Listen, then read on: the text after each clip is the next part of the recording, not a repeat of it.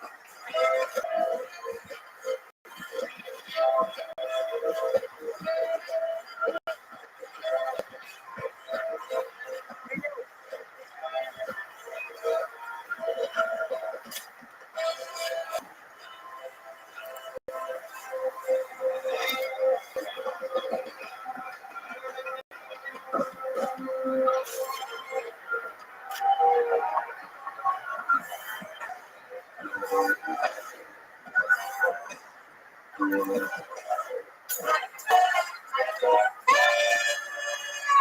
this is Rabbi coming live from the Comedy Mothership here in Austin, Texas. For a brand new episode of Kill Tony, get up for Tony. Let's go!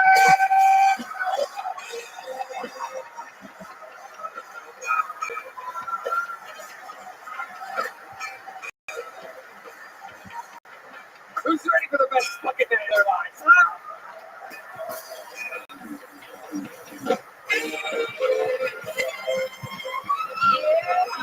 Let's go to it, everybody.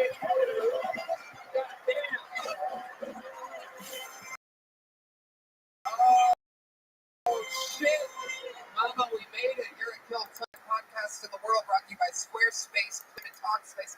How about one more time for the best damn band in the land, huh? God damn. There's something else. Fernand Castillo, Carlos Sosa, and Raul Vallejo, Michael Gonzalez on the drums, Sean Greenberg on the guitar tonight, John Dees on the keys, and this right here is the undeniable D-Madness on the bass guitar. Oh my God. We have such a fun show lined up. Before we get started, here's a little bit more from the amazing sponsors that made it all possible. Sunset Strip Comedy Club in Austin, Texas is now open. Check out Red Band's secret show every Thursday. Go to sunsetstripatx.com for tickets.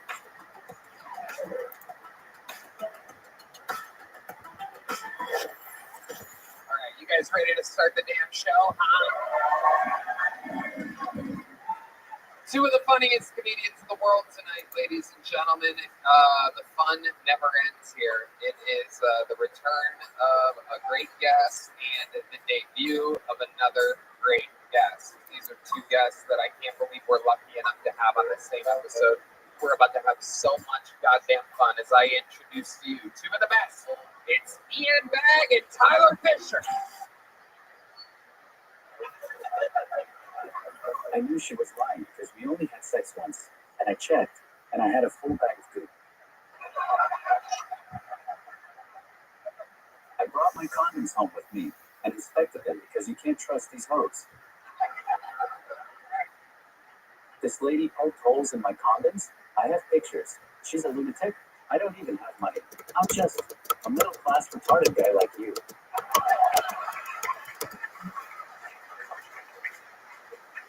Drake puts hot sauce in his condoms and ties them up so this doesn't happen, but I can't tie a knot, so next time I'm using fucking lighter fluid. She thought she could outsmart me. No, I knew what to do. I told her cerebral palsy is hereditary.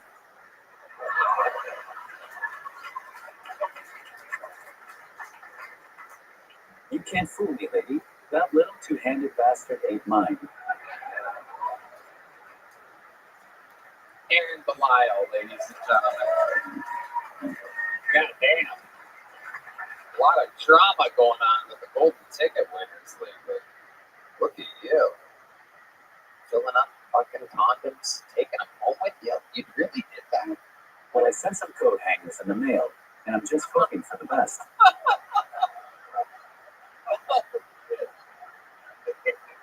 You are a wild boy. Wild. Good Lord Almighty. Look at that. Never heard you make so much noise before. Hey, you guys. Very interesting. So it was a one-night stand? Very one-night stand.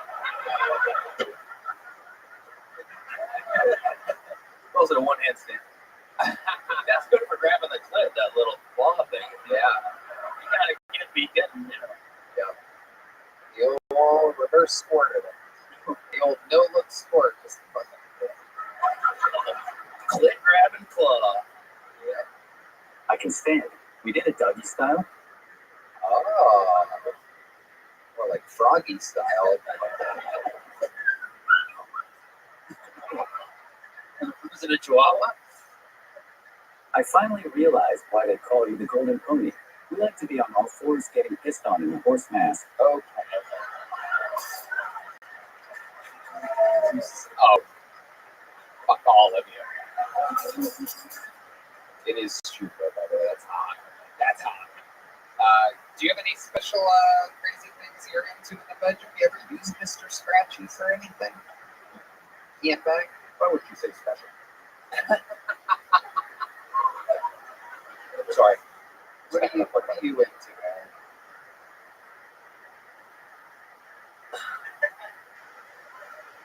You wouldn't need a ball gag in your mouth. That wouldn't do anything.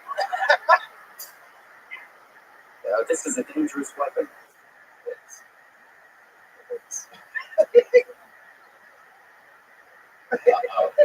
Uh-oh, he's cooking up something good here. For those of you just listening to the podcast, his thumb is absolutely scorching across the board. Would you want this inside of you? Oh my god. Come on. No, they don't. No, nobody wants that inside. Mr. Scratchy. There's a watch in it for you.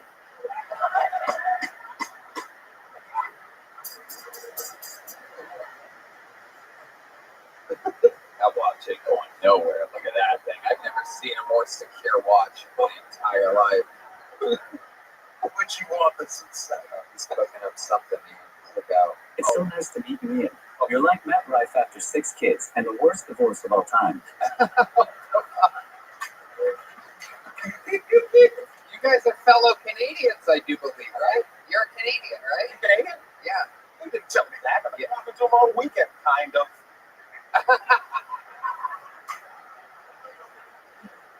The real land of garbage? The real land of Okay, all right. Well, it's a hot subject tonight. Ha ha ha ha. Very topical. All right, you fucking son of a bitch. Over there typing shit. Aaron Belial, what else is going on here, you know? Halloween was fun. I like to scare kids. I didn't dress up or anything. I just tell them when I was a kid I didn't eat my vegetables. I was handing out onions and shit saying, if you don't want to look like me, you better eat that. It's amazing. You doing? Onions stop that from happening. Yeah. Isn't that an interesting vegetable for the onion? Of all the vegetables, you know, the onion is that's one of the side. It's the hardest one to chop, too. I like to make them cry. Fuck yeah. I'm really excited. I love it. So you really took the condom home with you? Is that a real thing? No way, right? I mean, you would yes or no, just need to shake your head. I'm Just go to the bathroom. It's called Joe Tony. Oh, okay, well. All right, thank you.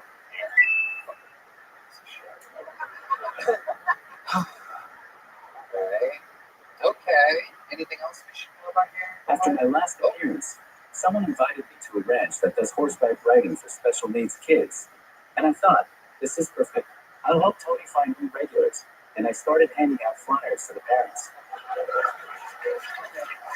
I love it that one of my special needs comedians is making fun of me for hiring so many special needs comedians. You have to love it. I'll give you some time off after this so that that fucking stereotype of my show dies down a little bit. Then I realized I am just hurting myself, so I put a shock collar on the horses. Those little bastards have no grip strength at all.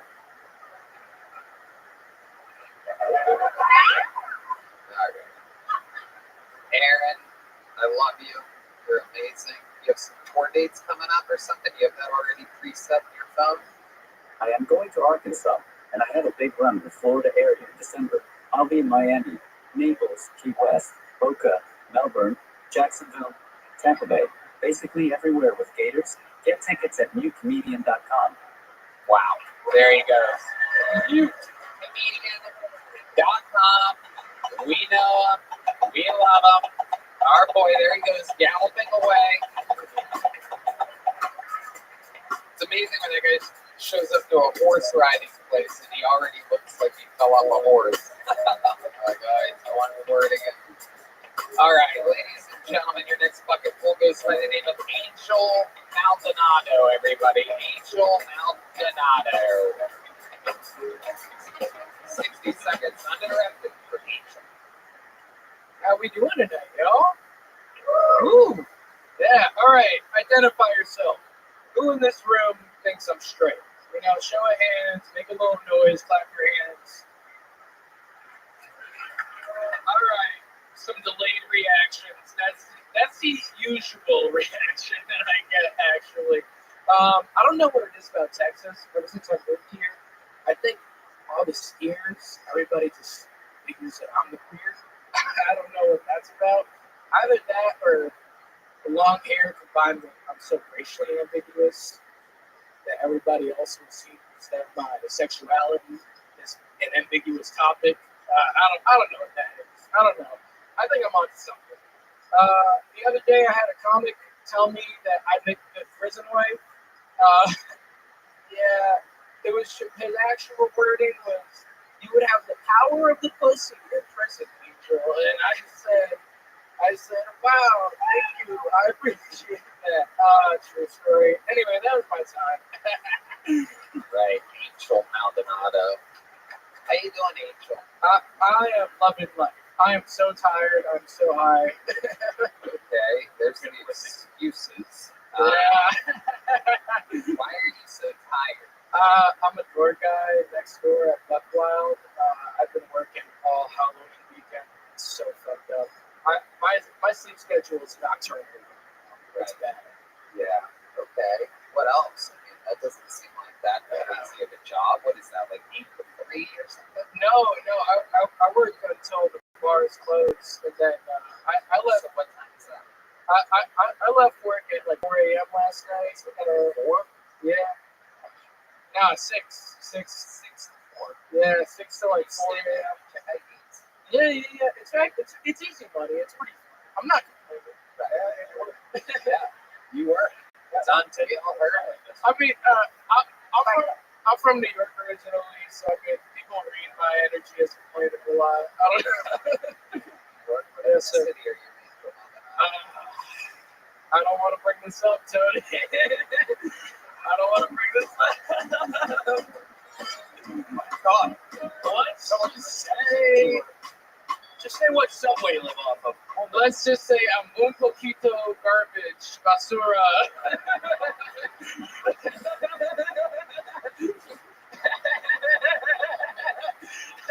The people of Puerto Rico were never called garbage. The island has a landfill problem. The landfills are filled. The joke stems from the Great Pacific Garbage Patch. It is a misdirect joke. You're supposed to think I'm bringing up the Great Pacific Garbage Patch. We love the garbage. We love Get it. We love the garbage, right? This guy just crawled into the garbage can. He's voting for me, so it's wrong. If he can wake up tomorrow, wake this guy up, right? Wake this guy up. That's great. Sleepy little angel. Look at this guy.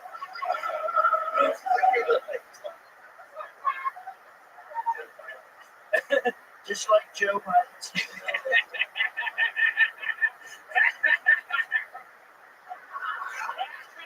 Where did that evil laugh come from?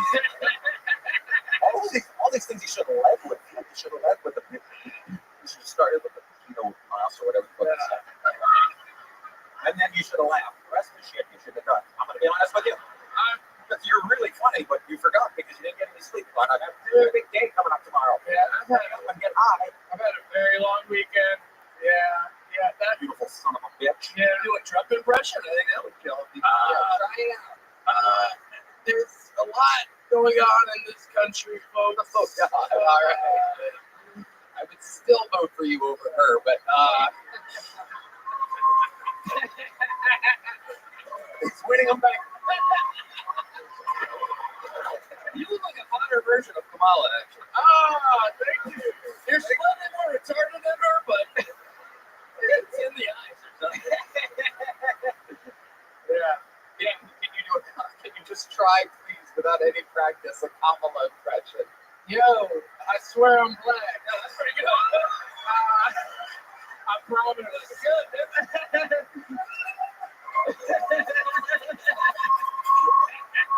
You just rewrote your minute.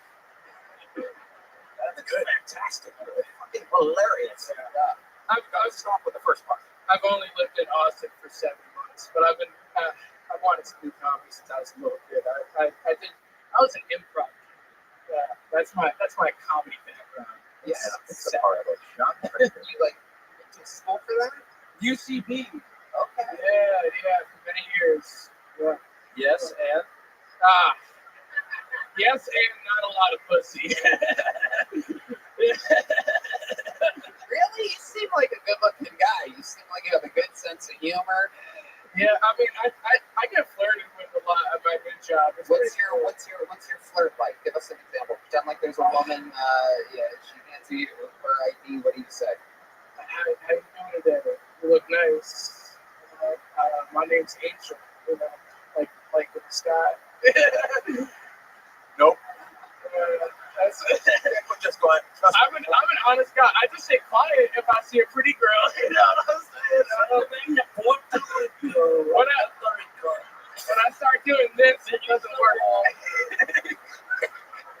All the garbage room. Any skateboard? Oh yeah, I'm a longboarder. I feel more natural. I've been living in Aspen for the last 4 years. Aspen? Yeah. Oh, you're just frozen still a little bit. I got an anxiety disorder. I shiver a lot. Yeah, but no, I feel more natural on a snowboard than I do like walking on 2 feet. Yeah. You don't have to talk to anybody.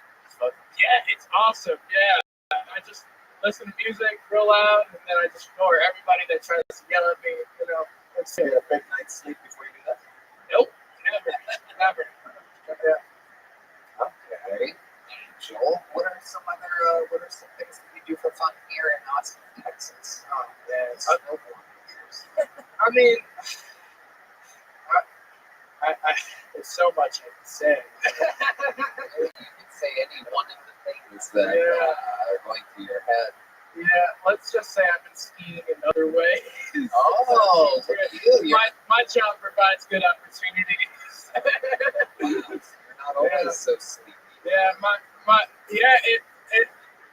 I've been saying I wish that energy drinks like actually provided you sleep other than energy, and I found the stimulant that actually provides you with something that How feels often like are you doing cocaine? Man, I'm sorry, Mom. Well, you know what an anxiety disorder is. It's just a cooking addiction. Yeah. No, Don't apologize to your mom about this. She saw your minute. I take Prozac. Oh, dude, You take Prozac? yeah. You take Prozac and cocaine? Where is the energy? Man, I keep it inside. You know, that's why I shake a lot and sweat. It's just a lot of energy going on, internal combustion. You know. How long have you been on Prozac? I started smoking and drinking a lot when I first moved here, trying to like fight the anxiety going on stage. And then I saw a psychiatrist. I was like, sobriety helps my stage presence a little more than like drinking and smoking. And obviously, I'm still struggling with that. Right, yeah, you said you're alive. Yeah. So, you went to the therapist, what, like 5 months ago, ballpark? Yeah, just about. Yeah, that's I didn't tell you months you said you were doing therapist. I'm just guessing. yeah.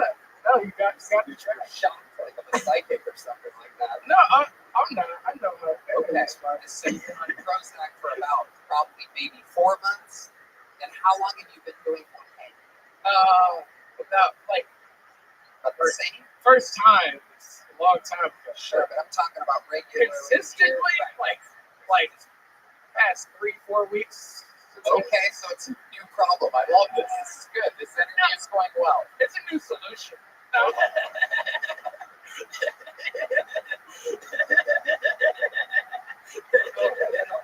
don't know if it's a solution exactly. I'm not on it tonight, so that's all I got to say.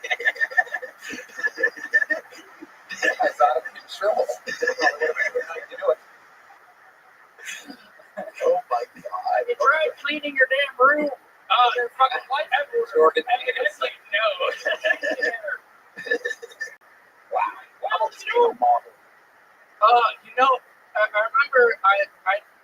I remember people didn't think I was funny when I started doing comedy as a teenager because everybody would tell me, "Hey, you ever think about modeling? Like that's a good career path for you." They would never be like, "Hey, this is funny," like And here we are. Yeah, here we are today. You know what I'm saying? So, like, when's the last time you did cocaine? Was it last time? Maybe. Okay. No. I'm just curious. What it's like for a guy like you. So you're working last night, right? Maybe. Okay, maybe. So it's a yes. I actually go. The day's turning to nights real quick these days. Okay. So when do you do cocaine? Who do you do it with? Do you do it by yourself? Do you buy it? I got buddies. Yeah, I'm friends with a lot of comics out here. That's the question I asked. When you do cocaine, do you do it by yourself sometimes? Tony, sometimes, yes. Okay. So like the last time you did it. The last time I did a bump by myself in the bathroom at Shakespeare's. Okay. So, all right. And that helps you get through the night. But then you drink.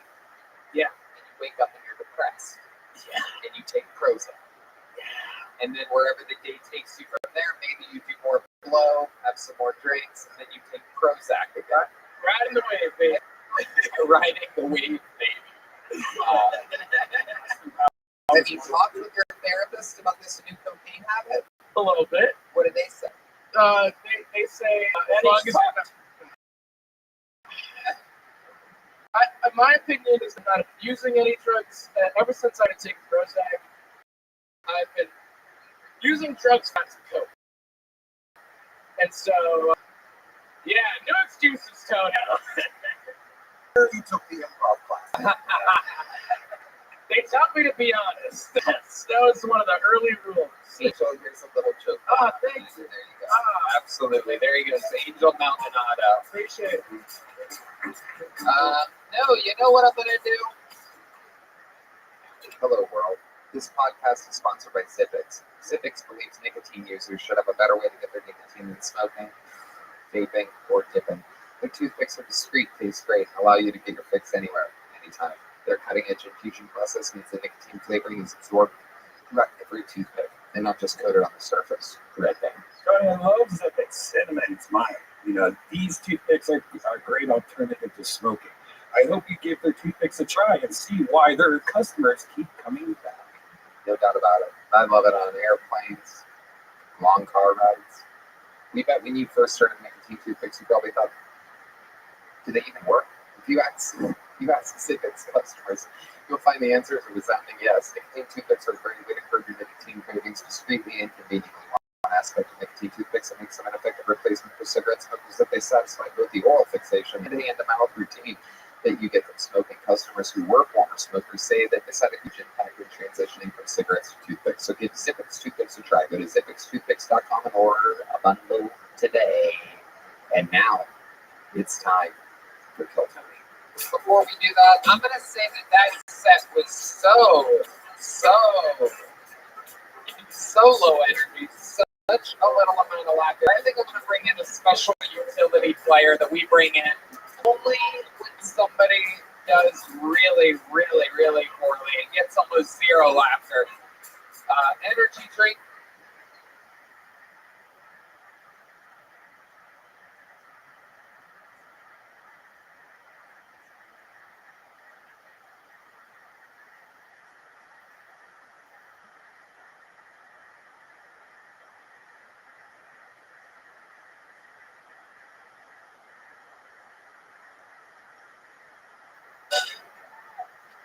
Tony's not racist. Look what he did for me, and I'm a black comedian. When he told that black joke, all I could think of was, I placed last at watermelon carving competition. I lost to Team Madness. Kim got disqualified because he spelled Halloween wrong, got mad, and shaked the watermelon 50 times. We all know Tony won the whole competition because you can't beat the gays at arts and crafts, am I right? But it was rigged. I only got safety scissors to carve my watermelon with. I didn't even get a real knife because it's dangerous. But the positive thing is, David Lucas had fruit for the first time, and he loved it. He got all the watermelon it hurts. He looked like a diabetic Kool-Aid man. All right, thank you. That's my time. Yeah, I forgot all about that fucking joke. I'm black. I didn't forget. Well, it's a cute little Halloween joke. Barack Obama didn't think it was cute, right? That fucking guy. Yeah, it's a weird week when you could say Barack Obama criticized my joke. He said I made a joke about black people eating watermelons. That's not true. It was a joke about carving watermelons at an all-black Halloween party. The joke being, of course, The brothers, we didn't. I'm not going to do it, Obama. What am I going to do? I can't really, but you kind of, you're like doing a Kramer impression if you said the N-word more. I'm not allowed to say the N-word in a black. His dad is a black. Yeah, brother. It is absolutely. I'm confused. So the other guy was on cocaine and you're not. No, I do energy drinks. He really does. How many energy drinks have you had today? 3. Wow. Which ones? Was it just Red Bulls? No, I did a Rise Rainbow Sherbet, slept on flavor. Can't find anything.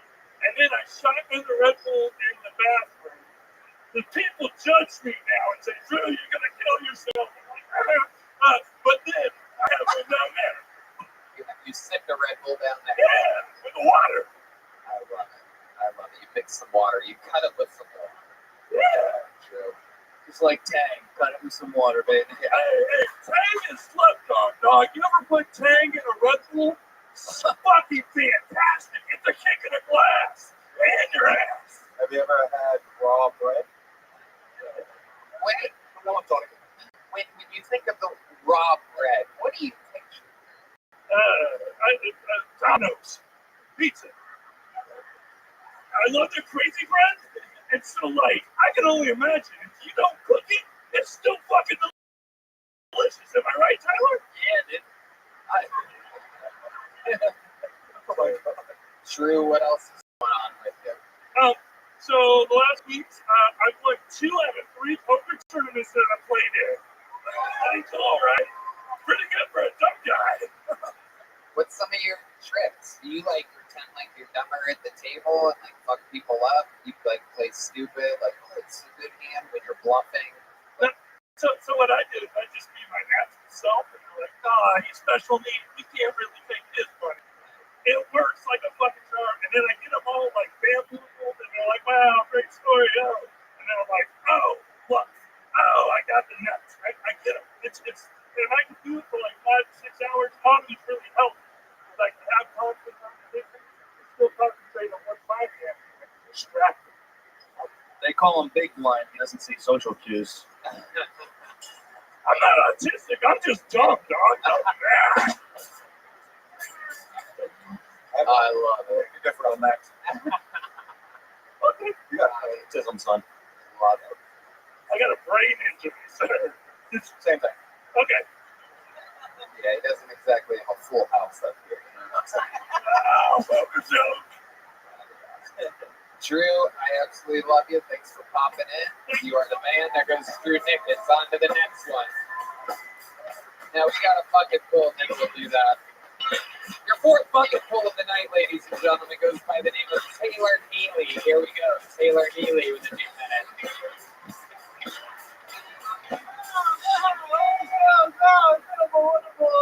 Ladies, let me hear you say, hey!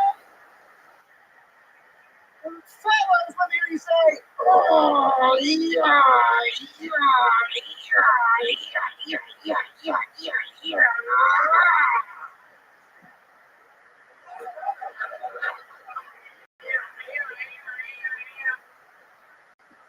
Oh, yeah. Oh, my God, dude, I don't know if you know this, but you're sitting in the kissing section. Yeah, I gotta come down there and give you a kiss. No, you're not into it. No one's ever happy to be in the kissing section. Well, how do they think I feel? Now I gotta go back there and tell them they're in the anal section. So, put me in that anal section. You can have that. Who do you guys think would win in a fight? New York City Red? Swallow that whole, chew that entire glass whole right now. Who do you think? That's my time. Thank you so much. I'm Taylor Neely. Taylor Neely, ladies and gentlemen. Okay. Did you do some Angel Maldonado's cocaine back there? You seem like a wild boy. Okay. Tyler Fisher, what do you think about your Adderall-infested young brother here? I think I'm the only guy in town that looks like Jeff Foxworthy fuck with Macaulay Culkin. All right, you better watch out. What? Quick, put this on. You look just like just tell people you're me. I can talk money. There he is. Yeah, you got a big head. A very tiny head. You guys had, my mom had to have a C-section. My head was so big. Holy shit. Wow. I know. Okay. Taylor, this is your first time on the show, right? Yeah. Okay. Welcome. How long have you been doing stand-up? 3.5 years. Where at? Atlanta. Atlanta, Georgia. You still live in Atlanta? No, I moved here in August. Okay. Yes. Welcome. Thank you. What do you love about Austin, Texas? Oh, I like the comedy scene. The fuck camp. It's great. It's awesome. I like the. It's more. It's just more free. Yeah. It's awesome. It really is. What do you do for work here? Handyman. You're a handyman? Yes. For what, dollhouses? Hey, you shut the fuck up, dude. Bro. Whoa. We're about to have a flyweight fight of the century over here. I'll put you in the kissing section, bro. Wow. Taylor and Taylor. We'd be weighing in ounces, man. I think. Wow, this is crazy. That is what I look like, though. Fuck. Do you like what you see? I kind of do, actually. I'm in hard, man. Wow. What? Do you also put your height on Tinder as millimeters? No, it does say 5'8" on my driver's license, but it's secretly not say 5'7" voice, but legally 5'8". Yeah, Bob, that's that shit. Fuck. The fuck is D Madness going right now? Is somebody gonna help this fucking guy? There's nothing but stairways on the other end of that curtain, by the way. I've never seen D walk off on his own before. You just walk a blind guy. Oh, Jesus Christ. So what did you say your height was? 5'8". get the fuck out of here. No way. 5'4". Tyler, why don't you, take this. Tyler. Ass to ass. That looks about right. Wow. Hey.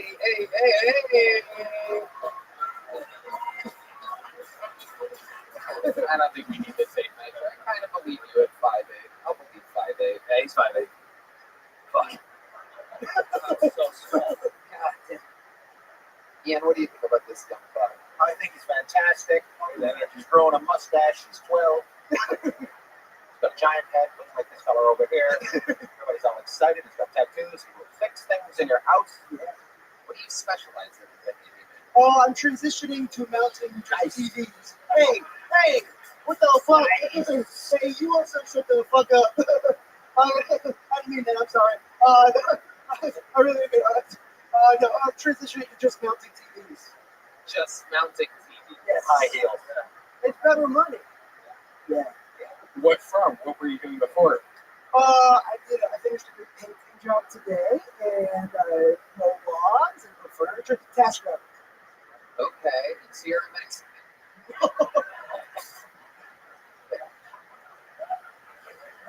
And you just started transitioning today? No. When I moved here, I just found the job on ZipRecruiter. Shout out. Absolutely, we absolutely love ZipRecruiter. No doubt about it. Oh, the smartest one. Right. What do you do for fun at nighttime, Taylor? What's your nightlife? Well, I'm sober because I used to smoke a lot of crack cocaine, and I don't do that anymore. There it is. Wow. Yeah, that last guy doesn't have fucking shit on me. Like, Yeah. Go grow up and smoke crack like an adult. Yeah. How did you end up smoking crack? You see Wolf of Wall Street? What? Wolf of Wall Street. I really loved cocaine in college, and then when I was drunk, I saw Wolf of Wall Street. And when they smoked crack in Wolf of Wall Street and drunk, it was like a fuckload of fun. I went home from college up from Columbus, Ohio, and I went to Ohio. Go Buckeyes. And I went to. I came out of a blackout, and I asked this guy if he knew where to get crack. And then You tried crack for the first time from a random guy in Columbus, Ohio? Yes, a homeless So you guy. smoked it, a homeless guy. You smoke crack. What happens? Take us through the process, please. The first time I smoked crack, so it's like a young homeless black man, seemed like my age, and I'm like, you know, we're gonna get crack. He takes me to like the bad part of High Street, which is like, and then he takes me to a tall, lanky black guy, and I give him money, and he could have walked away with the money, but crackheads are very honorable, and he comes back. Oh, yeah. He comes back with the crack, and we smoke it, and then like somehow I get a gaggle of like homeless guys, and we're walking down the street, and we go into I go into a convenience store because I want some water, because smoking crack makes you very thirsty, and they start asking me for money and shit, and I don't want to deal with this, so I'm walking out of the gas station, and there's another guy walking to his car, and then like, oh, yo, sit down with you. And I get in there, we speed off. And then these guys are like, yo, what'd you get into tonight? And I'm like, well, I smoked crack for the first time. And then they're like, well, you want to smoke some more? So, Okay. So then what happened? they dropped me back off at my friend's fraternity house at 6 a.m. Fifth Street. Did you love it? Drunk me with it. Okay. Sober me, it's all bad. It's bad at the end. It's fun. It's fun for the first 30 minutes. And Let me ask you this. How soon after that did you want to do it again? every time I got drunk until I got under control of this stuff. Yeah. So you have to and you would drink almost every night? No, it's more, I'm like a binger. Like I'll relapse and then binge for like a week. And the psych ward recently, that was bad. I was being too not. Sounds like it. What do you guys Are you sending comedians from a homeless shelter across the street, shipping them across 6th Street? Now, do people know you're a handyman when you're working? Or are you a kid that's breaking into the house? I am the guy on the corner with the windshield wiper who's trying to wash his windshield. Nothing crazier than a cracked out little white guy breaking into your house and out your TV. But he's honorable. He's an honorable crackhead. That old saying. He'll drop you off at 6 a.m. after he's mounted your TV. Stole your copper. Well, Taylor, fun times. Decent set. A lot of that was trying to get the crowd to fucking repeat after you shit. So you're leaving here with a little joke book. Come back again. Keep signing up. Maybe you'll get a big one. There goes Taylor Neely, everybody. We come to that time of the show where it is indeed time for one of your most elite regulars of all time. This man is selling out all over the country, technically all over the world. Anytime he announces the date, it sells out. He's a monster. You get to see a brand new minute from the one and only Cam Patterson, everybody.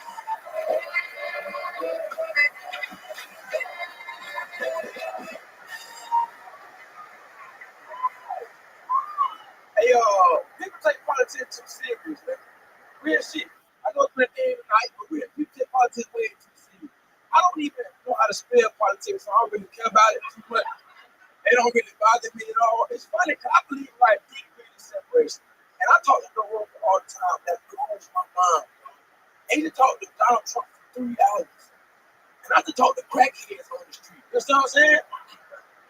Those crackheads have no idea. They 2 phone calls away from Donald Trump. They have no idea. Like, let me get a dialogue. I got something better for you, nigga. Just wait on it. I raced one a couple days ago. That was cool. That was fun as shit. He was slow as hell. And I beat him. After I beat him, like, I told him, I said, you beat me, I'll give you $20 if you beat me, right? He was like, oh, I got the bitch. I probably got the bitch. And then we raced. And then I won. He was like, hey, we just split the pot. Fuck it. Sure. Just split it in half. Give me half the money, please. That's my time. Unbelievable. That's how it's done. A brand new minute from the man himself. Come on, nigga, we outside, man. We outside. Come on, bro. It's unbelievable. This shit crazy, man. We are in it. Hell yeah. My daddy called me a bigot the other day. Really? Yeah, and I'm like, oh, the fuck that mean, bitch? You smarter, dumbass. Stupid, bitch. Use better words, stupid. What did you do to make her call you a bigot? What did you do to make a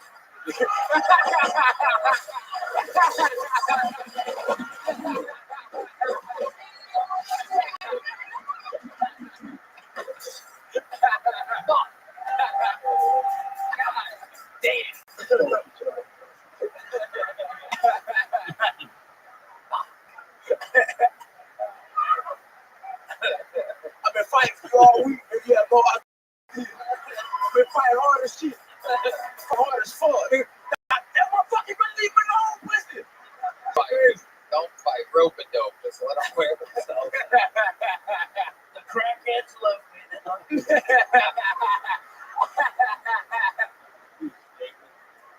Trump, what do you think about Cam Patterson? I love the Afro Oh, Trump acts like he saved black people. Before I was president, black people, they couldn't even walk. They couldn't speak English, kid, barely kid, but he's doing great. I speak great English, nothing like it. Hello, he's like Joe Biden. So funny. So it's been a wild week for you, huh, Cam? Yeah, it's been up and down. My brother love that shit. My brother enjoyed it. Yeah, he a mailman, so that's cool. I love it. Yeah. So the funny thing is, I'm doing this. My life is going great. My brother's a real man, and he's still my dad's favorite. Oh, Yeah. the youngest. Oldest. Okay. I don't want you to say oldest. Yeah. Got one brother.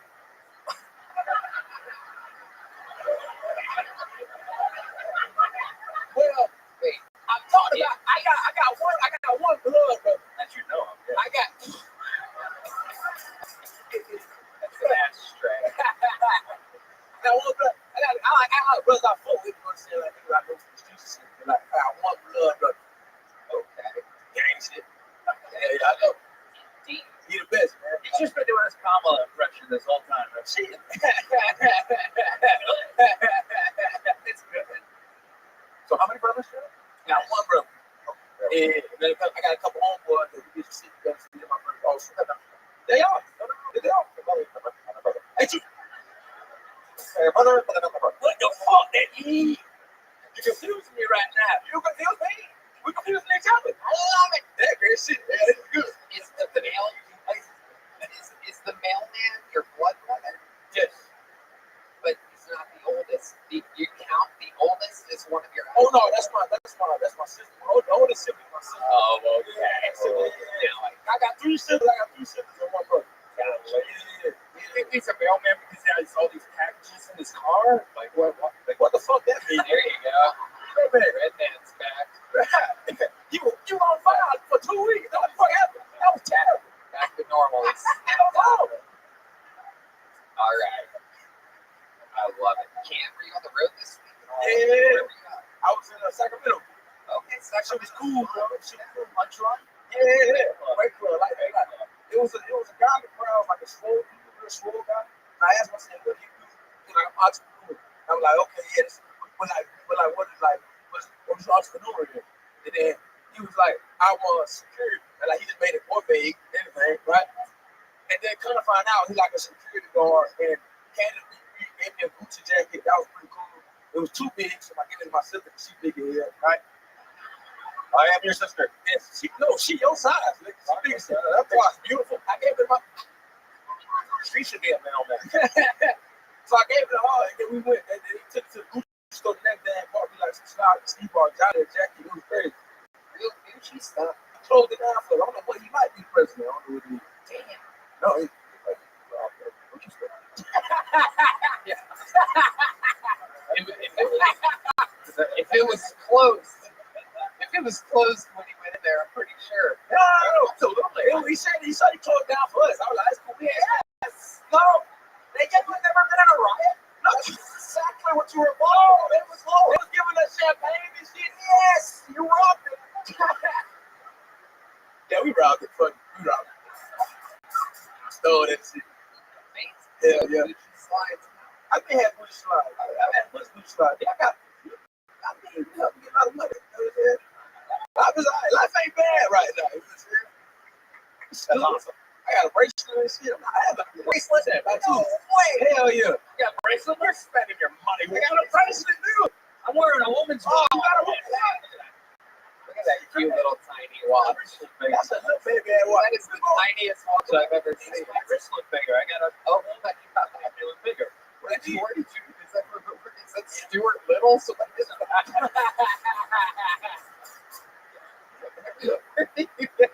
found it in the garbage. Puerto Rico. Oh my, come on.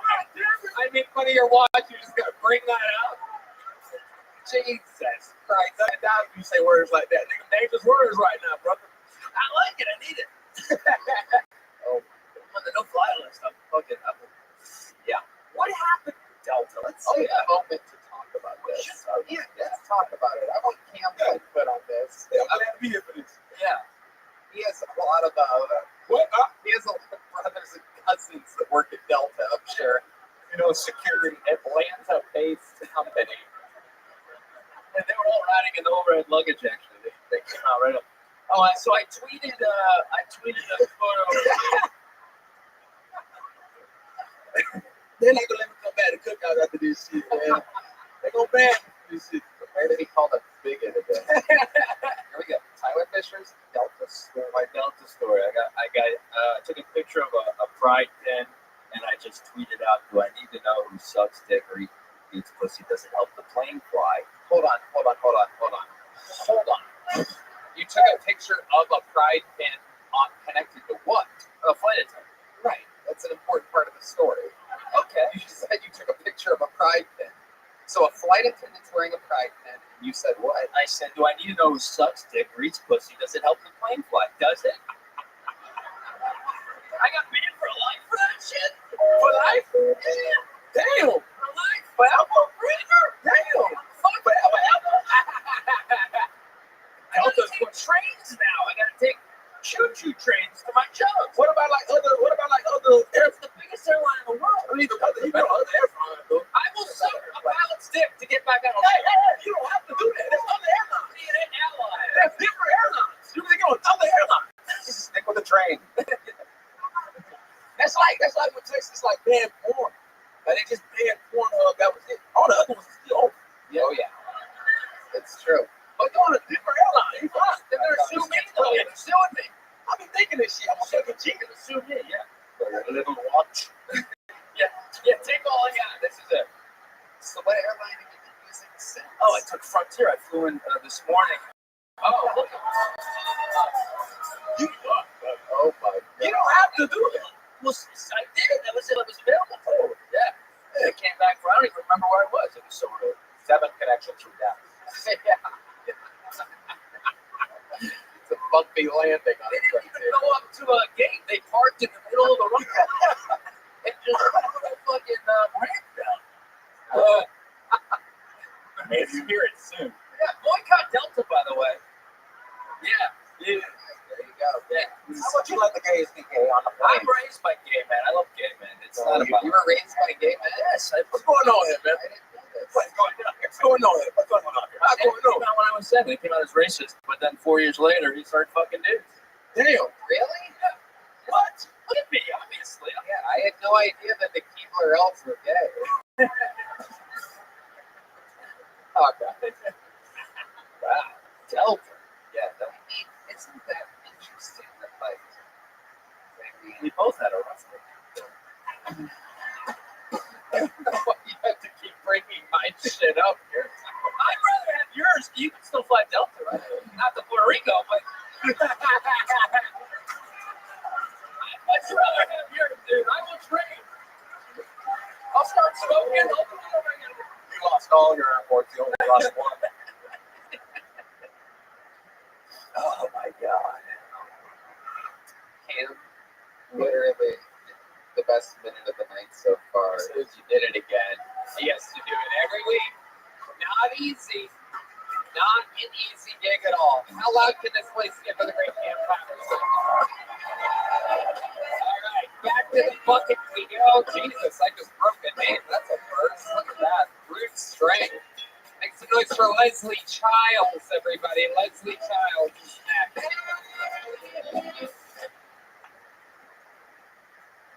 How's it going, everybody? My name is Leslie Childs. Just tell you a little bit about myself. I'm a single father. I raised my son by myself now for 11 years. Now, that's a long ass time to be doing something by yourself, right? So you probably wonder the same thing everybody keeps asking for mom. And that's a fair question. And I love telling people the honest God truth because there's nothing fucking funny.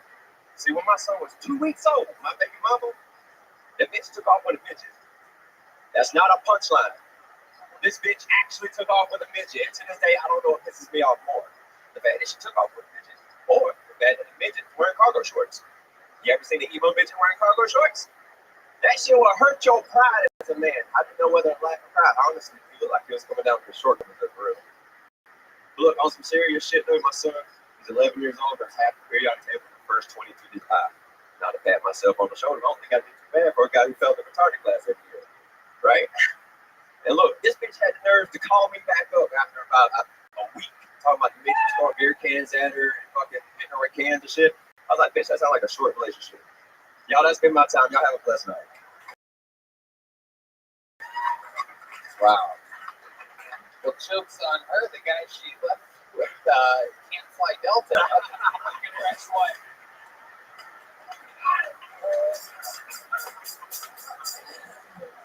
Welcome to the show, Leslie. Appreciate it, Greg. Everywhere's rooting for you. Gotta stand up on the seat to adjust your air vent.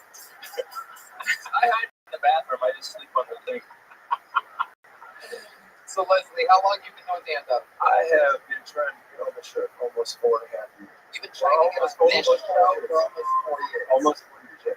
When you say that, you mean you've been signing up off and on? Dude, the shit I've been through just to try and get on the show will blow your mind. Name some of the things that you've been All right, so I drove from South Carolina, where I'm from, to here multiple times. My first time was for HEB Arena show. All this is on YouTube.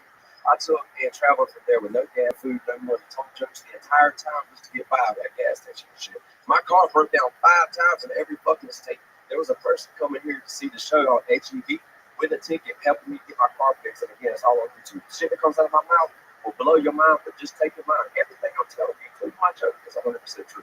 I believe. Okay, it wasn't upgrade. I'm gonna just. Dude, my life is wild. Dude, you have no idea. So you're in South Carolina, that's where you live. Yeah. Your car broke 5 times on the way to the UGB Center, but you tried to sign up for here multiple times? Yeah, dude, you know, everybody's seen that red car sitting underneath the bridge. Dude, that's my car. It's been here Well, since. not everybody has seen a red car underneath the bridge. Let's just take it one step at a time here, Leslie.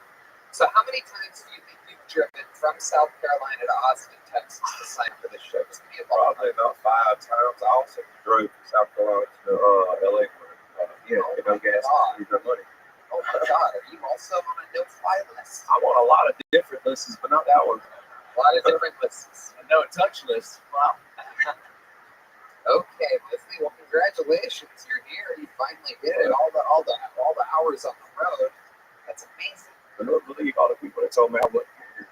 That was a waste of time. Like, you're retarded. You're never gonna make it. Like, I did fail the retarded class, but I made it as fuck there. love it. I love it, Leslie. You didn't give up. Here you are. Here you are. What do you do for work, Leslie? I'm fully disabled. See, I'm legally classified as, this is usually where I lose people, so sorry. But It's okay. You're like the fourth retarded guy on the show tonight. I'm legally classified as suicidal, homicidal, bipolar, children, slight schizophrenia, OCD, ODD, ADHD, and slight tears. I got more issues, more coverage for ATT. And by how fast you said that, you're also autistic. Yeah. Incredible. Tony, I've been telling everybody for a long time I'm a dream. Like, story. I see how surprised and amazed this man gets when he hears a true story. But the problem has been that every single time you hear these crazy true stories, they only got like one or two of them. I got a fucking list of them. Like, and I got fucking true. Every single one of them. Thank God that was a lesson. I call that he's Puerto Rican as well. The security guard back there, he had to pat me down. He's like, no. The security guard had to pat me down. He's like, you got any knives? I'm like, dude, I ain't even allowed sharp objects. So let's cover some of the scroll. You want me to read it? Let's fucking do it. How many of you want to hear this scroll? I hear people fast. I know very well. Yeah, hear me. God speaks. Everyone quiet down. Now, y'all seriously? Bear with me, dude. It's literally my handwriting. I did fail the fucking. You know how you failed the retarded class? Okay, yeah. What? Go ahead. Are you fucking? You're there until you're 21 and they kick the fuck out. Okay. All right. So number one, my baby mama took off with a bitch. Again, all this shit's true. Number two, I ran away with a girl from the nut house. Number three, I married a girl out of spite to piss off my father. Now, funny thing about this, somebody told me I spelled spite wrong. Spelled spit. S-P-I-T. So, oh well. Number three, I married. Oh no, I already did that one. Fuck. All right, number four, I was kicked out of a woman's house for beating my meat for 4 days straight. Hold on a second. Let's back it up a second. Can you say that you married a girl out of spite in order to piss your dad off? Yeah. All right, so I hate my father, dude. Like me and him always go at it. He fell out of a tree last year, and I was like, fuck it. But so I was all right. So Make this your set. This is hilarious. dude, I gotta say, all these are true. All right, so I was you know how a steam mirror, and when you steam in a bathroom and you can write still on the mirror and shit, I was drawing pentagrams and shit, just let it pop out and go, I don't know the deal. And so I was like, I love seeing people's reactions, mainly fucking with people. And so he did what I like to call church hopping. He went and found this Christian girl to go talk to me about our Lord Jesus Savior. And so that night I took her to the park and I fucked her. And like literally everything was going good for about 3 months, and then one night she looks at me and goes, I'm gonna go to the store and get some milk. And I was like, well, 2 weeks later we found her in a psychiatric ward the next day over, sweating her down. This is a lot, right? I Googled most of this. Apparently that she was swearing up and down that Apache helicopters were landing in my father's backyard, talking to her about the Masons, who apparently were after her because she knew that they killed her mother in some organization called the Red Coat was at our wedding. When we didn't even have a fucking wedding, we eloped. We didn't have rings. Tony, do you know what the fuck they give you when you ain't got rings? No. Pipe right here. Mine was blue. Okay. All right. What's next on your list? That was only number 4, dude. You didn't make it far. We got 50 on here. All right. I fell asleep in one school and woke up at another school. I walked over 100 miles just to get away from my family. That's the way I can describe myself. It was like the actual Forrest Gump, like for real. That's funny. Yeah, I stole my mom's car when I was 12. I actually did that a few times. You ever be in a situation where you did some shit as a kid and then you grow up wishing out you just so you brag about it and don't tell them? I did. Go to number 6. Glad you had a normal fucking life. I was running a veto ring. I just fell my room. Jenny was 6 at the time. She liked crack cocaine too. Crack cocaine, regular cocaine. Bro, that exact line. Bro, I told somebody that exact line in DJ father me think it was very funny. Keep going. What's next? Like the old Letterman top 10. This one just number 8. This one just happened last year. I was shot several times with a pepper box and used with tear gas. That was by my aunt. Fuck you, Tina. Anyway, Keep going. Number 9. all right,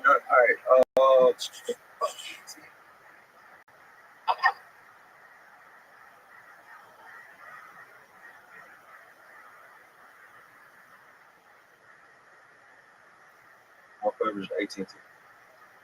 And by how fast?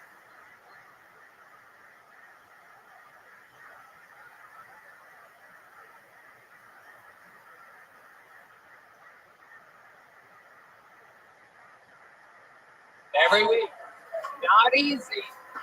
Not an easy gig at all. How loud can this place get for the great Cam Patterson? Alright,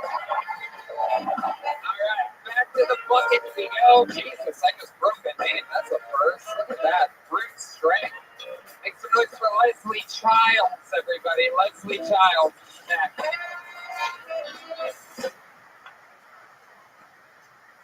How's it going, everybody? My name is Leslie Childs. I'll just tell you a little bit about myself.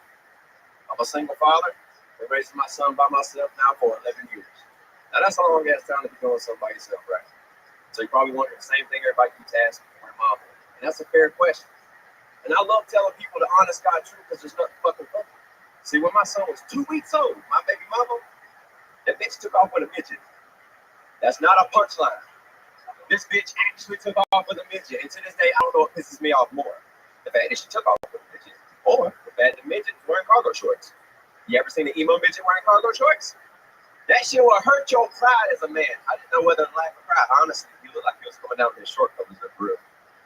But look, on some serious shit with my son, he's 11 years old and has half the periodic table of the first 22 digits of 5. Not to pat myself on the shoulder, I don't think I did too bad for a guy who fell in the retarded class every year, right?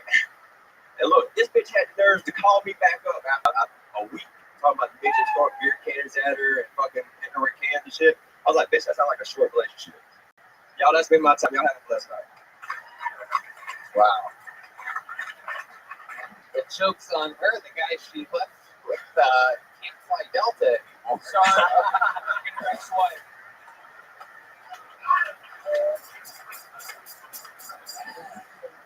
Welcome to the show, Leslie. Appreciate it, man. Everywhere's rooting for you. Gotta stand up on the seat to adjust your air vent. I hide in the bathroom. I just sleep under the sink. So, Leslie, how long have you been doing stand-up? I have been trying to get on the show for almost 4.5 years. You've been trying to get on this show for almost 4 years. Almost 4 years, yeah. And you say that, you mean you've been signing up off and on? Dude, the shit I've been through just to try and get on this show will blow your mind. Name some of the things that you've been All right, so I drove from South Carolina, where I'm from, to here multiple times. My first time was for an HB Arena show. All this is on YouTube. I took and traveled from there with no gas, no food, no money. Told jokes the entire town just to get by at gas station and shit. My car broke down 5 times in every fucking state. There was a person coming here to see the show on HEB with a ticket, helping me get my car fixed. And again, it's all shit that comes out of my mouth will blow your mind, but just take your mind. Everything I'm telling you, pretty much of it's 100% true. I believe it. Okay, it was an upgrade. I'm gonna just. Dude, my life is wild. Dude, you have no idea. So you're in South Carolina, that's where you live. Yeah. Your car broke 5 times up at the HEB Center. Have you tried to sign up for here multiple times? Yeah, dude, you know, everybody's seen that red car sitting underneath the bridge. Dude, that's my car. It's been here. Well, not everybody has seen a red car underneath the bridge. Let's just take it one step at a time here, Leslie. So how many times do you think you've driven from South Carolina to Austin, Texas to sign up for the show? Just give me a probably about 5 times. I also drove from South Carolina to LA. Get no gas, no money. Oh my God, are you also on a no-fly list? I'm on a lot of different lists, but not that one. A lot of different lists. No touch list. Wow. Okay, Leslie. Well, congratulations. You're here. You finally did it. All the hours on the road. That's amazing. I couldn't believe all the people that told me I wouldn't get here. Dude. That was a waste of time. Man. You're retarded. You're never gonna make it. Like I did fail the retarded class, but I made it. Fuck them. I love it. I love it, Leslie. You didn't give up. Here you are. Here you are. What do you do for work, Leslie? I'm fully disabled. See, I'm legally classified as. This is usually where I lose people, so sorry. But it's okay. You're like the 4th retarded guy on the show tonight. I'm legally classified as suicidal, homicidal, bipolar, choker, motor, slight schizophrenia, OCD, ODD, ADHD, and slight night terrors. I got more issues. Walk over to AT&T. And by how fast you said that, you're also autistic. Yeah. Incredible. Don't even tell anybody for a long time. I'm gonna wait drink. Like the story, I see what surprised and amazed this man gets when he hears a true story. But the problem has been that every single time you hear these crazy true stories, they look at like one or two of them. I gotta fucking do this stuff like that. Oh, And I fucking shoot every single one of them. thank God that was a lesson. I call that out as like, oh fuck, he's Puerto Rican as well. The security guard back there, he had to pat me down. He's like, oh. The security guard had to pat me down. He's like, you got these knives. I'm like, dude, I ain't even allowed sharp objects. So let's cover some of this scroll. You want me to read it? Let's fucking do it. How many of you want to hear this scroll? Hey, Thank you. Go fast. I got there. Yeah, fuck. Hear me. God speaks. Everyone quiet down. Y'all seriously? Bear with me, dude. It's literally my hand right now. I did fail the fucking. You know how you failed the retarded class? okay, yeah, wait, go ahead. Are you fucking? You're there until you're 21. Fuck out. All right. So number one, my baby mama took off with a midget. Again, all this shit is true. Number two, I ran away with a girl from the nut house. Number three, I married a girl out of spite to piss off my father. Y'all funny thing about this, somebody told me I spelled spite wrong, spelled spit, S-P-I-T. So, oh well.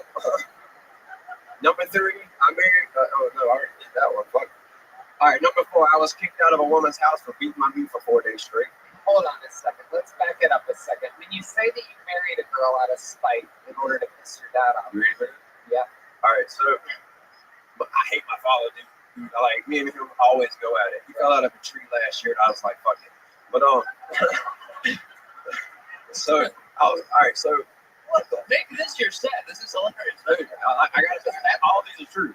All right, so, we know how a steam mirror, and when you steam in the bathroom, and you can write seal on the mirror and shit. I was drawing pentagrams and shit, they're just letting it pop out, go, the devil. And like, and so I was like, I love seeing people's reaction, mainly fucking with people. And so he did what I like to call church hopping. He went around this Christian girl to go talk to me about our Lord Jesus Savior. And so that night, I took her to the park and I fucked her. And like literally everything was going good for about 3 months. And then one night she looks at me and goes, I'm going to go to the store and get some milk. And I was like, cool. Well, 2 weeks later, we found her in a psychiatric ward the next day over, sweat her up and down. This is a lot right here. I can Google most of this. Apparently, and she was swearing up and down that Apache helicopters were landing in my father's backyard, talking to her about the Masons, who apparently were after her because she knew that they killed her mother at some organization called the Red Coat was at our wedding. When we didn't even have a fucking wedding, we eloped. We didn't have rings. Tony, do you know what the fuck they give you when you ain't got rings? Pipe cleaners, my old blue. Okay. All right. What's next on your list? That was on number 4, dude. Damn, you didn't make it far. We got 50 on here. All right. I fell asleep in one school, woke up at another school. I walked those just to get away from my family. The best way I can describe it was like the actual forest gump, like for real. That's funny. Yeah, I stole my mom's car when I was 12. I actually did that a few times. You ever been in a situation where you did some shit as a kid and then you grow up wishing that maybe they would have caught you just so you can brag about it and you have to tell them? I did all the time. Let's go to number 6. Glad you had a whole fucking life. I was running a Lido ring. I just failed my brother. Jenny was 6 at the time. She liked crack cocaine.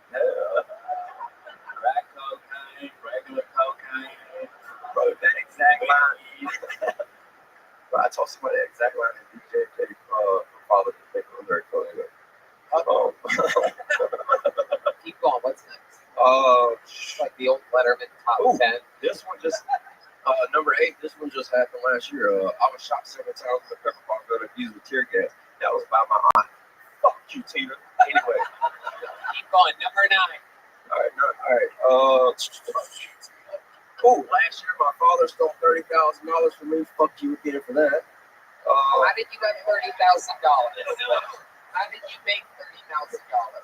All right, so I've been institutionalized since I was 5 years old. All right, in and out for a long time, for 6+ years until I was 18. If I say I'm never going back, literally just so these motherfuckers can go, okay, he's not in the picture. We got to pay him the perfect thing, and when he gets out, we get paid.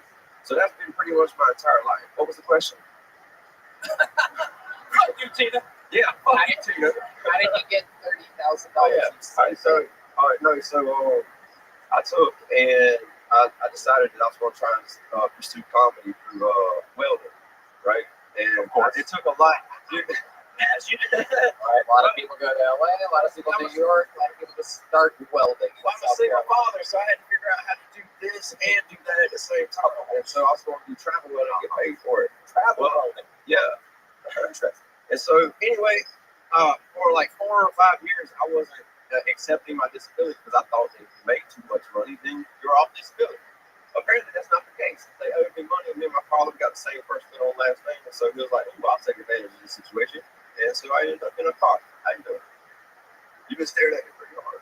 Oh, no. I'm not going to hurt anyone. I swear. It's a psychotic episode you're having. Just watching you. You're on stage right now. Everyone's like, well. yeah. What's next on the list? All right, but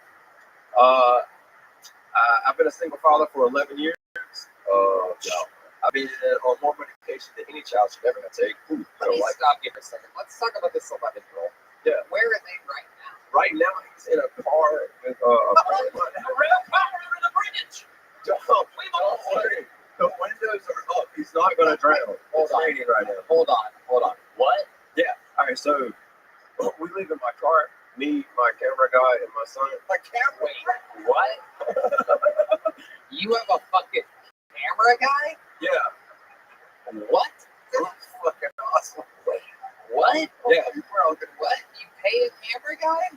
No, he was like, he came down to his place, and I was like, look, dude, I've been coming back and forth here for 4 years trying to figure out best ways to live out of my car because I lost everything in COVID. You know, I lost my job, my house, my truck. And so I said, fuck it. If I'm going to struggle, then I'm going to choose my struggle. But I'm going to do comedy, and I'm going to be the best father I can be. So fuck anybody who says you can't. So your 11-year-old is with a camera guy right now? Yeah, dude. Anybody who meets this kid loves him. He's smart. He's not shy. He's fucking outgoing. Literally, he knows half the 30 out of 10 from the first 22 days. I put a lot of time and effort into it.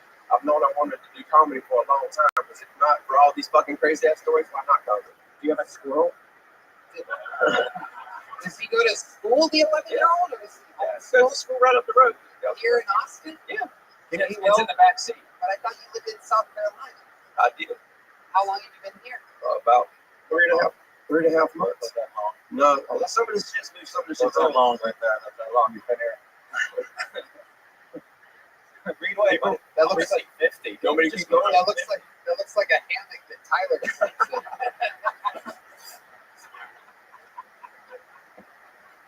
Let's see. I forget what it was. Okay. Give us another one out there. All right. The end is just going to Oh, be yeah. Number 14. We're gonna like this. You know what? Screw the list. I'm gonna go back to some questions All right, that I hell have. yeah. So the 11-year-old goes to school. Yeah. You, him, and your camera guy all sleep in your car. Yeah, which it takes, if you actually think about it, takes a lot of effort if you do it the right way. Like if you're seriously trying to make sure the DSS, which I've already been tested 4 times, comes up to your car, you gotta have the receipt. You gotta make sure your car's clean. You gotta make sure he's clean. You can only dress like this. Where do you guys shower? All right, so I got a membership in the Y. There's organizations that help you out with showers and stuff. Like I said, for 3 years I came out here scoping out everything to make sure it was awesome. I wasn't nominated in 2017 Father of the Year Award in South Carolina. Is that true? Yeah. You were almost the father of the year in Yeah. South Carolina.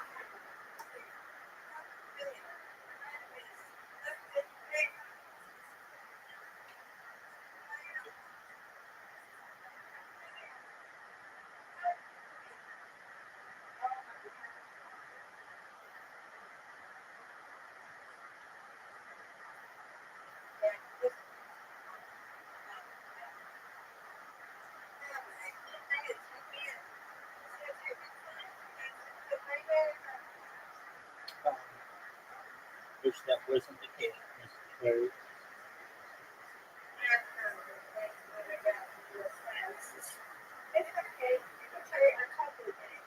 got it. You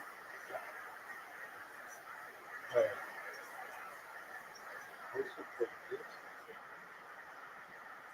You have to get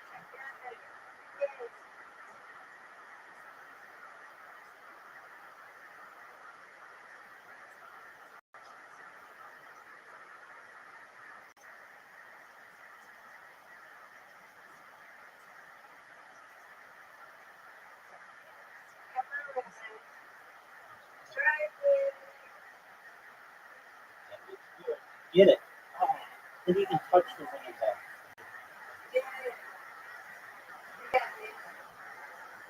Oh, thank you.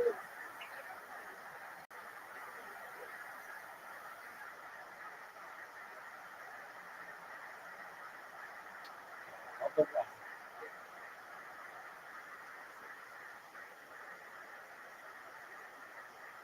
Get it, get the left. Get it. Oh, missed it by a hair.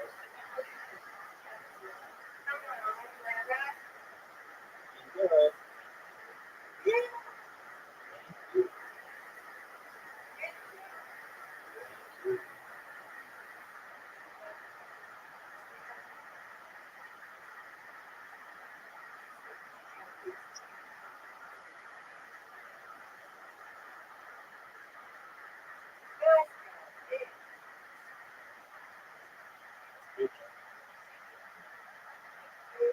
Get it.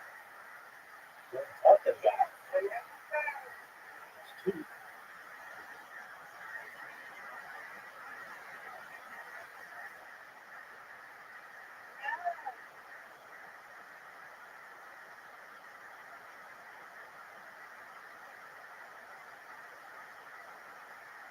Oh, that's perfect.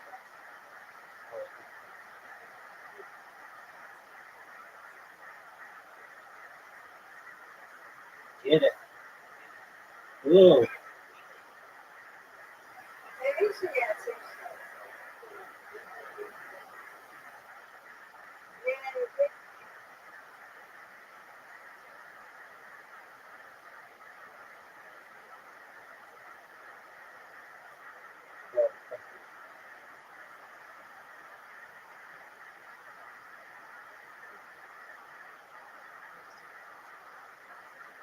Get it.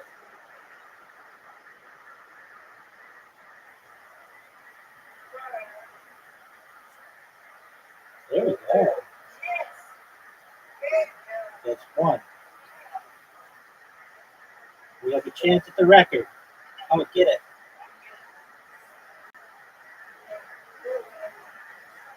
Over 100. I'll take it. I didn't die. It's,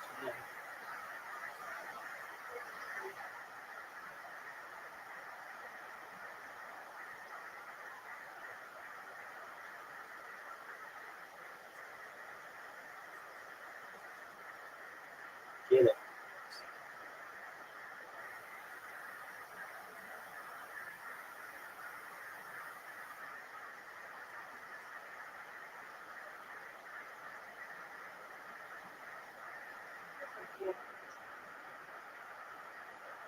Get it. That's what I'm talking about. So 91 minutes.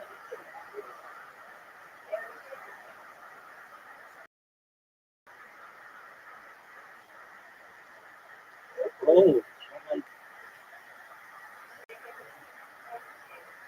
get it. No. This one's tough. No.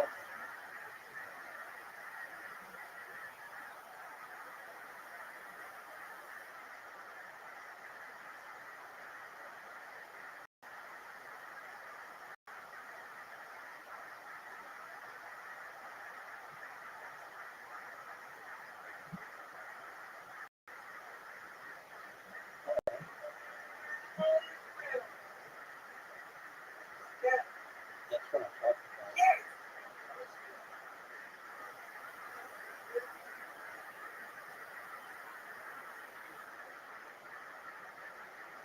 about. Oh, perfect. Get it. Two strikes in a row. Or no. Close. Close. You're doing it well. Get it.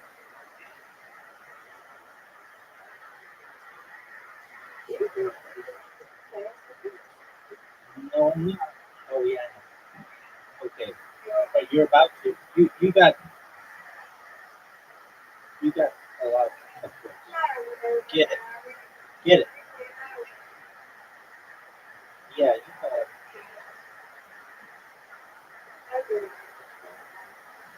Get it, Mr. Cricket. Get it. Get one of them.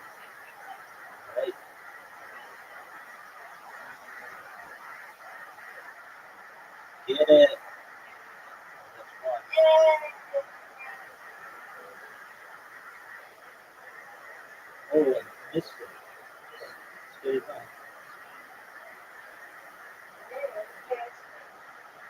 Get it. Thank you. All right, Mr. Farias.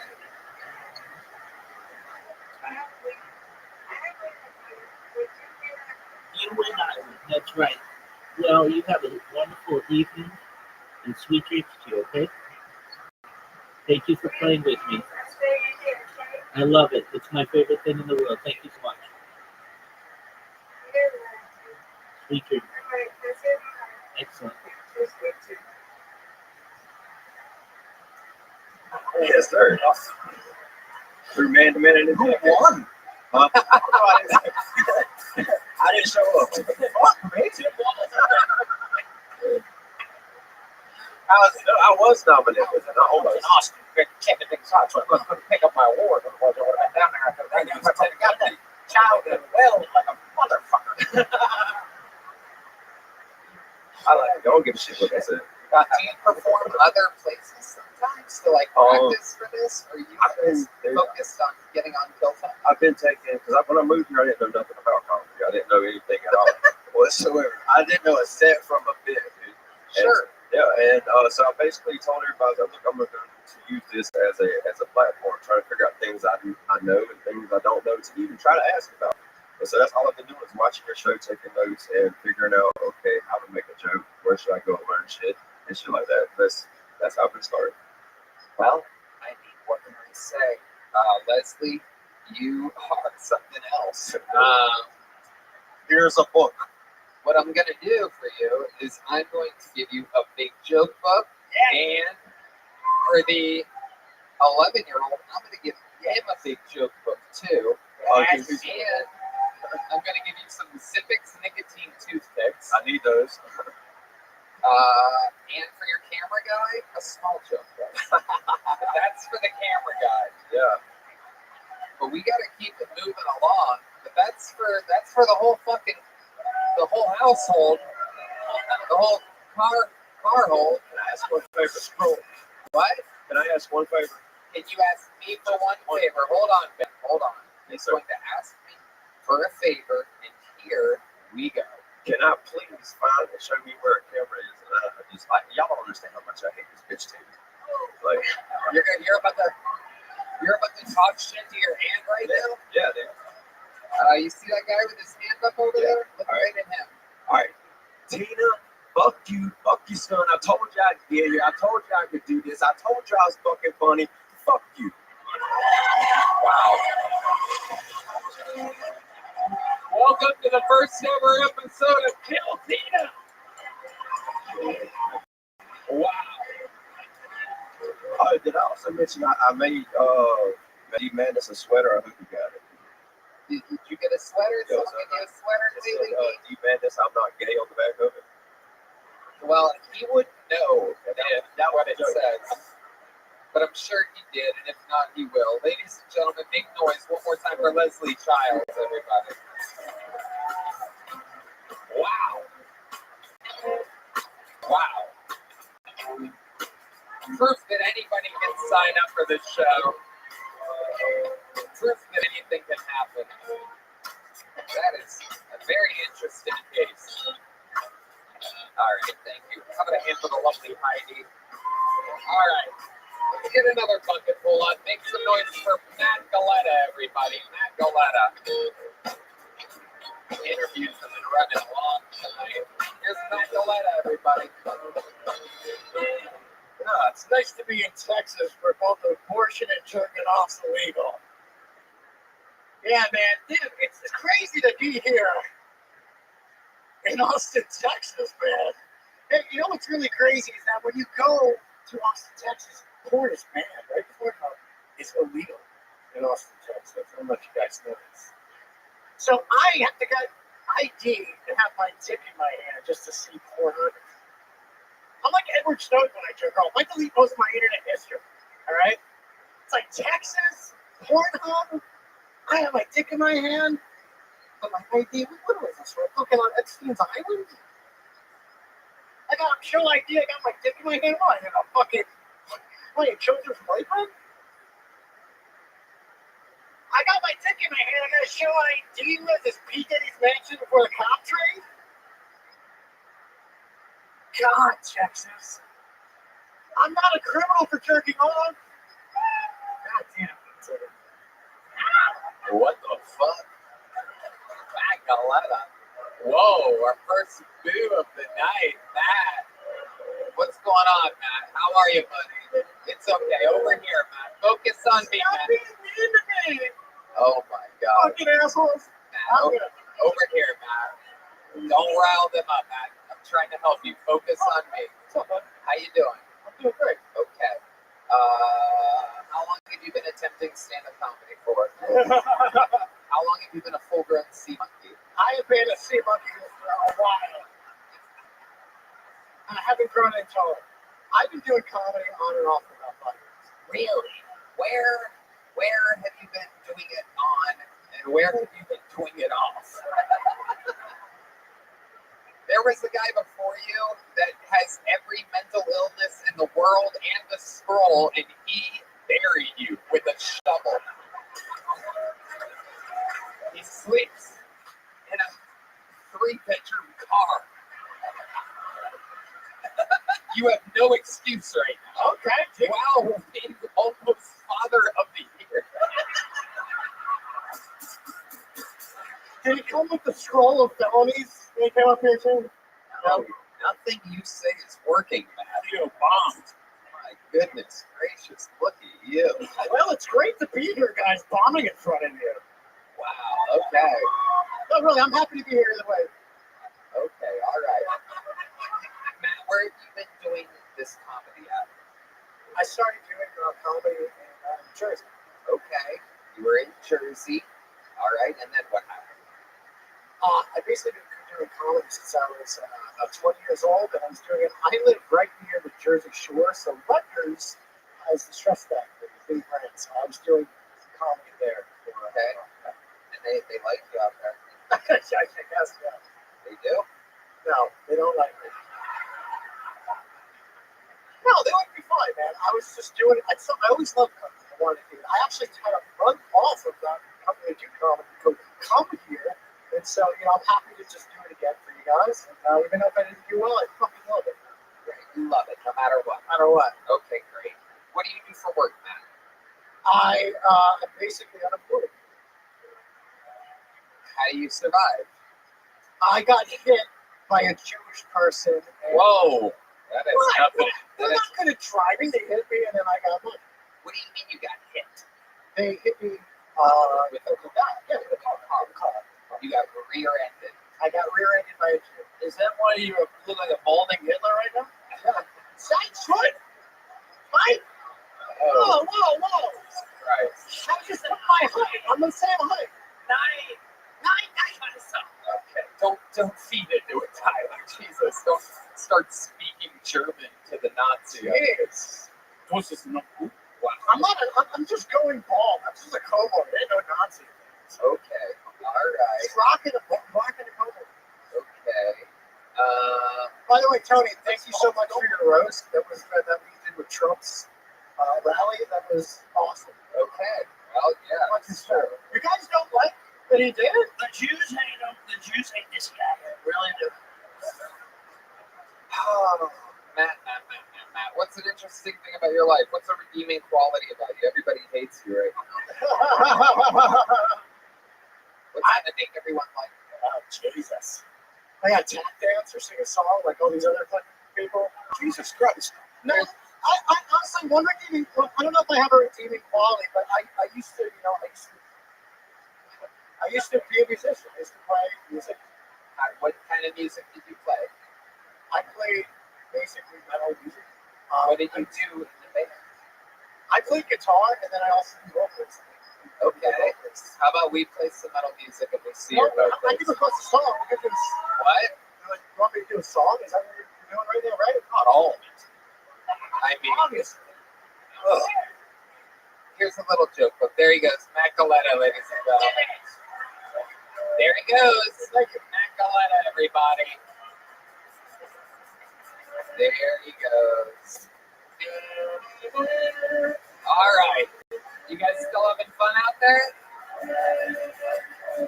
Let's do one last bucket pull. I pulled. We haven't had a female up yet tonight, so I pulled until I got a woman. Here we go. Make some noise for a minute from Stacy Ross, everybody. Stacy Ross.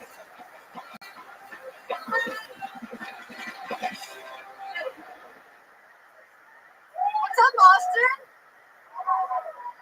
I love this dick-filled room. It's awesome. I love Kill Tony, but more about me. It's a little wet out there. It's a little wet out there. This is what we do for fucking comedy. I love it. Any chuckle fuckers? I mean, I have to be funny for you to want to chuckle my fucker, I guess. But all my ex-boyfriends said I chase funny, so that's why I'm here.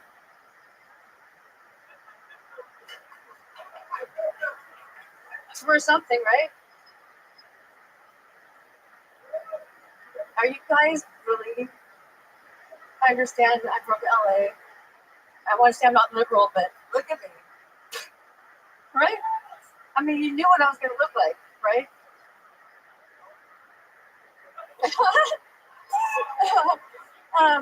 But you pretty much knew, like, you heard the voice, you're like, I know what she's going to look like. Thank you, guys. Oh my goodness. Stacy Ross. Can we bring Macoletta back up? Yeah, it's crazy.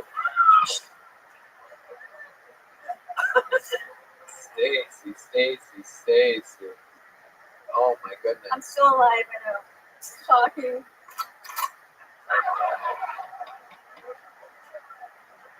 Stacy, welcome. How's your life going? How you doing? Talking to the microphone, Stacy. Yeah, I forgot. You're living your dream right now. You're so right. This is one that. This is probably the highlight of my life right now. Absolutely. I'm gonna cry. Right, definitely. Ever since you left the band Motley Crue, this is the new highlight of your life. They didn't have room for you. Motley Crue. Because I had to leave them. I had to leave the band. Okie dokie. Did you say I left Motley? Okay. All right. Wow. I'll fuck her. That's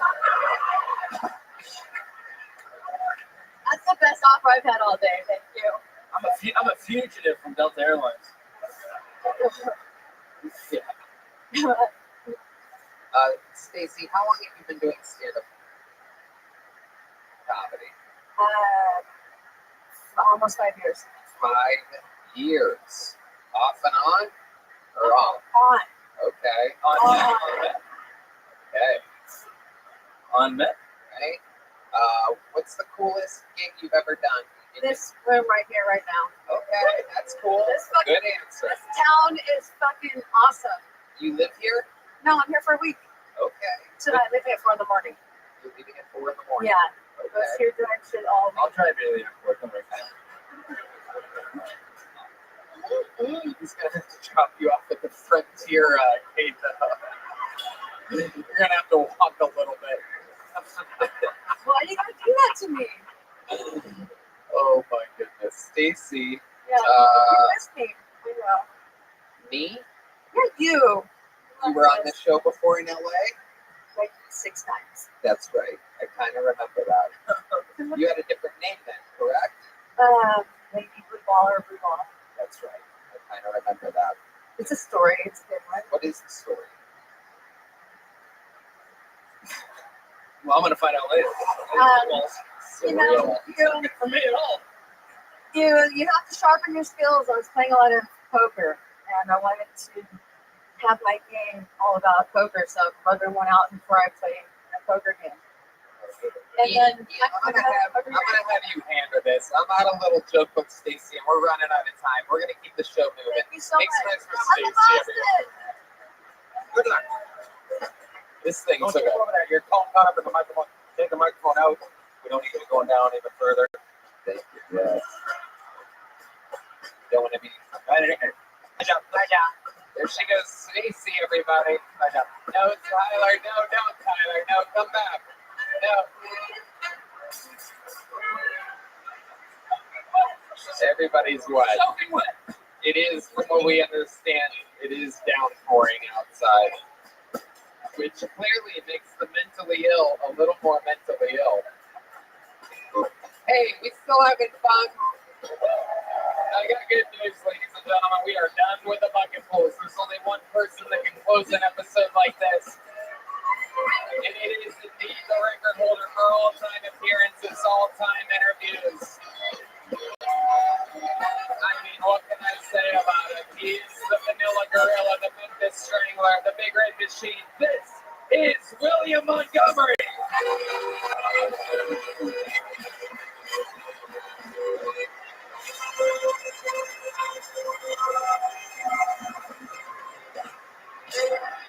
That lady literally just touched my dick when she walked past me. On the way here, my girlfriend and I pulled up to an intersection, and there was a homeless guy wearing a Nirvana shirt, and my girlfriend rolls down the window and says, "Name 4 songs, dumbass." My agent called me the other day and said he thinks there might be a World War III, and I said, "Great, can there be a part in it for me?" But then I started thinking about it. I think the last thing we need is another Hollywood reboot. What's harder, finding Where's Waldo or going to a rap concert and trying to figure out which one on stage is the rapper? It's like they're all kind of wearing the same thing on stage, but they're not. Okay, that's my jumper name. But yeah, William, lights out Montgomery. Hell yes. Welcome, William. So does to be here today. Love it. God, my throat is hurting right now. I'm a little worried. I don't know. Please, somebody needs to please, maybe one of y'all knows, but I wonder. I've been drinking so much honey recently. I've been drinking so much throat coat tea with honey. I will drink a full bottle in 2 nights. I just wonder if you can have too much sugar and honey. Yes. Can you? Yes. What happens if you have too much honey? Yeah. What do you look it up? Look up maximum amount of honey. Diabetes. Or like, you've had a sore throat for absolutely months now. It's horrible, Tony. I'm not even kidding. I think I've done something weird. And hold on, who is that guy? That is on the guitar. He's been weirding me out. Redman, do you know that guy at all? That is indeed Sean Greenberg joining us tonight. He absolutely rocked it out earlier during the pre-show. I was up there watching. He's a freak of nature. Cool. Yeah, nice to meet you, Sean. I mean, I just had never seen him before. I never noticed him. Yeah, what do you think about it? Hold on, can you do something else? That was cool. Something else cool. Yeah, what else you got, Sean? Let's fucking flex over here a little bit. Sean Greenberg. While he plays guitar, you know what, Sean? Hold on a second. Let's do something fun. While you wail on the guitar, I'm going to name some of the side effects, honey. Here we go. Wheezing and asthmatic symptoms.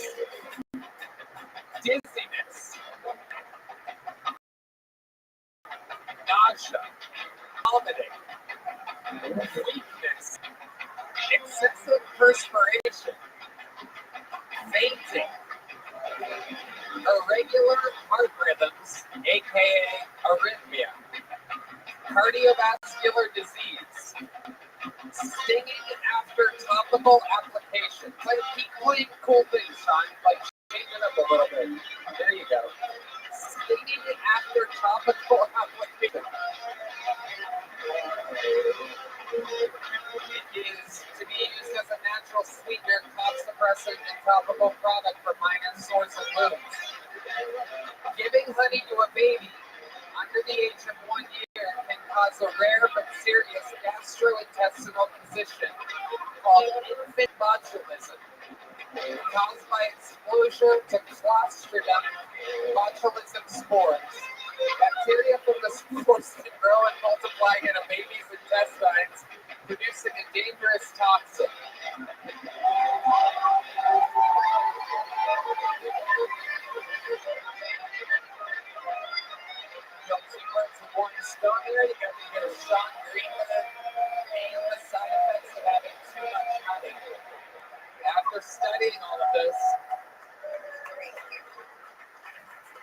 Sean, can you play behind your back?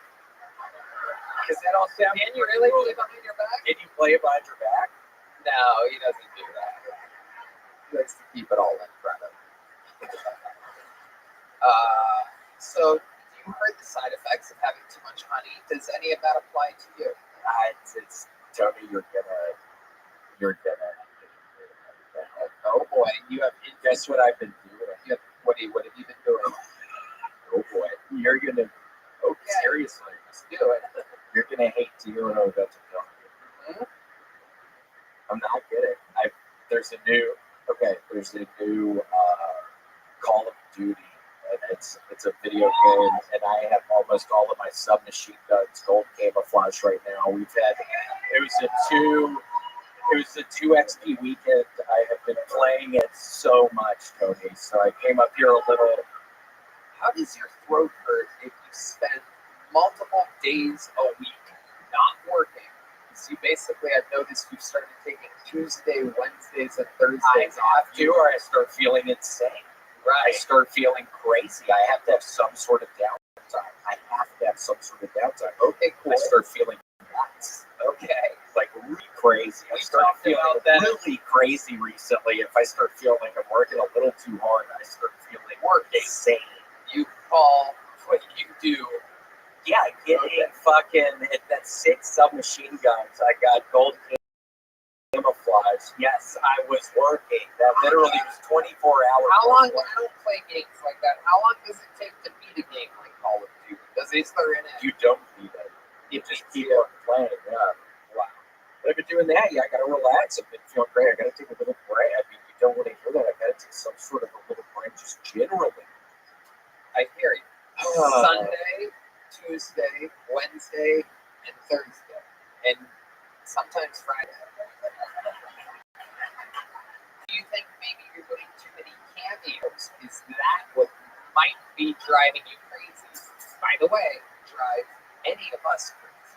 What? We do as many cameos as you. Well, I mean, we're getting into the Christmas season. I mean, things are up, Tony. I mean, this is the most hectic time of the year for my ass. I mean, it's Thanksgiving. Thanksgiving. What else you got? It's a lot of. It's not really a lot of Thanksgiving. You get a lot of Christmas requests. No, I've never. No. How about Hanukkah? I refuse them every now and again. No, there's just seriously every now and again I'm like, hold on, this person's trying to trick me right now, and they all happen to be for those reasons. Okay. So other than Call of Duty, what else have you been doing? That's about it. We saw each other at the airport. I know, we saw each other. That was the day I got banned. Really? Yes, right after that was the flight that I tweeted the pin. See, you You saw got banned too? Huh? I got banned from Delta Airlines. See, you saw him. Yes. And then you got on your Delta flight. We saw each other about 50 times because we looked at the TSA pre-check, so we had to make conversation. Imagine that. About 50 times. We did pretty well. I know. And then I got banned from Delta Airlines about 10 minutes later. So what? episode? We're just bringing. Let me ask you that. You got on that Delta flight. You Yes. saw the flight attendant walk by you. Yeah. Right? And did you take the picture? I fingered her first. Okay. No, I'm just kidding. No, I didn't. Absolutely the same thing. I didn't do it. So the flight attendant, This week it's was it a woman? Who's to say? You get in trouble for even really. Both. They treat both. And the bullshit. So you took a picture. Was it like the first time you saw her? You're like, oh, fuck, like that? Or would you wait a second? I'm tired of treating adults like kids with the rainbow bullshit. It's enough. Yeah. All right. Well, I was doing so good until now. No, it's good. It's great. I'm just fucking fired up. Yeah, I took a photo and I posted it. And I actually deleted the photo because her face was in it. And her daughter reached out and said, I agree with you. I hate the woke shit. And her friend reached out and said, I hate the fucking woke shit, but can you take it down? Because her face is in it. I took it down. Still. Wow. Yeah. Wow. Impressive traction on Twitter. Yeah. Go ahead and retweet that. Die the fish. It's breaking to me right there. FISCH. Wait, so what do you mean? You got kicked off an airplane? Is that what all? No, I got banned this is for a about? tweet. I took a photo and tweeted it later on. And Banned for life. Gotta be careful. I know. It happens to me. William's always very well behaved on airplanes. What's the craziest thing you've ever seen on an airplane, William? Yeah, but honestly, Tony, there was a time where it's been so scary recently. Because, yes, you're technically correct. It's such a good thing, but in general, sleep an hour to 30 after I'm not doing it. And it was so scary. I started on these early flights. I started having these nightmares that I find myself in the actual airplane. And the airplane starts crashing. And Tony, there was one day where it was when I was opening up for your ass, and you were sitting in front of me, and it's like I wake up and I'm on the plane, and I see you looking out of the window, and like rain starts coming in because there's like some issue with the plane. And Sounds like a Delta flight.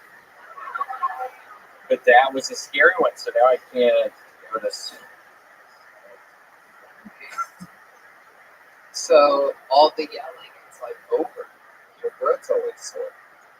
Have you gone to a doctor for this?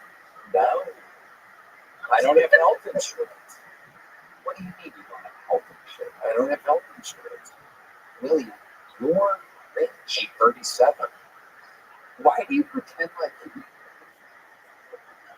And I'm rich. I mean, I think that could mean all kinds of things. Yes, I mean, I'm currently, thank the Lord above, I don't have any debt or anything, but I don't know. I mean, I think it's very much so a relative about somebody spending. Yeah, I think there's all kinds of stuff that goes into that. I don't know. Yeah, thank the Lord, it's been all right. I mean, again, getting a Christmas cameo from me, I mean, they're wonderful. Get one of those, but It's a great ad. it's been a hard, and it's raining outside. I'm going to play some more Call of Duty. I don't even want to play it anymore, Tony, but I'm going to be playing it all night long tonight. All night long tonight. And it's going to be raining outside. I roll up some little joints and sit by the television and start talking shit. And start to some of the fucking little people on the fucking logo. Well, William, what can I say? Is there anything that you're passionate about this week? Anything else other than Call of Duty? Getting my SMG gold. Come on! Whoa! Oh my goodness. Did that hurt when you just... Yes. Oh, okay. In that case, we'll put a ribbon on it. William Montgomery, ladies and gentlemen. Ian Bag is on tour. Go to ianbag.com with 2 G's. IANBAGG.com. Tyler Fisher's on tour. Ian, thank you so much. How about a hand for Ian Bag? Thanks for having me. How about a hand for Tyler Fisher? FISCH.com for tour dates. He's on tour. Designing for Brian J. Email the Zen. It's amazing. Let's see what Chris Rother's doing over there. What do we got? Oh shit, Trump and Biden. Look out. Classic characters from the show. Thank you to Squarespace, Blue Chew, Prize Picks, Game Time, Talkspace, Civic Toothpicks, and to you guys, the audience. Thank you guys so much. Right, man? Love you guys. We love you guys. Thank you so much. God bless America. Thank you. Good night, everybody.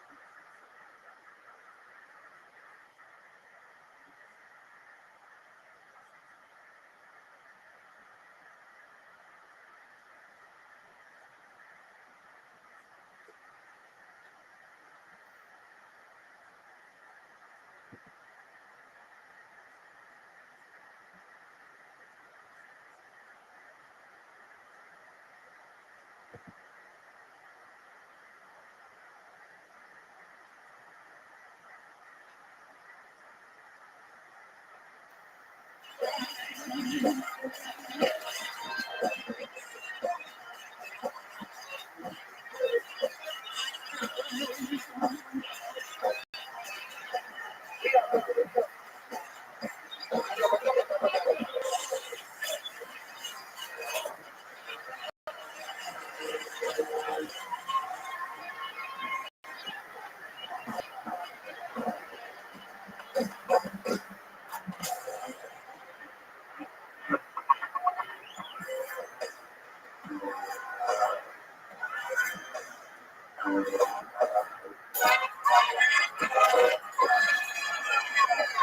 this is Randy coming live from the Comedy Mothership here in Austin, Texas. For a brand new episode of Kill Tony, give it up for Tony. Let's go!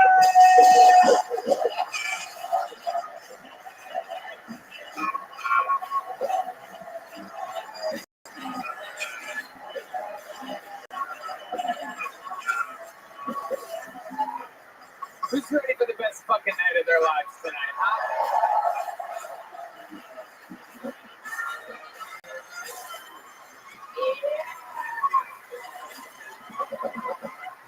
Fuck yeah.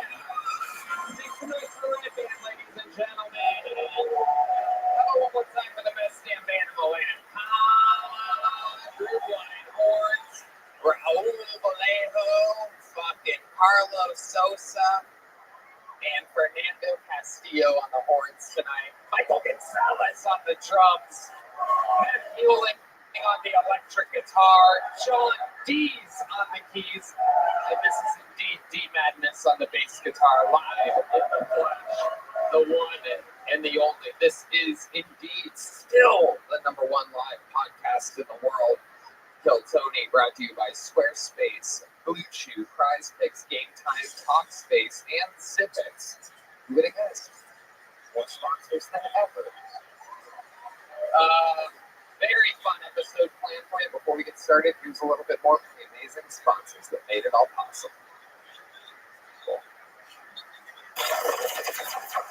Sunset Strip Comedy Club in Austin, Texas is now open.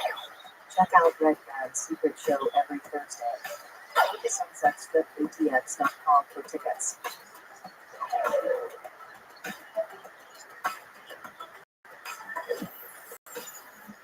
Hey y'all, this podcast is sponsored by Blue Chew. Now you're probably asking yourself, does Blue Chew work? And if you're asking that question, we want you to know that Blue Chew is putting their money where their mouth is by giving you a month free. Blue Chew is an online service that delivers the same active ingredients as Viagra, Cialis, and Levitra, but at a fraction of the cost and in a chewable form. The process is simple. Sign up at BlueChew.com, consult with one of their licensed medical providers, and once you're approved, you'll receive your prescription within days. Blue Chew tablets are made in the USA and prepared and shipped directly to your door. The best part, it's all done online. That means no visits to the doctor's office, no awkward conversations, and no waiting a minute at the pharmacy. Blue Chew wants to make men rock hard. Let us make you hard. Help us help you. They told me that's the mission. They will not stop until every man is bricked up like a brick house, till every tent is pitched, till every rock is raised. Discover your options at BlueChew.com. We got a special deal for our audience. Try Blue Chew free. Pay $5 shipping at checkout when you visit BlueChew.com. That's BlueChew.com to receive your first month free. Visit BlueChew.com for more details and important safety information. Thank Blue Chew for sponsoring Kill Tony. Sometimes life is hard, and you should be too. Blue Chew. Are you guys ready to start tonight's episode? It's going to be a fun one. These are two guys that I've worked with for literally 17 goddamn years at the Comedy Store all around LA and all around the country. Make some noise for two of my favorite comedians, Rick Glassman and Jeff Dye. Yeah, Rick Glassman. Jeff Dye. We're going to have some fun tonight. Very, very excited about this. The boys are back in town. Hello, welcome, good evening. Hi, Rick Glassman. A little. He's very silly, folks. Get ready for the silliness of Rick Glassman. He's a wild little boy, very goofy. Grab it. There you go. Thanks. It really takes the air out of it when you say that. It's like my girlfriend's parents in high school. Like, you know, he's a nice guy.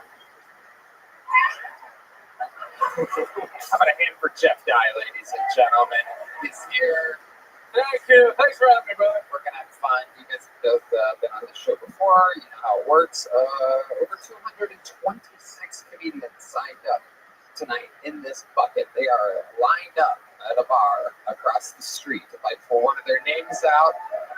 I'm gonna hand to the lovely Heidi, everybody. Isn't it great? The sausage fest that we have here. It's nice to have some fucking meat sauce in the mix. I don't know if that makes any sense. Meat sauce and sausage doesn't really mix well together. Some peppers, some spicy peppers up here with all the sausage. Anyway, if I pull their name out of the bucket, we wrangled in from across the street. And they get 60 seconds on this stage uninterrupted. You know, their time is up and you hear the sound of a kitten. That means they have to wrap it up then. Or else they bring out the Angry West Hollywood Bear, which interrupts them, and the first name is pulled. I conduct an interview with them. We find out more about them. Anything happen. The stars are born on the show. Giant embarrassments happen on the show. The whole thing's improvised. Are you guys ready to start tonight's fucking episode? Let's go! Well, let the fun begin, ladies and gentlemen. This has been a big, crazy week. There has been a lot that has happened. A presidential election. A lot of fun stuff happening. And there's a lot of talk about immigration and our borders and the citizen here in the United States of America.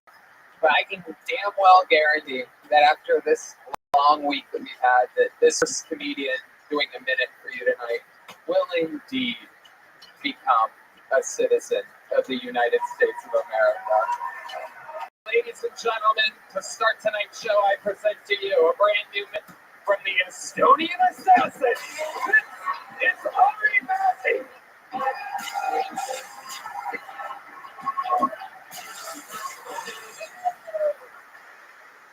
Hello. Any ladies here on OnlyFans? If you're not on OnlyFans, you are stupid. It's free money. Upload that pussy.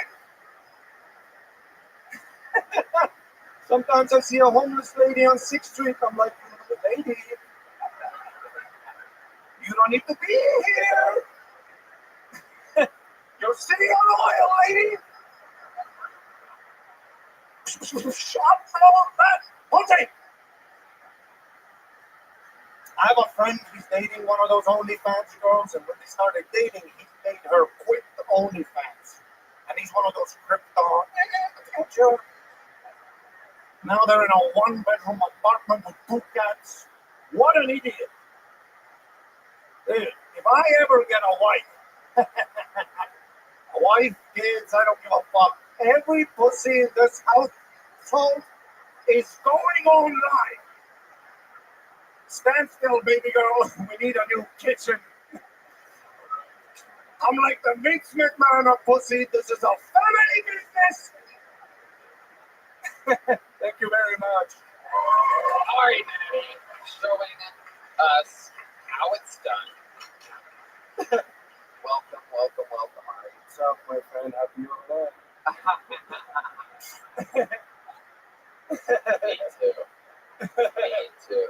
Fun week, huh? How's it affected you? How do you feel about it? Well, I'm a bit nervous about these immigration comments. Hey, Mr. Donald, I'm white.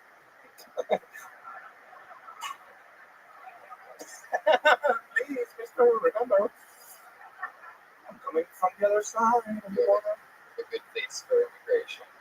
It is true.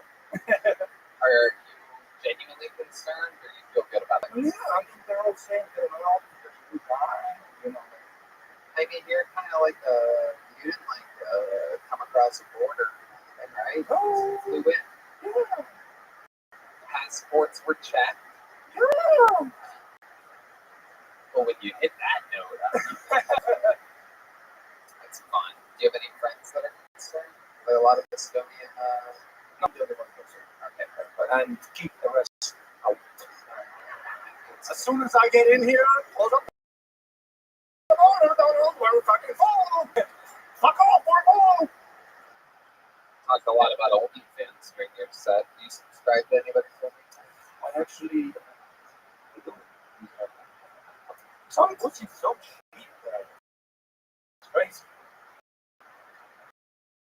It's like $2.95 with the weekend special. You're like, what the at that point, as a lady, aren't you that your pussy's cheaper than a Snickers bar? And you can subscribe, check out, cancel free. You got the homo, bitch. OnlyFans is something. Weekend special.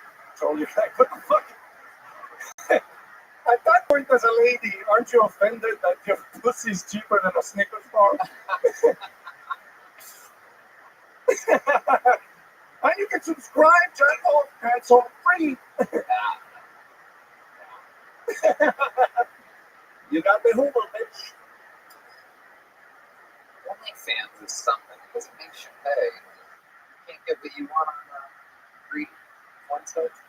Yeah, but there's no excitement.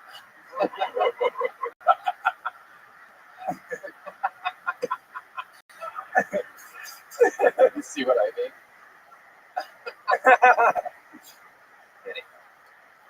Ari, a fantastic set. I tried my first Twinkie yesterday.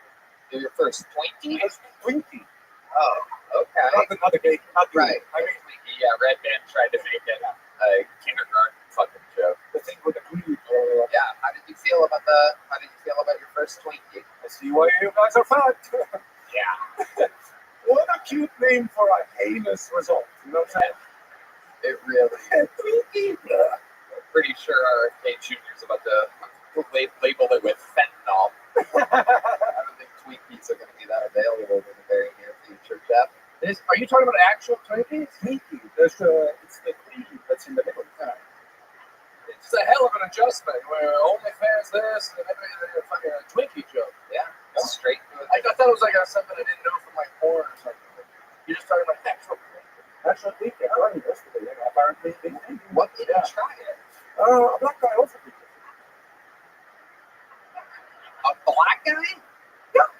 A black. Hey, what else? What a Twinkie? Yeah. How did this happen? Anything a black man offers, I accept. Wow. In there. I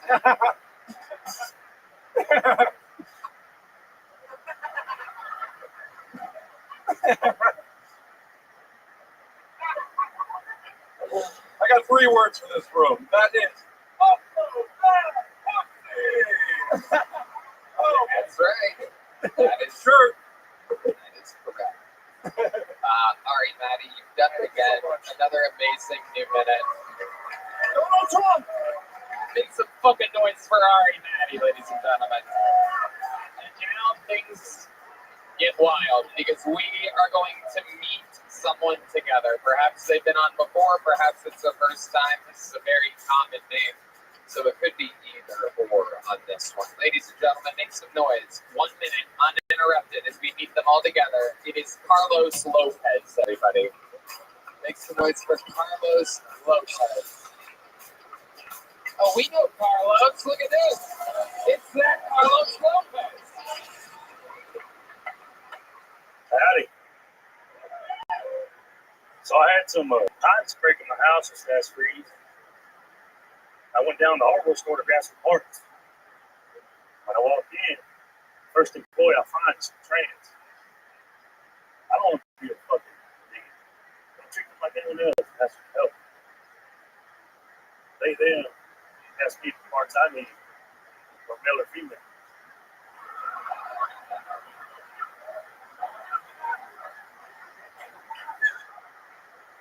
Me being a smart ass, I'm like, well, what are other options?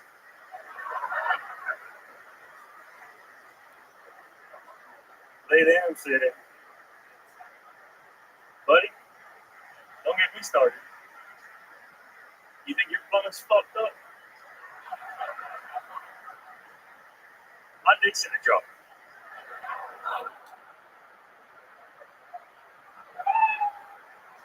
Thank you. Wow. Carlos Lopez. I fucking love it. Congratulations. A rock solid minute. What is this, your third time on the show? Yes, sir. Number 3. It's incredible. You just started a few months ago, right? Correct. Yes, sir. Not here. Fantastic. You're goddamn right. I remember it well. You made me a belt buckle.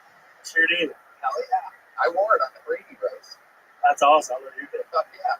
Good to see it, Carlos. It's a big ass, baller ass belt buckle. It's got my name on it. I love that fucking baller. It's fucking so cool. Carlos, how's life been treating you?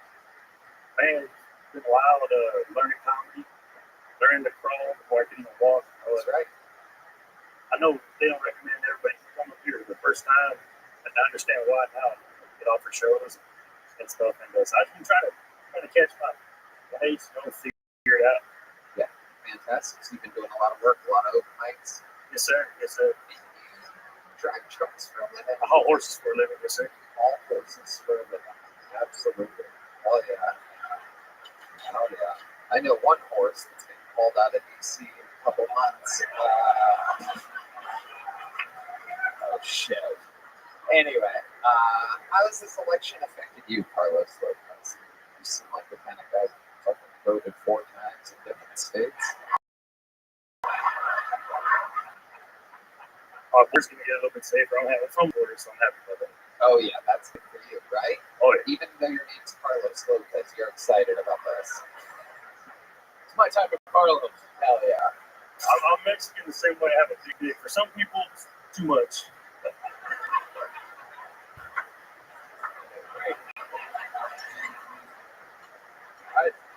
I'll say it, and I know this is on me.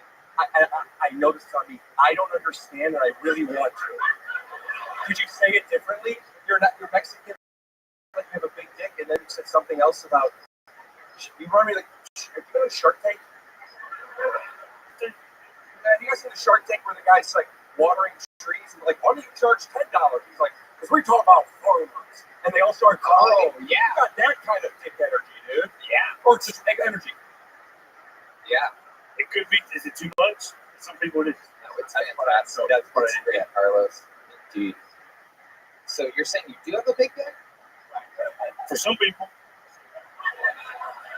That makes sense. Not for this panel. That's a great answer.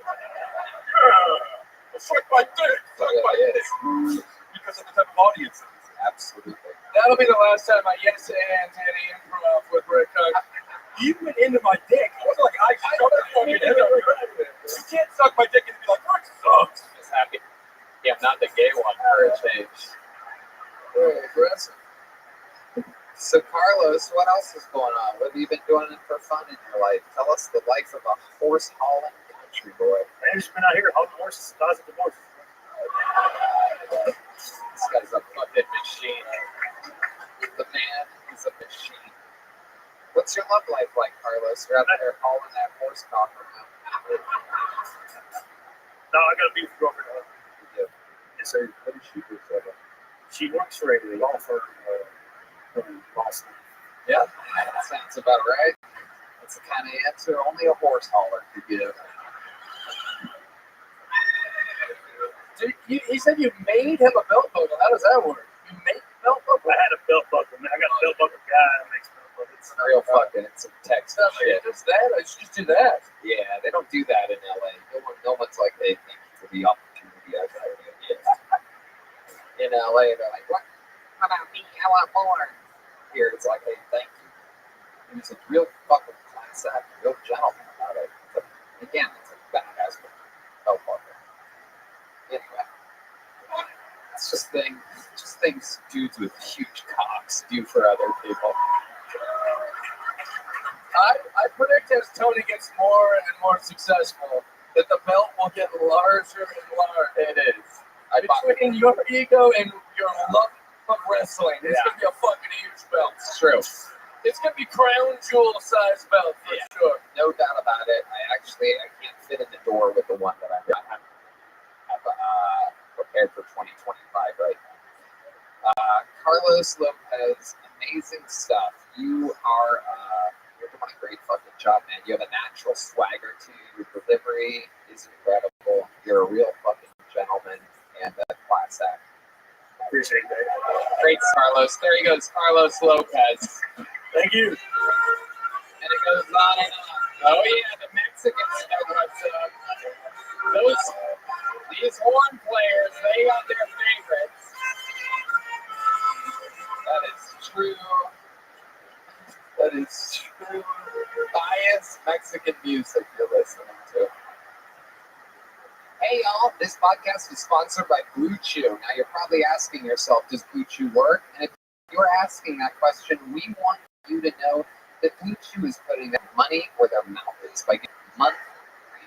Blue Chew is an online service that delivers the same active ingredients as Viagra, Cialis, and Levitra, but at a fraction of the cost and in a chewable form. The process is simple. Sign up at BlueChew.com, consult with one of their licensed medical providers. Approved. You'll receive your prescription within days. Blue Chew tablets are made in the USA and prepared and shipped directly to your door. The best part? It's all done online. That means no visits to the doctor's office, no awkward conversations, and no waiting in line at the pharmacy. You can take them anytime, day or night, so you can plan ahead or be ready whenever an opportunity arises. Red band. Tony, I love Blue Chew. They're providing some really great ED treatment for men everywhere. If you don't get some, you can be missing out on the best sex of your life. So why not try it? Ooh, yeah, wow. Blue Chew wants to make men rock hard. Let us make you hard. Help us help you. They told me that's the mission. They will not stop until every man is bricked up like a brick house. So every time is pitched till every round is raised. Discover your options at BlueChew.com. We got a special deal for our audience. Try Blue Chew free. Pay $5 shipping and checkout when you visit BlueChew.com. That's BlueChew.com to receive your first month free. Visit BlueChew.com for more details and important safety information. And we thank Blue Chew for sponsoring Kill Tony. Sometimes life is hard, and you should be too. Blue Chew. I think it's about to switch to white, ladies and gentlemen, by the looks of this name. Make some noise for the Kill Tony debut. I remember this name if I've seen it before. Of Maverick McWilliams, everybody. Maverick McWilliams. Hello. Oh my gosh. I was on the way here. I was talking to one of my best friends. Boys, you know what it's like? You know when you have a guy best friend? Just the biggest piece of shit you know, right? Like you never let him date your daughter, but you fucking die for him, right? I was on the way here. He's like, "What are you doing, man? Like, going to see a show?" He goes, "Oh, nice, man. What band you going to see?" I was like, "No, it's a comedy show." He goes, "Oh, you're still doing that bullshit?" I was like, "You need something?" He goes, "Yeah, quick question. What's the gayest thing you've done lately?" I was like, "I don't know what Alex told you, but he's a fucking liar. It was cold on that camping trip, and I don't give a fuck if it was in July, all right? We had to cuddle for warmth, okay?" And it got me thinking, man. I was like, what is the gayest thing I do? And it's definitely fucking put on chapstick, blue eyes. Think about it, dude. You can't look assertive putting on fucking chapstick. You can't be at a goddamn mechanic shop. You can't not be a goddamn guy over 1,500 for this transmission. You quote me at 2,000? Fuck that. Let it up and do it my goddamn self. Let's go. Thank you. All right. Maverick McWilliams. How's it going, Maverick? Good, Tony. How are you? Is that your real name? From birth. Yeah. Wow, that's a real fucking, it's a real name, Maverick. Oh, Yeah. hell yeah. What else do you do in life with a name like Maverick? Well, it's kind of a weird life, man. I was from a failed childhood. That's they don't do the fuck. I love it. Like, dude, failed dreams. We love that around here. Were you on anything you remember? Yeah, I got my SAG card when I was like 10. Yeah. I was in Spy Next Door with Jackie Chan. The what? The Spy Next Door. Next Door? Yeah, I was on Netflix. I got a credit. Okay. What else? What else? Next Door? A couple national commercials, and then the housing crisis hit in 08. I had to move back to New Mexico. Oh, did you have a good time? Hold on. Stop responding to every noise that the crowd makes, Maverick. It shows that we're up here, Maverick. Yeah. My dad was a contractor in New Mexico, and that's kind of what kept me and my mom in LA doing that. And then once his construction business went under, I had to move on and be a normal kid, you know? So you were in LA. Yeah. Housing crisis hits, and you go to. Yeah, where I'm from. So you. How soon after Spy Next Door was that? This is fucked up. It is. That was the last audition I went on, and it filmed in Rio Rancho, New Mexico. And so they were like, "Hey, you're already fucking head there, dude. Might as well say a couple lines first when you get there." So it was it's kind of weird. Do you think to do any background to break bad? No, but I got a lot of cousins to do that, so I got a lot of expertise. It was happening right there. They were filming right there. One of the biggest shows of all time. You never. No, I mean when that was all filming, I didn't really have an interest in. I rodeoed in like high school and college, and then I was the military. I'm a welder and a pipe. I just have like a lot of weird shit going on. Sorry. A lot of man stuff there. Welding, pipe fitting, rodeo. What else? Tell us more about the wildlife of Maverick McWilliams. Well, I was backstage about to go and I heard you talking to Carlos about his buckle. I make like leather stuff, like belts, wallets, things like that. So What else? Jesus Christ. Well, my social is what do you mean? You said things like that. What else? Leather. Oh, so yeah, so belts, wallets. No. What else? I'm sorry. I got it.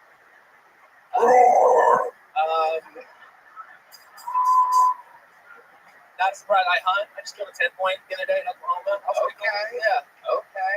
So you're a real man. You guys hate that 10-point, huh? You drive a truck, Maverick? Right now I do. It's a smaller truck. It's a Tacoma, but yeah. Okay. A Toyota. Well, I've always driven like full-size trucks, and then when I started getting more comedy, like on the road and stuff like that, I wanted something that had better gas mileage and stuff like that. So kind of, Okay. so it's not bad. Right. Yeah. You guys start acting like you can afford a better car and it'll come to you.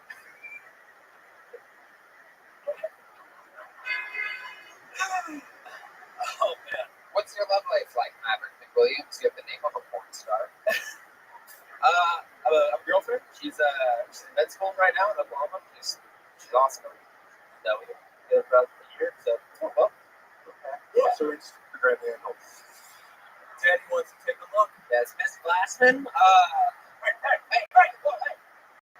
Hey, you don't talk to the pilot like that. I'm sorry. I don't know what to do.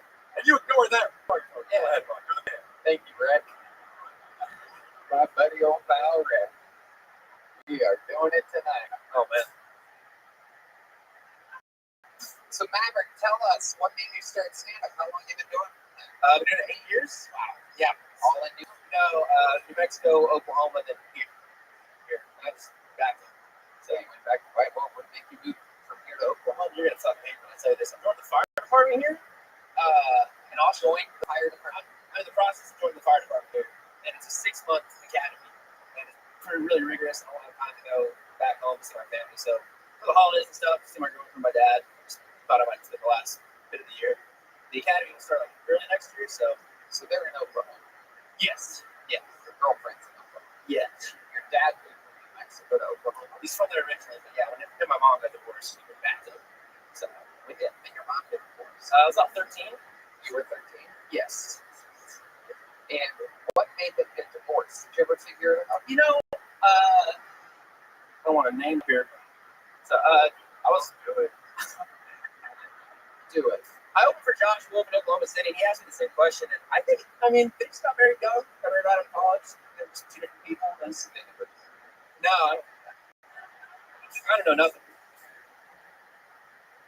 How long have you been with this girl for years? About a year. Do you have any special needs in the bedroom, Maverick? Just try my fucking hardest. That's it. Yeah. What do? What's like when you say? Great answer, Maverick. The people love you. When you say you try your hardest, what does that entail? You know, Okay. You know, only 86% of women can orgasm penetratively. less than that. Come on. What are you talking about, buddy? No, it ain't. You know what? Go ahead.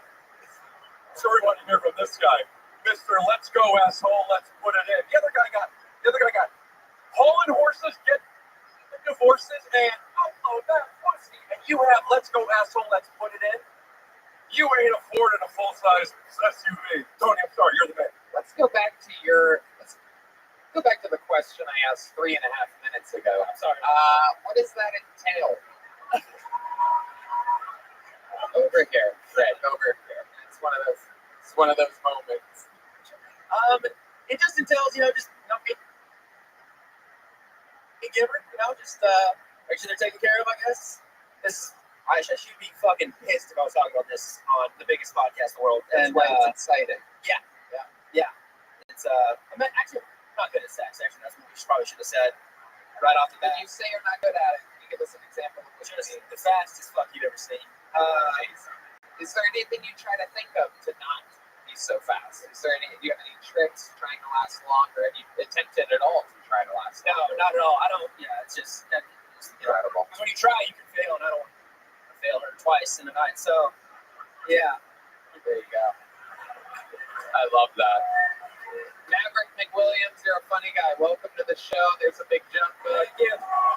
Some real handmade leather from the great Boneside.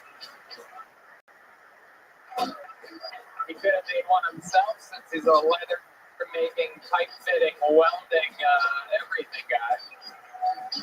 We have a special treat for you right now, ladies and gentlemen. The brand newest Netflix special debuts at midnight tonight. It is called The Dark Queen. And the Dark Queen herself is here to grace us with her presence, here to do a little bit of stand-up comedy. Ladies and gentlemen, she's been a guest on the show before. Here to just flex on us a little bit, make some goddamn noise for the great and powerful Adrian Iapolucci, everybody. Make some fucking noise for Adrian. Oh my God, thank you. How are you doing? All right? Yeah? My friend told me a statistic the other day that every minute a woman dies from breast cancer, which is crazy when you think about it, because the lines to the women's bathrooms are still so long.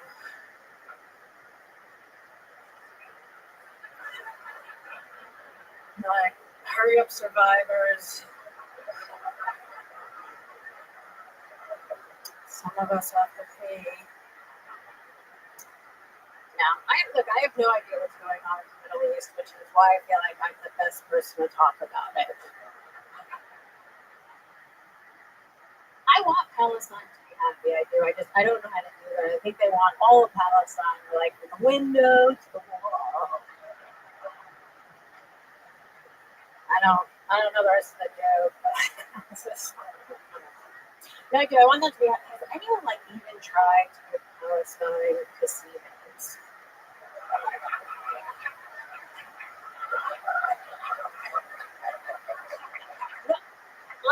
Look how well it worked for us.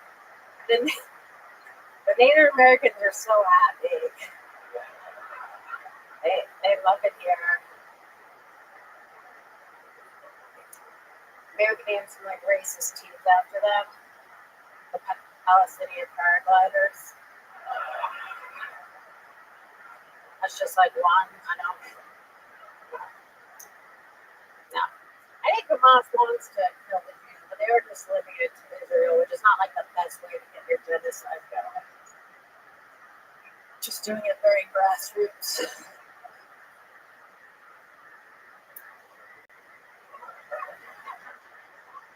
But if you think about it like that, it kind of just proves that nothing really to do with the Jews at all. It's just an area of land.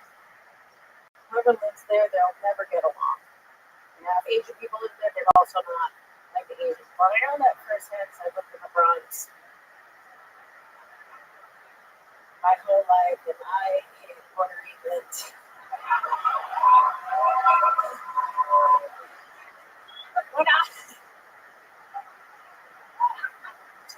What I would like to propose is a little exchange program where we send the Puerto Ricans to Israel, and then we send the Jews to the Bronx, and you'll see how quickly the Palestinians beg for the Jews to come back.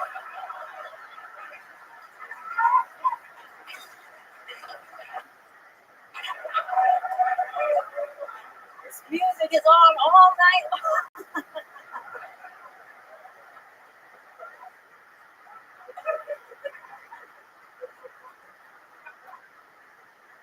Obviously, that's a joke.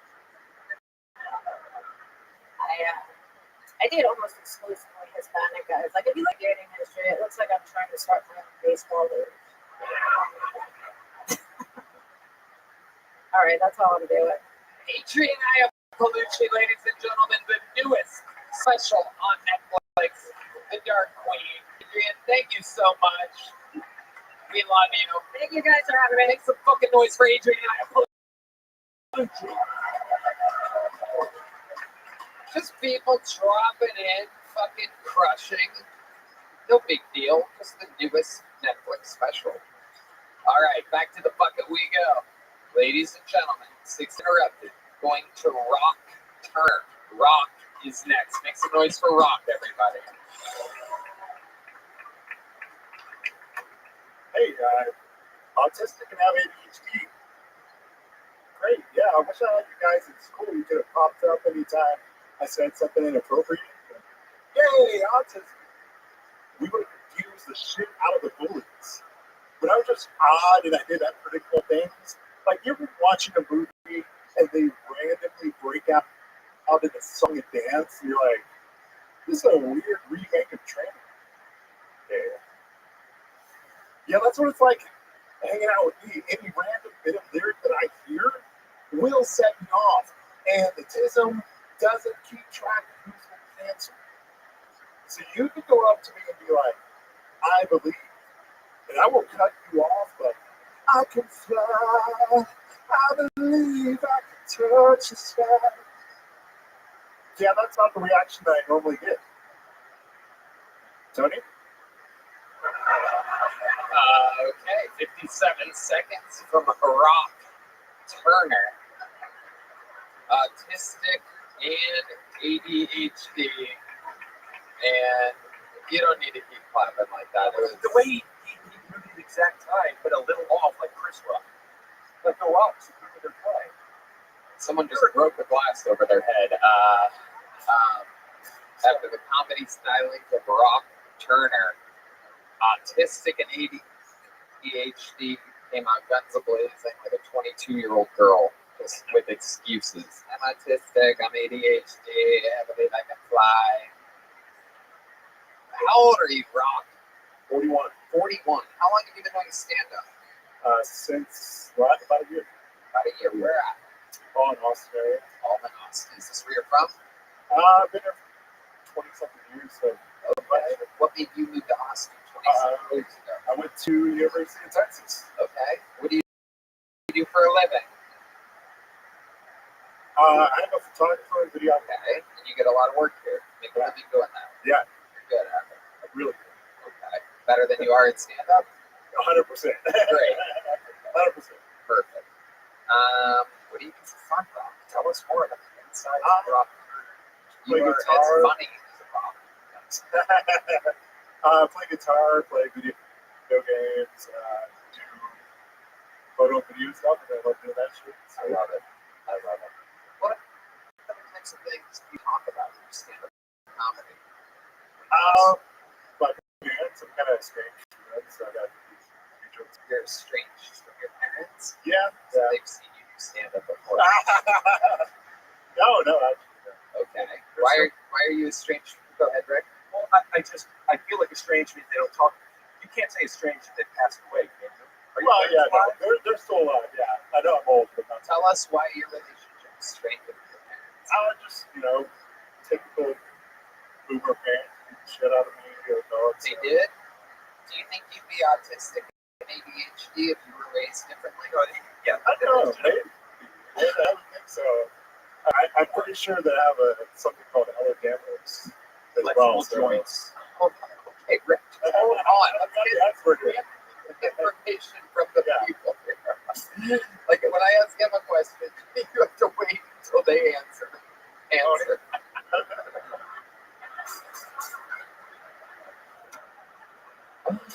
So what the fuck do you think you have? It's Ehlers-Danlos. It's like a connective tissue thing where you It really is. Oh my god! I thought that was what are the odds of it being serious?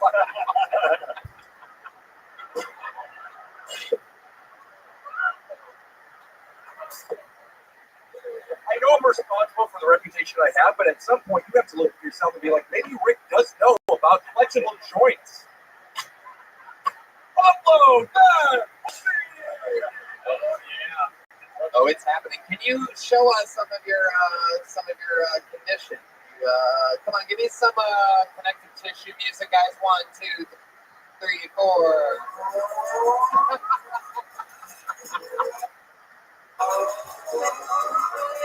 Whoa! Wow! Oh my goodness! You know what? If I was your parent, I would have beaten you too. Really pushes them a little. That's true. That's what happens. Your parents bend your fingers back when you're a little kid. You end up with. I may not have anything wrong with me except for that. What? It was just. they beat me into flexibility, man. Absolutely, that's what I was implying. What's your love life like, Rob? I've been married for All right. Red band? almost a decade now. You've been married for a decade. Okay. And what does your wife do? She's a photographer too. Wow. Just go around capturing other people driving. Does anyone ever take pictures of you guys? Not really, actually. That's a mistake. Right there you go. It's about to change Oh, right now. now. Oh, it's us. Fuck. Touche.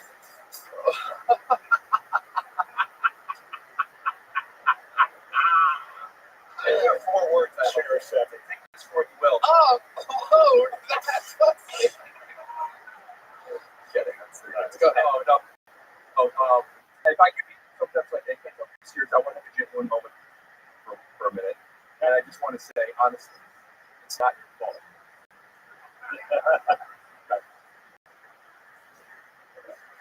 It's not your fault. Rock, how long have you been? That's I was going to do that for a while. okay. Oh no, it's okay. It's okay. Rock, how long have you been playing guitar for? 24 years. 24 years. You know what? Do we have that extra guitar, man? Okay, let's plug that shit in. We're about to find out exactly how fucking autistic this guy really is. Oh my goodness. Look at that fucking sledgehammer. You're not supposed to speak to a woman like that. Oh, my goodness gracious. Here he goes, ladies and gentlemen. He's ready for his moment. Ladies and gentlemen, this is a little guitar from Rothschild.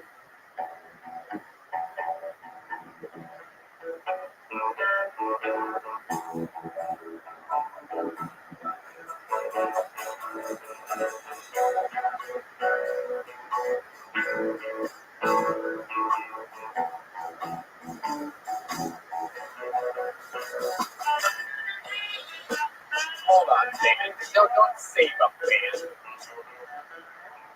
All right, I'm going to stop you there, Rob. Tony, I'm going to totally say this wrong. Just hold on. Madness is roasting a brick. I have to jump in. He's got Ellis Dan laws. I have a flexible moral standard.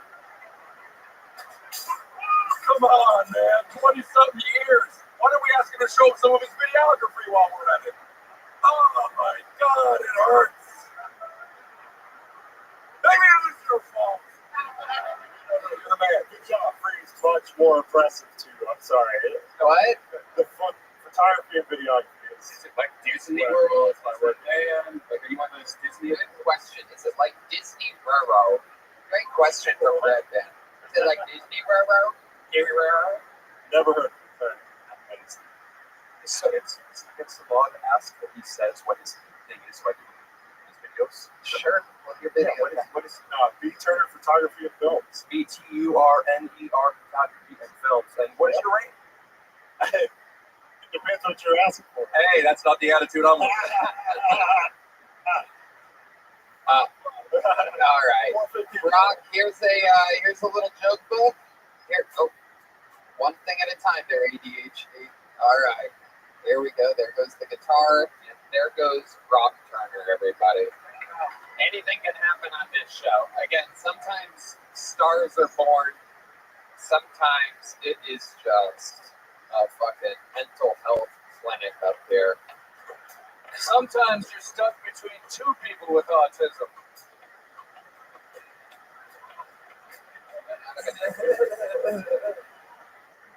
Hi, y'all. This podcast is sponsored by Game Time. Folks, I love a live event. Comedy, music, sports, the theater. I love it all. And when I go to live events, I use the best ticketing site in the industry, Game Time. Game Time has a new feature called Game Time Picks that makes getting tickets for your favorite live events even easier.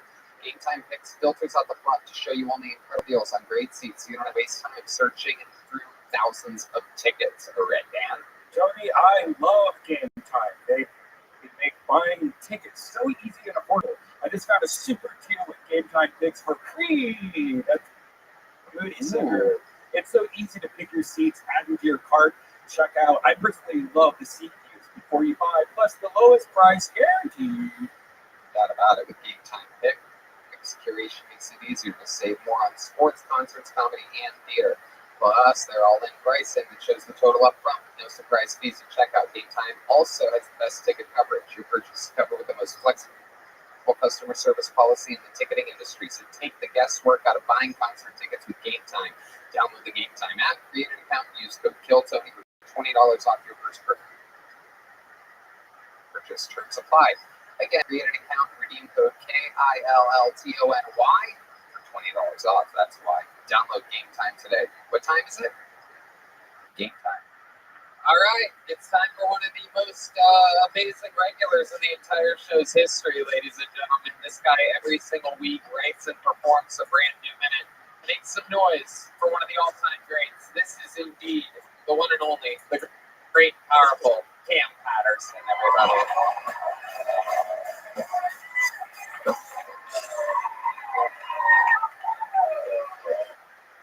What's up, man? I'm getting older and I realize stuff about myself. I realize that I'm toxic. I just realized that. I got a new girlfriend and my ex called me out of nowhere. And she's like, I see that new girlfriend. And I don't care. I just want you to know that if you marry that bitch, I'm coming your way with a bomb strapped to my chest. And my dick got hard. Like, what did you say? I rubbed my nipple and she said, what? The homo, like, why would your dick get hard? That's crazy. I'm like, you don't understand. My dad did my wedding. I'm gonna be there. You gonna kill all this for me? What you for the wedding? You gonna blow my wedding? Then you put the thong on, you blow my wedding up? Yeah, that's the whole joke. That's all of it. I'm not gonna stop now. I guess I can tell you what I did this week. I went to Africa. That place is terrible.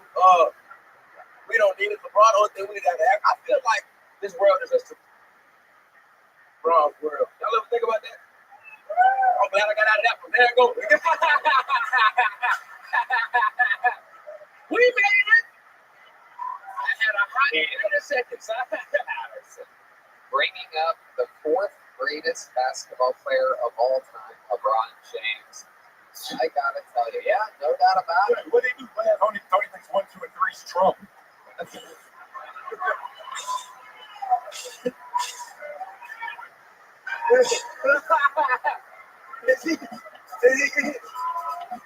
the fuck is going on here? Okay. Very good, guys. You really went a little wild on that one. The robot. Trump doesn't play basketball. What the fuck was that about? It's Jordan. Go ahead. Jordan. It's Jordan.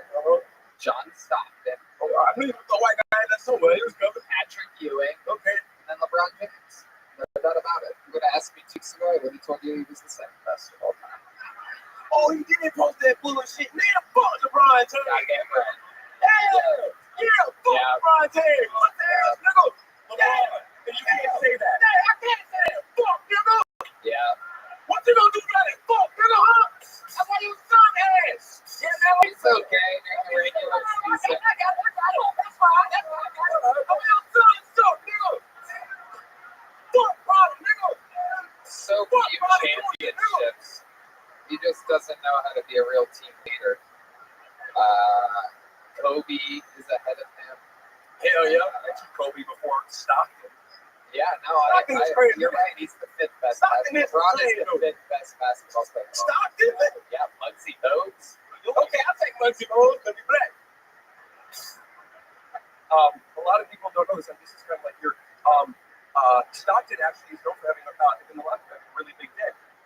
Hey, what the fuck are you talking about? I'm getting soundbite, bitch. Oh, okay. Why I gotta be a bitch? Oh, you got aggressive energy and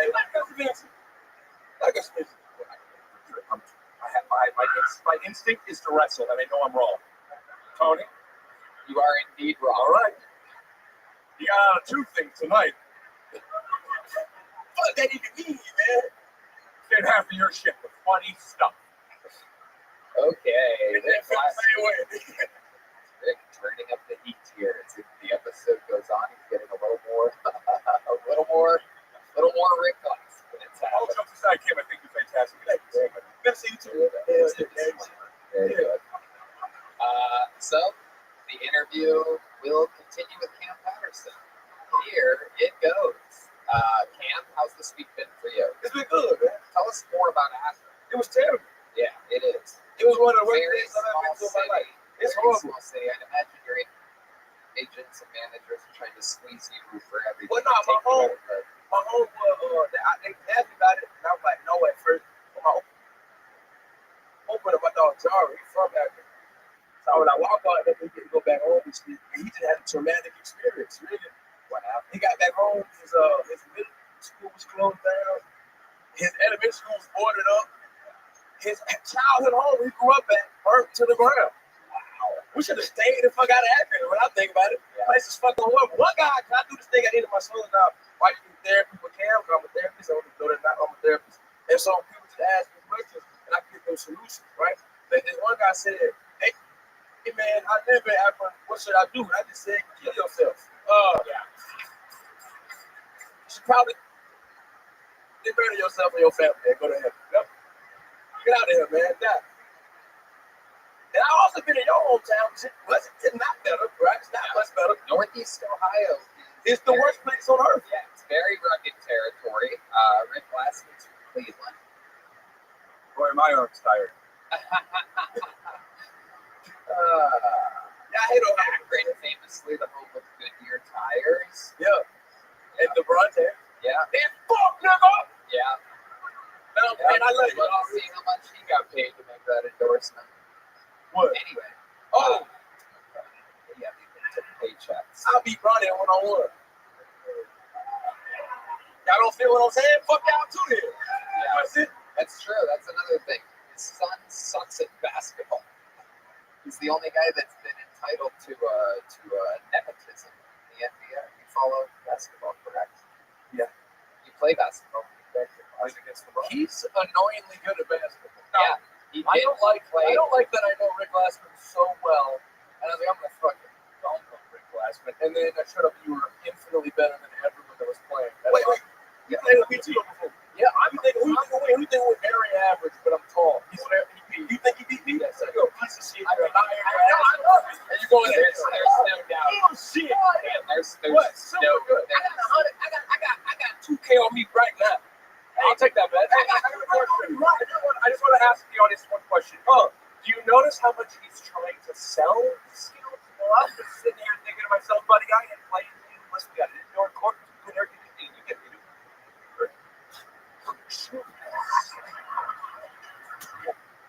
So let me ask you guys something.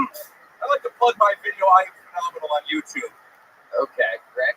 What if you're in town tomorrow, right? No. You leave tonight? Heck, no, I'm not tomorrow night. Okay. So what if I got you guys an indoor gym and we rolled the video right now of the game that you guys play tomorrow? And we can bet on it. No, Rick, you're saying no? Cam looks excited about this. Yeah. I'll put money on it. Let's do it. Hey, I'm probably not. Why do you want to do? You scared? You seem like you're scared, Rick. You seem like you're scared. Wait a minute. It's like you're scared. I'm never scared. I'll tell you what.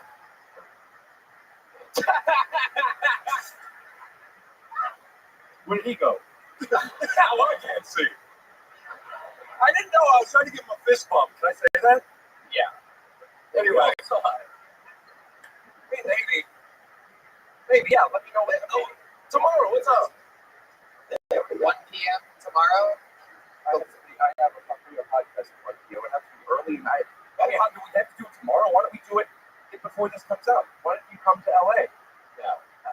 I'll You have to play here in Austin. Let's do it, man. It's indoors. You're Oh, Rick. let the record show that if it doesn't happen, if the video doesn't roll after this, Yeah, it's probably. then it was. If I'm going to do this in front of a lot of people, I'm going to want oh, you're scared. You're scared, man. Wow. We're scared to play. I'm like that for real. Look at this. I'm like that for real, man. Man,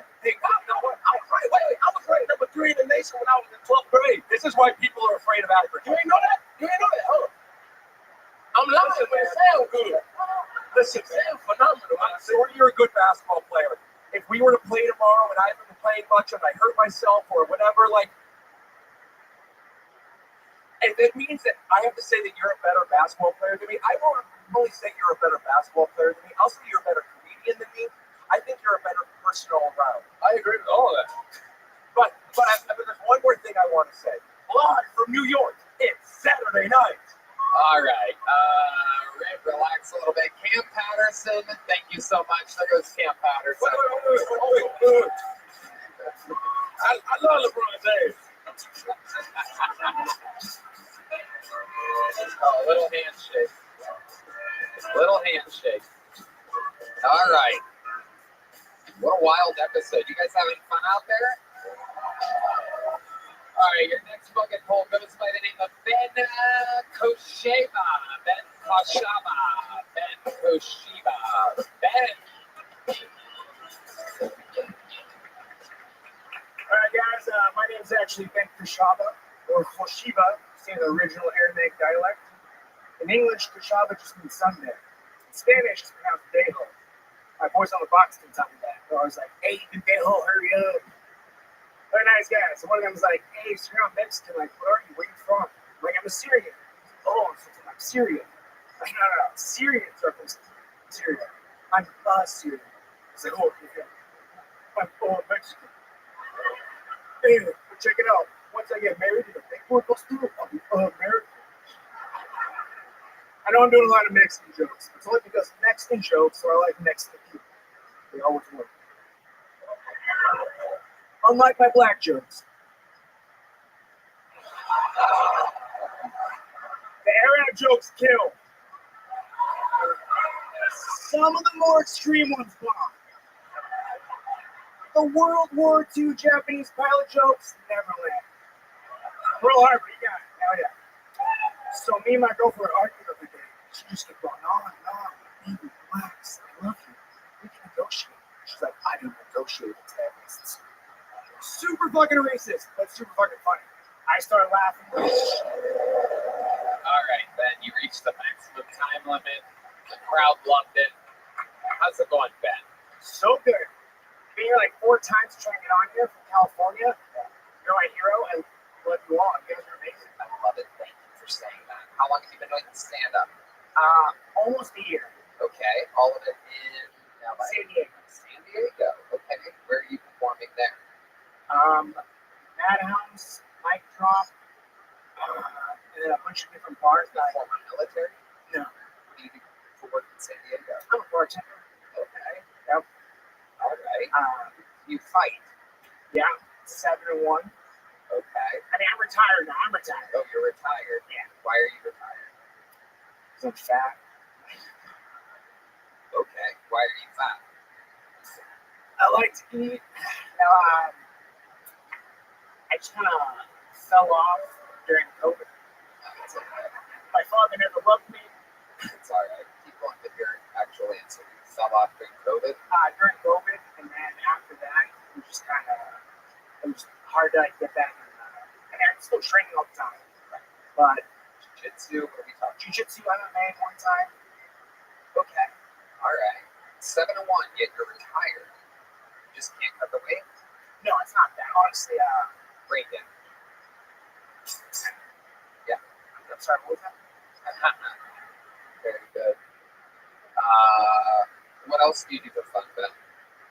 I like, what was that? Say what was it? What was that? Like to just go out, drink, hang out with friends, go to the beach, still train, listen to Tony do stand-up, try to make me a I little think bit the most interesting thing about your kind of life is in your fight history. life. All right, so I didn't speak until I was almost 3 years old. Whoa. And my first words were at church, and I said, I want to be a priest. And then I hit puberty, and it all changed. Yeah. Wow. You didn't say anything until you said a full sentence? Full sentence, yeah. So, 100 or no. No, so actually, what ended up I found out because I had like something with my ears, so I couldn't hear. And then I had surgery. Like 3 months later, after the surgery, my actual still see. Okay. So you were deaf for a while. I was deaf for one of them. That is so big. Is that not from fighting? All my parents were related to things. In retro, it's from fighting and wrestling. And then you were deaf, and then that happened after. He's been taking it out on his stairs ever since. Okay. Is that a Freemason for you? Yeah, okay, so All right, just wanted to. So what is your ethnicity exactly? Shiva is an interesting last name. What is that? Assyrian, or Chaldean. Okay. So, from Assyrian. You got it. And so you're 100% Syrian. Assyrian. Sure, whatever. Who gives a fuck? Honestly, I'll be whatever you want. 100%? 100%. What are your parents like? My mom's a sweetheart. Foreign lady from Iraq. Yeah, I mean, your dad talked about it. We're getting into it. My dad, cool guy growing up. Wasn't always around. Where was it? I wish I could tell you. I didn't know. You don't know. Have you talked to him since? Yeah, so I stopped talking about like 7 years ago. Why? I just wasn't a good dad for me and my sisters, so Just because he wasn't around sometimes?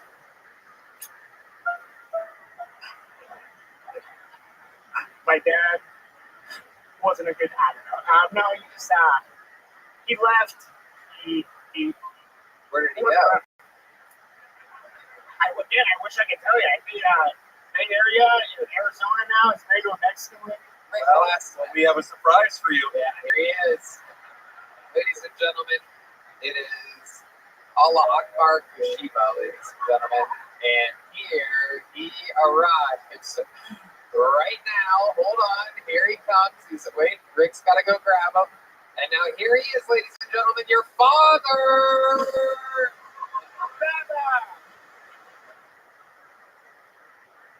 I mean, a slightly hairier version of Rick Glassman. Would you like to say some words to your dear son, Mr. Kushiba? It's not your fault. It's not your fault.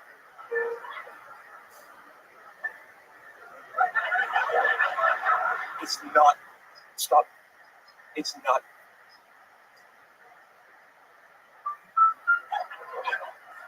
Wow. What a moment between the Kushiba boys, ladies and gentlemen. That was the best hug I ever got from my dad ever. Wow. Thank you, Dad. I love you. That is amazing. There he goes. Back It's to not my fault. there he goes.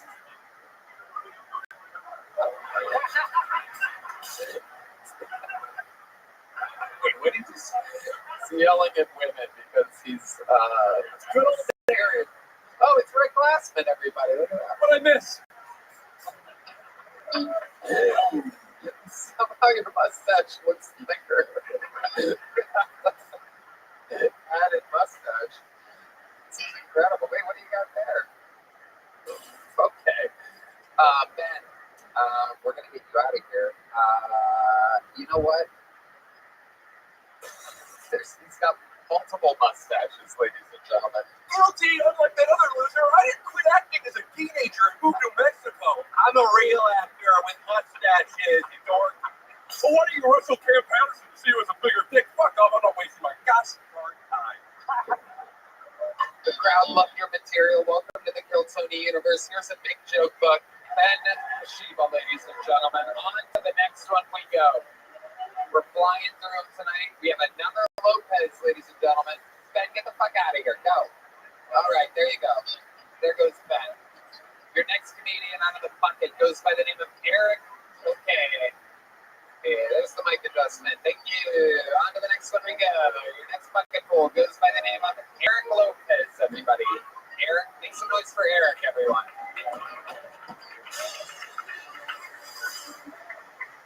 All right, guys. So ended up in Iraq in back 2009, fighting for the Taliban. obviously I didn't get the 17 virgins. A photo leaked out of me eating some bacon. But I did the next best thing. I walked into a carpet shop. I told him, yo, you got a magic carpet? He's like, no, I like the last one. But I got this fuck rug. Because I like you, my friend, $85. He's like, you know what? Think about it. You got a dinner today. You spend over $100. You still don't get laid. Fuck rug. Guaranteed sex. I'm like, man, you got anything cheaper? Yes, most popular model. The goat spot rug. $20. No goat can resist. And I was like, any goat? So I didn't say I fucked Tom Brady. Funny thing happened. Ref stepped in, threw a yellow flag, felt like the up in the passer. I nuts that like 3 times. And then I'd be like, yeah, that's like my balls being paid. All right, guys, thank you. Okay, Eric Lopez. Welcome to the show, Eric. This is your first time here, correct? Actually, you showed up to the old place that burned up, episode 3 in Austin. Okay, yeah. Oh, we remember that. That makes sense. That means an old place where we used to do the show. So you were on the show before. Yes, sir. Okay. How long have you been doing stand-up? Since that day, Started then there. well, it was like my 5th time doing comedy, but let's say around coming up 4 years. Yeah. You've been in Austin about 4 years. That makes sense. That checks out. So what do you do for work there, Lopez? I'm a milk carrier. Really? Yep. Okay. You're a veteran. Definitely. Yeah. Not like these other guys that just look like they've been in the military. The guy that looks like he hasn't been in the military was actually in the military. This is incredible. What did you do there exactly? I was a avionics Marine. I worked on F-18s. Amazing. Amazing. What did you do? You like fix planes? Mechanic? They call me the lab rat. Pretty much the components that broke on the F-18. I guess I did technical, whatever. Fixed it. Shit. I guess a lot of I troubleshoot. Yeah, that's what I meant. Okay. I love it. Did you kill anybody? No. With the F-18s? Yeah, they fucked us some shit. Yeah. You're goddamn right. Was it a tough transition for you to come back to society? How long were you overseas for? I did one tour of Iraq. Not that long. I did 6 tours of Australia. Okay. Comedy tours. I think Red Band did a tour later. Yeah, you did, you fat bastard. You fucking. Hell yeah. Yeah, an Iraq of ribs.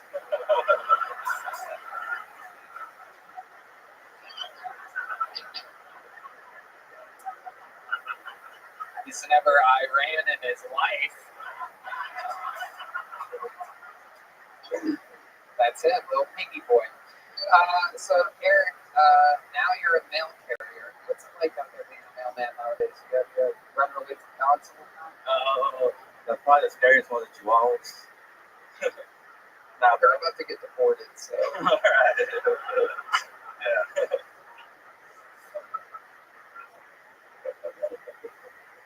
Okay. What do you do for fun, Eric? You're not doing stand-up.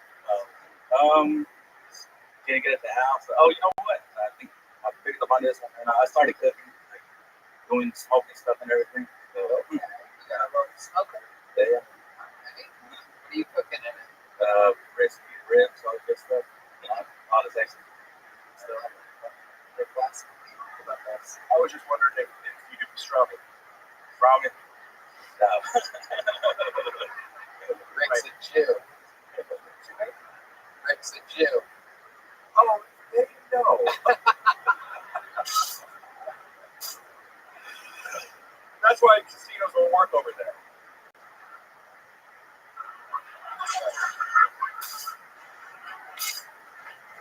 Now, I have a question. Yes. When you were doing your thing, and it was great, but you were talking about fixing, I think, teens, and we had a guy named Maverick, and it was just featuring like what that movie. And And then it's like, what was your job position? You're like, they call me the rat. And it's like, would they hire like a proper engineer or something? And they're like, the rat will do it for half the price. Let him fuck up. He's up 18. What does that mean? If you do anything with tape? What's So the lab rat. That was a lab rat. I was like an air conditioning unit. Everybody's out there. Light line. Yeah. And he's like Leonardo. He's Eternal Screen. Okie dokie. Tony? So Eric, you don't have to toss back to me. I just hate it at that point. Eric, what scares you in life? What are you afraid of in this world? Immigration. Wow, really? The second Lopez to be anti-immigration on this show tonight. I'm not exactly sure what's happening, but I'm glad you motherfuckers voted. Anyway, so other than immigration, what scares you? Because you seem like, you're a war veteran, been around, you're a guy with a snooker, you're a real man. What scares you? Something real? Oh no. Something that you see where you're just like, oh shit, no, God, no. Oh, fuck that, man. Yeah, it was like your normal things, like if I see a rat going, I'd be like, that'll startle me or something like that. What are you yeah. Oh my goodness. Rat, did you see a lot of rats? When I was in Iraq, I was in a picture, I'd take a flash, I'd be like, make sure no spiders, no rats around or anything. Yeah. I'd like to know what else you read, like in your head. What else do you talk About being messy. You seem really likable. The guy, like, just listening to you seem like a very likable. Talking about fucking Tom Brady. Okay. I'd like to hear more, but I want to know. There is a 2.5 hour long roast of Tom Brady on Netflix. I was in the The main thing we were just talking about the home of Goodyear. He's wearing a Bad Day shirt. Did you notice that? Honest to goodness, I forgot I posted it. Good. Eric, we like your style here. You're getting a big joke book. There you go. Eric Lopez, ladies and gentlemen. This next one is Inside, ladies and gentlemen. I do believe it is one of the... there's another Lopez song from the band. Ladies and gentlemen, I do believe she works here with this Kill Tony squad. Ladies and gentlemen, make some noise for Aya, everybody. Aya, I do believe it's one of our own. One of the many producers that helps put the whole damn thing together. She's probably taking all the hits. So make some noise for Aya, everybody. Oh my gosh, it's Sprite. A lot of likes. Shout out Thomas Edison. He would have loved flashlights. No, it's cool. Not good with guys. But I don't know. Like, a guy isn't gonna tell you, but I know I'm not good at hand jobs just because all my protein shakes are pumpy. And like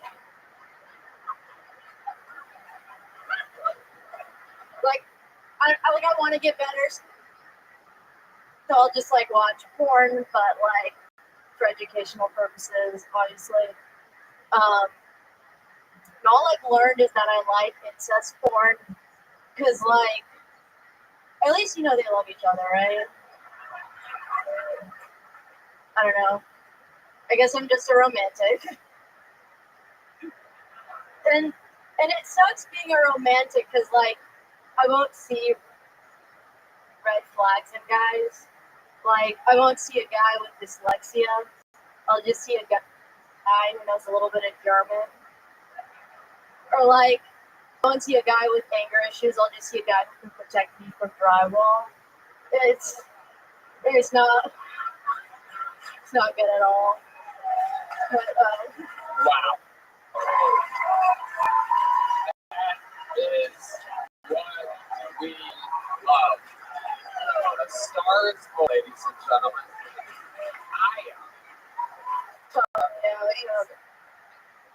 Welcome. You work here on the Kilton production team. We never really gotten a chance to talk. And so, how long have you been doing stand-up? Like 2 years. And how old are you? I'm 22. Wow. 22 years old. That's how old I was when I started. How old were you when you started, Red? 24. And how old were you when you started? Making the math part is how long ago was it? I'll know. Okay. Yeah. 2005, I'm 41. 6 years. You were. You don't. It doesn't. I don't know. What? It was 2000. If it's 2005, it's been 19 years. So it doesn't matter how old you are.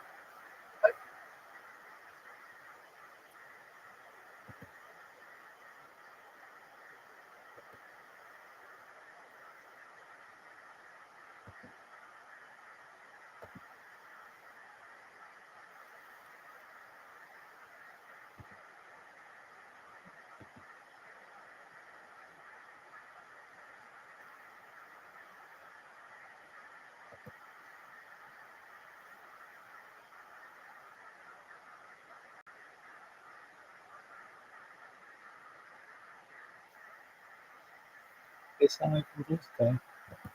For the man, someone on this particularly for all his computer there, dog.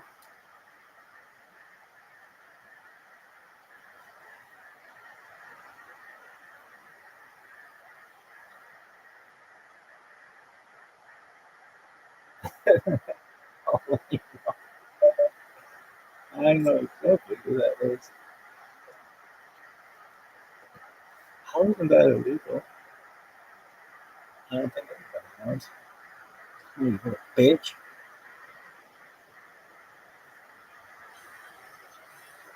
Bing, bing, bing. Come on, you slut.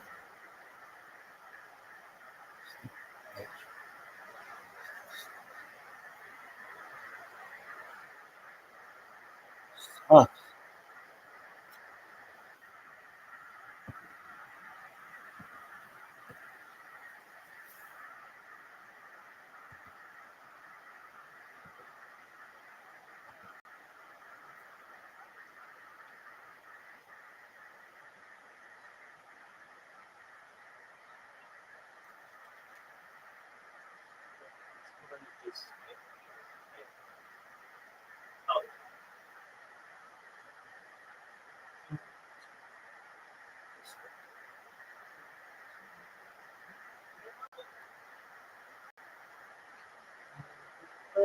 On the moon.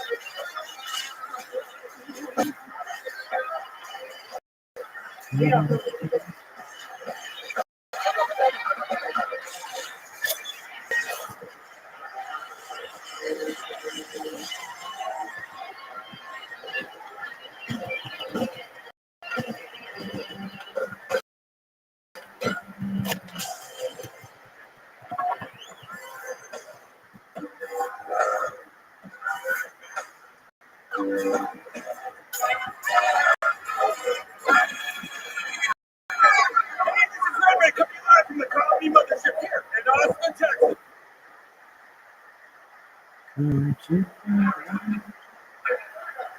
I can see what's happening. They don't have a clue. We fall in love, and here's the bottom line. Hit it. Our trio's down to 2, Tony. Okay. No, I like that movie a lot. It's a good movie. Lion King, respect. You have good taste in movies. 100%. Aya, what does a 22-year-old do nowadays? What are you guys up to? What's going on? Well, like, I don't want to speak on the behalf of all of them, but I really like poetry. I've been reading a lot of poems. I like looking at art. I like to make bread. I love looking at dogs. I used to breed Dobermans. Used to breed them? Yeah, How do you do that? What do you do? So you just get a male and a female Doberman, It doesn't really matter. It doesn't really matter. Very conservative. Just two dogs. Just two dogs. No, I've tried it so many different ways. And then my mother-in-law, Tony. Again, you don't have to toss it back to me at the end. You can just say you've never met my mother-in-law, and then I'll take over naturally. What's your glasses prescription? Oh, wow. A question for Rick Glassman. You can kiss the next 4 minutes goodbye, everybody. Here we go. Hey-oh, thought you'd never ask. Let me put on a mustache. Answer it for you. Okay, don't tell me. I have to stick with this, I guess, huh? I'm telling you. You're right. Wow, Is that two of my favorite members. nice? Is that like what kind of wool is that? Okay, enough of the questions, Aya. Enough of the questions. There you go. Thank you. Thank you, Rick. There he goes. You know what that bell means. I should talk more? No. You know, when I first got my glasses prescription for it's like, Okay, they don't want to talk about it. with everybody. Thank you, Rick. Thank you. So, Aya, tell us more about you. Your parents know you do something? Yeah, but they don't understand it. It's confusing. Yeah. What are they like? My mom, they're super Muslim. They mostly pray. But they're not like that good at it. You guys are safe. They can hang. My mom, she teaches a lot of Ethiopians Arabic. She loves Ethiopians. And yeah, she's cool. Check that. It's hard to have sex in Morocco. No, it's not. Yes, it is. What do you guys What do you mean? Yeah, I've been to Morocco and I met a lady and she was like, we can't go to your hotel. She just No, wants to yeah. fuck you, guy. Uh, You know, the women in Morocco aren't allowed to fuck you, otherwise you'd be there in a second. Check. Got a clue, Tony. no, sincerely, I met a chick. It's true. You have to bring it. We couldn't go to the hotel. And then she's like, but I know a place. And then we drove crazy in separate automobiles to like miles and miles away. And then she got in this is just drive, probably should check. And then she hit like a button in this weird place and all the windows closed like from the things. And then we were kind of I had to go in separately. And then we did the deed. How much did it cost you? Nothing. Nothing? Oh, it's free? Cool. Yeah. No, there's like sex trafficking there. Yeah, well, what you were saying. Question. No, Paid for sex, don't get me wrong. no, yeah, it's cool. No, but you're right. You do need to bring a marriage certificate if you want to get a hotel with like someone of the I opposite was like, let's sex. go to my hotel. You guys should have just told them y'all were cousins or siblings. They would have let y'all see. And we got bought it. Really? Yeah. Half siblings, maybe? Well, you and I could be related. Why would they buy it? Because she didn't look like me. What? She had a mustache. I was gonna say, what does she look like? Why does that matter? Okay, all right. I was just saying it's hard to have sex in Morocco. That's all I wanted to check. I thought you meant like technically. No. It's very standard. No, yeah, it's pretty much. I have all the parts of it still. Yeah. Well, I regret sharing. What were you doing in Morocco in the first place? I have a travel TV thing on NBC. I went to Morocco. This is gonna rule. So Do you go to Morocco a lot? Yeah, I was like there 2 years ago, like Is that last your summer. parents' garage? No. Well, that's where sometimes they go there and they leave me for some time, but Who watches you?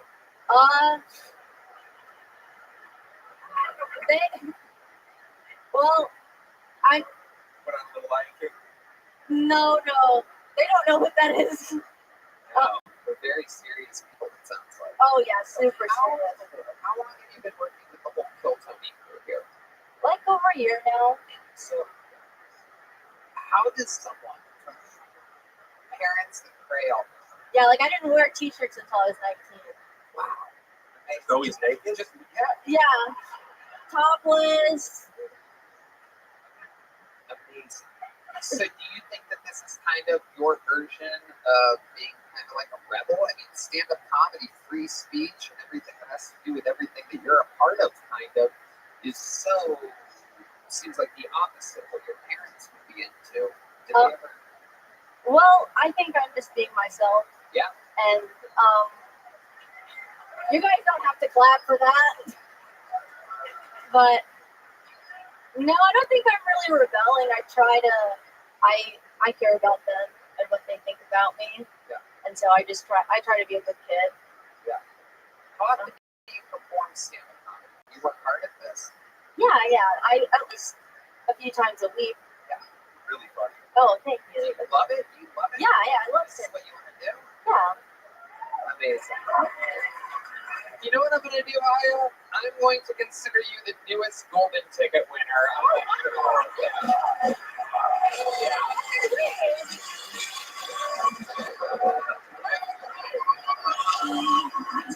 22 years old, you're here in the comedy capital, you're part of the Kill Tony unit. I just don't see how you're not going to end up being one of the biggest female stand-up comedians of all time. And you're going to get to do more spots here. We're going to get you in the mix. This is where Red Band invites you to the secret show. Is there?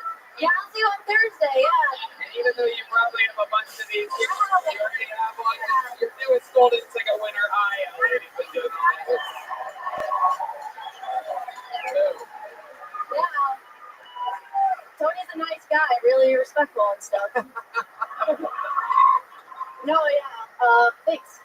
There she goes, Aya, ladies and gentlemen. Wow, how cool.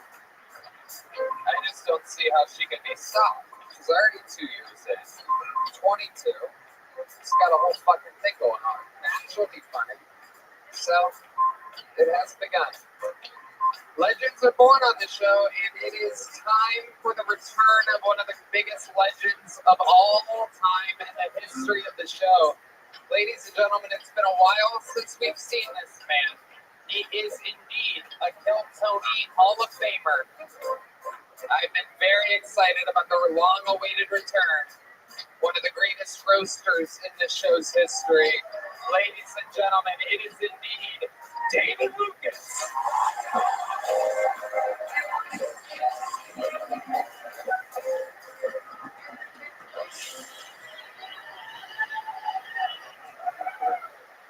Yeah. Right. Hey, that dinner shit was crazy, man.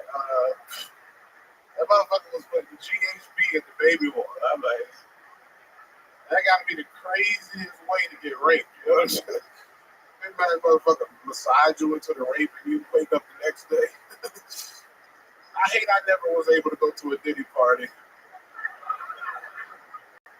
because I know the hors d'oeuvres were off the chain. You know what I'm saying?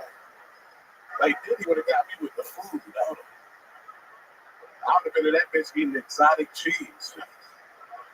It's like y'all said this was ostrich. I would have ate some of that food. Would have been in his fucking closet with one of his robes on. Dancing. Like 1,000 bottles of oil is crazy to me, bro. It is. Like Diddy had so much oil in his house that Biden ordered a drone strike. Like I feel if you got 1,000 bottles of anything, you should go to prison, no questions asked. And nigga, 1,000 bottles of black pepper, take your ass to prison. Tony was probably at the prison with bail money to get Diddy out.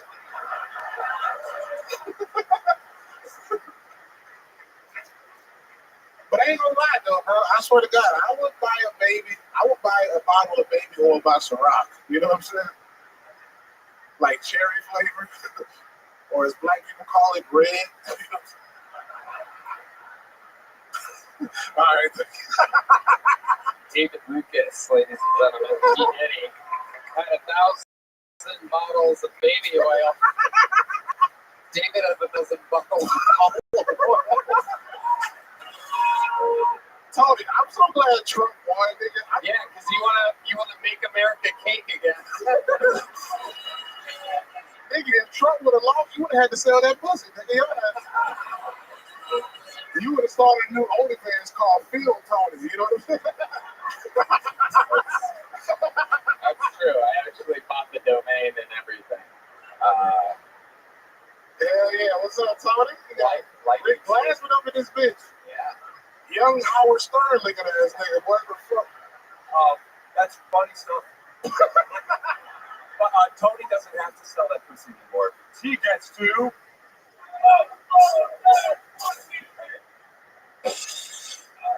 Rick Glassman, you got the sweater on of a nigga that got 3 cats. Shut your motherfucking ass. That motherfucker got 3 cats and a goddamn ball of yarn in his living room. Fuck you talking about with that dumbass sweater on, bitch. You look like one of them kids at elementary school whose mom is a teacher. You know what I'm saying?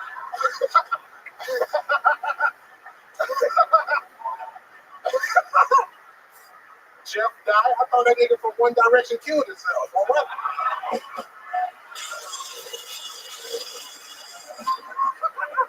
What the fuck are you here? What the fuck are you doing here, bitch? That guy was really hot, man. But you hot. You like 1987 hot. You know what I'm saying? No, this This nigga look like he just bet $100,000 on Seabiscuit. Your ass. Rich, huh? I don't get the jokes here. Well, when David Seabiscuit, he eat biscuit.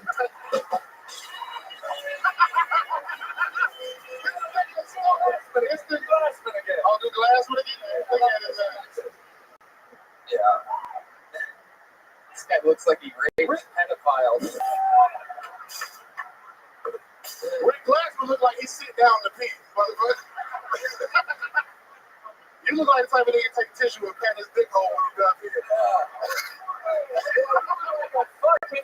Hey, shut your ass up, you bitch ass nigga. You got a motherfucking heart in your shirt, nigga. Look at Rick Glassman, boy. Your ass goofy the motherfucker. What just happened, Rick? What did you just pant up? That nigga spilled his box water.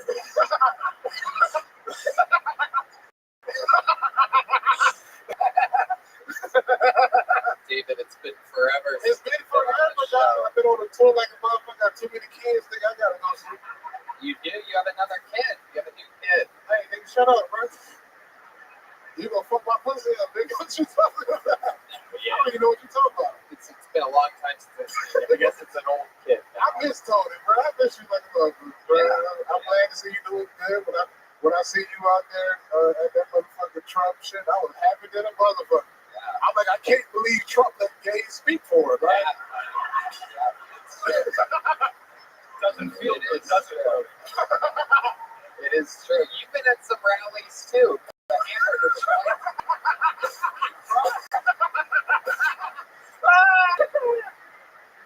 I was like, how was Tony getting all the Puerto Rican men he's from? That's what he called a booty hole, garbage. That's why he said, Oh my God. How dare you? How dare you? that nigga Rick Glassman looked like he got a Pokemon collection. That motherfucker looked like he got a $10,000 Pokemon card. I will say I use it to pee a lot of the time, and I do collect Magic the Gathering cards. You are hilarious. I just want to slap this nigga. I don't know. Jeff died. They get on Jeff died, motherfucking ass. Boy, you don't hit him with the haircut of a single white mother. Boy, your ass. You look like a white mother from a divorce that's doing well for herself now. She got a job in finance, raising her 3 kids. A do Rick again.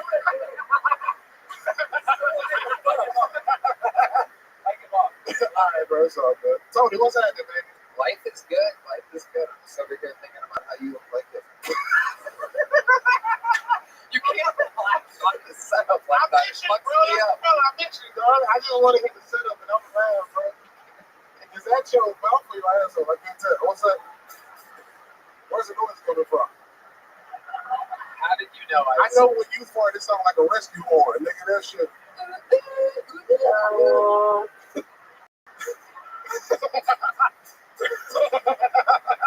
So great.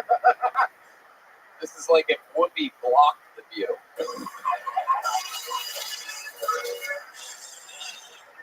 Now that Trump is elected, is the view still a thing? What them hoes, like, what are they going to complain about now? Oh, man. I don't know. My if anybody's boys, Rick, put your motherfucking hand down, bitch. I have one. I know you probably got a podcast with a fucking trendy as the co-host. I don't even understand what a joke. Why would that? I don't understand the joke. I don't know. Gay eye for the straight guy? I don't fucking know. That one I got, but I love it. Now I got one. This is really my genre. I don't do this kind of stuff, but Yeah. the Whoopi Goldberg thing. I was thinking I could call you, man. This black dude looks like Sister Mary Clarence Thompson. See what I'm saying? There you go. The Gotta roast. take that dumbass sweater off, nigga. The roast diet. You out here looking like you got. Let's all talk at the same time. I got it. Would it not work because it wasn't funny, or do you guys? It wasn't good. Let me just ask my question, Clarence. You know the answer. Does everybody know Sister Mary Clarence? Rick Glass. That's the problem. Very Rick Glass, you look like you got a peanut allergy, nigga. Your ass. good. That motherfucker died from Chick-fil-A. He has the charisma of a man that definitely does his own taxes. Rick Glass, I'm a force, bitch. That motherfucking LA shit, you know what I'm saying? No. Go ahead. No, you drink Looks Montoya. like Sister Mary Clarence Thomas over here. Do niggas know who Clarence Thomas is? Sister Mary Clarence is Whoopi Goldberg in the Sister Act movies. So see, when you gotta explain the joke, it don't fight like a red red. You might get fat.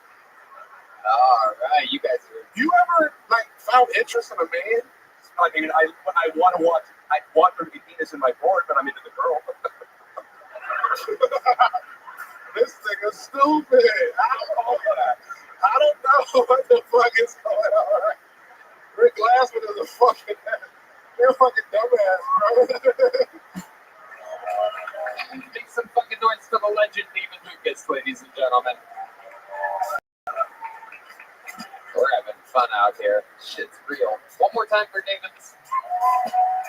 All right, back to the bucket we go. You guys still having fun out there, huh?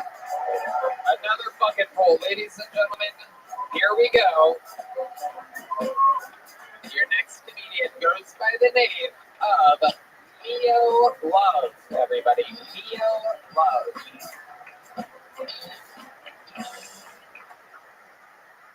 My minute started? Oh shit. Look, I'm 34 and recently separated. And for some reason, my right titty, she went caca. That bitch looking like Biggie Smalls.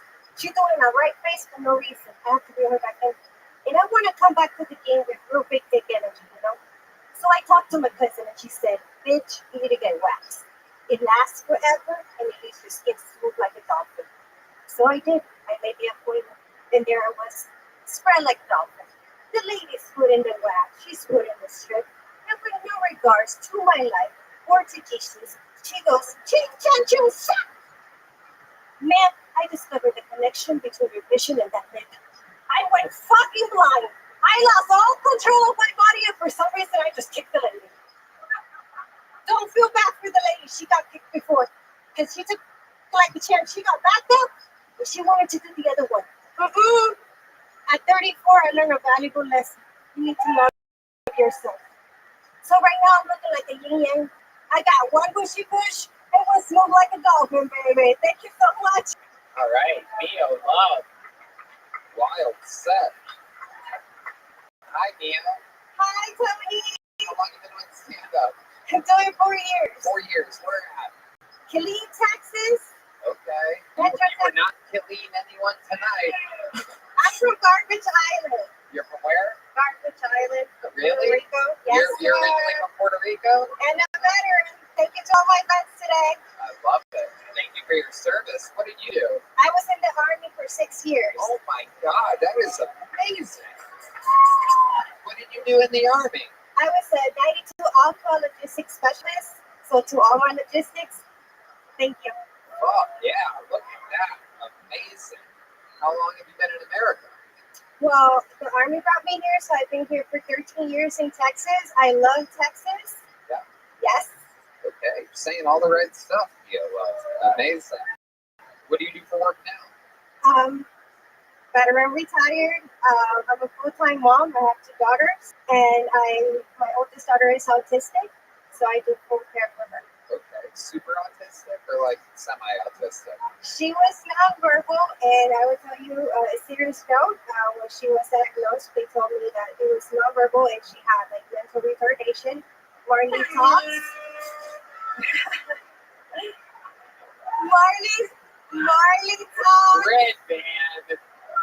You hit the party horn for mental retardation? What kind of show is this? An awesome one. All right, so they told you that she was nonverbal autistic and mentally retarded, and then what?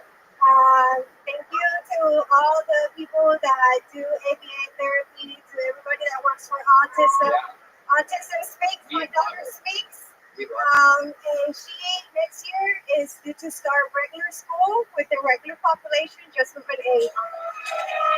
She's nonverbal. Let me She's ask you this. verbal. Tony, she's Have you verbal tried now. taking her to She's church? verbal. She's verbal now, yes.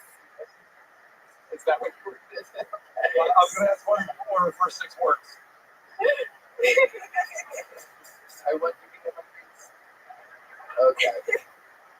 Well, that's amazing. What was her first word?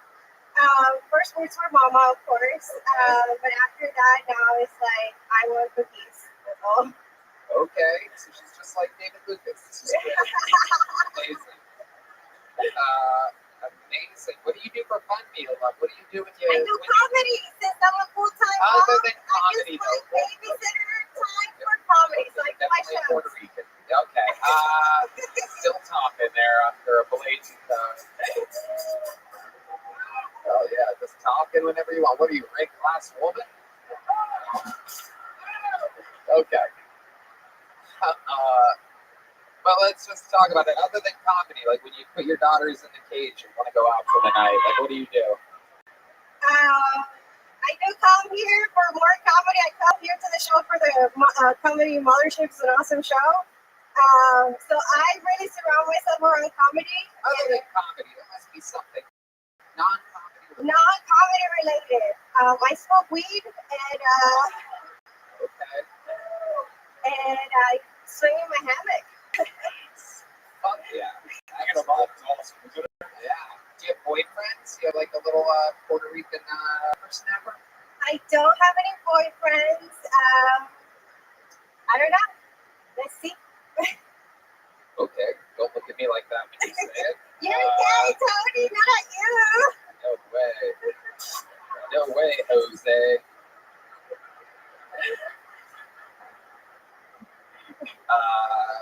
So I love it. Swinging your hammock, got 2 daughters. That's very fun. What else do you talk about in your stand-up? If it's for married couples that want to stick together, it's not the show to watch. For everybody that wants to know the truth, here I am. It's a public announcement every time. I teach every class. We do every other Fridays in Colleen. Ladies, What? follow me. Hold on, what? You do I what? do a comedy show every other Friday in Colleen. It's Friday night. Married couples? No, for people that are not married. If you're married and happily married, don't come to my show. I might fuck it up. How? How do you fuck up married couples? Because I do point out everything that is What? messed up. Like, that You is talk about crazy yeah. stuff. crazy stuff. Crazy. Have you had a couple divorces in front of people? No, it's my first one, but the guy was crazy. He was Puerto Rican, of course, so. Again, I have no problem with the Puerto Ricans. The joke was about the Great Pacific Garbage Patch, and also Puerto Rico is a landfill issue. You know about that. Yes, They don't recycle there. You know that? I know that. Okay, very good. They just, Puerto Ricans are very proud, and we just want you to know that it's a beautiful island. I've been there. I love the island. I've bicycled around Old San Juan. I love Puerto Rico. Thank you, Tony. Someone make a headline, a news headline out of that so that my mom knows I'm okay. Someone put that on MSNBC, please. Breaking news. Tony Hinchcliffe has been to and loves Puerto Rico, especially the people of Puerto Rico who have the best sense of humor in the world. Thank you. Mia Love, congratulations. I'm going to do a medium-sized joke, but there she goes. Mia Love, ladies and gentlemen. All right, one last bucket full. Then we're going to put a ribbon on this fucking thing. There she goes. Mia Love. We're going to get one more comedian up here. Make some noise. 60 seconds uninterrupted. A lot of names here. David, Joseph, Peter, Sullivan, everybody. 4-name comedian. Oh, my goodness. Make some noise one more time for the Kill Tony debut of David, Joseph, Peter, Sullivan. Yeah, I just moved to Austin. I was going to re-download the dating apps here. First thing that came up when I searched dating apps, Chispa, a dating app for Latinos. That shit's come on, look it up if you don't believe me. I mean, who? Imagine Cracker, a dating app for white people. You get fucking shot. I guess this is no longer Black America, whatever the fuck you want to consider it. But I was thinking about it. Shit, like, what if I created an app for fucking gingers? So I did, and we got 5 users now. We're few and far between. My only match is 2 people. One of them's in Scotland, and one of them lives back where I'm from, Portland, and I may or may not be related to them. That's my time. Thank you, guys. David, Joseph, Peter, Sullivan. 4 first names on this motherfucker. Is that your real name? The middle names are my grandmother's. Just Wow. Incredible. Was he I also, just thought it would be funny to say. was he also a redhead?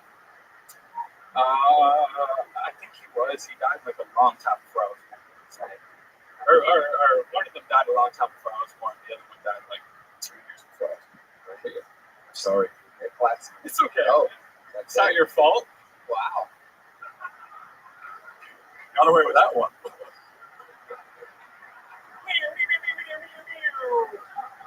What is that, the soundboard? Okay. David, Joseph, Peter, Sullivan. What's it like looking like you? Explain to us what a normal day is like. First, you wake up, you immediately, you go over and I'd imagine you open your blind a little bit. It's like, sun, right? It's just fucking creeps you the fuck out.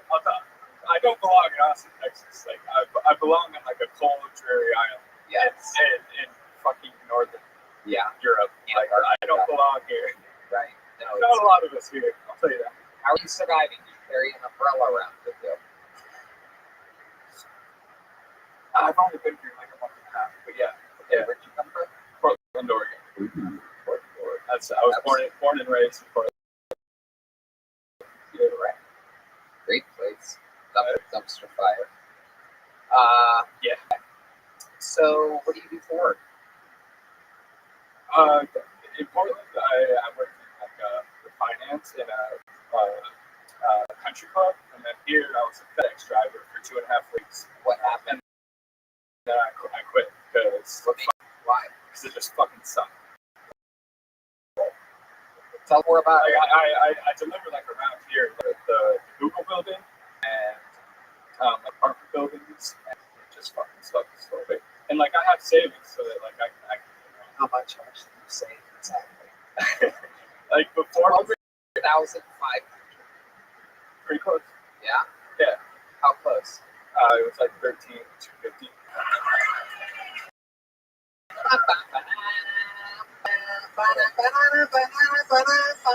No, I'm not wealthy. Like that's not enough money to live on. That's okay. Yeah. Well, I mean, it's gonna run out.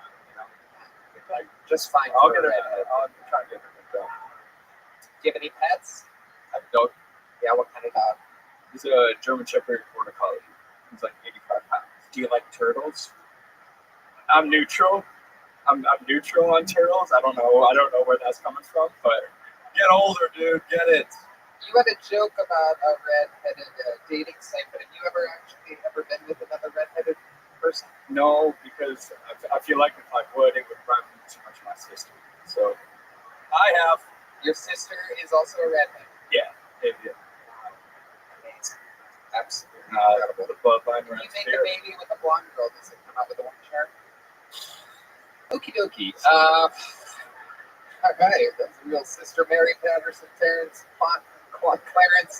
Thomas Jr. Okay. What would we be surprised to know about you, David Joseph Peter Sullivan? Shit. I'm technically a British citizen. How did that No, go? it's not nice. Sorry. Way more important. Worst country on earth. Tell us about it. Go ahead. Well, my mom's a British citizen, and she moved here, and she never got her citizenship. So like, I'm technically she's. Sounds like your mom's going bye-bye real soon. Yeah. I do actually have a kid, which is crazy. You have a kid? Unfortunately, Wait, you have a kid? Yeah. You have a child? Yeah. You shot semen out of your penis into a vagina and made a human? Allegedly. Oh my God! How old is this kid? She would be. The audience is shocked, by the way. Oh, those of you just listening at home, sometimes the audience mics don't pick up everything. I know nobody wants to have sex with her, and it just sort of like happens, you know. Like, she's about 2 years and 2 months. So I've never met her. Yeah, the baby is born, right? It was a flex joke, Tony. Wow. And which she? I've never met her. No, how is that possible? Like the mom doesn't want me to meet her. So, you've never met the daughter. Okay, I see. I thought maybe this was some kind of glory hole action or something like that. Like you met the woman that you impregnated. Was this a one-night stand? No. Okay, how long were you with this girl for? Well, I mean, like, we don't fuck. We only had sex like 4 or 5 times. It was like 2.5 weeks, and then she got pregnant. Well, she told me she couldn't get pregnant. Like, she told me she was infertile. See, so I wasn't worried about just giving her the old Boston cream pie. pie. She told me she couldn't get pregnant. That old red-headed fucking jelly bean over here. Just blasting away. She told you she couldn't. Oldest trick in the fucking book. I know. And there you are, just red pubes just fucking flying around the room. I fell for it. Yeah. Old fucking red nut Jenkins over here. Yeah. Oh my God, you fell for it. So did you blast inside of her all 5 times that you had sex with her? You may have gotten lucky. You could have had quintuplets. I think so. I don't know how it works. No, it's just the one. Just once. Oh No, not quintuplets. It's just the one. Right. No, I'm saying you only came inside of her 1 time. I think it was every time. Every time. I was 21 years old. I'm fucking ginger. Like, she told me she couldn't get pregnant, and I was like, fuck it, this is awesome. And then she got pregnant, and it's Oregon. Like, the baby lives in Oregon, and like abortion's legal. So I was like, hey, you should get an abortion. She's like, nah, I don't feel like it. Like, I don't feel like it. Pretty much, yeah. Oh, you tricked me. She did trick me. How ugly is she? How ugly? I don't know. She's probably like in Oregon 6, but like in Austin, Texas, like 2. Wow. Oh my God. I cannot believe she will not introduce you to your own child. If she sees this, I'm gonna. Tony? God, I hope not. God, I hope not. I seriously hope she does.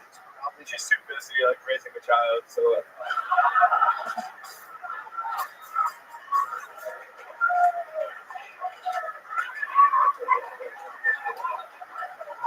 You say it like it's not your child.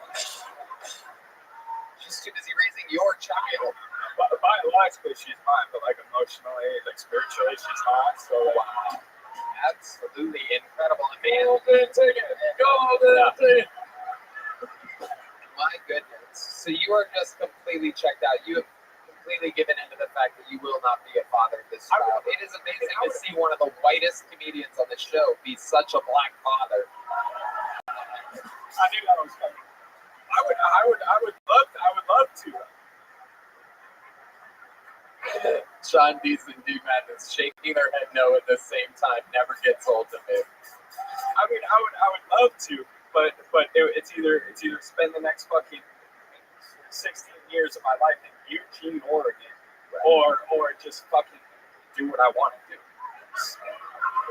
And Eugene, Oregon, I went to University of Oregon. Go Dogs, I guess. Number 1 in the country in football right now. But it's a shithole. It fucking sucks. Eugene, Oregon, fuck that place. It's either spend my life there or do the shit I want to do. We understand the dilemma. Just that. Yeah, I'm just saying, this is, you guys can scoff all you want. That's very progressive, what he's saying. Yeah. Why would I have this baby? I just do what I want. But, you know, I've heard this from chicks. This is a tale as old as time. Yeah. I guess. I mean, I feel fucking terrible about it. Like, You do. oh, yeah, big time. Yeah. Amazing. Like, it weighs heavy on my mind. Yeah. All the time. You probably created one of the best strippers in the future, though. Red band. Red band. Will Red band, ladies and gentlemen.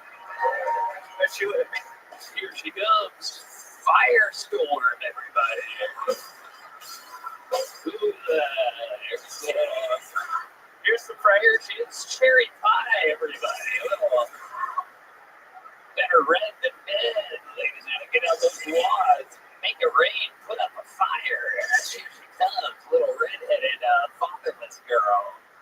I have Samantha, Joseph, Peter, Sullivan, Jenkins, Fitzgerald coming to the stage. Cherry McFirepot. She doesn't have my last name. There she is. Helena Hogwarts, everybody.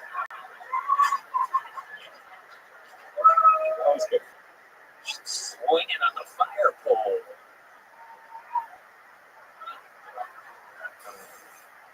How? That was good. That was good. She doesn't have my last name. Well, I mean, thank God for that. I don't even know if she has red hair or not. Like, You don't know if she has red hair. You've never seen a picture. no. Never. Have you ever tried to reach out to the mother? Yes. And she says no. Yes.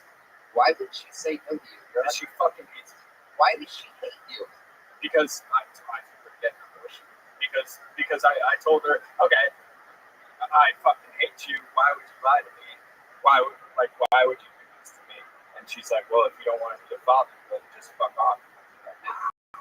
Yeah, that sounds like you got shit all the way. I don't even know if she has red hair or not. Like it weighs heavy on my mind. It's not a good thing. Like, go ahead and take it. No. This is not the way that children are supposed to be born. Like, I'll tell you what. This is why I'm born. Since you're a sweet little cinnamon boy, I'm going to send you off with some cinnamon Zippix nicotine toothpicks. Sip more, smoke less. You guys want me to call them off? I don't think that's a great idea. Here's a big joke, but with some cinnamon Zippix toothpicks. Thank you guys. I appreciate it. There's no way she would pick up, right? I don't even have her phone number. Well, of course you don't. He's a red meat dad. Roll Tide, baby. There he goes, David Joseph Peter Sullivan, ladies and gentlemen. A medium red machine, which could only be one. There's only one place to go after that, ladies and gentlemen. I'd like to present to you the record holder for all-time appearances on this show, interviews on this show, Hall of Famer.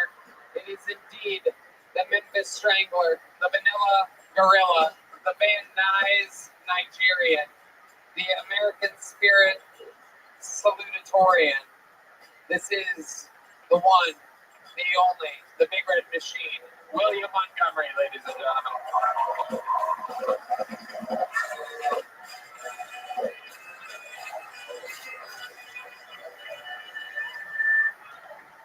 It's kind of really weird because I matched with this fucking ass on a redheaded dating website, so I don't know what the fuck he's.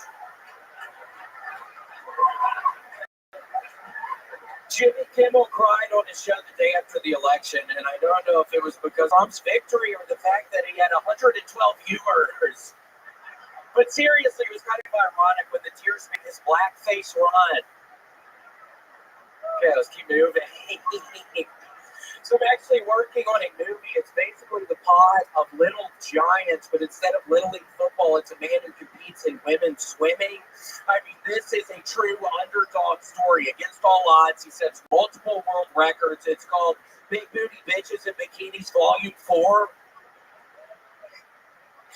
You know the worst is when you intend on handing out Halloween candy, but then you get so high you eat it all, and then you remember you inserted razor blades.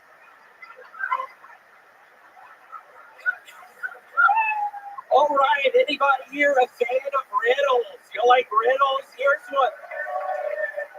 one for you. I heard this the other day. Who let the dogs out? Okay, that's my time. William Lights Out Montgomery has done it again, ladies and gentlemen. I love a good nobody's watching Jimmy Kimmel joke. Yeah, that was that right off the bat. See, weird with the crowd. It scared me. Literally nobody is watching it. It is incredible. Yeah. It is just an absolute fact. Yeah. Josh and Tony, it's really scary. I didn't tell you last week, but I got visited by a ghost or something in my apartment, Tony. Again, I've been playing a bunch of Call of Duty recently, and I was laying on the chair thinking about starting to play Call of Duty, and I'm laying on the chair, and my girlfriend is sitting beside me, and my shirt does this. Pretty scary. And then I'm at my cousin's house, Tony, this past weekend in Charlotte. I was in Charlotte. By the way, I wasn't too close to y'all. I feel I'm very sick. I was very worried about Charlotte, but I somehow made it through. But Tony, I've been doing the same where I ask people what their heritage is, or Native American. I've just been doing some crowd work with that. And then I'm talking to my cousin Trey, and they have one of the big speakers that's like the Google equivalent of an Alexa, and out of nowhere it says Native American heritage twice. Your Alexa said that in Charlotte? Yeah, that's what my cousin's Alexa said. Nobody started. It's weird. It's somebody trying to tell me something. I'm just trying to decipher what it means. Why did they say that? You think it was perhaps a Native American ghost that slightly lifted up your shirt a little I bit? don't know what it is. I'm trying to figure it out, Tony, but I swear to God, it seems like it's somebody from the other side trying to communicate something to me, but I'm just trying to figure out what that is. So I'm kind of on a Rick quest I now. don't know if you know this, but Rick actually sometimes can channel spirits. I've seen you do it before. I know you're a little bit shy about it. I don't want to put you on blast or anything, but can you perhaps try to channel a spirit and see what happens? I wonder if the spirit will have a mustache.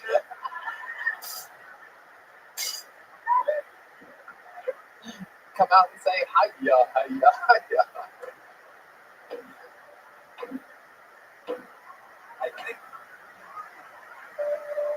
I think I'm just gonna chill out. Okay. I don't know how the camera switches are working, but there's about 4 times today that Tony, like he's my dad, goes like this. And I'm like, and every time I'm like, something too hot, and now I'm gonna do a spirit bit. Yeah, you relax for a few minutes. Please, Rick, I need help, man. Seriously. Come on, will you please help? How many of you think Rick should help William right now? Seriously. Look at these people. Look at them. They want it. Rick, I'm not doing good, man. Please help me. And seriously, after this, if you want to play Call of Duty, you can also do this at the apartment later, too. Maybe I will play that like I basketball. No, but I don't want to make it. I do that stuff sometimes. You do that stuff. All right, just lay it on me. Play some cherry pie again. It's okay. You don't actually have to play cherry pie. I don't want to make a joke out of talking to spirits because if I don't see anybody, then it's going to waste everybody's time. I have a feeling. I have a feeling it was the girlfriend who was sitting next to you who lifted your shirt.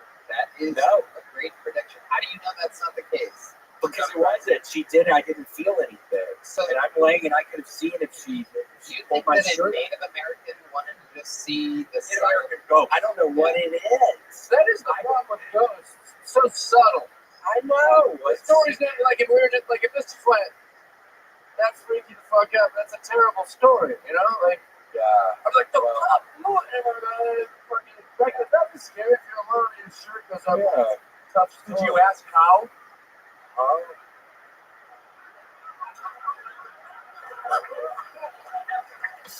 What's the matter? 2 tenths? Tony?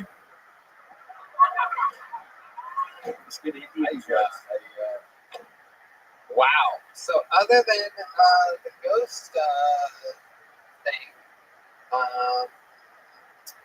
what else has been going on? Wait, so you really think that's kind of boring, though, the story, or what were you saying? I think it's really bothering me right now. Why is it bothering? I don't know, because it is kind of scary. You know, everything goes to so boring. You know, you'd be like, you look the other day, and turn on the faucet. You're like, yeah, it's probably an old fucking ghost. Never seen water like that before. You know? Yeah, what would a Native American, what kind of beef would a Native American possibly have with someone that looks like a Confederate war general? I don't know. I'm trying to figure it out. I hate it, Tony. I hate it. It was scary, though, for sure. Yeah, it's super scary. I'm dealing with all this shit. It's almost Thanksgiving, but I'll make it through. Luckily, I don't have to go anywhere this weekend, Tony. I'm exhausted. Alexa, you're sure that has there been anything else? Did you feel somebody poke your Hondas or something like that? I wish, but no. Did your Lando legs melt quickly or something? No, it's just literally those two things. So I'm trying to just put it all together. Oh, yes, great class. I don't know for sure, but you can ask, maybe this ghost to tell you a joke and see if it's corny or not. Ah, well, that joke was amazing. You know what? I do see a ghost, and that's 100 years from now. Your ghost. It's going to be haunted this place with the quickest quips and the funniest one-liners I've ever seen. You want to get haunted by a Native American? Boring. You want to get haunted by whatever, something. Hey, much like whatever the joke the guy said, I didn't. We're here to pitch jokes sometimes. We don't always have to be on. Tony. William Montgomery, you did it again. Here's some cinnamon Zippix for you. Some nicotine toothpicks. Those are really good. You're going to love them. Some Zippix for you. Some Zippix for you. Nicotine toothpicks. I'm telling you, they're amazing. It's the future. Thank you to Squarespace, Blue Chew, PrizePicks, Game Time, Talkspace, and Zippix. The drawing from Ryan J. Holt is in. How loud can this play get for the great Rick Glassman, ladies and gentlemen? Rick, promote some stuff. Give them your website or your podcast. Or Podcast. you can go ahead. They can hear you. My podcast is called Take Your Shoes Off. I am in 15 city stores starting in January. Go to punchup.live/Rick Glassman. Thank you for having me. There you go. It's a hell of a website. Jeff Dye. Make some noise for fucking Jeff Dye. Thank you. I have a special called The Last Cowboy in LA that comes out this Thursday, November 14th. Also, I'm on Joe Rogan again this 14th, this Thursday. Fuck yes. Big stuff happening. Tickets on sale soon for the stream, the 2-night stream event at the HEB Center. Our return New Year's Eve and the night before, 12:30, 12:31. We're back in arenas yet again. The trouble is a brewing. Anything can happen. Right, Ben? You want to say anything to these people? Check out the Sunset Strip Comedy Club, sunsetstripatx.com. Love you guys. A lot of fun stuff coming around the corner. Big announcements, big stuff happening. Thank you again. Go check out Adrian Iapalucci's new Netflix special, The Dark Queen. Check out everything David Lucas, Cam Patterson, Ari Matty, and William Montgomery. And how about one more congratulations to the newest golden ticket winner, everybody. Thank you guys. Good night. We love you. Thank you.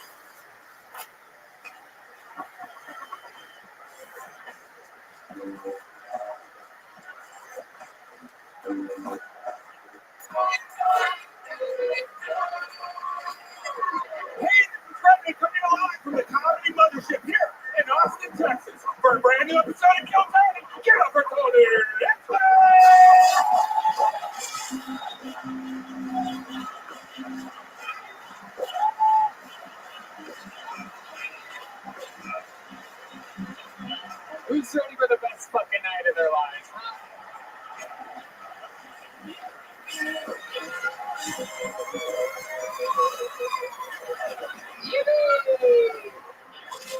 news for Brad Redman, ladies and gentlemen.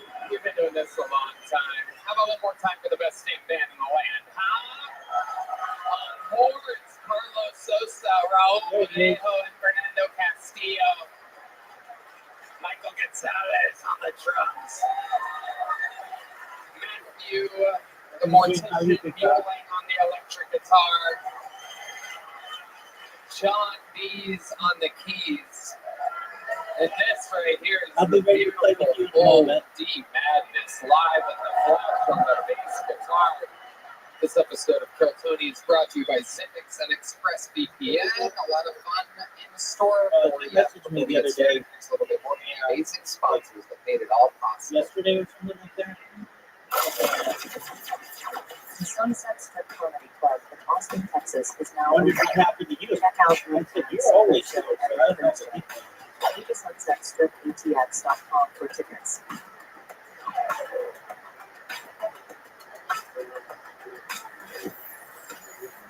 Hello there. You know, they say first impressions are important. What about lasting impressions? That's where Blue Chew comes in. Blue Chew helps give men longer lasting and stronger erections so you can perform at your very best. Blue Chew is an online service that delivers the same active ingredients as Viagra, Cialis, and Levitra, but at a fraction of the cost and in a chewable form. Blue Chew wants you to have confidence to perform at your best. So discover your options at BlueChew.com. And we've got a special deal for our listeners. Try Blue Chew free when you use our promo code Tony at checkout. Just pay $5 shipping. It's BlueChew.com, promo code Tony to receive your first month free.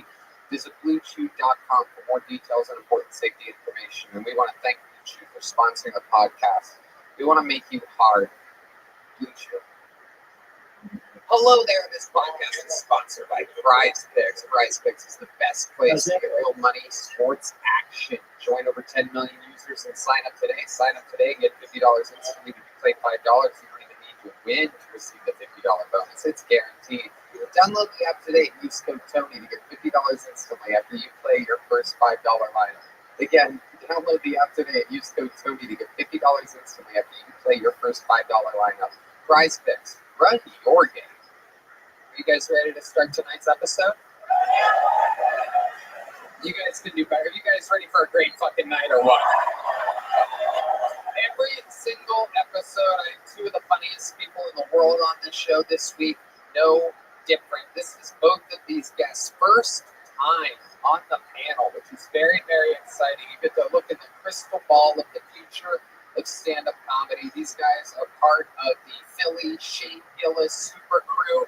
Ladies and gentlemen, some of the newest residents to Austin, Texas, the new comedy capital of the world. I present to you two of your new favorite comedians. If you don't know them already, make some fucking noise for Sean Gardini and Tommy Pope, everybody. Here we go. Gardini, welcome. Sit over there. Tommy over here. Get over here, Tommy. Hell yeah. Make some more noise for our guests tonight. Oh, yeah, baby. Sean Gardini is on tour. Cleveland, Buffalo, Baltimore, Tampa coming up. SeanGardini.com for tickets. That's SHAWN. Sean, with the adorable family man. How are you? You are here. We're going to have a lot of fun tonight. We're going to watch some wacky comedians. How again for Tommy Pope is here as the podcast Stuff Island with Chris O'Connor. Another very, very funny man. How you guys doing? Well, fuck it, this is delicious. I've always seen you from afar. This is very exciting. It's very See you up close. I always wanted to have Joe Pesci on this show. And Fuck you, dude. and you're the We're closest. just starting. You're the closest I could get. You like that? You guys like that? He asked me upstairs. There's 2 Italians in this whole fucking city. Me and the lead singer of the fucking band. And we're fed up. He asked me right before the show. He goes, "How many arrows is this?" I go, "What?" He goes, "How many arrows?" I go, "What?" Like hours. I'm like, oh my god, you were trying to say hours? Arrows? How many arrows is it? 2 arrows? 2 arrows. We're all different. We're all fucking different. Sean Gardini, a soft-spoken assassin. Yeah, I'm more of a strong silent type, but I'm very happy to be here. We're going to have fun tonight. 252 innocent souls signed up for tonight's show. They are stockpiled at a bar across the street. And if I pull their name out, one of our amazing producers goes and wrangles them from across the street. They come over and pace nervously right behind that curtain for a few minutes until it is their time to come up on stage. When it is their time, they get 60 seconds uninterrupted. You know their time is up and you hear the sound of a kitten. That means they have to wrap it up then, or else they bring up an angry West Hollywood bear, which interrupts them. And then I conduct an interview. Me and my esteemed panel find out more about them, make friends, make enemies. Anything can happen. Could be the future of comedy pulled out of the bucket. Could be absolute mental illness at 1,000 miles an hour. You guys have seen the show before. Anything can happen. And now it begins. And we start tonight's show while we go wrangle that first comedian with one of the greatest golden ticket winners in the history of the show. Truly. I mean, this guy, even though in the golden ticket range of comedians, really basically every single time he wants to go on stage, and every single he does extremely great. Ladies and gentlemen, I present to you the return of one of our favorites in the history of the show. Getting things started tonight, this is 60 seconds from the one and only Martin Phillips.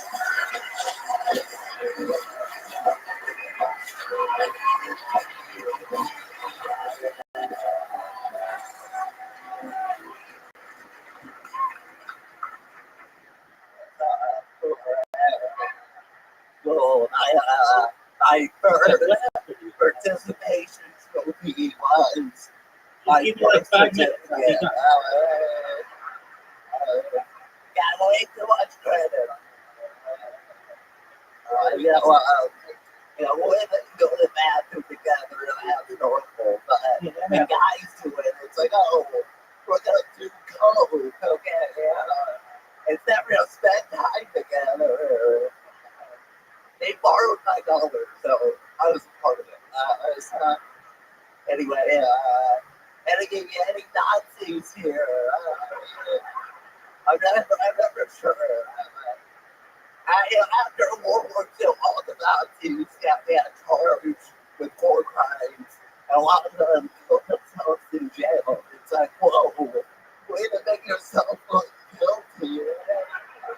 What? See, they got rid of all the lawyers that have. Martin Phillips has done it again. Way to get things started. I was called a Nazi for 2 weeks. That's why I said the joke.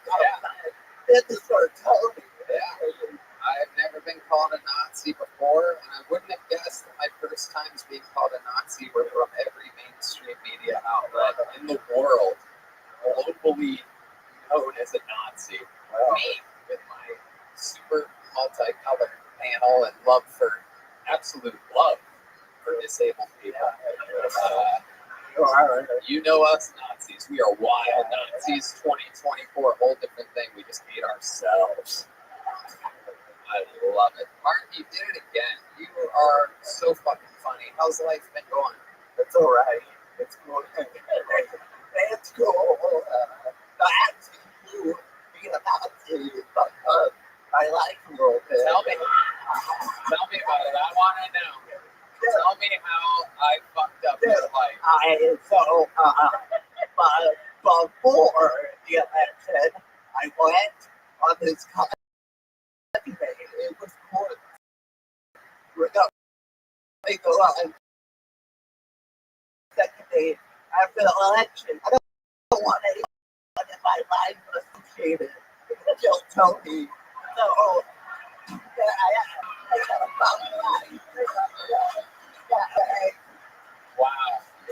Hold it. You know, I saved you, buddy. I saved you. You almost fell in love with a mentally ill girl there for a second.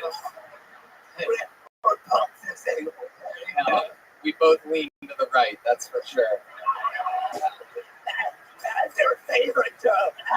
You do it every time. Well, thanks a lot. Thanks for letting everyone know that I piece of shit. It's so good. It's worth doing multiple times. Whoa. Put those hands back in those fucking pockets.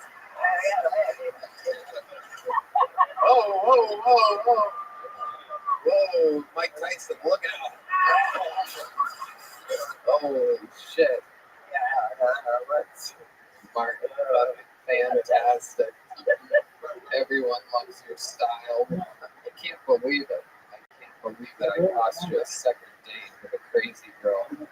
There was no other red flags. She was like, oh, she was nice. I forget. She was out. Was she normal, evil body? Or were you guys both out there just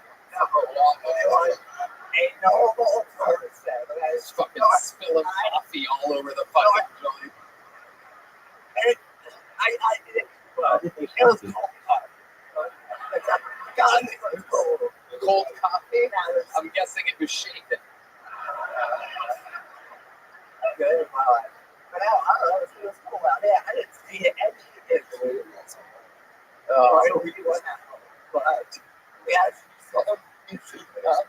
So she doesn't want to be associated with anything filtered. Wow. And I was like, I wasn't looking at her. I wasn't looking at her. I was not. I wasn't. So, I don't know. She's probably not going out with anybody. She probably shaked her head and swore off sex for the next few years anyway. So no matter what, you can still be fucking rubbing that shit in your pocket right there. Okay, all right. I thought it was your fat cock for a second. What kind of dick do you have, Mark? What are we working with here? I've always wondered, is it also a vibrator? I guess it's all me. It's fucking girl.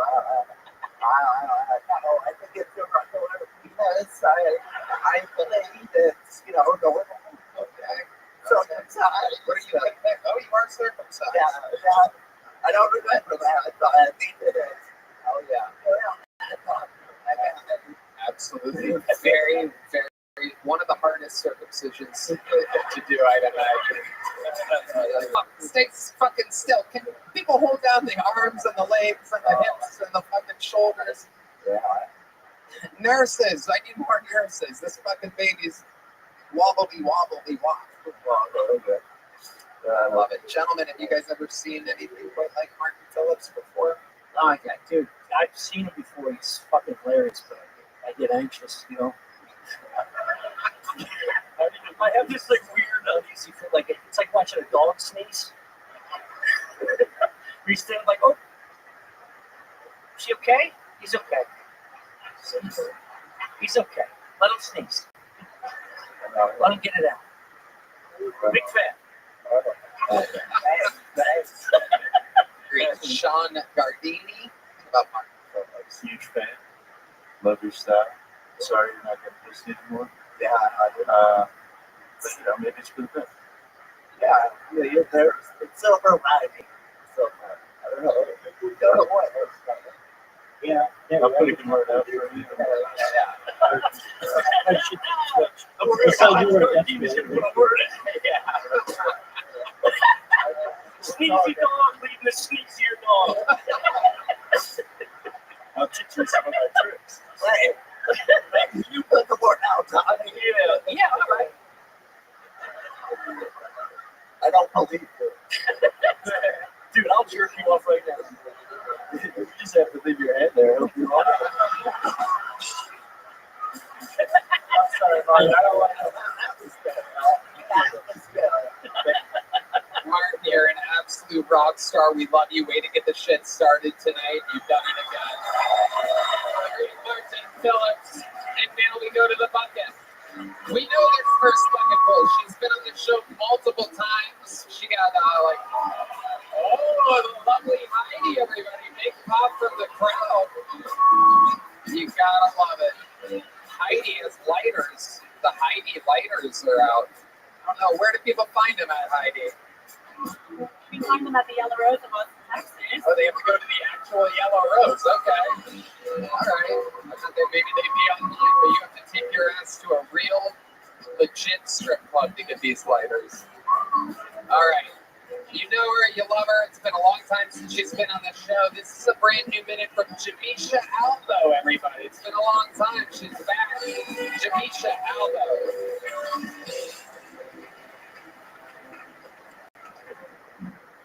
My name is Jamisha. I was adopted when I was 6 years old. I'm the only Black person in my family. And when I tell people that, they think my life is a lot like that movie, The Help. Yeah, growing up, my life was more like the movie Get Out. Except with Mexicans, which was somehow worse. My mom is a combination of white and Mexican, so when we're in public, I call her Mexi Karen. Right? Like, she can eat to my lips with the best of them, but like a white woman, she loves to say the N-word. Yeah. Nordstrom. It's... But she is Mexican, so it's more like Nordstrom Rack. That bitch loves a hard art. Okay. I got kinky parents. You guys have kinky parents? Don't answer that.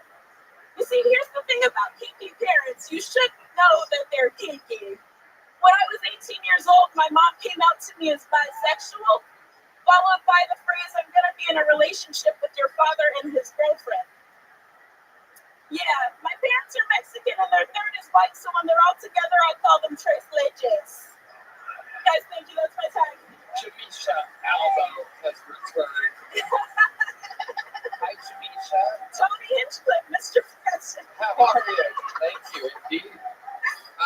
So you were adopted? Is that what I'm I getting? was adopted. Right. Yeah, Okay. only Black person in my family. And so the end of that joke. So when I was 18, my mom came out to me as bi, and then she entered a relationship with my dad and the girl that he was cheating on her with. Yeah. Sounds about right. That's not even that crazy. I'm used to much crazier shit. Comedians. That's actually a pretty balanced breakfast of a childhood that wait until 18. Normally, when parents say bye at 18, they mean goodbye. You're out. Don't come back. See you later. You had a little bit of infidelity growing up, right?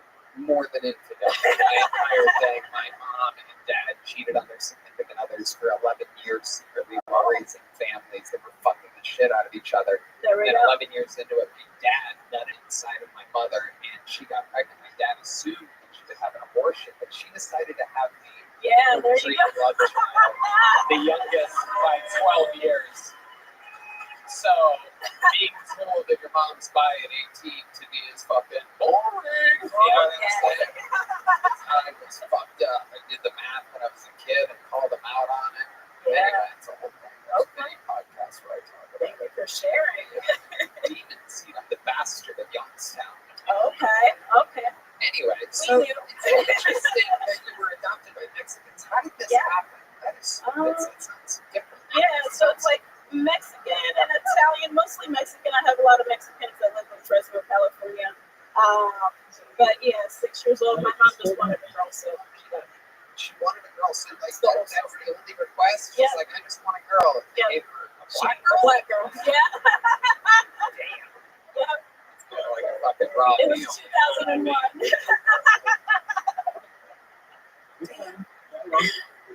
Can I have a second draft pick here? Mexicans are shaking their heads at me. Oh gosh. I love it. So what was it like being raised in a Mexican household? With a lot of tamales. I'm recently sober and I used to smoke a lot of weed, so I've replaced rolling blunts with rolling tamales. That's it. Did you have brothers and sisters in the household? I do, yes. So when I got adopted, my mom had a son from her first, call it encounter, who lived in Fresno. And then when I got adopted, I had a brother who's my age, so I'm 30 now. He's 30 as well. And then I have a little brother. The brother came out of your mother's vagina? Yeah. So why did they go shopping for a kid when she could I don't know. She was also pregnant when she adopted me. So Hold on. she really just... John B's senior black correspondent on the show. Yes. What are you going to say, John? That's the wrong microphone, John. Okie dokie. Great stuff, dude. Get a little bit stronger every week in this show. No, I'm kidding. Yeah.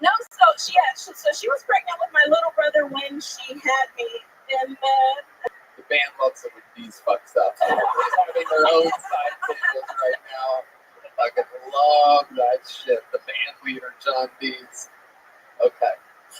Yeah, so my mom was pregnant with my little brother when they adopted. What would possibly make a woman try to get an extra child? Yeah, so well, I asked her, right? I was like, why did you decide to adopt me? And the only reason was because she wanted a girl. So that was it. That was So it. she found out she wasn't having a girl. She found out the thing inside of her belly had a penis. Boy, yeah. She would have liked the boy that's the same age as you. Oh, love, yeah. Hates me, loves. Loves the boy. Why did she hate you? I was a piece of shit growing up. Really? Yeah, I would lie. I would steal. I know I'm nice now, but I was a fucking terror. Wow. So Yeah. even if you're raised by a different race, you still steal and lie. Yes. We're learning. It's Yes. nature, not nurture. And you're figuring it out here tonight. Jesus, not smiling at this at all. And this is before mothers can make their boys girls if they wanted to. Yeah, you. Yes. Yes. Yes. This was Yeah. pre-trans. Yes. Pre-trans. My adoption, I've been a little bit more into like the technical terms of my adoption, and it's called a transracial adoption when you're the only fucking different race. Yeah.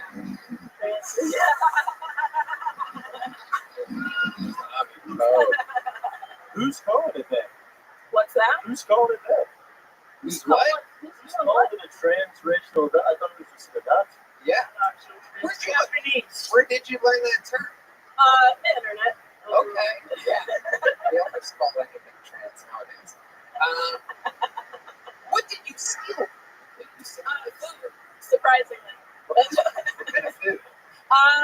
Anything really. I was very what do they call it? Like food insecure as a child. So my birth mother was a drug addict and an alcoholic. So I was just like, how did you find that out? My mom, my current mom, and my foster parents. So they told you, they're like, you're lucky. Yeah. Us. Well, so when I got put into foster care when I was 3. So when I got to foster care, they found an STD. Not trying to brag. Wait, you had an STD? When I was 3 years old. Yeah. You dirty slut. Jesus Christ. Wow, that is incredible. Oh, yeah. Oh, yeah. Tommy's going in for that hepatitis B-E-T. Oh, yeah. Look at this. You got that KFC HPV. Okay, shut up. We're having fun here. How often you get to make black STD as a baby jokes? Come on. She needs a hug. She needs a fucking hug from a walk. Oh. Greasy, dead old fucking hug. You may have given her a wash. Yeah, my neck is it's a little wet. But so basically my birth mother had passed out on the couch and I just like left, and then the cops picked me up, and then from then on. Amazing. Yeah. Look at you now. You're Look a at me full-time now. comedian. You love it. Yes. You love this game all the time. I notice you sign up all the time because I see you before the show. You get to perform in the Little Boy. There's a lot that goes on. You know, some people you see more than others around. Yeah. And you get to poker like see you. It's been a long time since you actually got pulled out of the bucket. Yeah. We're happy to have you. You already have a big joke book. It's filled. Yep. I love it. You want another one? Please. You got it. Jamisha Alba. Dude, what a great catch. Hell yeah. She can catch a joke book. She can catch an STD. She can catch everything, ladies and gentlemen. It's unbelievable. The stylings of Jamisha Alba. Raised by Mexicans, still catches leather like a black person. Amazing. That's a football joke. It's a football joke for those of you trying to clip things to make me look like a racist. Hello there. This podcast is sponsored by Talkspace. You know, therapy can be costly, but Talkspace is affordable and in-network with most insurance providers. Most insured members have a $0 copay. Ben. That's right, Tony. It's Men's Health Awareness Month, and Talkspace wants to know how you feel. Guys, this November, prioritize your health by prioritizing your mental health with Talkspace. I love Talkspace, and I think they're providing some great mental health services. Talkspace therapy and psychiatry are covered by many insurance plans and many employers. Most insured members have a $0 copay. You can easily sign up online and get paired with a licensed provider who will fit your needs well within typically 48 hours. You can always switch providers at no extra cost. Talkspace makes getting help convenient. You can make your appointments from the comfort of privacy of your own home. You can even talk it out between sessions by sending text, video, or audio messages to your therapist. There's more to Men's Health Awareness Month than just mustaches. Talkspace is here to provide you with therapy on your terms. The listener of this podcast will get $80 off your first month with Talkspace when you go to Talkspace.com/Tony and enter promo code SPACE80 to match with a licensed therapist today. Go to Talkspace.com/Tony and enter promo code SPACE80 to get $80 off your first month and show your support for the show. That's Talkspace.com/Tony, promo code SPACE80. Hello there. This podcast is indeed sponsored by Game Time. You know, I love live events, comedy, music, sports, theater. I can't get enough. When I go to live events, I use the best ticketing site in the industry, Game Time. Game Time has a new feature called Game Time Picks that makes getting tickets for your favorite live events even easier. Game Time Picks filters out the fluff to show you only incredible deals like great seats, and you don't have to waste time searching through thousands of tickets. Red Band. Tony, I love Game Time. They make buying tickets so easy. I just found a super deal with Game Time Picks for Billy Strings at the Moody Center. It's so easy to pick your seats and add them to your cart and check out. I personally love the seat views before you buy, plus the lowest price guarantee. Game Time Picks curation makes it easier to save more on sports, concerts, comedy, and theater. Plus, they're all in pricing. It shows the total up front with no surprise fees to check out. Game Time also has the best ticket coverage. Your purchase is covered with the most flexible customer service policy in the ticketing industry. So take the guesswork out of buying concert tickets with Game Time. Download the Game Time app, create an account, use code KILLTONY for $20 off your first purchase. Terms apply. Again, create an account, redeem code KILLTONY. $20 off. That's why. Download Game Time today. What time is it? Yes. Game Time. Your next bucket poll goes by the name of Cole Castle, everybody. Cole Castle.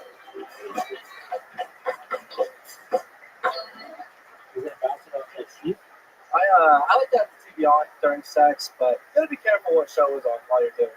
Because the only thing worse than finishing quick with the girl is finishing quick and hearing the laugh track immediately after. You know that you're ready. No, just go to the audience. My go-to genre now during sex, true crime. Because at least if I give her a bad performance, she can look at the TV and see some girl getting raped and murdered, and I can go, hey, it could be a lot worse for you, huh? It's like, yeah, I didn't make you come, but you do get to go outside again. So, count your blessings, all right? I was drinking with some family a couple weeks ago. My cousin went out, so he came out to me. He goes, hey, Cole, you should stop drinking. It's not good for you. And in my head, I was like, I'm not going to stop drinking tonight until I'm on your level, little cousin. I also want to be drooling on myself at some point. That's when I realized getting drunk is just microdosing Down syndrome. There's a lot of similarities. You know, you're hard to understand, you eat more, you fall more, and no one's going to trust you behind the wheel. So a lot of similarities, I think. People start drinking and say, let's get fucked up. I say, let's get fucked down. All right, thank you all.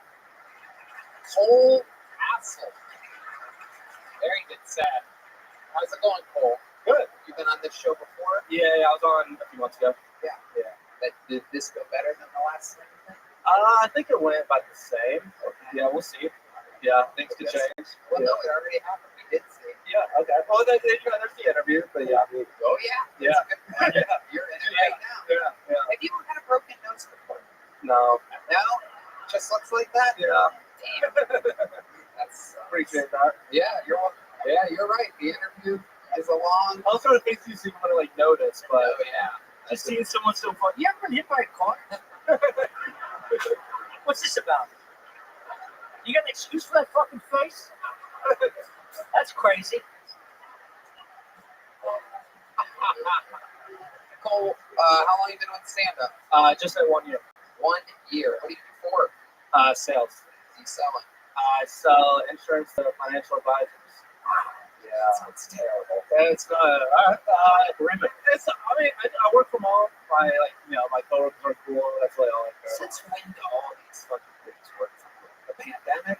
Yeah. They just let everybody stay there. Yeah, after the pandemic, it's like they just hire, like, they're opposite in Florida, so it doesn't matter. Like I could Another sad fucking story. Are your parents Mexican too? Can you fucking pick it up? Yeah. How old were you when you got your first STD? I went to Texas Tech, so Raider Rash was a real thing. Hell yeah, you got that little red Raider in your pants. Huh? Yeah. I thought it was a joke. That dude, watch out for Raider Rash. I was like, yeah, all right. And What's that mean? Raider Rash is basically like chlamydia at Texas Tech. Yeah. So you got They, chlamydia. yeah, they just said Raider Rash was STD, but then like, dude, everyone gets chlamydia there. Wow. Dude, yeah, I was studying finance, which is like kind of hard, but dude, I couldn't even pass the test at the clinic. Those were the hardest. You make me want to shave my mustache, dude. That's amazing. That is amazing. Cole, when's the last time you got an STD? I don't know. If you don't get tested, you don't have one. So it's been a while. Once it's college, I think. Yeah, I got tested like a year ago. I'm good to go. Okay. All right. That's good. A year. You talked a lot about sex during your act. Do you have a lot of it? Do you have a steady girlfriend or? No. Dude, I feel like I just can always go on with kids for during sex. Sex. Yeah, like after I'm like if I can't write, if I have writer's block, I'm like, let me just bang someone that I can probably get a joke out there. Have you thought about doing other things and writing jokes about it? No, just sex right now. Just sex. Yeah, right that way. Amazing. Do you have any special maneuvers in the bedroom that you use on the ladies? The old coal castle, the old sand castle, the old fucking trickle? No, I'm really good at the pillow talk after. Sex, all right, but I'll hold a mean conversation after. Really? Yeah. Is that true? Yeah, I think the sex is all right, but the pillow talk is all right, I'll hang out with that guy again. You know what? Let's get Heidi up here. I want to see what this guy's pillow talk is like. Let's do a little. The lovely Heidi, always an intimidating force when looking directly in a man's eyes. So you just fucked Heidi, which I'm guessing is literally. I have to be tested. Okay. So you and Heidi just fucked. You guys are laying down. Let's get a little example of your amazing pillow talk. Heidi, thank you for having sex with me tonight. You're very welcome. Your make-a-wish has come true.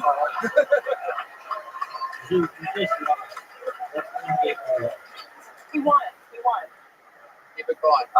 So do you play Fortnite or what? I really love Grand Theft Auto. Grand Theft Auto? You probably always take the hookers and put them in the car. Yeah, I usually just kill them actually. All right, they're pretty cool. All right. I understand. I understand how you get the ladies. Yeah. Okay. Cool. What are you doing after? Well, we just had sex. So give me like 30 minutes of a Powerade. Then what are you doing later? Okay, I can make your Powerade. Oh, you can make Powerade? Yeah. Wow. Okay. Yeah, I'll try some of your Powerade. Yeah. Okay. What color? Probably blue. Blue? Okay. Yeah, I can do some blue. Heidi Powerade. Yeah. All right. A master of pillow talk. How about a hand for the lovely Heidi? Cole, what kind of joke book did you get last time you were? Big one. You got a big one? Yeah. There you go. There he goes. Cole Castle, everybody. On to the next one. You don't need to shake hands, Cole. There you go. All right, back to the bucket we go. Ladies and gentlemen, this looks like a new name. Make some noise for the Kiltonian newly debut of Simon Perkovich. Simon Perkovich. Here we go. What's up, everybody? Oh, you got so fortunate. Let me case the room. What do we think of trans athletes? Who? Why? I love trans athletes. Trans athletes are the best thing. Oh, I wasn't paying attention to what the quote was. Oh, what a big Case mistake. in point, right now, we're talking about women's sports. Look at the ratings. Did you guys know there's a WNBA? We haven't cared this much about women's sports since the 20s. And back then, it was like, dude, should we let women play sports? Now it's the 20s again, and we're like, bro, should we play women's sports? And I feel the ladies pulling away. I get it. You're mad because you're jealous. We make better women than you. We've got stronger legs. We're faster. We've got bigger dicks. That's me. Simon Berkovich, going in on trans athletes. Welcome to the show. This is your first time on, right? First time. I remember a Berkovich. I've heard one before. How long have you been on stand-up? Like 3 years. Where at? Telluride, Colorado. Wow. What's it like up in Telluride? It sucks. Yeah? Yeah, Telluride sucks. If you don't ski there, it's a terrible resort. Why? It used to be really cool. It was like a hippie ski town. Now it's like Oprah lives there. They turned every cool thing into a condo. Well, we're kind of like Austin. Yeah. No, Austin's amazing. It is. Yeah. We don't know what you're talking about. The city's great, and Oprah is nowhere to be found. That's true. So, does Oprah actually live there? It seems like that would be a slippery slope for her very unhealthy body. Yeah, I don't think she can breathe up there. And we've never seen her, but she's got the biggest property in our area. That makes sense. Just in case the shit hits the fan. That's for her to escape. Luckily, that won't happen. Anyway, I'll just keep going on. I'm going to get political here. It's me avoiding politics for a change. So Simon, tell us more about you. What do you do for work? I was a bartender. Now I'm trying to figure it out. I want to work for farms and stuff around here. I went to the farmer's market, just dropped off my resume with a bunch of people. Haven't heard anything back. What kind of farming do you want to do?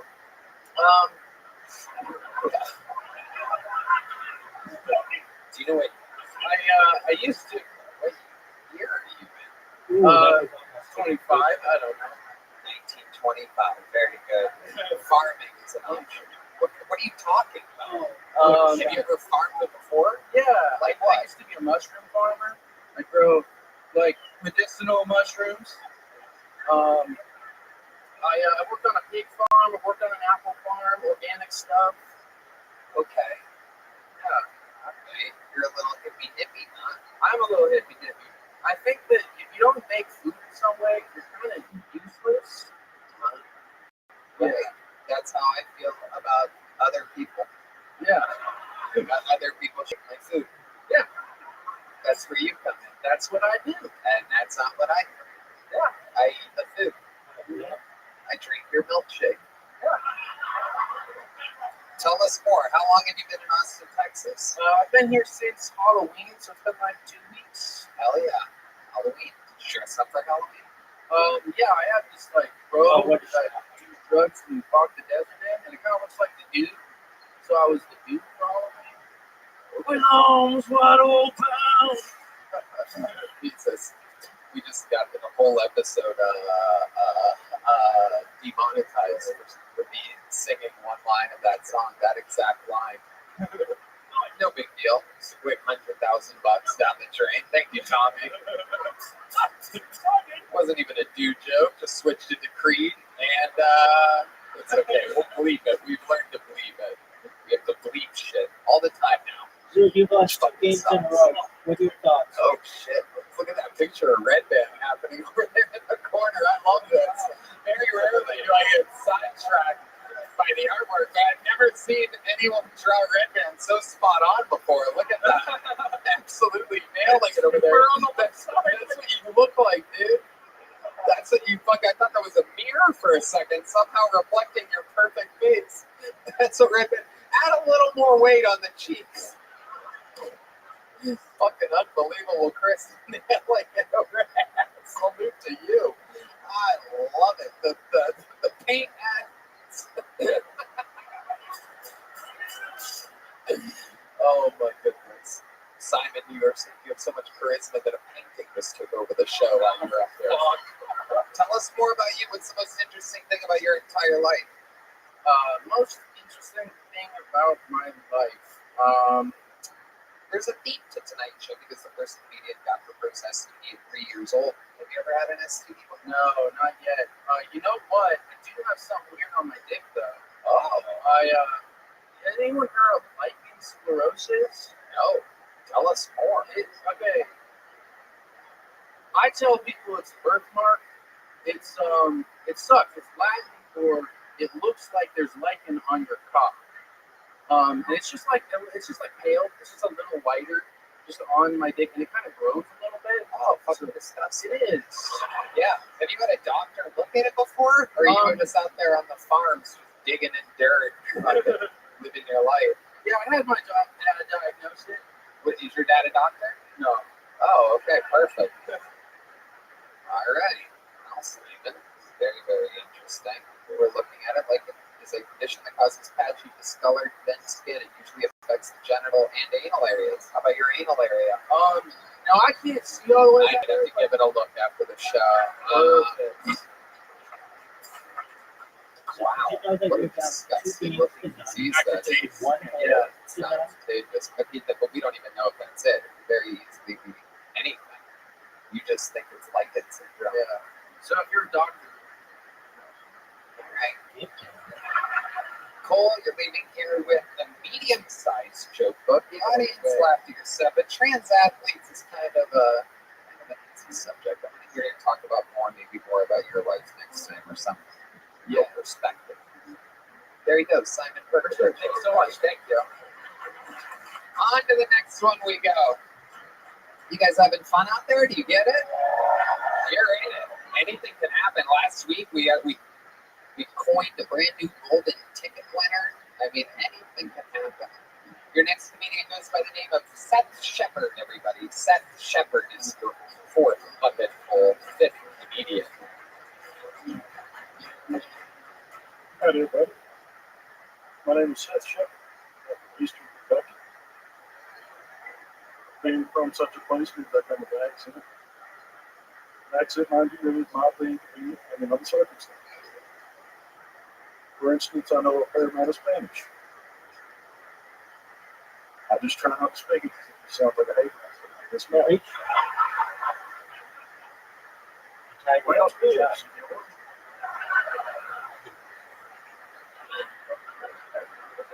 Means a good day, mister. Coming from me, though, it sounds about as friendly as a soft crackling and burning crust. You know, for as much as we've played this game, one thing I've never seen is a water bump with a ball. Not even a water bump, but just any kind of bump with one of the big balls. Do you like? Why do you think it is there? So I've never seen, I don't even know what you call it, but like a water pump with one of the big balls. Basically, you hit your shot, and one of the big balls replaces what your ball is. I wonder what happens in that situation.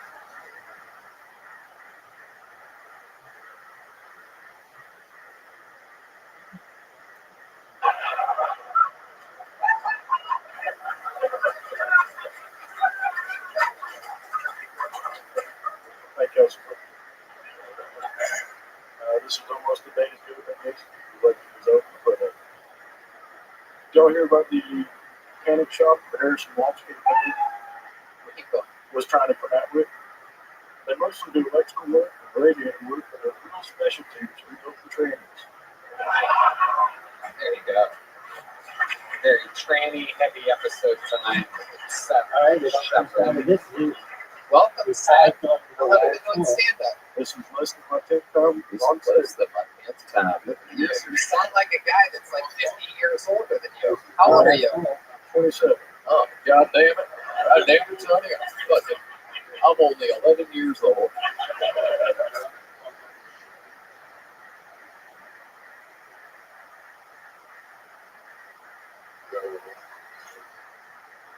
You did. I know. I had a perfect shot.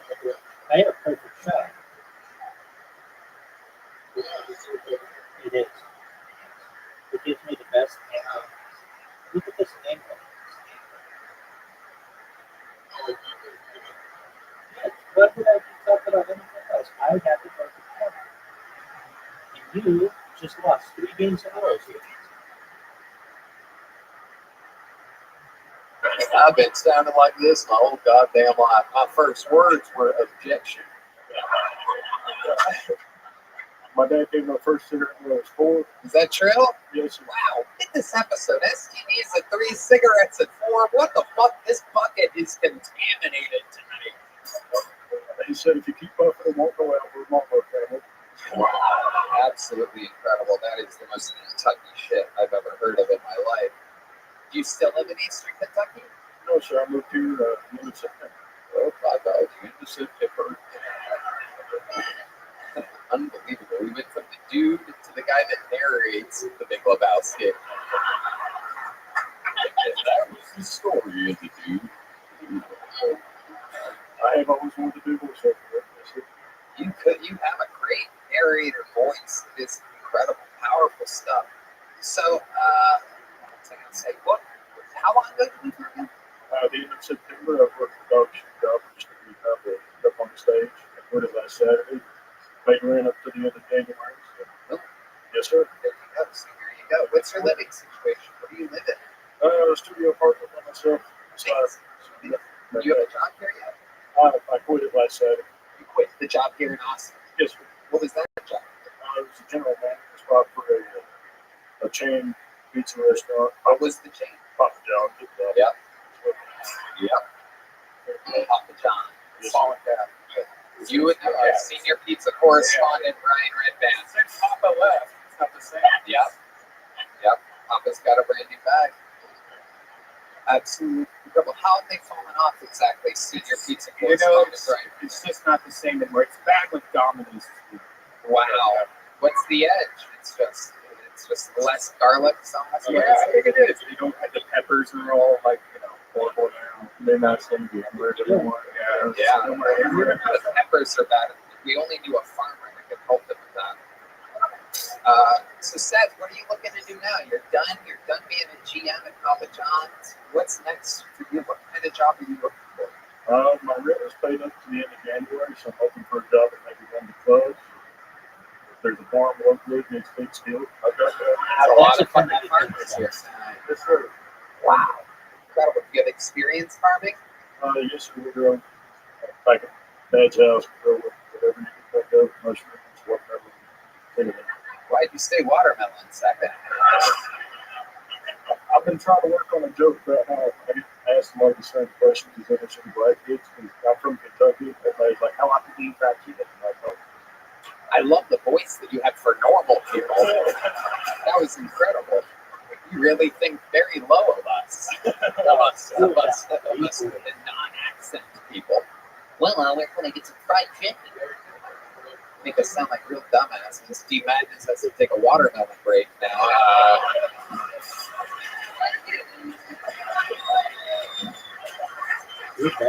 Racist. Oh, he said watermelon. Oh, my God. Oh, my God. And a political rally. Oh, It's licensed like I am daddy. I love it. So, what do you really think? I mean, you're not going to get a job farming. What can we really do for you? Anything you think of? I'm trying to get the job over Mr. Redband's club. Mr. Redband. I've never been called that before. I've been working with this motherfucker. They used to call me that at Papa John's every time I showed up. Where's your noise? Give me your noise. That's a fucking good one. Where's it at? There it is. Look at how it is. Mr. Redband. Oh my God. Make sure those peppers are extra peppy. Mr. Redband put in an order. Why don't you fucking help this guy get a job? Put an application in? Yes, sir. I should have. All right. I'll remember and see. I don't know if we're hiring, but I'll look. Why don't we just say it? Next person to get fired or that needs to get hired, let's move him to the top of the He list. might be hired, so I don't know. There you go. I'm going to make sure somebody gets fired there in the next couple weeks. I can't remember. How was it fucking set? Kentucky, and then I wrote the letters essay. Big. Welcome to Austin, Seth. Big joke from Philadelphia. I don't know what's going on anymore. Such a compelling interview. Seth Shepard, his name's getting written down by Redman. The motherfucker's gonna end up at the Sunset Strip Comedy Club, and you're gonna see him one day, and you're gonna go, oh, I remember that's the guy with the thick old accent. Hello there. You know, they say first impressions are important. What about lasting impressions? That's where Blue Chew comes in. Blue Chew helps give men longer lasting and stronger erections so you can perform at your very best. Blue Chew is an online service that delivers the same active ingredients as Viagra, Cialis, and Levitra, but at a fraction of the cost in a chewable form. The process is simple. Sign up at BlueChew.com, consult with one of their licensed medical providers. Once you're approved, you'll receive your prescription within days. Blue Chew tablets are made in the USA and prepared and shipped directly to your door. The best part, it's all done online. That means no visits to the doctor's office, no awkward conversations, no waiting in line at the pharmacy. You can take them anytime, day or night. So when you plan ahead, you can be ready anytime an opportunity arises. Red Band? Antonio love Blue Chew for providing some great ED treatment for men everywhere. They say there's nothing sexier than confidence, and Blue Chew can give you the confidence where it can. I see it's working really well for you this evening. Blue Chew wants you to have confidence to perform at your best. So discover your options at BlueChew.com. And we've got a special deal for our listeners. Try Blue Chew free when you use our promo code Tony at checkout. Just pay $5 shipping. That's BlueChew.com, promo code Tony to receive your first month free. Visit BlueChew.com for more details and important safety information. And we want to thank Blue Chew for sponsoring the podcast. We want to make you hard. Blue Chew. Hello there. This podcast is sponsored by Prize Picks. Prize Picks is the best place to get real money, sports action. Join over 10 million users and sign up today. Sign up today, get $50 instantly when you play $5. You don't even need to win to receive the $50 bonus. It's guaranteed.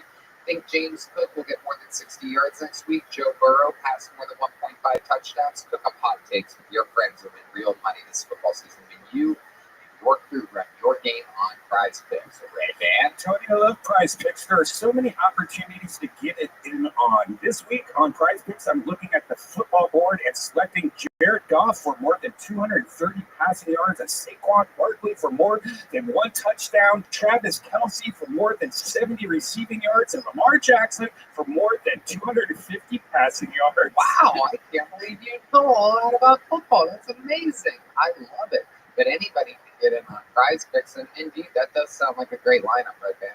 Download the app today and use code Tony to get $50 instantly after you play your first $5 lineup. Again, download the app today and use code Tony to get $50 instantly after you play your first $5 lineup. Prize Picks, run your game. All right, is our guy ready over there? Yeah, great. You guys are in for it. This is it. One of the greatest regulars in the history of the show. Not easy at all to move the crowd once a week for 60 seconds. Basically gives you an hour special every year. He's a fucking prodigy at his age and his experience to be this goddamn good, this cool, and such a great friend. Makes noise for the great, powerful Cam Patterson.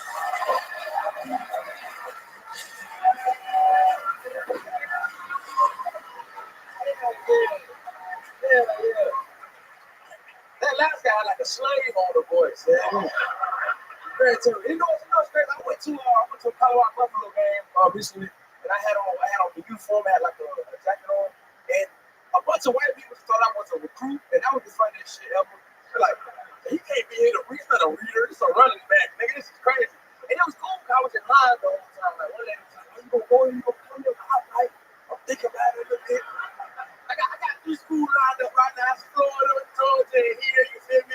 And then she was like, you can't beat these views. And I wanted to be funny, so I was like, you can't beat the white bitches. And then I walked off. She was very confused. I also watched the Mike Tyson fight, and that was terrible. But listen, my favorite part about the whole fight was before when they asked him how the fight was going to go. And he said, this shit's victory. And he turned around, and his ass was out, right? And you know what's crazy to me? Anybody else in this room that's a grown man or other grown men, got no ass out, that's gay, right? But for Mike Tyson, that might have been the straightest shit I've ever seen in my life. It was crazy. I'll tell you one thing, the cameraman, when he turned around, it was like a full view of the room, right? And then he was fooling on his ass. Now that guy is gay as fuck. No, that's not. I've been caring about this guy for a second. That is how you do it.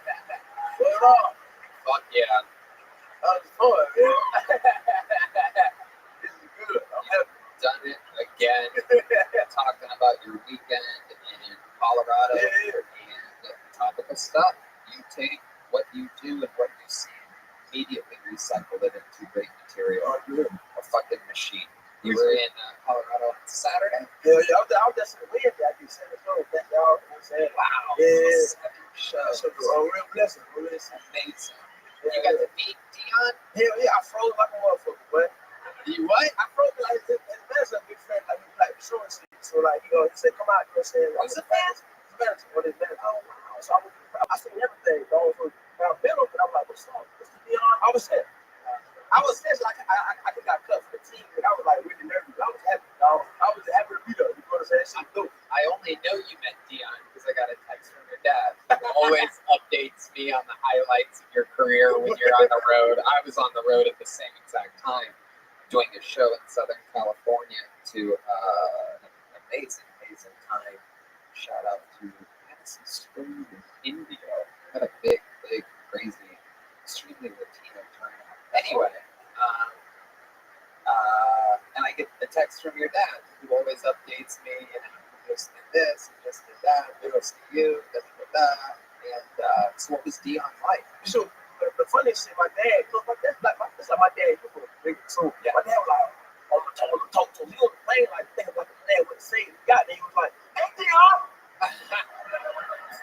hey Brown Tom, I'm ready. And then Dion was like, for what? And my dad was like, I ain't think that far ahead into the conversation.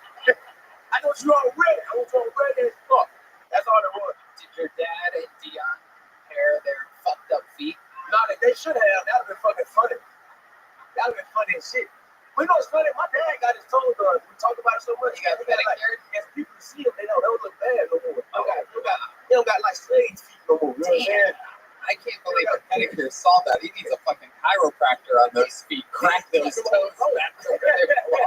They were pointed every direction. There's no real way for you guys to. It's really just for me and Cam. This whole ongoing. I get a picture of Do we have an old picture? them. Oh hell yeah! Let's zoom in on that pic, like Mike Tyson's ass. I want the people to see exactly. I mean, the toes are just—they look like they're like palm trees, like growing out in other directions. They terrible, dog. It is. Mom always said, we got the same feet. You feel me? My mom would always say, if he didn't claim you as your son, then you show your toe. That's how you get it done. You know what I'm saying? Oh yeah. You got the same feet.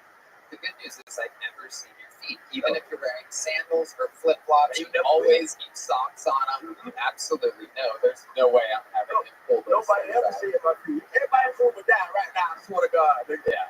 I don't want to do it. I don't want to find out. I don't want to find out the Cam is 5% Falcon. I could tell these kind of fucked up feet just by the way he's laughing at all this. It is a black person thing. It's not like racist to say a stereotype that's true. I know looking at a lot of Texans that drove an hour and a half to be here from the country, it's like, wait, what? That's a thing? But it's a thing, right? I would not agree or disagree. I tell you that, but it is a thing. I don't know black people feet. My mama got good feet. I So said, weird shit. The women. I said that weird. That sounds pretty weird when I said it. My mama probably got good feet. I don't know. I don't fucking know. Who knows? Do you have a picture of them? Huh? Yep. No, hell no. Fuck no. Are you fucking crazy? No. She only got feet. Nigga, she is slow and shit. She be slow. That's all she can. She slow. She don't got feet. Titties on her ass. She's a fucking ray of sunshine on my mama head. She a fucking spectacle of a person. She's not even real. She's a voice. That's all she is. She a voice. She's not a real person. you guys have seen Cam Patterson before, Tommy, Sean. Of course, I mean, So you remember when I pretended to be you? Huh? Do you remember when I pretended to be you on that blindfolded show? Yes, that's what it was a dating show. I don't think they were buying it, to be honest with you. Let's see it. What was it like? I was like, wait, explain the premise. It was a blindfold show. Blind dating show. Okay. I won't pretend I'm blind. Doing this. Okay. I mean, it's not much to it. I just walked out and said, hey, everybody, I'm Cam Patterson. I'm wearing flip-flops right now. I swear to God, I'm black as hell. I'm not lying. they weren't buying it. I don't know why, but Somehow they pushed so they didn't like We accidentally they said like it right now. it. They don't it to it right now. Fuck wrong with you niggas? That lie? Okay. They seem very serious now. Thank you, Dick. And I got your back, dude. you're fantastic. Every week the hat gravitates farther to the back of your head. You know, Is there something holding that on? No, There's not a pin. It's magic. It's black magic. How is that staying on? Can you show the side angle to the humans out there?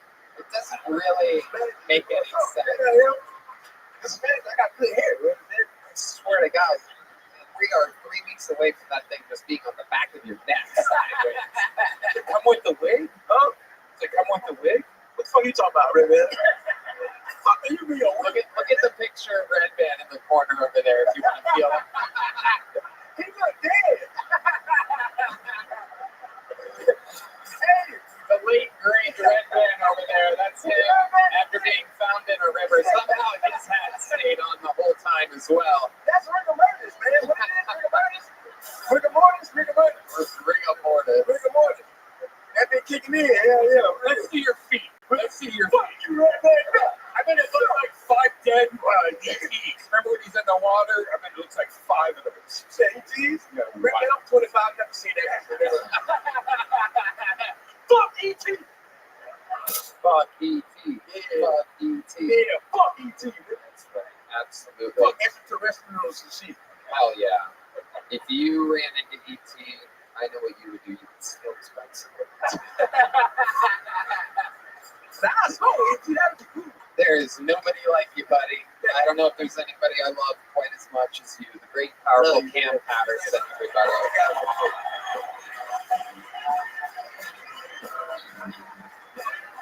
All right, on and on we go. Where we stop? Who the fuck knows? Oh, this is very exciting. This young lady has been on this show before. We are in for a special treat with a great interview and 60 seconds uninterrupted.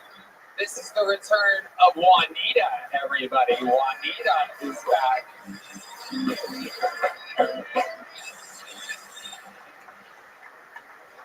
How many of you kill Tony people are unvaccinated? Don't get it. Don't get the vaccine. I'm transgender now.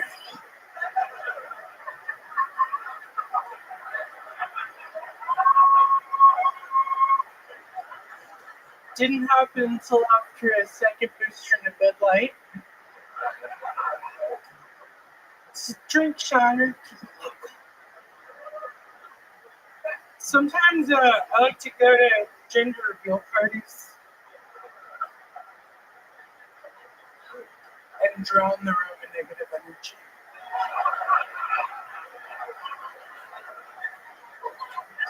You don't fucking know!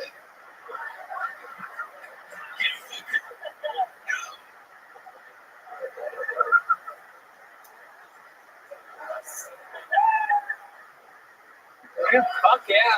Juanita, I gotta tell you, I was excited to see your name. You've been on this show a couple times before. I was excited to see your name because I was looking immediately forward to the interview and the jokes that were going to happen. But I gotta tell you, that's the best minute you've ever had by far on the show.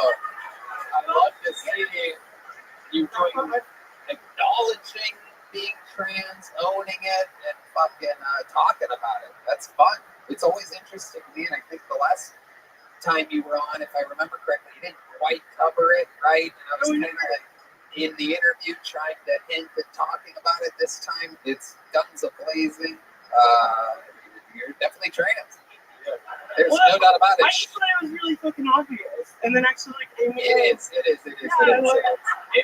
That's what I'm saying, is that it is. Yeah. And it's best that you acknowledge it instead of me going, so anything else about you, Juanita? You're gonna be like, so what does your dick look like? Well, what does it look like?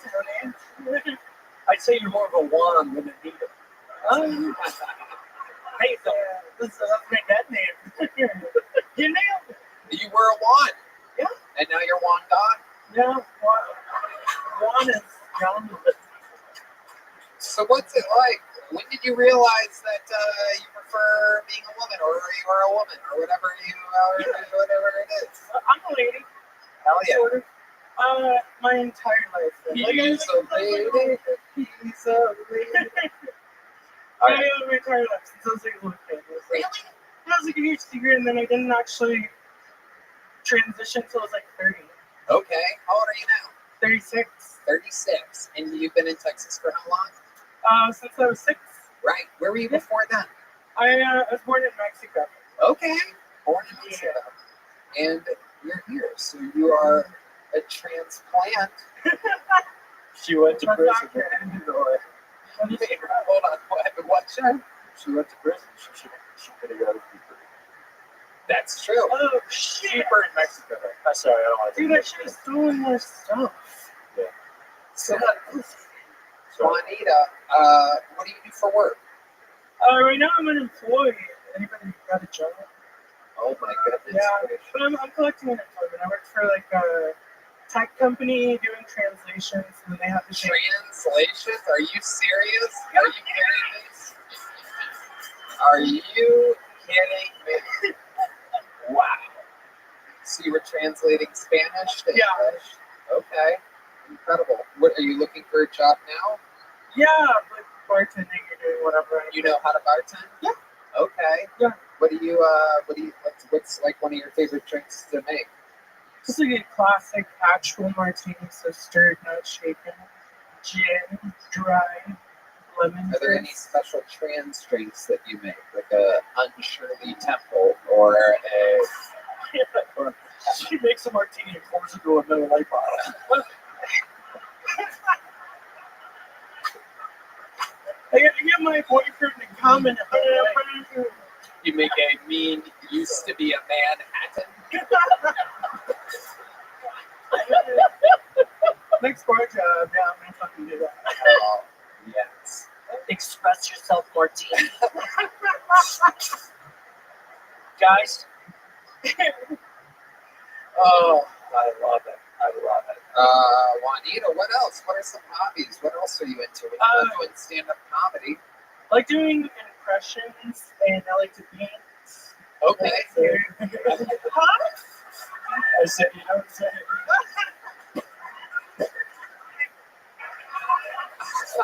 God damn it, Gardini. You know I love you. No, I love you. It's unfair. Hell yeah. Hell. I know who ginger. You're in the gingers? How is this dinner? Oh, that's amazing. I love it.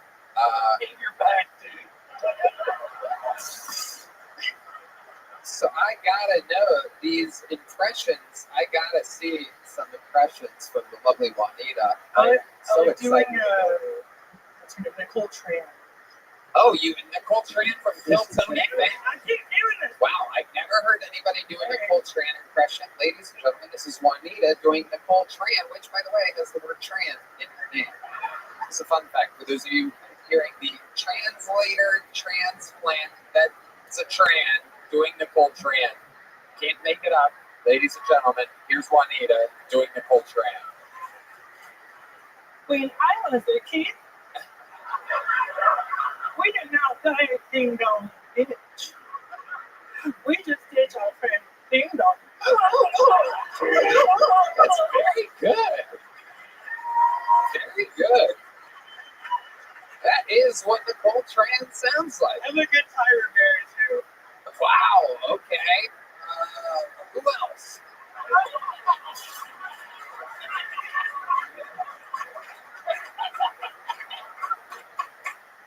What else? I like trying to think. Like Jennifer Coolidge. Okay, let's hear Jennifer Coolidge. I'm doing jokes right now. That one's nice. Okay. Anybody else you can think of? So, nope, John D's throwing out a request. Samuel L. Jackson. There she is. It's kind of hard to just get thrown an impression, but we're throwing you. We're throwing it right at you, Juanita. Motherfucker, do you know what a Royale the cheese is? Wow. again, but this time untuck your cock from between your legs. No, don't do it, Juanita. Don't do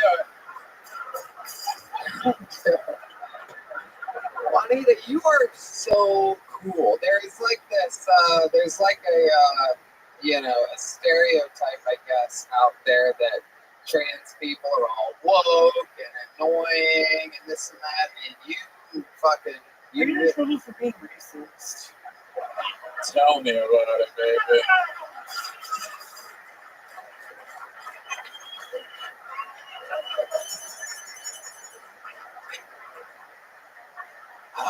Juanita. What's your love life like? Tell us more. You're into gingers. I want to know what you're butt fucking. All right. The last experience I had is very embarrassing. I was working for a show on 6, and this really kind of handsome, younger guy, he walked by and gave me eyes, and he's like, "You should go to our show." And so we let him in the show, and I performed. I got off stage, okay, and then I made out with him, and he goes, "I don't think Mithra is gonna like this." You don't think what? He said, "I don't think Mithra is gonna like this." What's Mithra? That's what I said. I was like, "Who the fuck is Mithra?" And he goes, "Oh, she's the goddess. Her and Yeshua, they guide me." I was like, "Are you homeless?" And he was like, "Yeah." Wow. Somehow he was no homo and no homo at the same time. That is incredible. Yes, homo and no homo. Would you say he was transient? Yes. Absolutely.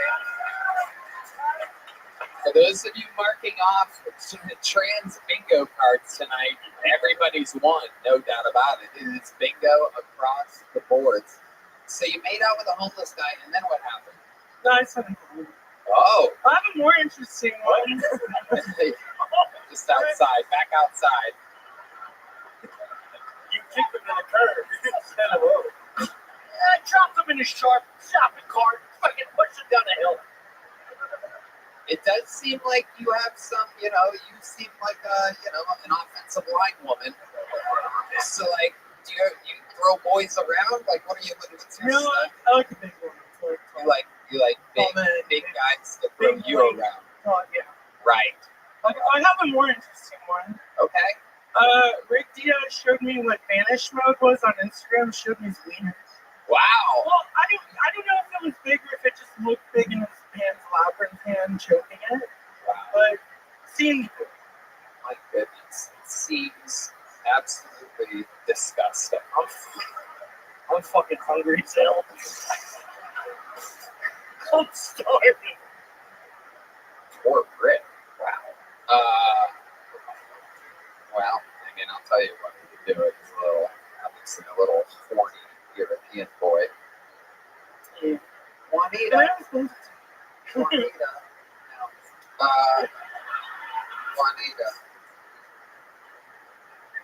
What is a typical day like?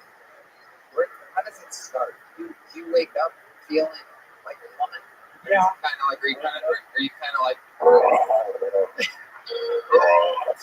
Another fucking Monday shit. God damn it. And you're like, Time to do the thing again. I was gonna say I do have Shania Twain as an alarm clock just to remember. Right. Don't forget your lady. Yeah. Does it ever play in slow motion? It's like, feel like a lady.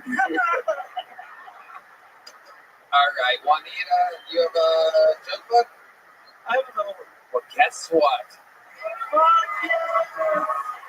Oh, Juanita, ladies and gentlemen.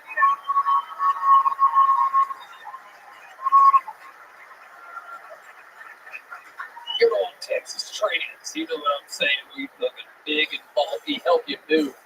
Type of lady that'll help you move a couch. There we go.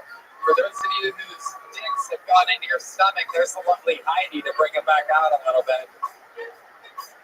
The old piece of ginger after this trans sushi we just had up here. All right. Make some notes for your next comedian. 60 seconds uninterrupted for Dusty Keith, everybody. Dusty Keith is next on Bill Tony.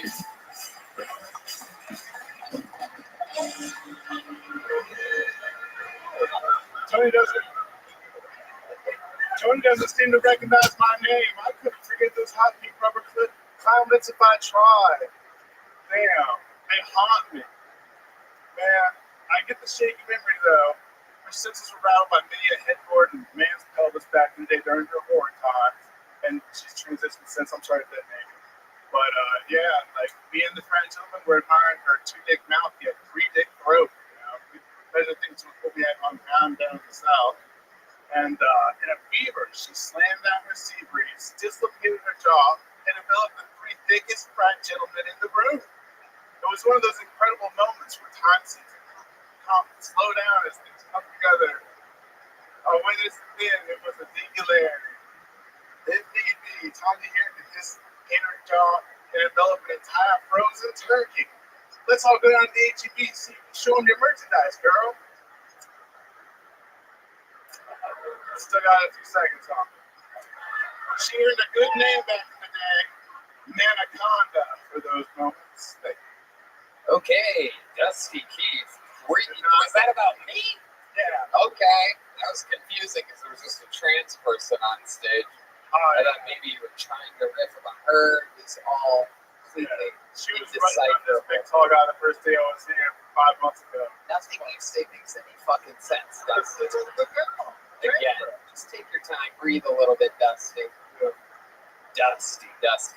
So, what was that supposed to be? It was just a story about back in the day, but I thought it'd be funny. Back in the day, but a made-up story about back in the day with me. Yeah. Okay. How do you think it went, Dusty? Horrible. Right. Do you do stand-up? Yeah, I do. How long have you been doing it? It's been a year and 5 months. A year and 5 months. Where have you been doing it at?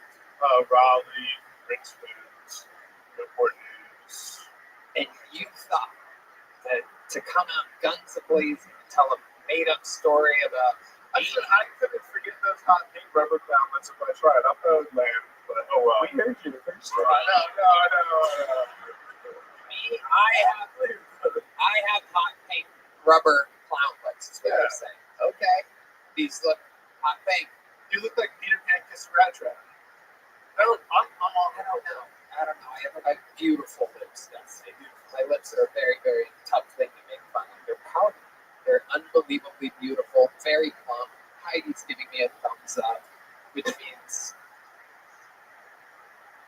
we're good. Yes, we're good. But you took a shot at it. What have you tried to write about? Came up here. It's a self-roast. I got I'm the Mr. Clean Wolverine for a sparkly clean murder scene. Look, yeah, you could have talked about you. There's some light chuckles happening. Yeah. I've seen pretty good. Very, very light chuckles happening. What else? Give us another one of your jokes that you spent a year and 5 months writing. I look like a Shrek Saber-tooth teleporter accident. All right. I'm stressed, I'm shedding, I got low T. I look like Chewbacca on chemo. Okay, here you go. You moved the crowd. I'm trying to help you here, Dusty. I came out here thinking you were going to crush the old fucking king on his throne. And here I am showing mercy on you, Dusty. Here I am. I see you trying to cook up some things for this Harry and Balding. I'm not cooking up anything. There's no real point in making fun of somebody that, You're right. Give it up for Palm Marine. Did he write that? No, I'm sorry. I fucked up. Did he slide you a note? Dusty, what do you do for work? I'm a crossing guard over here, but I haven't. You're a crossing guard? Yeah. Holy shit, dude. This is amazing. Oh my God. Did you graduate from high school? Yeah, I got a Bachelor of Science in Applied. You graduated from college. Worked for the Big Three, General Dynamics, Raytheon, Lockheed Martin. What happened? I don't like war. Really? That's incredible, since you look like the guy from Platoon. No, not Platoon. Fucking goddamn it. Did he write that? Oh, you son of a bitch. It's a fucking wrong movie. A fucking wrong movie.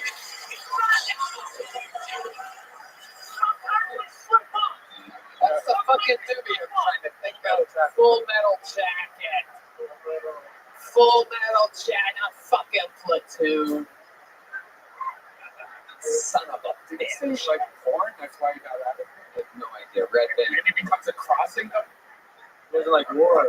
Yes, there you go. Thank you, Red Band. So Dusty, I'm gonna get you out of here super soon. You gave up on all that. You don't like war, but you do like being a crossing guard. Well, I'm just doing minimal stuff to get on here. To get on here? Kill, bro. Oh boy. Alright, Dusty. Well, when you say minimal stuff, that means you're doing something other than being a crossing guard? Yeah, I'm doing minimal like superintendent stuff around this like place I'm running. Do you have any jokes that aren't about the way you look or me? Year and 5 months. I want to hear one joke. I'm going to give you a shot to do one quick joke.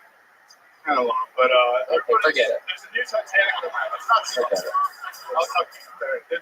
The Titanic's coming out soon, you know? The what?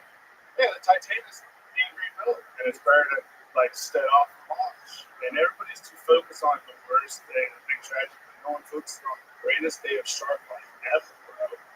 Like, Okay, here's a little joke about Dusty. Wow, amazing. Even unfunny all the way to the absolute last breath. There you go. Put the mic in the mic stand, Dusty. There you go, Dusty Keith. I mean, how hard can you bomb? That is incredible. No bueno. Juanita's about to eat him alive.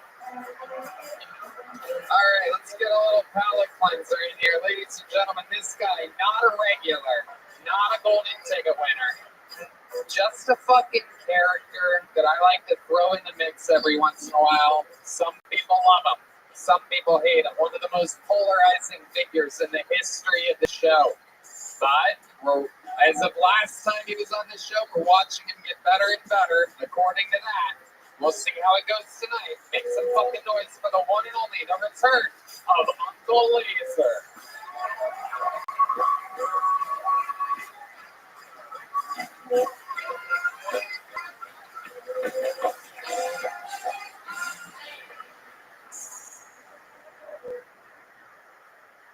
We did it! Tony Hinchcliffe did it! He got Trump elected! Going all the way down to Madison Square Garden. Okay? Talk about at the Republican Party, talk about the Puerto Rican. Came back with what they call a tiny joke book. That was crazy. When I went there and get a tiny joke book, listen. I didn't know there was 500,000 Puerto Ricans in Pennsylvania. I didn't know there's 500,000 Puerto Ricans in Puerto Rico. Okay. I was in the track. And I didn't watch it last night. I got a little hair there for a minute. Tell me, I made my gun. Only way I knew it was over, I saw the Hinchcliffe crawl out of Rogan's garage. He saw the shadow that meant 4 more years of prom. You know what I'm talking about? Now listen here, one man's trash, another man's treasure. Not that big Puerto Rican there. And let me tell y'all something. UTI in Spanish is the same in English, okay? She told me she had 2 pussies. Well, that second one smelled like shit. All right, Uncle Laser trying, being able to do what Dusty Keith could not. I feel like if you're going to do it clever, come at him in a... I dated Clever. You said nothing I haven't seen in my Twitter mentions over the past 2 weeks. Adorable. Yeah, you want him, we're safe. Yeah, we are. How are you, Uncle Laser? How's the phone, bud? Oh, it's all hitting at once, right? It's all hitting at once. You should have done the other minute. Should have done the other minute. I mean, look, we had God for it. No one talked about it. I let that come out. Somebody got me to deal with it. Can I just forget? No, don't. Laser. what? So, Okay, no one believes you. Tell us about you. There's two comedians in a row talking about me. oh, I love you. How are you, Uncle Lee? I'm good. Listen, I did this. My hair. Where? Turns it. Well, I went to the Halloween party. Man. You know Where? it was in LA, Beverly Hills. Okay. I went to this little OnlyFans Halloween. It's $10,000 first place for Halloween costume. You know, if you got the best costume. It turns out, a little eyeliner on, Lisa hair, not that far from Joe Exotic. Okay, so I went after it, right? And I'm in first place. Sure, but when I got there, it was like an OnlyFans party. And this couple was dressed up like Avatar people. They was in the blue. And you know, like they connect with their tails, you know, in the movie.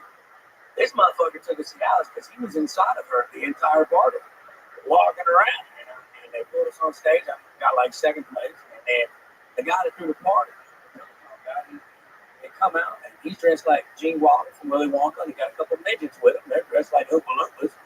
I said, this is cool, you know. And they say, you know, come out singing a song. Make the story a little longer.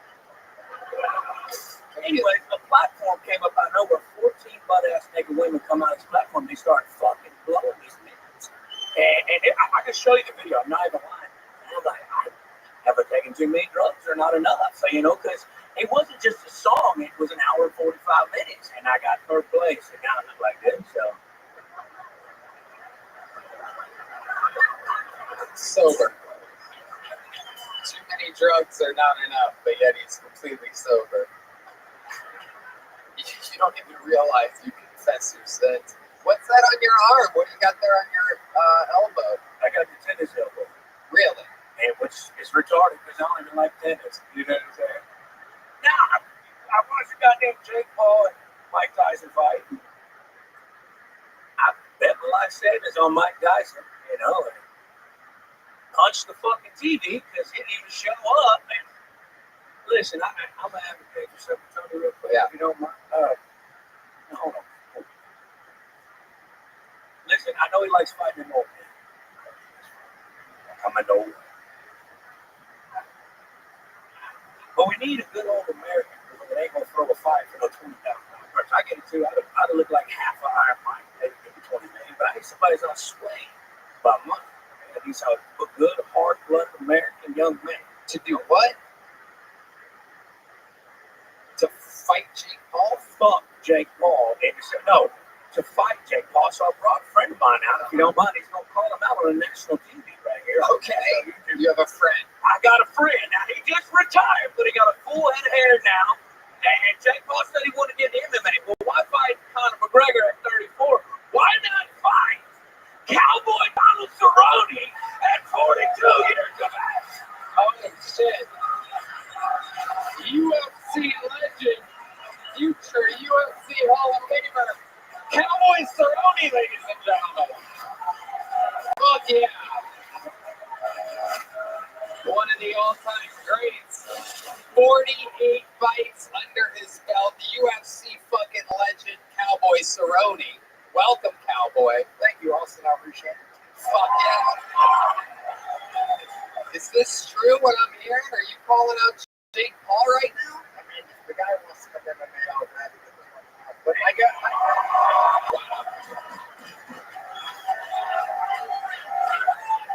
am coming out of retirement. I have 2 more fights on my contract, so I want 50 UFC fights. That's the number. So I have 2 before July to be done. And I'm going to go out and tell him if he wants to jump in line, or he asked me to train, he can jump on and give me all the money. Fuck yeah, you heard it here. Goddamn Cowboy Cerrone here in the capital of Texas. The baddest cowboy of them all. We're happy to have you here, Mr. Cerrone. An absolute pleasure, and I'm looking forward to Jake Paul's response here. I know he's definitely not going to want to go UFC against you. Would you be willing to go boxing with him? No, I'm fucking terrible. No head movement. I know. I need to take him down and. I saw the McGregor fight. Yes. I know. You don't have to. God damn it. God damn it. Well, Cowboy, it is such an honor. We've had some of the greatest UFC fighters ever do cameos and pop in on the show, and it's an honor to add you to the list. Fuck you, Jake Paul. Fuck you, Jake Paul. Make some noise for Cowboy Cerrone and Uncle Laser, everybody. Come on, Cowboy Cerrone. Fucking legend. You gotta pee? Go pee, it's okay. Sean Gardini about to pee his little pansies.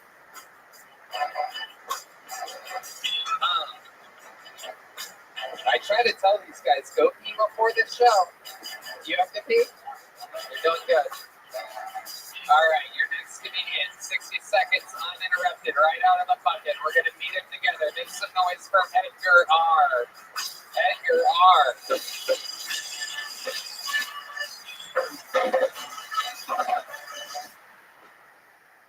So I've been sober for about a year. Thank you. I don't really have much going on with my life, so getting off drugs is probably the best thing I've really done so far. But I don't know if you can tell, but I used to smoke meth. And don't knock it before you try it. Because once you try it, you can't knock it. Yeah, I smoked way too much meth. But yeah, I was just really hanging out with the wrong crowd. I was always at the trap house. Just you can imagine it. It's a dark, smoky room. Not unlike this one. And as you pan left to right, you see drug dealers, gangsters, homeless people. And then there's me in the corner, just a guitar, and smiling on my face, asking if anyone has any song requests. Did not fit in. But yeah, it's that. I met my girlfriend online through it. It was one of those apps. It wasn't Bumble, it wasn't Tinder. It was it was an NA Zoom meeting for All right, Edgar R.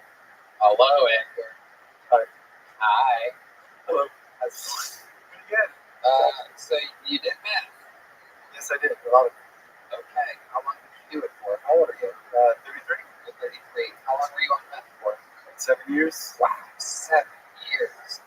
Breaking ground. What ethnicity are you? I'm a Salvadorian. El Salvadorian. Wow, absolutely incredible. Is that a thing with the El Salvadorians? Oh yeah. They love meth. Oh yeah.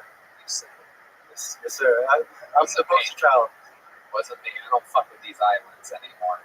Is it an island? Perfect.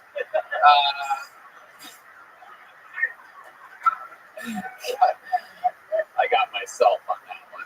So 7 years. How does it start? How does a sweet little Edgar like end up starting crystal meth?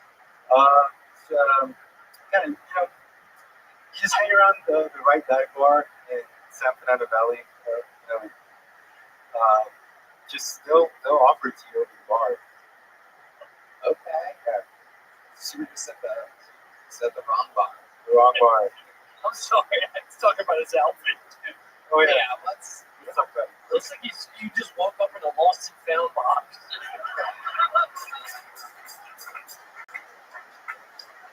It is incredible. You're dressed for the cold Every season, dude. and cold. Every season. It really is.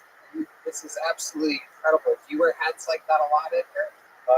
Mostly for work and for fun. Okay, mostly for fun. I could see that. You look like a sweet little Labradoodle right now. The old El Salvadorian Labradoodle. Yes, sir. What do you do for work? I'm a material handler for Tesla. You work at Tesla. Yeah. Look at that. Wow. Do you think you still work for Tesla? Probably not after this. That's okay. Well, next week. I got one more week. You'll be fine. Elon Musk doesn't like laying anybody off. The good news is it's a short rocket trip back to El Salvador. So, Edgar, you said you wear the hat for fun. What do you like to do for fun? Used to be drugs. Now it's I play music and try to do stand up as much as I can. How long have you been playing music for? Longer than the med. Wow. What do you do musically? Play guitar, play some piano. I shouldn't have said that. Which one do you do the best? What was that? What do you think you do the best? Guitar and drums.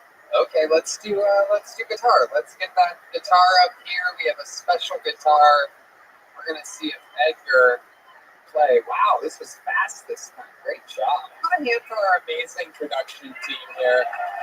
Yoni, Christy, Cole, Monica, everybody. Jesus, Josh, Aya, Heidi. Okay, you ready? Let's try to let him go on his own a little bit, and then you guys join in whenever, but like give him a little bit. I want to see if this guy sinks or swims over there. My guess is he swims.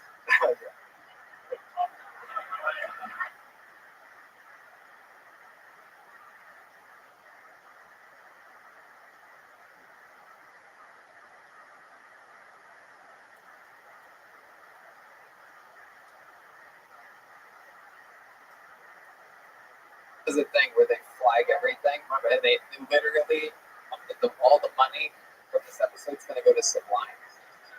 If you continue to do what you're doing, do you have anything kind of original? Something? Do you do anything that isn't covers? Yeah, I got some original. I don't know. Well, here we go. 1, 2, 1, 2, 1. La, la, la, la, la, la, la. All right, I'm kidding. I'm waiting for the sign. But I'm not giving up. But I give up. 'Cause I'm here. Cause I'm not terrible. I'm not for sure.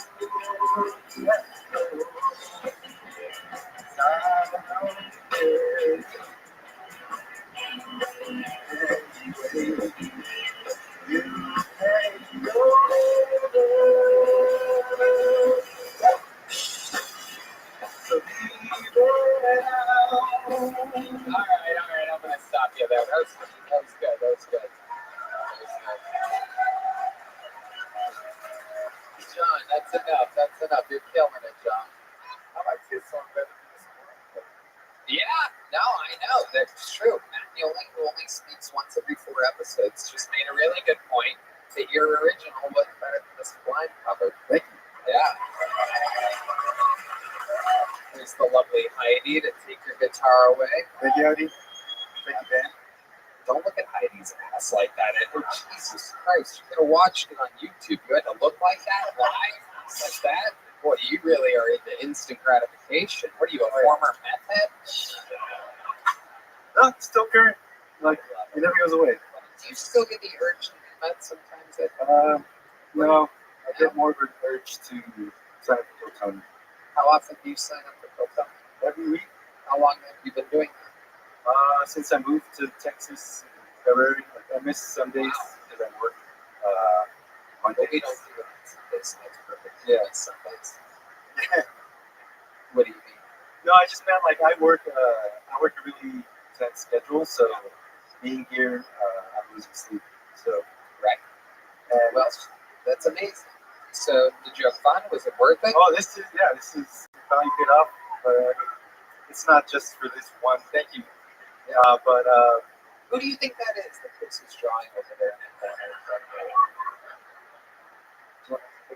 Is it that gay guy who's always showing up? That is the correct answer. It's the gay guy that's always showing up. Stop. Is it him? Look at that. He took a little bit off your cheek because you complained. Look like me now. He did. He added some green. He tried to take some of that cheek away. Now you look like you have Bell's palsy. It's just like a droopy. That's Redman if he would have just kept getting vaccinated. He was you were a couple vaxes away from that, Redman. Look at that. Oh, God. I'd love it if your cheek drooped like that. I love it. Edgar, before we let you go, craziest thing we would be shocked to know about you other than that thing. Ever have anything crazy happen? You ever almost die? Life? Anything crazy? Yeah. A lot of good stuff. But yeah, I got my car. I had a car rental when I was on campus, and I got jacked by some gangsters, and some other gangsters got my back, and we went back and went to go get my car back. God damn, Edgar. You have a wild life, my friend. Well, we are going to start you off with a little joke book. Keep signing up right in a minute, and let's see what happens. Make some noise for Edgar, ladies and gentlemen. All right, we're getting there. We're almost to the finish line. This looks like a fun name. I don't believe this person's been on before. 60 seconds uninterrupted to what I do believe will be your final bucket full of the show. Make some noise for De La Stoner, everybody. De La Stoner.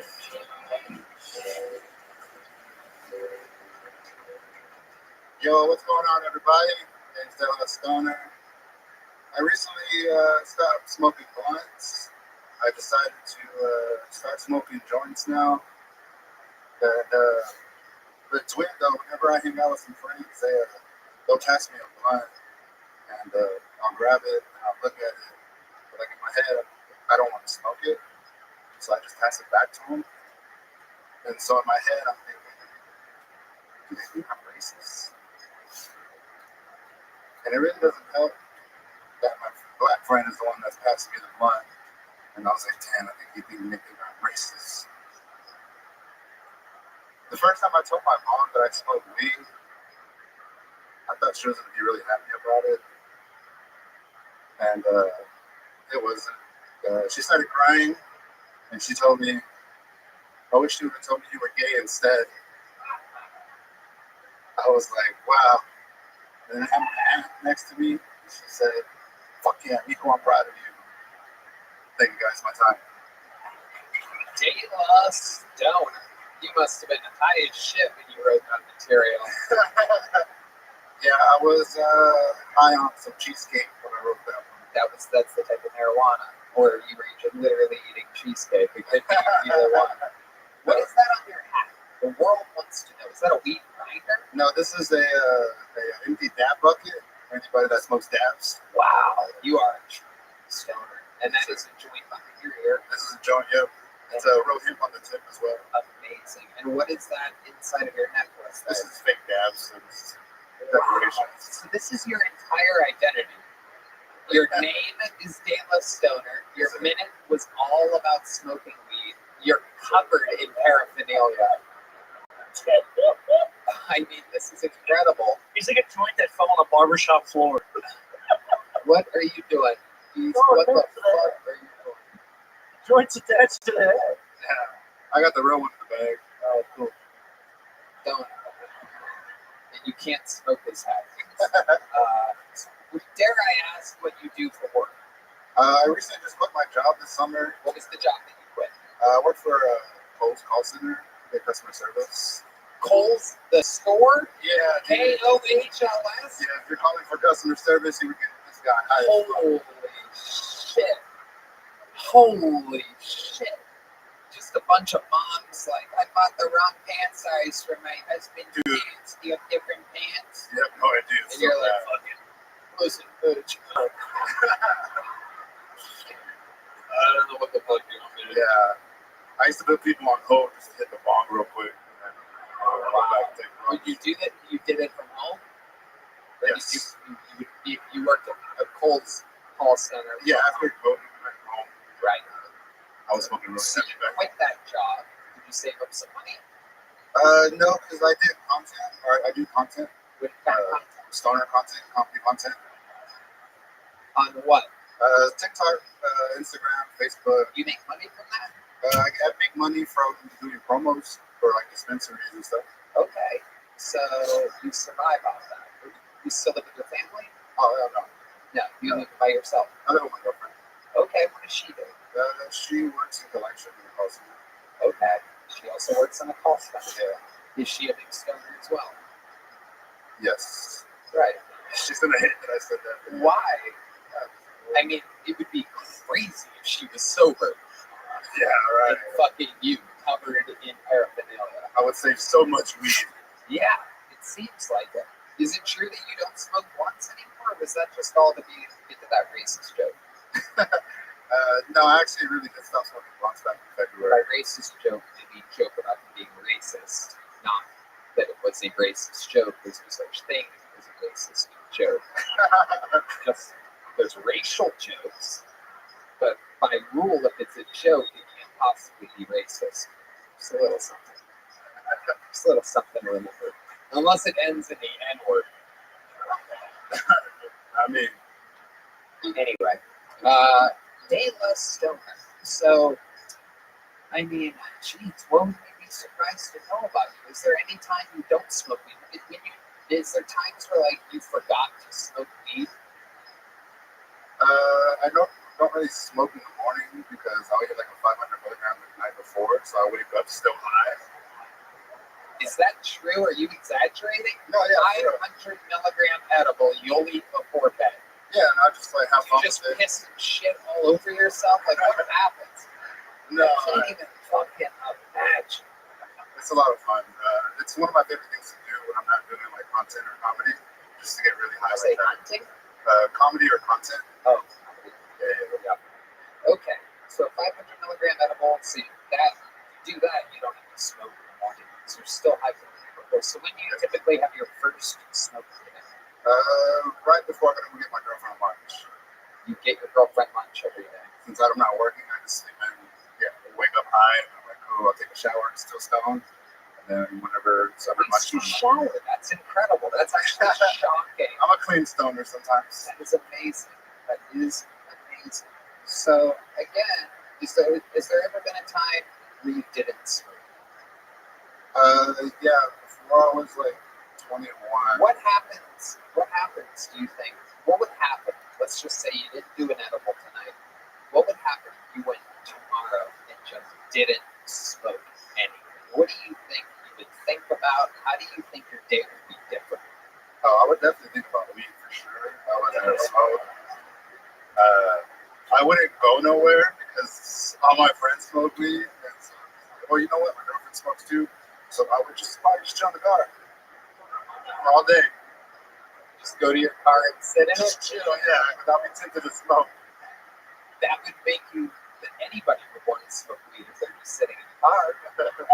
That's probably the worst thing you could do. Yeah, that's true. There's nothing you could do to not smoke weed, right, man? How much a day do you spend on weed, would you say? Well, since I do content, not as much anymore. Kind of just like, Have you ever taken just like 2 or 3 days off to reset so you can spend like $5 a day? no. Okay. What? Like, I know so many people that smoke every day, like they like go crazy all day. If you just take a couple of days off, you reset your tolerance, and then you could smoke one joint and be high as fuck. Like, I always wonder why people don't. Have you ever thought about doing that with food? God, Let's check in with the picture of Brian Redband over there. Oh, your eye got bigger. Your right eye is now bigger. Drooping. It's changing. It's going to be the most famous piece of art in Kill Tony history, by the way. We're going to do... Let's do a live auction after this. Take your dick off. Oof, no sound effect for you after that one. De La Stoner, I implore you, you gotta I want to hear jokes about things other than just weed. Like, it's cool and all, but you gotta have some versatility.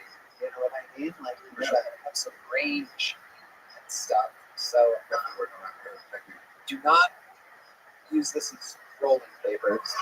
Just a little joke book. Make some noise for De La Stoner, ladies and gentlemen. All right. This is it. This is the part of the show that I mean, this is it. This has been a full episode. We've done it. We've ran it. This is the part where I see the audience looking around, tapping their loved ones, making eye contact, because this is the only way to possibly end an episode like this. It is with the record holder for all-time appearances, all-time interviews on this show. The man has done it all.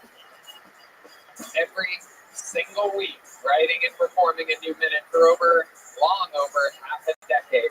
You know his parents, you know his brothers. Ladies and gentlemen, I present to you the Virginia Ham, The Delaware Donkey, the Memphis Strangler, the Vanilla Gorilla. This is the Big Red Machine, William Montgomery, ladies and gentlemen.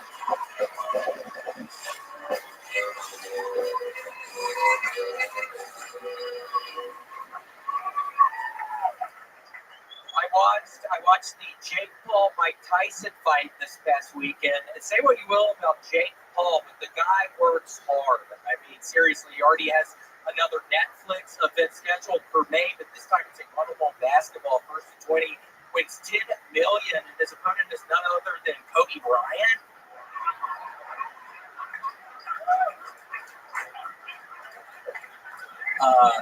This is my impression of an alien out in themselves.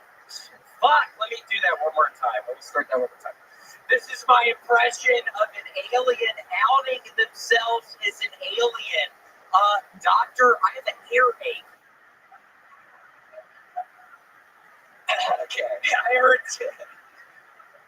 you know, like a person would say headache maybe, but an alien would know exactly what to say. I heard Santa might come early this year. The bad news, Boeing built his sleigh. Okay, that's my time. Thank you. Fantastic. So silly. So William Montgomery. Right down the barrel. Boeing might build his sleigh. St. So Nicholas. Wicks, just, you know, you have grown into quite the specialist. Topical, evergreen. Jokes, some of them will work forever. Was that a little chimpanzee and like That it's didn't Tony sound saying like that nice lady shit was about me? against you. It Yeah, sounded like it sounded like there's a lady over there that doesn't like you. Lady, show yourself. Who was that? Who laughed like that? Raise your hand. We have a little coward out there. Yeah, we got a little fucking bitch out there. Yeah, bitch. I mean, seriously, what do you think it's fucking easy? Yeah, Tony, it's my 6-year anniversary. It's in a couple of weeks. It's in December. So being on the show. So yeah, bitch, that's every fucking week, almost, for 6 fucking years. Yeah. You really never done anything in your life for 6 years, bitch.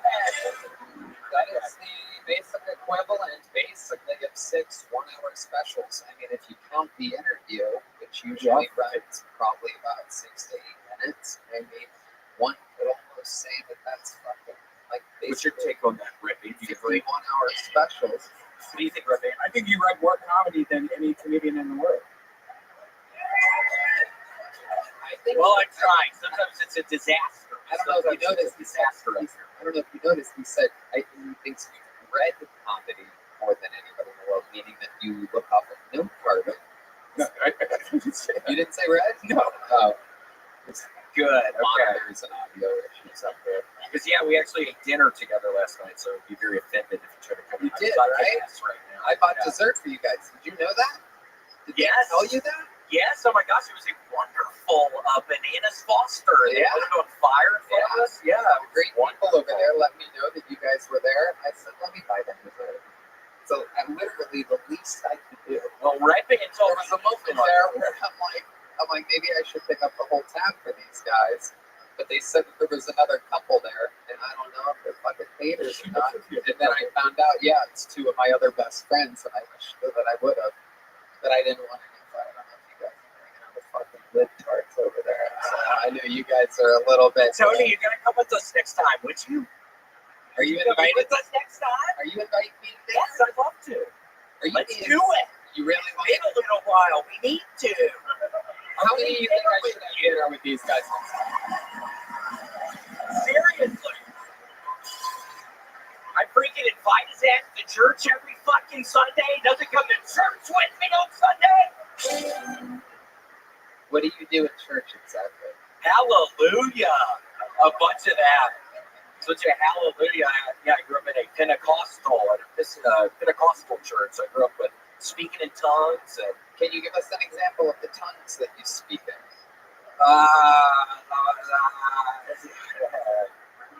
Keep going. Alaboo. No, I don't feel it right now. Okay, you don't I feel in a good mood, but I don't feel it right now. Because I've been in a kind of like a growing mood. Tell us more about this crummy mood you've been in. Oh, well, I think it does start with What is funny, sir? Like, it's not fun feeling down. You ever feel down? Seriously? Yes. Is it because you're gay? No, I'm kidding. I like drag shows and you look like somebody before they dress into the woman. Like you look like, because I could tell you'd be a good looking woman if you did dress up in drag. I could tell you'd probably be a hot woman. You're right. So that was actually a compliment. It really was. Okay, I got a compliment for you. Huh? I got a compliment for you. Okay. How tall are you? I don't know, 6 foot. 6 foot. Yeah. I wish I was 6 feet. And that reach.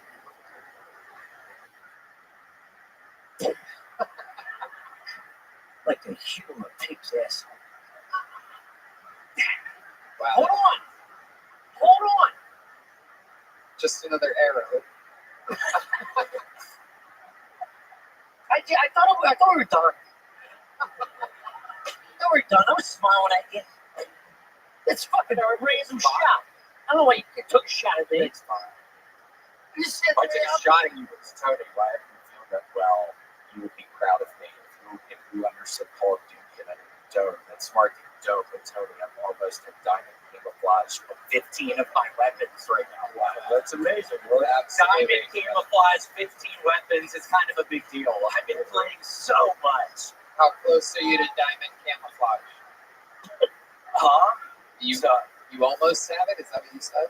I have it on 15 of my weapons right now, so it's gonna. I don't understand. Yeah, it's a big deal. Have you beaten the game yet? No, it's like there's no beating a game. There's no end to the game. Yeah, you just play online and it's play forever. Wow, so the war just goes on forever. What is this, the Biden administration? I'm sorry. I can hear your complaints already.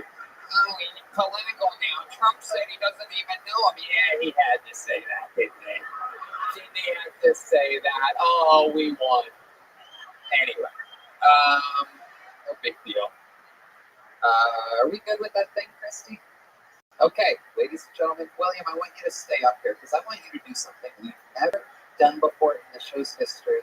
Because, sometimes, I'm going to be honest with you, sometimes we do the show every week. Sometimes I forget to shout out Chris. Sometimes I don't even notice he's painting. There's so much going on. But tonight has been a special night, hasn't it, Red Man? It's been a real special night. And William, for the first time ever, this show is wild. It's very improvised. I want you to be an auctioneer for the first time ever. Chris, come out here. Chris Rogers, local artist. Wow, look at this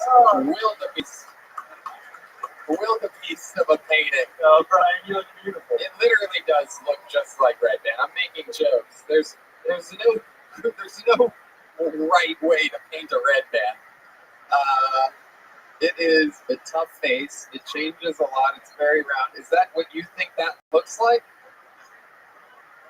Okay. Can we turn house lights just a little bit? Can you give it that red tinge for my stand up? There it is. All right. So here's what we're gonna do. You actually have to have the money that you bid. You have to be honest about it. No lies. And William, why don't you start it? The bidding. Do I hear $50? There's a lot of 50s. Do I hear 75? Do I hear 75? Do I hear 100? Do I hear 100? Do I hear 150? Again, you actually have to have the money. 250? Do I hear 250? Keep going, William. If they say 300? yes, keep going. 300? I think someone's betting up on the balcony. Is that correct? 300, 350, 350, 350. Okay, keep going higher. 400, 400. Wow. 400, 400. Keep going 450. 450, 450. Welcome to the world's worst auction. Yes. Wait, you have to keep going higher, William. 450, 500, he just said. 500. 500. There's somebody at the top. 550. Wait, is that Cowboy Cerrone? Bid 600. Holy shit. 600. Oh my God. Oh my God. Is there anyone going to top? Who's going up against Cowboy Cerrone in here. 600, I got a 650. All the men just crawled into the fetal position. They just got alphaed by a man in the tower over here. Whoa, 60! Holy shit, we have a true fan. This guy wants something to be able to hang on his bedroom wall so that when he's about to come too fast, he can glance at it. This picture of Red Band, nothing will stop you from coming. Like thinking about this beautiful face of the man that I've worked with for almost 18 years. Okay, so what? 650. Does anyone want a top 650? No way. Oh my God, Cowboy just said 7. Who said 1,000? You have 1,000? Jesus, Josh just said 1,000. 1,000. Oh my God, this is incredible. 1,000. Oh my God, 1,000. Are you going to compete with 1,000? Can't compete. Cowboys out. It's not worth 1,000. Wait, there's somebody who's got it. 1,000. You 1,100? 1,100 right now. 1,500. This is amazing. By the way, just to let you know, Chris, we're giving 20% of tonight's donations to the landfills in Puerto Rico. Just a heads up. They have a serious landfill problem for over a decade. I'm one of the only people in the world that knew about it up until 3 weeks ago. Thank you very much. 1,500. Anybody want to top 1,500? You'll be a legend. You'll get a shot. What? Oh my God, 2,000. 2,000. Holy shit. Out of nowhere. 1,000 out of nowhere. Oh my God. What's your name, sir? Eli has bet 2,000. Oh my God, Jesus Josh is out.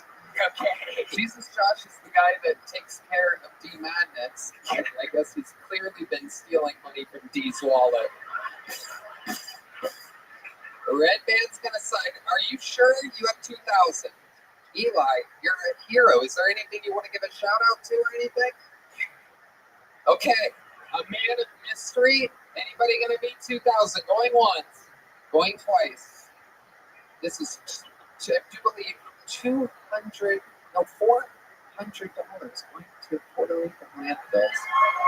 $2,000 total. Sold to the great Eli for $2,000. Wow. Out of the game for Chris Rogers, Red Band being a great sport. The legend killer, William Montgomery, ladies and gentlemen, and we did it. How about a hand for Tommy Pope? Check out Stub Island with his co-host Chris O'Connor. One more time for the great Sean Gardini. He's on tour, Cleveland, Buffalo, Baltimore, Tampa, SeanGardini.com. These are the dogs. The drawing from Ryan J. Belt is in. This is what it looks like. Thank you to Zippix and ExpressVPN. Here's some amazing Zippix nicotine toothpicks. We want to thank you, Zippix. This episode is indeed sponsored by Zippix. Who wants some? These are great on airplanes and whatnot. They are an amazing sponsor. We absolutely love them. Shout out one more time for the great Cowboy Cerrone challenging Jake Paul tonight.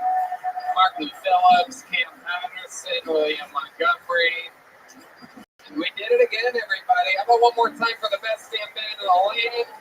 Our guests, the Comedy Mothership. Business is booming. Big announcements coming. Make sure you buckle up and get ready for the HEB Center. 2 sold-out arenas.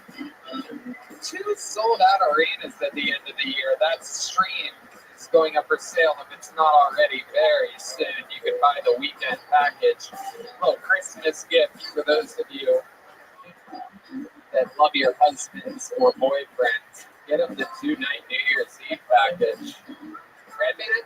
Check out Jet's Pizza. It's way better than Papa John's. Thank you. Wow. Thank you, everybody. We love you. Good night. God bless Texas, and God bless the United States of America. Thank you.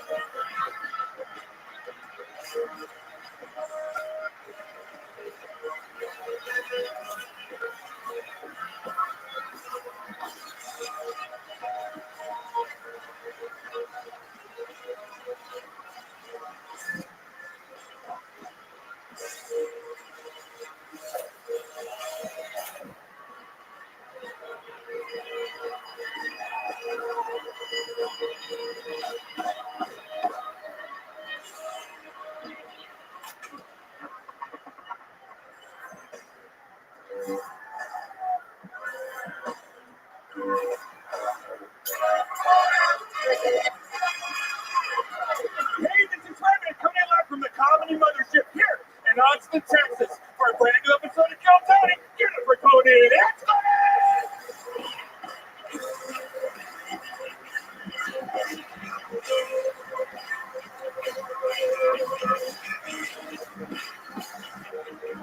Who's ready for the best fucking night of that?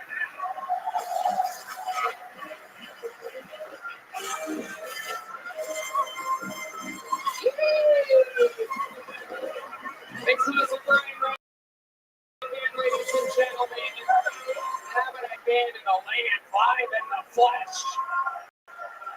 Raul Vallejo, Carlos Sosa, Fernando Castillo, Michael Gonzalez, Nachos Belgrande, the great Matt Mueling on the electric guitar, Chundies on the keys, and this is Deep Madness live in the flesh, right here, right now. Very exciting stuff planned for tonight. How do we feel? You guys happy? Before we get into it, here's a little bit more from the amazing sponsors that made it all possible. The Sunset Strip Comedy Club in Austin, Texas is now open. Check out Red Bad's secret show every Thursday. Go to sunsetstripatx.com for tickets.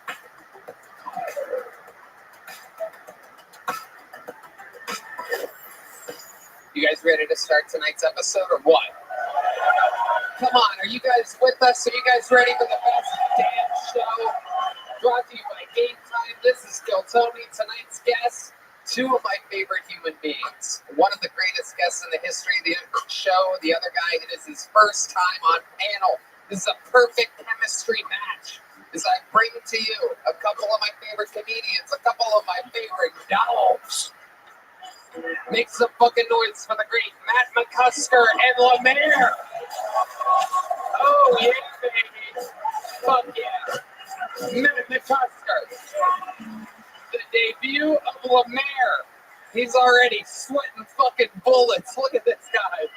Holy shit. Oh, my God. There it goes. Whoa.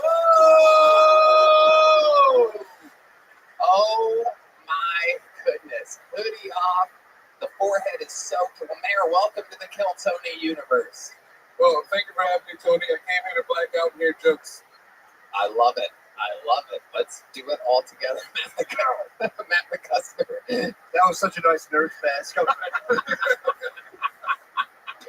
Matt McCuster's on tour, mattmccusker.com. Of course, he is the one half of Matt and Shane's secret pod. But very may well be the greatest podcast. Not shot from the one audience. Lemaire has the panties in the mouth pod. I have only heard of this tonight while asking him if he has a podcast. It is the panties in the mouth pod. Am I saying that right? Yes, sir. We're perverts. Well, LemaireLee.fun is his website. For those of you looking for the cheapest URL in the history of websites, Lemaire, Lemaire, Lee, and when they couldn't get any cheaper, .fun. LemaireLee.com, blatantly available for only what I would guess is $29 more. But he went with fun and got some extra chicken nuggets that day is my guess. Any kind of nuggets. I don't know why I had to make them chicken. Anyway, Matt McCusker and Lemaire, 248 beings signed up to be on this show. They are wrangled in a bar across the street right now. Absolutely. Oh, one went up my sleeve. Look at that. Here you guy with the American flag hat. You want to pick the first name? Very exciting. Anything can happen. The first name has been picked, and we're going to go wrangle that person.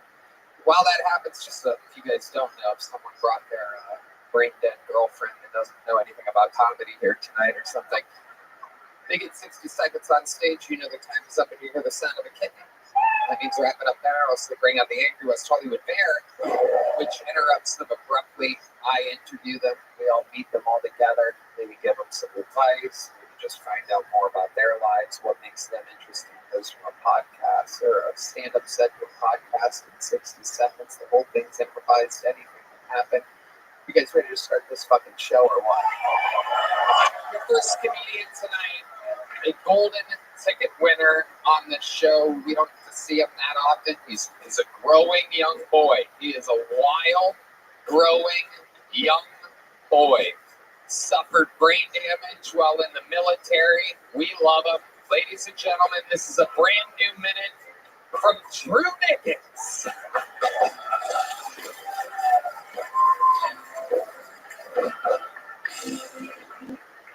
One of my brother's nicknames was Mr. Brittany Griner Jr. His name was Jesse. He was an all-state athlete, but he was wild. He was a combination of Antonio Brown and Kanye West with a sprinkle of Seth Curry. Yeah, he didn't identify as male or female for a week. He thought he was Crash Bandicoot, the video game character. My man escaped 3 mental hospitals on pure athletic ability. I thought he was Mexican the way he was hopping fences.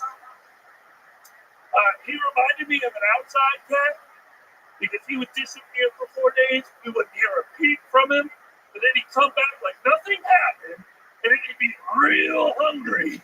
He'd go from Crash Bandicoot to Garfield really quickly.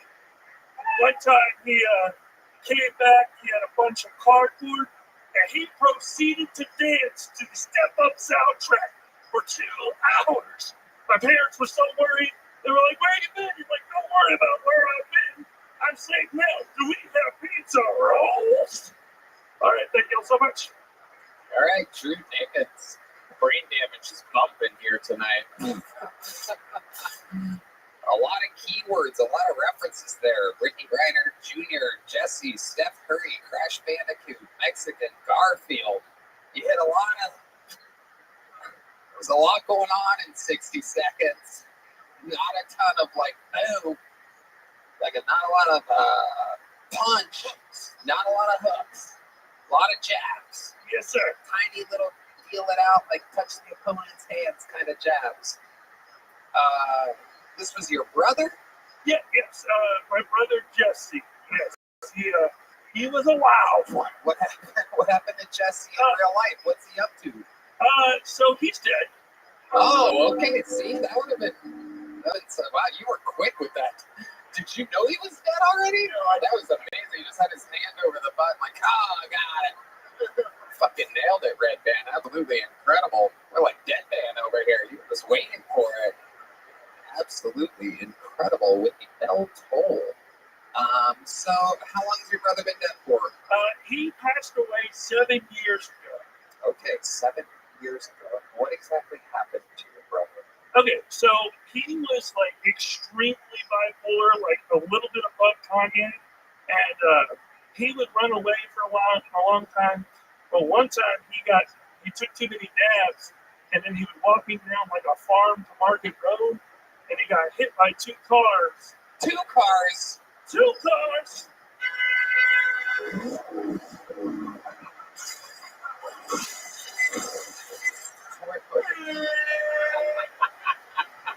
Red Band, where's your noise at? Where's your noise? You are absolutely hijacking the episode. This is what happens when Red Band kills. Red Band! Wow! 3 minutes into the episode, Red Band on a destructive path. I noticed you were sucking on those vodka Red Bulls a little fast earlier. All of a sudden, I'm a fan of it. Okay, so 2 cars at once. Talk about Crash Bandicoot. David, tell me about it. Oh my God. Not like Frogger. Frogger is black. Oh, and your brother is black. Now, something that we forget a lot here is that Drew Nickens is black. It's like a good old white chocolate, meat milk chocolate. I like to call Drew half naked. That's what I call him. Hell yeah. My goodness. What was the angle of the crash, if you don't mind me asking? So he got hit by one, and then he spun out like a cartoon character, and then he got hit by another, and it made him collapse and like hit his head really hard, and he rolled into a ditch. Holy shit, ladies and gentlemen. Red Band making up for 11 and a half years. 11 and a half years, he was the weakest link, and now he's thriving, ladies and gentlemen. This is his moment. I had the Tom Brady roast. He had the first 5 minutes of this episode. This is a breakout mainstream moment for Brian Redband. We are waiting for it to slow down. It is unbelievable. We've never seen anything like it. No, he's drinking his power juice. This is absolutely amazing. This is a moment nobody will ever forget, especially Drew's brother. Drew, how's comedy going for you? Enough about your brother. There is one thing about my brother. So he died, and then 2 years later, there was a program called Jesse's Place that was made in his name. It's a shelter for young adults 18 to 24, and they get all the help they need. They get medical help, they get job help, and it's in Yakima, Washington. It's 500 people have come through the doors of Jesse's Place and have been helped through it. So I just want to talk about the Jesse's Place so I can talk about Jesse's Place. Amazing. Absolutely amazing. Did they come through the door voluntarily, or do you have to get hit by a car? The reason why Jesse's Place was made is he would come to the thing, and the guy Mike K would be afraid that he would beat him up, so he'd give him cheeseburgers and hang out with them, and he got to know him. So it's all for like people that have like trouble past 17 to 24. So it's a really amazing place. I want to know how to go. Yes, absolutely amazing. How do people find, like, where do you go? What's a website or something? You can go to the Camp Hope website, and you'll see Jesse's Place, and you can donate to Camp Hope. It'll go towards Jesse's Place. I'll also have something in my Instagram that'll also have a way for you to donate. They have an Amazon list with bed linens and hygiene products and everything of that nature. So anything of that you guys want to donate, that would be awesome. I have a question, Drew. Is there fresh noodles on the Amazon place? I don't want to support any place like that. Well, there's no needles or anything. Drug use is prohibited. They have a drug dump that comes every week over there. Okay. Absolutely amazing. Oh, yeah. We have really, we covered it. Drew, thank you so much for starting the show. A new minute. We're going to continue to watch him grow, ladies and gentlemen. Drew. All right, our first bucket full of the night. You guys know how this goes. Anything can happen. Could be somebody having the life-changing moment of their career, like Red Band is tonight.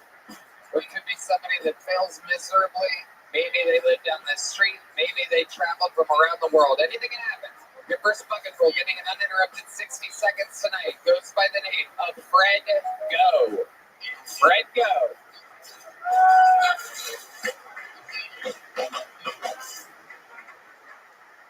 I hate one-liners because every time I do one, it takes like 9.5 minutes before I want to do another one.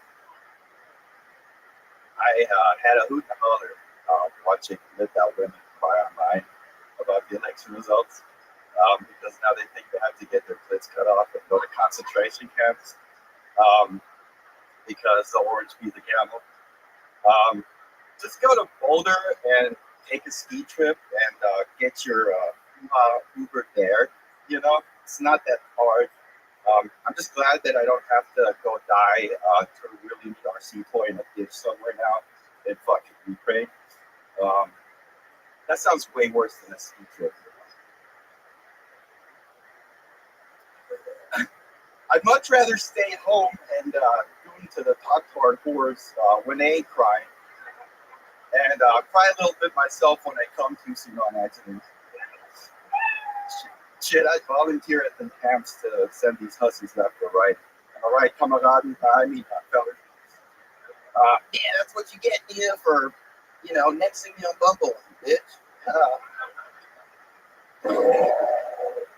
Okay, Fred, go. Am I saying that right? Go, Gio. It's supposed to be a G and then a dot. G dot. Oh, Fred G. Yeah, Fred G. But you did the dot. You made a little circle. Yeah. Instead of it be cute. Okay. Okay. Well, I mean, that's where being cute gets you. Turns into Fred Go. Yes, sir. Let's go. Okay. All right, Fred. So, how long have you been doing stand-up, Fred? This is my third time on stage. Good. I'm glad. Anything else would have been crazy. Where are you from? I'm from Germany. Okay, you're originally from Germany? Yes, sir. I grew up there. How old were you when you moved to America? It was like 2 years ago, so I was 25. You have no accent whatsoever. Nope, I can put one on for you, okay? That is incredible. That is amazing. How do you have no accent whatsoever? What do you attribute that to? Did you only hang out with English-speaking people there? Yeah, my dad's American, and Germans are fucking retarded. And where I'm from, there's like a bunch of army bases, so there's a bunch of GIs around, so that's people I know. Your dad was in the army? Yes, sir. Were you? No, I was in the German army, which is a fucking joke. You were a Nazi? No one ever said that. No one ever claimed that. So you were really in the German army? Yes. For how long? 6 months. What did you do in the German army? I was a mountaineer.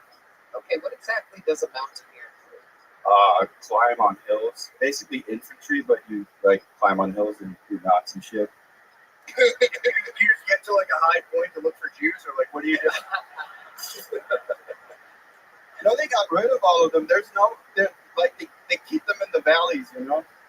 So just bust out the yamoculars and look for the fucking.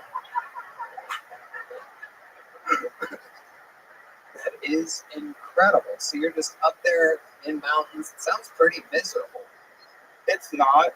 It's just the German army's a fucking joke. When you say that, what do you mean it's a joke? Like, they don't shoot a lot. They shoot like once a year, and if you're a soldier, you're supposed to like probably shoot more than once a year. What do you shoot once a year? Plastic guns that they started massive scandals over, and they're dog shit, and everybody's in denial because the German government is a fucking joke. Well, do you think it's because they had a girl president? Danke, Merkel! Alright, you seem weird as fuck, Fred. Tell us more, Tony. Tell us more about you. Tell us more weird things about you, Fred. I saw him at the food trucks. He was with a gentleman caller. Fred's freaky as fuck, dude. I gave him a knife. Freaky ass ball, dude. This is true what you're saying? You really saw him at a food truck? Yeah, chatting about guns. He's freaky as fuck. That's when there's military detail. You're scouting.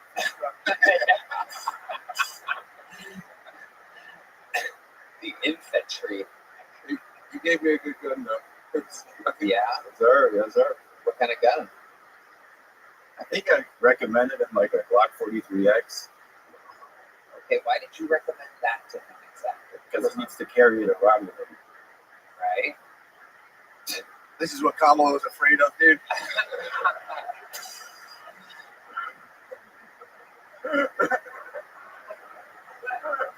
This is amazing. I feel like this is what people thought the podcast was 3 weeks ago when they heard about it for the first time. Like, oh, this fucking guy probably talks to Nazis. It's like, well, I guess now coincidentally we are for the first time ever. Our first Nazi ever on the show happens just organically. So Fred, is there anything you miss about Germany? Love about America? What's going on in your head? I missed the food and the beer. Yeah, that was awesome. But what kind of German food do you miss? Do you know what Met is? It's basically just raw pork on a roll. Raw pork on a roll. That's definitely not a Jew food. No! Raw pork on a roll. Can you imagine? Unbelievable. It's delicious. That sounds like you could get like a disease from eating raw pork. They have very strictly delicious. All right, Michael, the courtesy laugh at your German accent. Grandma was making food with love. Grandma was making that with hate. It's exclusively hate. You can taste the hate. Okay. Fred, have you ever committed a crime?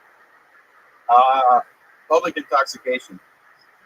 Is there ever a crime you almost committed and then you talked yourself out of it at the last second? Crystal Knot.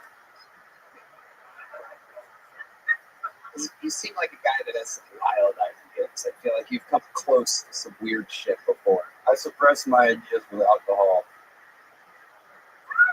All right. You live here in Austin now? Yes, sir. What made you move to Austin, Texas exactly? Guns and comedy. All right. You're a wild boy, Fred. Thank you, Tony. I'm just glad that we're on your good side. Always. Absolutely. All right. Well, Fred, Matt, anything else for Fred? No, I don't. I think we got to the bottom of it. Fred, I'm going to give you this little joke book. Who knows? Maybe you'll come back one day and grow up to be a big joke book. He loves you guys. We love Fred. There he goes. Fred, go, ladies and gentlemen. Fred, go. How about a hand for the lovely Heidi? I mean, unbelievable. Hey, y'all. This podcast is sponsored by ExpressVPN. The holidays are here. Is that there weren't enough things to worry about. Did you know there's a heightened risk of data theft and fraud? Hackers know you're shopping in a hurry during the holidays, so it's easier than ever to hijack your connection and steal personal information, like credit card numbers and bank passwords, especially on unsecured public Wi-Fi. But here's how you cross online security off your list. Use ExpressVPN, Red Band. Tony, I love ExpressVPN. I love knowing my data is safe when I use it. ExpressVPN is easy to use app that encrypts and reroutes all your online traffic through secure servers, making it virtually impossible to hack a connection. So whether you're at a coffee shop searching for the perfect gift or at the airport finalizing travel details, you can be sure that your personal information is fully protected. ExpressVPN also keeps your online activity private from third parties like your internet provider and scummy data brokers who want nothing more than to bombard you with even more targeted ads during holiday rush. But with ExpressVPN, not even Santa will know what you've been browsing. ExpressVPN is easy to use. It just takes one click. And you can use it on up to 8 devices simultaneously. So you protect you and your whole family. Your laptops, phones, tablets, and even TVs. It's no wonder ExpressVPN is consistently rated the #1 VPN on the market by top tech reviewers like CNET and The Verge. Plus, there's never been a better time to stay safe the holiday season because right now, you can use our special link to get 3 extra months of ExpressVPN for free. Just go to expressvpn.com/KillTony to take advantage of this special deal. That's expressvpn.com/KillTony for 3 months absolutely free. All right, your next fucking poll coming out with a new minute. It goes by the name of Nick James, everybody. It's Nick James. Here he is. Yes, my name is Nick James, but that's actually just a stage name. My real name is French. It's hard to pronounce, but I'll help you guys out real quick. So my last name is spelled PHRENCH. A-G-G-O-T.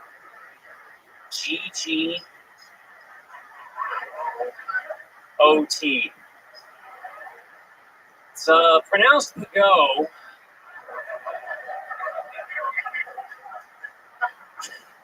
Yeah. But I guess to everyone else, I just.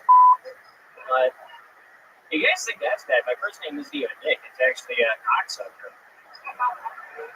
Let me tell you something. You can't get very far in this business if you just some run-of-the-mill cocksucker. The funny thing is, people were calling me that before I even told them my name. Actually, ridiculous.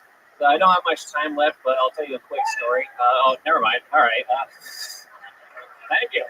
There you go, Dick James coming out.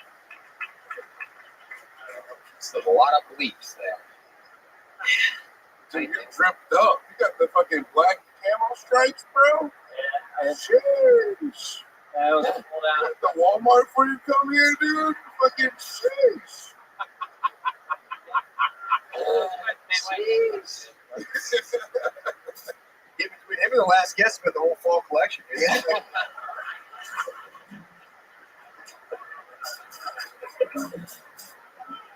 Fall spelled P-H-A-L-L. Okay.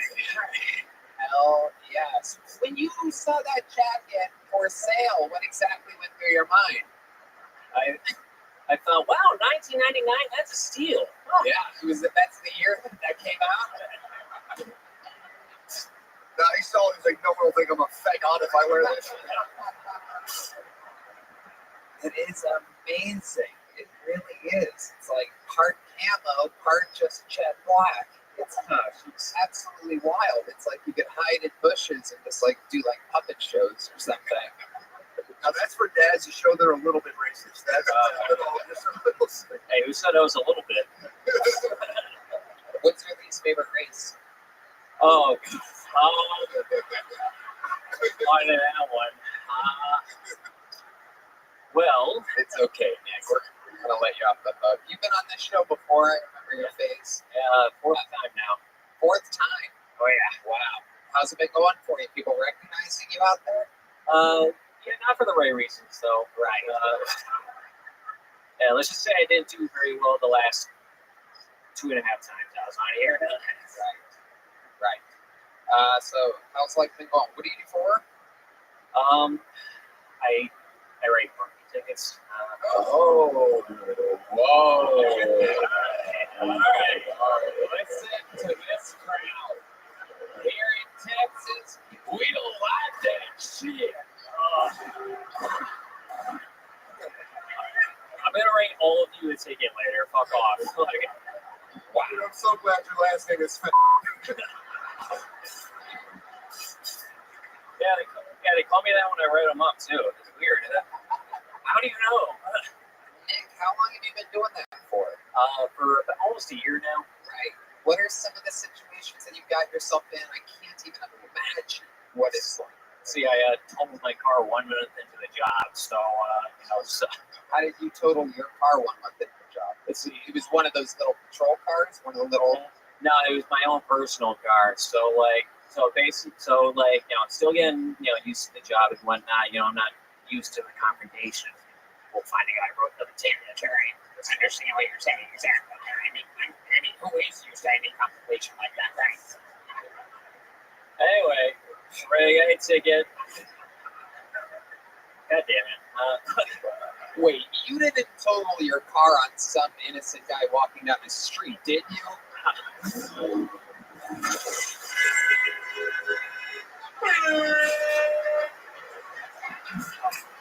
Still got it. Still in the zone. I would have got a better deal on my insurance then. But no, basically I was in a parking garage. I forgot to straighten out the wheel, car, pillar, fucking, I was in a hurry to get away from a guy whose day I just ruined. So, it was my fault. I deserve it. But, All right, so you totaled your car. When you were at work, what are some of the confrontations that you get into? Let's see. Usually it's just homeless guys asking me for $1. But I'm talking specifically, you're beating around the bush here. You're talking about homeless people, your own personal car accidents. You write tickets for a living. We all see it every day. Someone goes, "Hey, motherfucker, that's my car." That's what I'm talking about, Nick. I can't believe I just spell it out for you. The shitty shit part of the shitty job that you have is what people are interested in knowing about. What's some of the worst stuff that's happened to you while executing a ticket on the street doing your job? I was getting yelled at by uppity white women. That's those.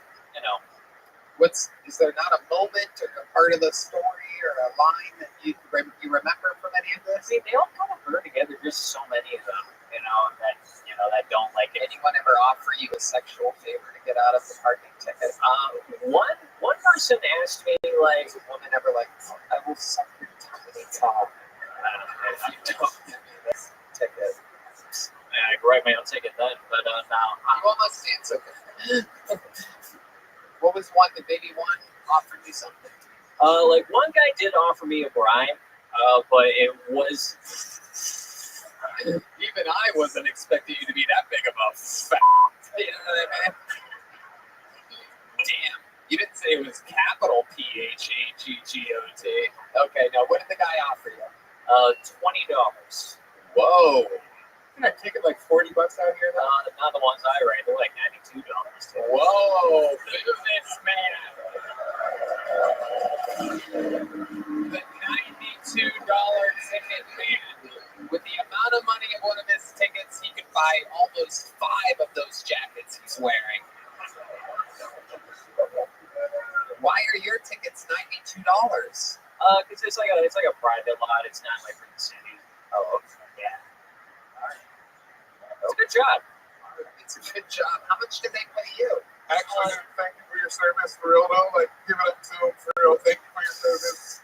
But also, boo, dude, that shit fucking sucks. When you say thank you for your service, Lemaire, what are you talking about? He's doing the service, dude. He's doing the No, job. he's not. His tickets go to one guy. They don't go to the city. They go to a Lemaire. Lemaire totally forgot everything about this interview, looked up, saw the camo, was like, thank you for your service, man. That weed is hitting hard over there, Lemaire. This guy's been up here for 7 minutes. Lemaire's like, "You're in the army? Thank you, dude." Seriously, bro. Sorry about your brother. He's just mashing everybody that's been up here together right now.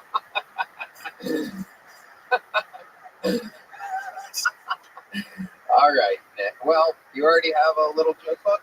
I do. All right. Several. You have several? How do you have several little joke books? You just kept throwing them. I did do well. You did do well. Thank you. Bring in with joke books. I do multiple. What made me throw multiple joke books at you? Let's see. First time I did, not good enough, I guess. Second time I was weird, and then third time I just boxed. Well, I have good news for you. Zippix nicotine toothpicks has given us some amazing new nicotine toothpicks. Zip 4 smoke less. This is Spice Island clove flavor. Do you want to pass that on down? Oh, hell yeah, dude. All right, there he goes. Nick James, everybody. There he goes. All right, ladies and gentlemen, we're going to keep it moving along. Make some noise for your next fucking bully. He goes by the name of C. Wayne. C. Wayne. Here we go.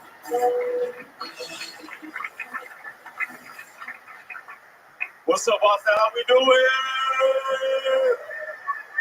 Okay, I didn't expect this many white people. My apologies. Let me go ahead and address the elephant in the room. Real quick, no, I am not a rapper. You did not see me on YouTube with a Draco. It's crazy, man. Despite being a comedian, my biggest fear is getting very, very famous.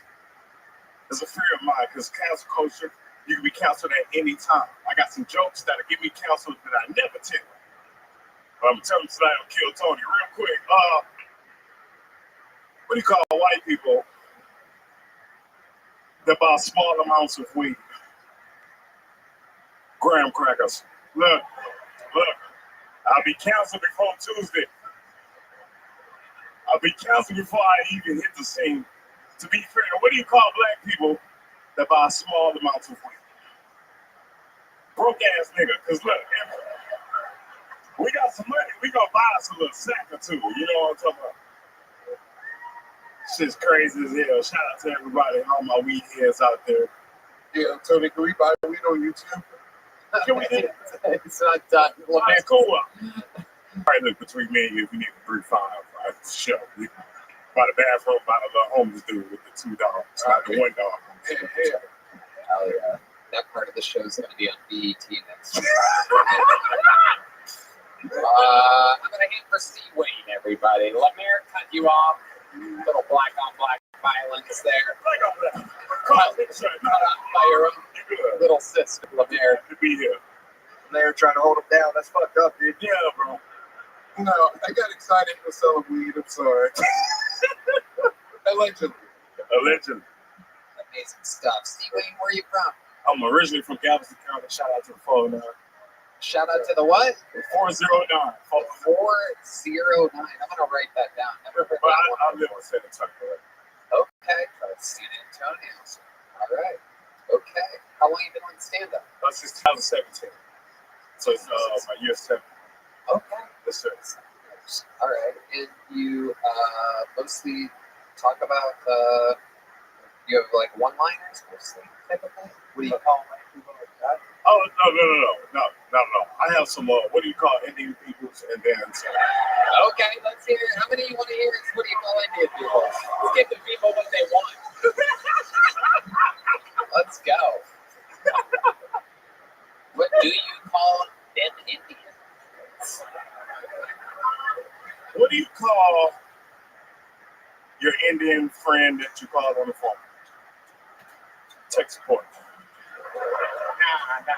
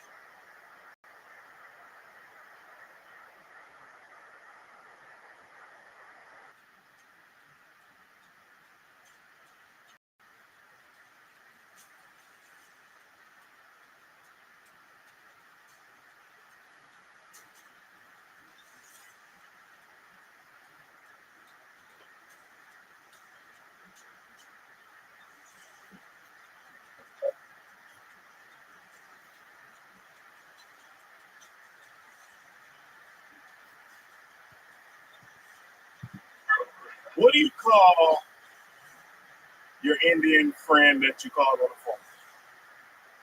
Tech support. Nah. What? I'm sorry, that might have been the wrong group. What do you call your Hispanic friend after 9 o'clock? Food truck. Look, no, I'm sorry. Okay. All right. Be careful to end up getting canceled out No, here. that's what I'm saying. That's why I led this situation. See, Wayne, what exactly do you do for a living? How do you make money? I actually produce comedy shows in San Antonio.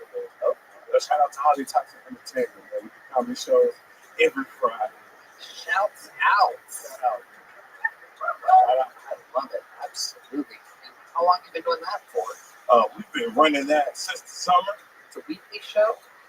Yes, it is a weekly show. What were you doing before this summer in order to make money?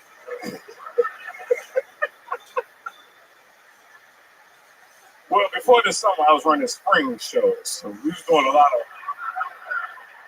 of spring work. You know what I'm saying? I'm starting to figure out why you have all these jokes about people buying a small amount of weed. What do you do for fun, C. Wayne? For fun, I like to play the basketball, joke around, you know what I'm saying, troll people. What did you say after basketball? You said I like to play basketball and troll people in real life. Oh, okay. Yeah, not on the internet though. That's just right. How do you troll people in real life? Hey man, how you doing? I'm good. How are you? I'm good, man. Who'd you vote for? I already know. No, I'm just kidding. Can I ask an innocent question? Is this the latest in black IG technology? No, I'm dead serious. I was curious. That is incredible. I know you guys had straps for a while. Now, gully suit. It's nice. Rips are like piercings, you know. At first, 2 was cool, right? Now you end up with 36, and we're just out here making trims. That is incredible. Yes, sir. It's like, most definitely. It's like a Goku head. Kind of rips, dude. The what? It's a Goku head. This is Goku, We're right? talking about what's on the backside of his baseball cap right now. That's the back of his head, dude. Lemaire is specifically doing jokes for the Mexican part of the band right now. Hey, what about that Goku hat? Roasted. For those of you with eyes in the back of your head, he just got roasted. No, but seriously though, your pants look like liberal women's arms after the past 3 weeks. The cutters have been cutting. One little slit at a time. For your new king and dictator, first in his name. All right. See, Wayne, what kind of big booty bitches you be fucking?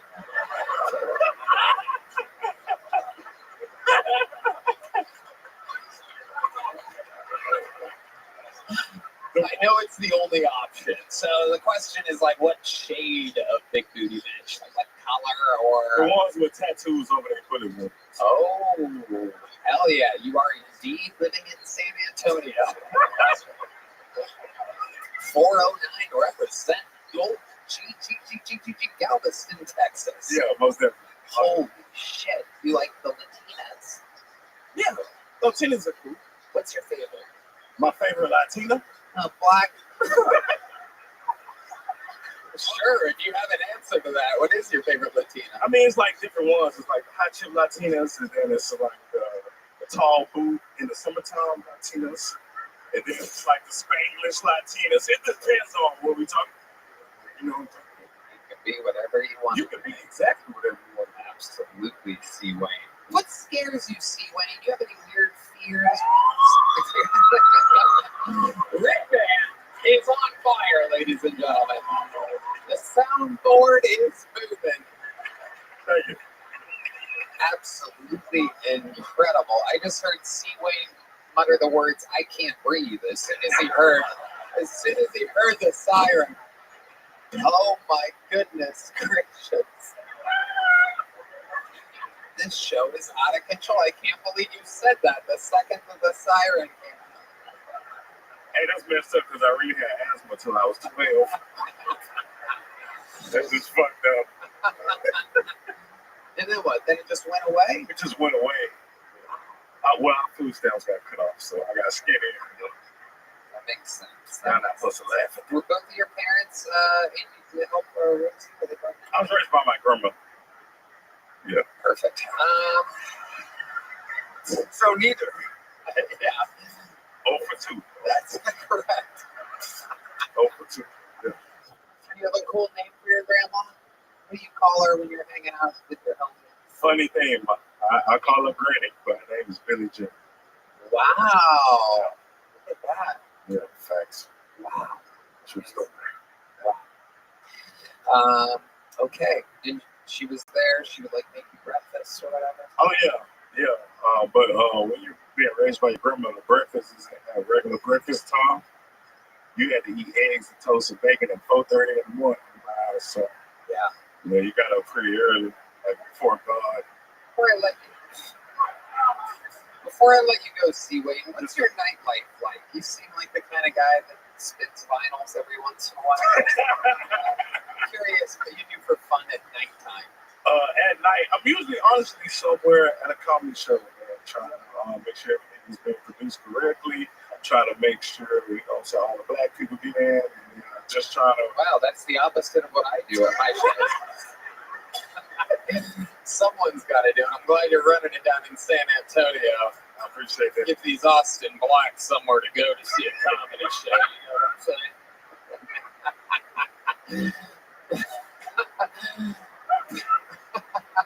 Bad news is we're sold out. Good news, San Antonio is just 50 minutes out.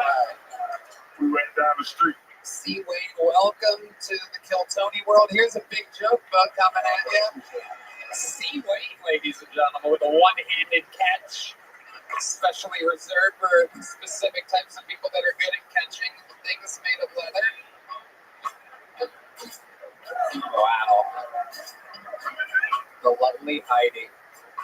All right, another bucket full. We're flying through them here tonight.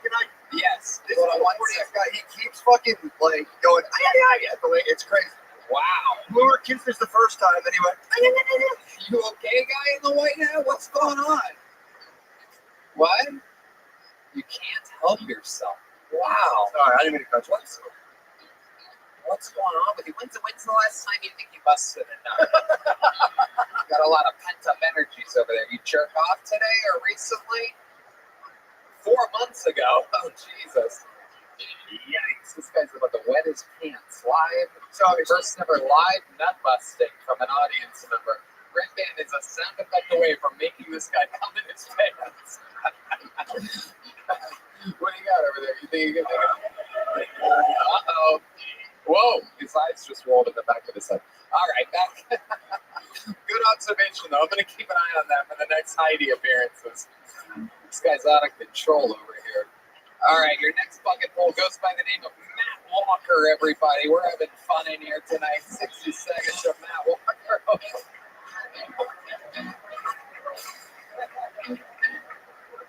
Universe, what's up?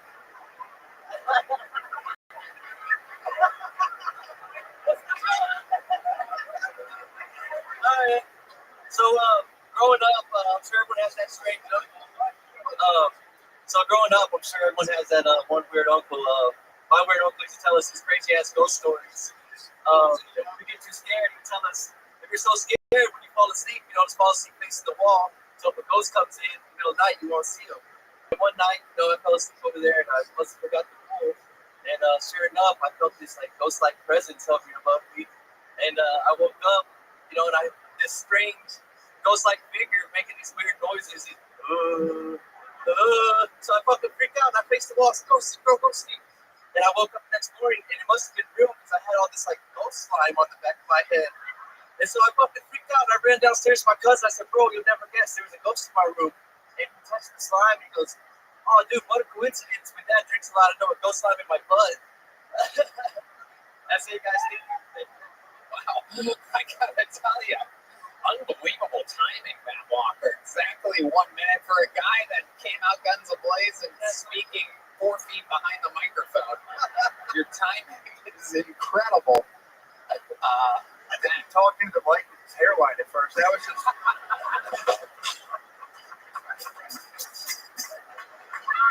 Hey, man, gotta keep it glued down, bro. I used to, when I was a kid, I would pray to keep the hairline, bro. What is going on up there, dude? What the fuck do you think you're doing with that, dude? I don't know, man. I'm trying to work with what I got left, I guess. Dude, it ain't working, bro. Holy shit, bro. Dude, you gotta. The hairline is a distraction. Look at his shit. When Lemaire is pointing out multiple things that's physically wrong with you, you're in deep shit, dude. Yeah, you look like a billy goat. He's receding too, so I figured it out. Okay, Matt, let's talk about this. Is your first time trying stand-up, correct? Yes, sir. Just awesome. Congratulations. So, Matt, let's just jump right into it. How old are you? I'm 38 years old, sir. 38 years old. You started today. What made you want to start today, 38? I've been doing just working construction, clients, parents, stuff like that. Yeah. Spinning the wheels, man. Look for something bigger, better, faster. You know, Right. look for an opportunity. So I figure the first time you almost got canceled, you got Hans Kim out of the deal. So this next time you get canceled, I figured my haircut, my facial hair. Why? Because your hair is garbage.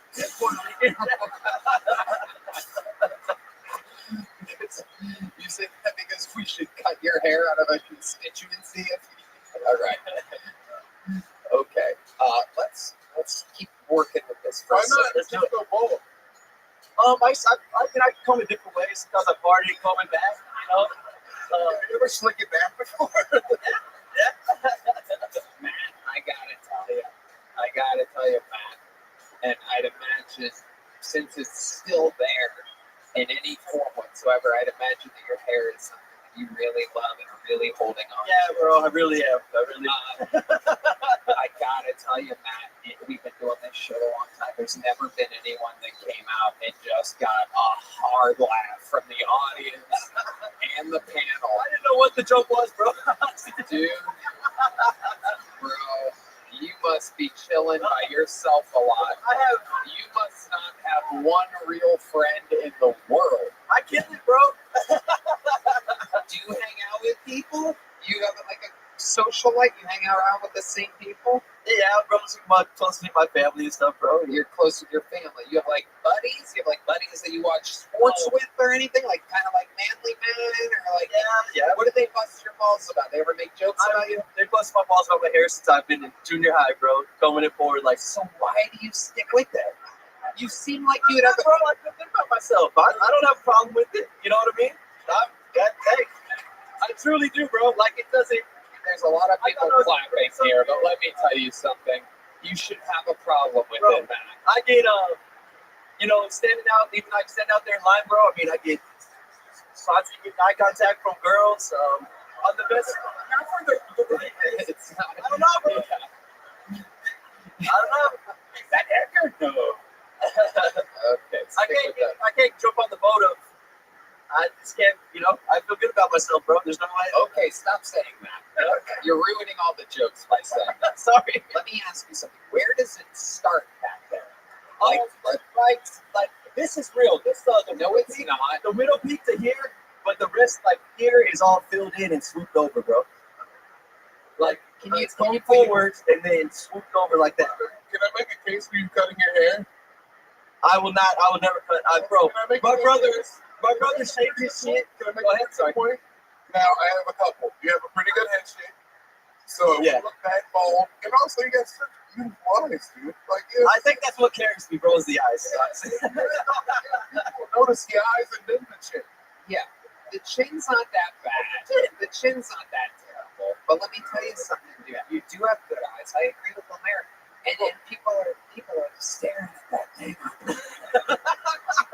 You're like, hey, my eyes are down here. Have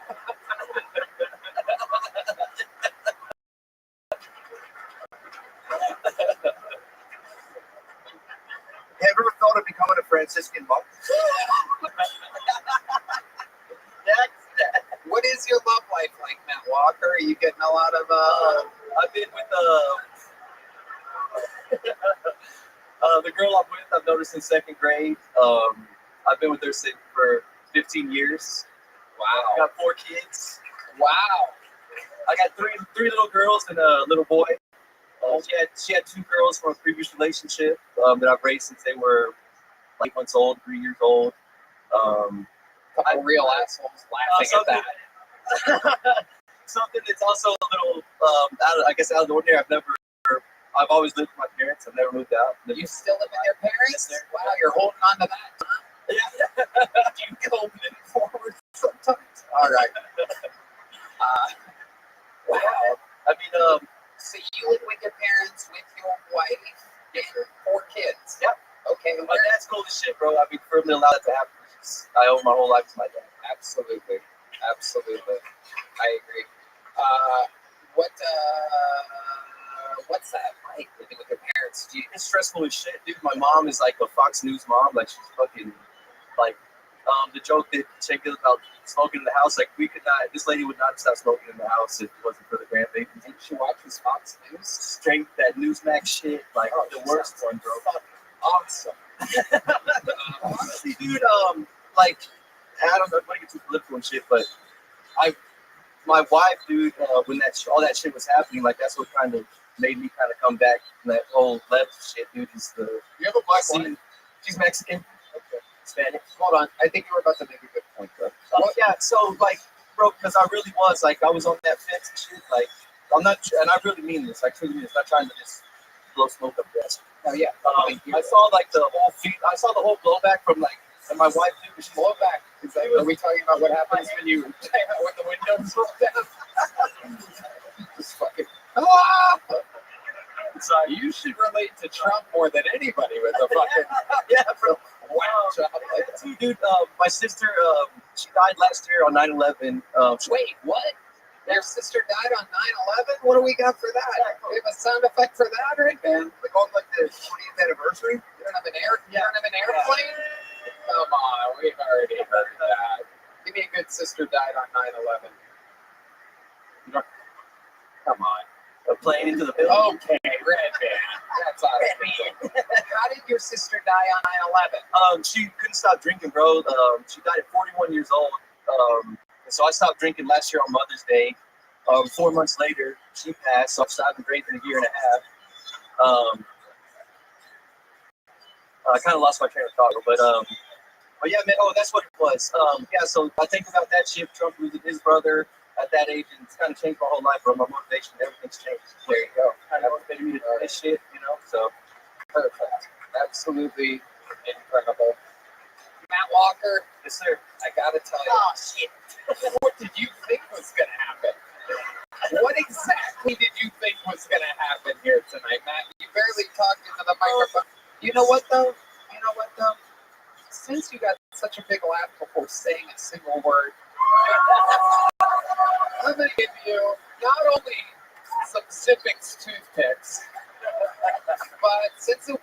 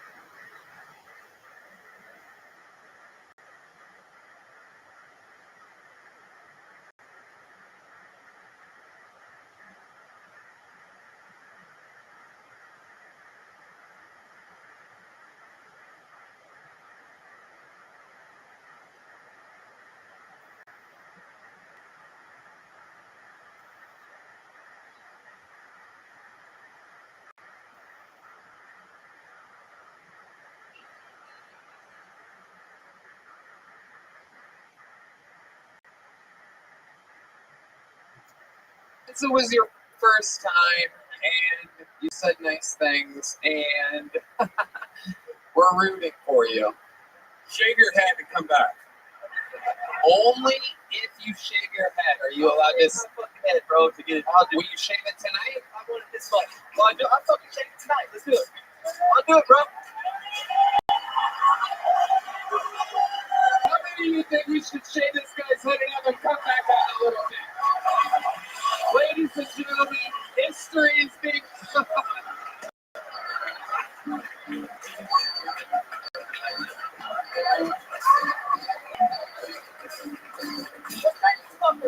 Somebody shave this guy's fucking head. We're gonna bring him out a little bit later. The unthinkable is happening. Dreams are coming true. Matt Walker has debuted on Bill Tony. Literally, the worst hair in the history of the show. We're gonna get to see it shaved tonight. Somebody figure out a fucking shaving system. Oh, we're having fun here.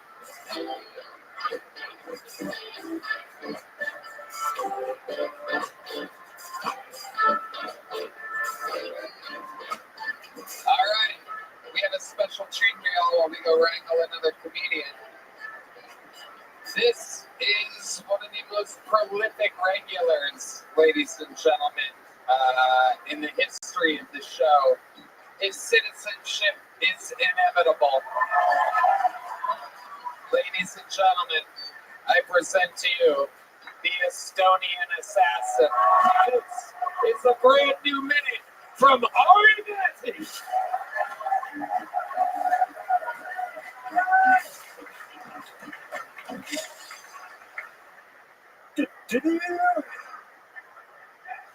I'm single. A little less smooth than expected. You know what I miss most about being in a relationship? Is it the sex? I don't give a fuck about the sex. I miss the arguing. God! I just miss having someone else to blame. So when you're single, it's all my fault. Every time I fucked up, I just have to be in the mirror like, you piece of shit. That's the best when you have a girl and you get to unload. You have a shit day at work when you're driving back home, you know, when you're like, when you're like pre-arguing.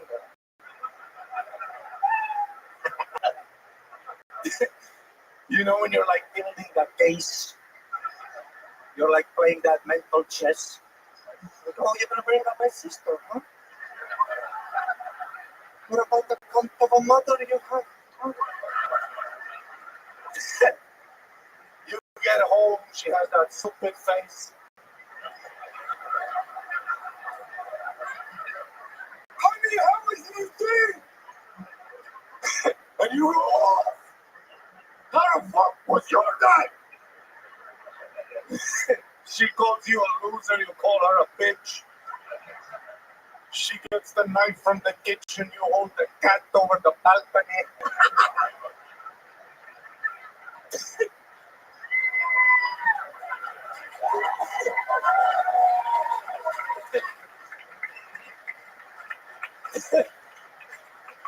It's the best! God, I wish I had a wife. Because when I'm alone at home, dude, when you have a wife and you hit your toe, you get to be like, what up, fuck? What this?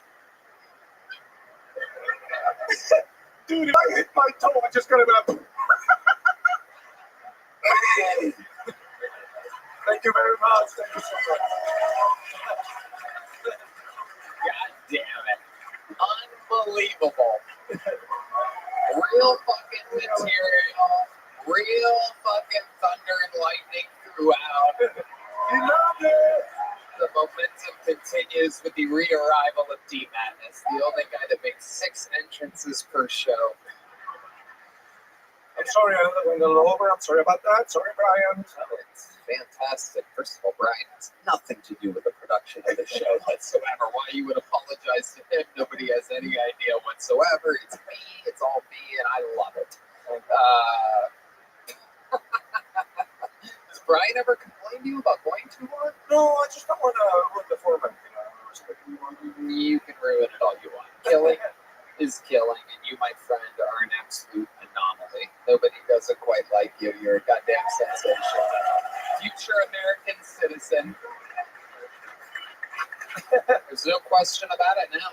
I'm in deep with this new administration. Yeah? Oh, I am fully connected. I get a box delivered to me from West Palm Beach, Florida every fucking week now. I got a new pen yesterday. Got some new fucking... You got a pen? Yep, I got a lot. There's a lot of gold ashtrays. Wow. Oh, yeah, Lemaire. You gotta get our citizenship, dude. Oh, there's no doubt about it. You gotta do it. It's on the top of my agenda. You're high. Because I didn't know when you looked at it. I thought you got stung by a bee or something.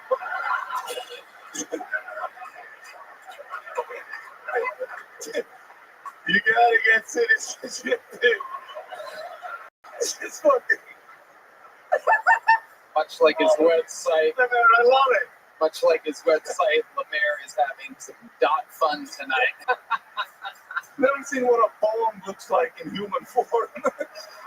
He's wrapping himself up in a hoodie right now. He is looking for some type of comfort. He's forgetting that he's sweating and overheated.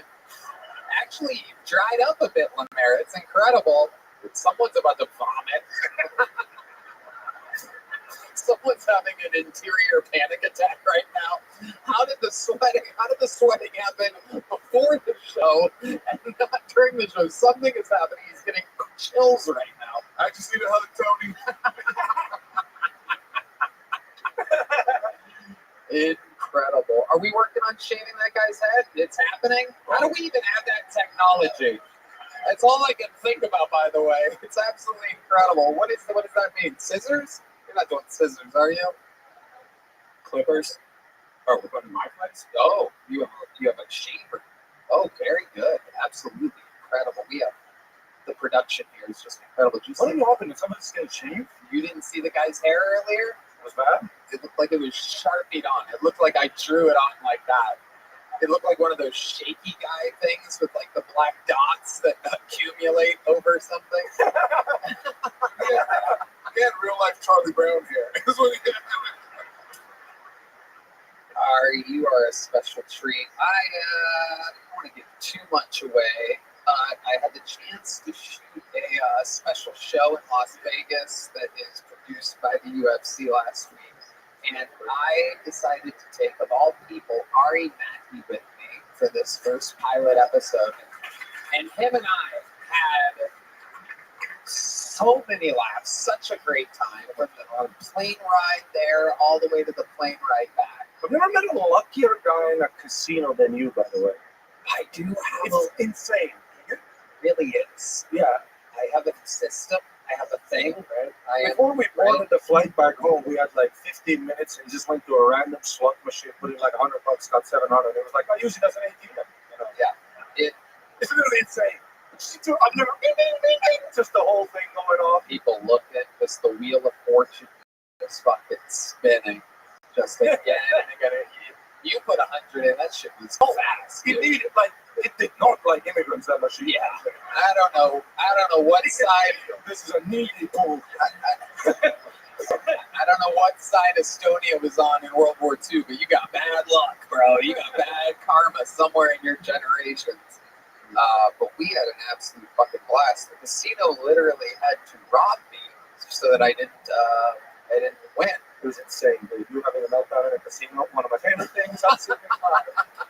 I wouldn't consider it a meltdown exactly. I would consider it fair justice. I'm out for 10 minutes. But what happened? Yeah, he was okay. I don't know. What would you have done? Just been like, thank you, good night. Pulled the ball out of the slot red 9. So he put, I don't know roulette, but he put 5 on like one, what is it, number 9 did you put?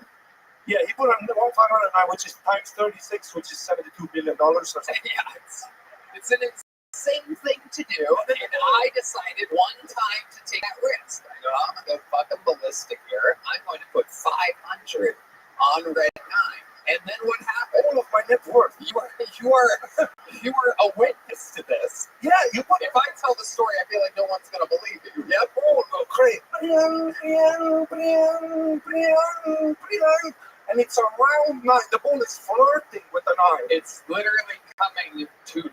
Yeah, it starts to trickle, starts bouncing, starts slow bouncing, and just then before it gets in, a lady appears, grabs the ball over red 9 with the ball in the hole as it lands in red 9. She goes, Marie, spin. We're going to re-roll it. And I'm literally like, what the fuck is happening? And Ari's like, I go, Ari, fucking. I was so excited. I literally said, fuck Tony. He was so excited at the thought of me just randomly, like you said, the universe kind of like sweet. It was the dealer. It wasn't a random woman. Then you walked around the casino, and I'm behind you, and you're exactly. What is the reason they tried to cheat me out of $26,000? And then he's talking to the manager and shit. And I'm the pit boss, and I asked the pit boss for his fucking pit boss. They reviewed the tape. They come down. I go, well, if you fucking reviewed the tape, then you know what happened. He's like, I'm gonna go review the tape again. It was the equivalent to the Texas Longhorns game when they threw water bottles, and then they came back and overturned the call. And then the whole time he's arguing with people, I'm just standing behind arguing with you in a fucked up mindset, like, where my friend money? You know, it literally looked like Tony betted my money. Did they say a reason? What was their reason for it? Their reason for doing it, they said that in the game of roulette that there is a specific rule that happens once every break. Literally, they tried to steal my money. But their explanation was that if the ball gets stuck on the wheel, which is what the dealer originally said happened, if it gets stuck, it is just rolling with the wheel, which, by the way, fucking absolutely never happens. But if that happens and it goes around 3 times, it's a re-roll. That's not what happened. And that's not what went down. It's actually the craziest shit I've ever seen in a casino. And it just so happened to happen to me. And that was nuts. Mari's my own memories. It was so much fun. It was so much fun. It did cost us an hour and a half of sleep. The reason why I put 500 on 9 on that roll is because I'm like, let's get the fuck out of here. It's 2 a.m. We got to shoot a thing in the morning. Let's put a ribbon on it. Little did I know that I would be fighting for justice for the next hour and a half. Dude, but it's so funny watching it because, you're at that perfect level of celebrity where people know you, they love you, but if they don't know who you are, you seem absolutely bananas. Oh, yeah. Oh, I absolutely did. As soon as she did that, I go, time out. What the fuck just happened? And the guy at the table that didn't know me is like, it's okay, we'll just re-roll. I go, you shut the fuck up.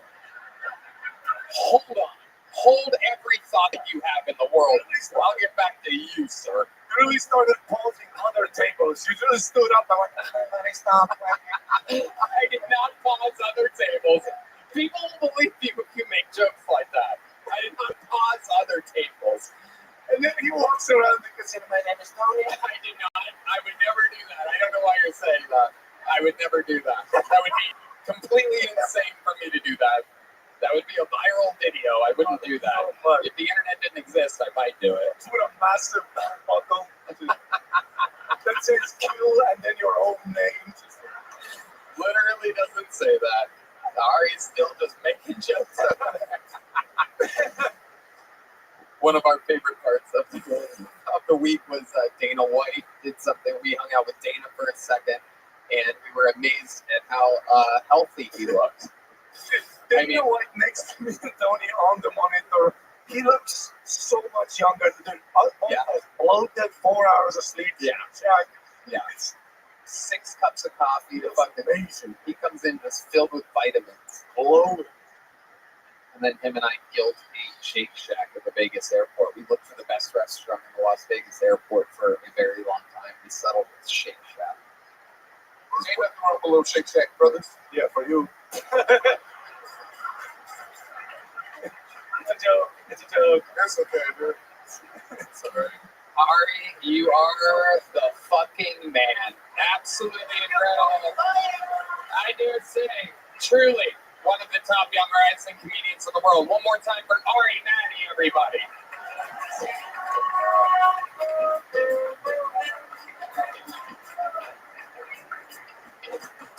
We're having fun out here. Your next bucket pool. We're going back to normalcy, ladies and gentlemen. Lower your expectations. We have our second Matt of the night with a Matt on the panel. We've had Matt Walker, who barely had hair. We have Matt McCusker, the man himself. And now, the Kill Tony debut of Matt Brown, everybody. Here we go.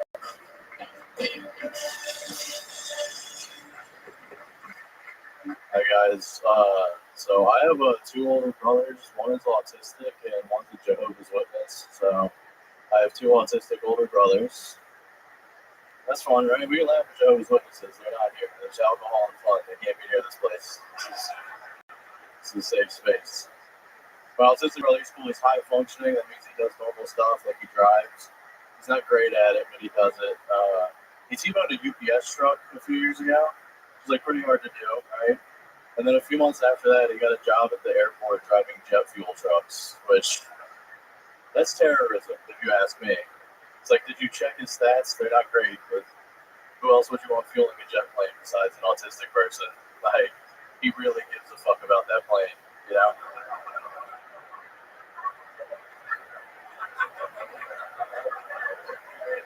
Thank you. He also smokes weed, which is pretty fun. I give him weed, I should say. Like, that's cool because we smoke weed together and he becomes not autistic, which is the opposite of what happens to me. Like, we smoke a joint, go to Chipotle, and I'm just like, dude, you gotta order. I'm nonverbal. They all think I'm gay. Alright, thanks, guys. A fucking amazing set. Matt Brown. Welcome. Is this your first time on the show? Yeah. Welcome, welcome. How long have you been with stand-up? Almost 11 years. I love it, man. It fucking shows. I love it when people that have been doing that long sign up for the show and come on and show their fucking experience. And got something on his shirt. What is it? What do you got over there, buddy? He's freaking out, dude. He's about to fucking vomit right now. Oh, LeMaire. Oh, my God. What a shit show. So 11 years. Where at? Baltimore? Sir. Okay. You still live there? No, I moved here a month ago. Awesome. Fuck yeah, you're exactly where you should be. Yo, Matt just got fired. I got fired on my day off. You did? Yeah. What'd you get fired for? We just wanted to bring back the guy that was suspended for sexual harassment. Wow. One day of you, and they're like, get the freak back in here. Yeah. What was this job? Security at the movie center. Are you and LeMaire friends? How did you know that? Oh yeah, me and Matt, we've been doing comedy together like the whole time. Yeah. The whole time where? He just moved here a month ago. Yeah, I know, but I'm from Philly and stuff. Oh, okay. Like Lancaster, shout out Lancaster, Yeah. PA, like 717 till I die. Okay. All right, LeMaire. That's not going to be too long from now. 717 for 6 to 12 more months. There's little Brody. All right. So, wow. So, Matt, you lived here for a month. How many times have you signed up for the show? Every time that's 4 weeks or so. Okay. Awesome. Yeah. Here it is. It's happening. What's it like over there in that place? Terrible. It is, right? It's worse than purgatory. It's like, it's a bunch of retards thinking they're funny. Just Then there's you. sorry. Just no, you're not wrong. I'd imagine that's kind of what I had in my head. I never get to see it because I'm over here. I never really asked anybody about it, but an 11-year veteran, I'd imagine that'd be kind of annoying over there. Yeah, especially because my girlfriend's alone with them right now. Oh shit! Is she a comedian as well? No. No, she's just hanging out with you. Yeah. It's a shame that they don't. I guess that makes sense for security reasons or whatever. They don't let people come with the people that get pulled. But she'll see this on the internet. If she's still alive. Yeah. So what's your plan now? You just got fired from your job. This, I guess. Yeah. Have you been able to kind of make a living doing it lately? Not here, no. Right. On the East Coast, I was fine. I'm new here. Okay. Well, Tell us more about you. What else you been doing? Crying a lot. I saw a homeless guy with his mom, and that made me sad because my mom's dead. I was like, I would give anything to be homeless with my mom. Wow, there you go. Redman, very excited about the Rasta horn on the punchline. Ouch. So that made you jealous of a homeless guy. That happens every once in a while. Being jealous of a homeless guy, it can't be done. A lot of Yeah, times. it's crazy to have generational homelessness. It's crazy to be homeless with your mom. Like that's two failures. Like that's crazy. It's true. Yeah, you just step up on the curb, saying, "Hey, honey, welcome back."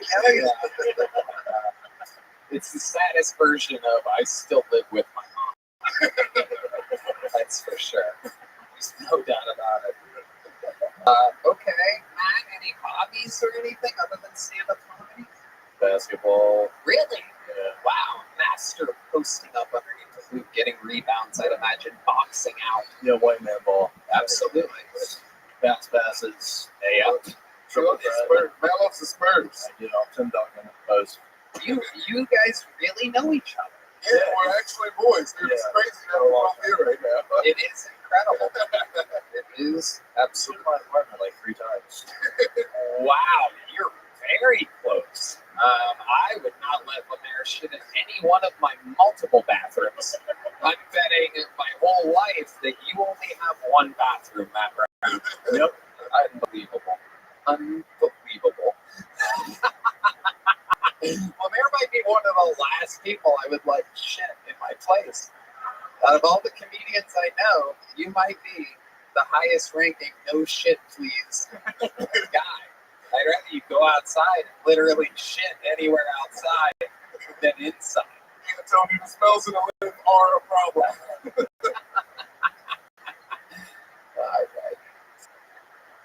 Okay, Matt, what else would we be interested to know about your entire life's history? Nothing. I'm not really interested. You got a cool dog named Mo. I got a dog. Okay, I'm just gonna ask Lemaire. I'm gonna take over Lemaire for the rest of your interview, man. Please, my dad Lemaire. Cool dog named Otis. Now, is that after Otis Redding? Okay, very good. Middle name Jermaine, after Jermaine Jackson. Okay, that's an interesting pick. What made you name after Jermaine Jackson? I just wanted to raise a strong black man. Amazing. Amazing. If only Lemaire's parents wanted to do the same thing. Matt Brown, you are a true comedian, Red Band. I'd love to come to your house for Thanksgiving. You can do that. Please. Are you going to invite the Funny 11 Year Better into your comedy club next week after? Can't come next week. There you go. I'll help you out. Jesus Christ. That was like the lamest invite I've ever seen. Yeah, I don't think he meant it. How about I give you 8 minutes on my show here on Wednesday at 7 p.m. Does that sound fun? Okay, there you go. That's how you do it. You do a little showbiz. You give them something. Here's a big joke book. Fantastic Kill Tony debut. We hope to see you again. Matt Brown. Can I come over for Thanksgiving? All right. Pull another name out of the bucket. Ladies and gentlemen, make some noise for the comedy stylings of Brianna Vasquez, everybody. Brianna. Here we go. Here's Brianna Vasquez. Looks like masculinity in here. Like some real thick and balls, eh? I'm from Portland, so I'm not used to this. Let's see. I grew up super religious in the Pentecostal church, super innocent, sheltered, until I got my first massage. Let's just say that man had me speaking in tongues and touched me in ways better than my pastor ever could. So I did what any good Christian girl would do and write a good review online. And word, I got fired, and I haven't come since. So that's Portland for you. That's all I have. Thank you. So sorry. Wow. Brianna Vasquez. Hi, Mr. Tony. Hello. Mr. Tony? Mr. Tony. Dude, can they move a little? Dude, I want to watch it. Fucking, I'm sorry. I saw you at Shane Gillis' show in Portland. Okay, Brianna. I think so, right? It was Nate Marshall. I'm sorry. It wasn't me. Oh my God. That is hilarious. Shane's other black being confused for the other one. That is amazing what we've just witnessed here, ladies and That's all right, Brianna. Don't worry about it. Thank you. It's okay, Brianna. You can treat me as wrong as you need to. Brianna. So let's talk about it. How long have you been attempting stand-up comedy? Just a couple of times, but this is my first time here. It's your first time here for sure, but like you've been like doing open mics? No, this is like maybe one time. Or you say maybe one time, Lemaire, stop. You say maybe one time, like you don't know if you've done it one time before. You would know. I've done it one time. You did. Where was that? At an open mic. Yeah. And how long and much time did you do that? 3 minutes. And how did that go? I think it went well. And you said, I'm going to go to the biggest live comedy podcast in the world. Yeah, I think that we need more women, and I feel like I have a lot of stories to tell. Is that what you think? Yeah. Why didn't you do one of the stories that you think you should tell here I tonight? have a lot of stories. Well, let's see. Did you dance with Stage or Pentecostal? They do that. Yeah, I danced on the floor, soaking tongues, rolled on the ground. Okay. Like, and that'll just be after our date. Wow, Lemaire losing all control of what he's saying into the microphone. We are slowly losing Lemaire. He is higher than his own blood sugar right now. It is incredible what's happening. We've never seen anything quite like it. I just watched his foot fall off of his leg. This is incredible. He just checked. He checked. Everybody. For those of you wondering, just listening to the podcast, how high is Lemaire? He looked to see if his own foot was detached from his body after I made a joke about his foot falling off. He looked. You can't make it up. With genuine concern, he looked under the table. Brianna, so you think you're the answer to the not enough women in comedy problem? No, I just think we need more awareness. I think that's important. It's amazing that somehow Chris Rogers has been drawing you this entire time from right over your shoulder. It's incredible.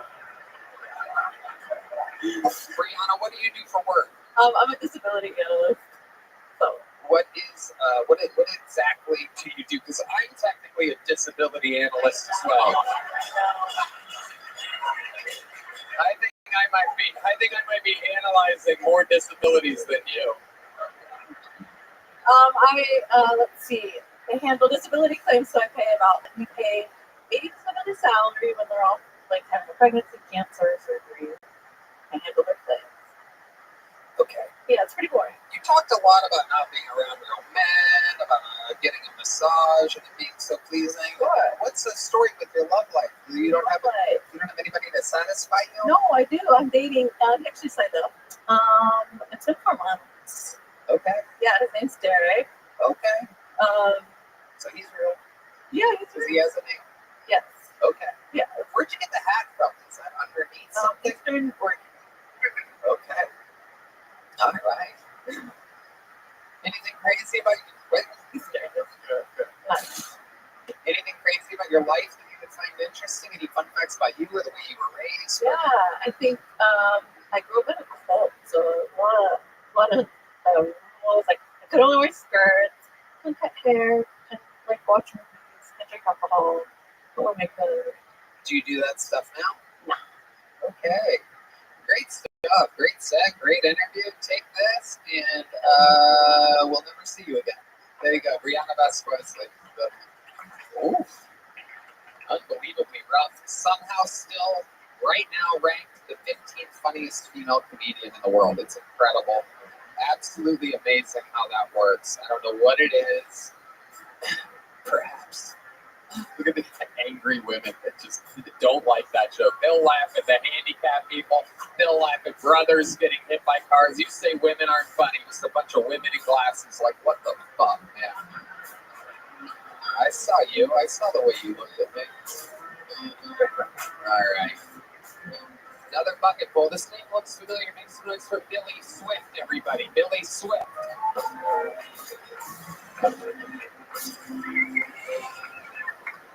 What is up? I like to smoke weed and read history because it makes me more empathetic towards history and stuff like that. And the other day I was reading and it clicked in my head of like, it's crazy. We get to learn about history immediately. You know, we can watch war on TikTok now. You know, it's crazy. Back in the day, people used to have to wait for books to come out to find out what that sound 2 countries over was. You know, you had to fucking open it up and be like, oh shit, Hiroshima. Really got them guys, you know. And I started to think, like, wouldn't it be crazy if the people we learned about history books, you know, had the same access to technology that we do, you know? Like, could you imagine if instead of a diary, Anne Frank had a YouTube channel?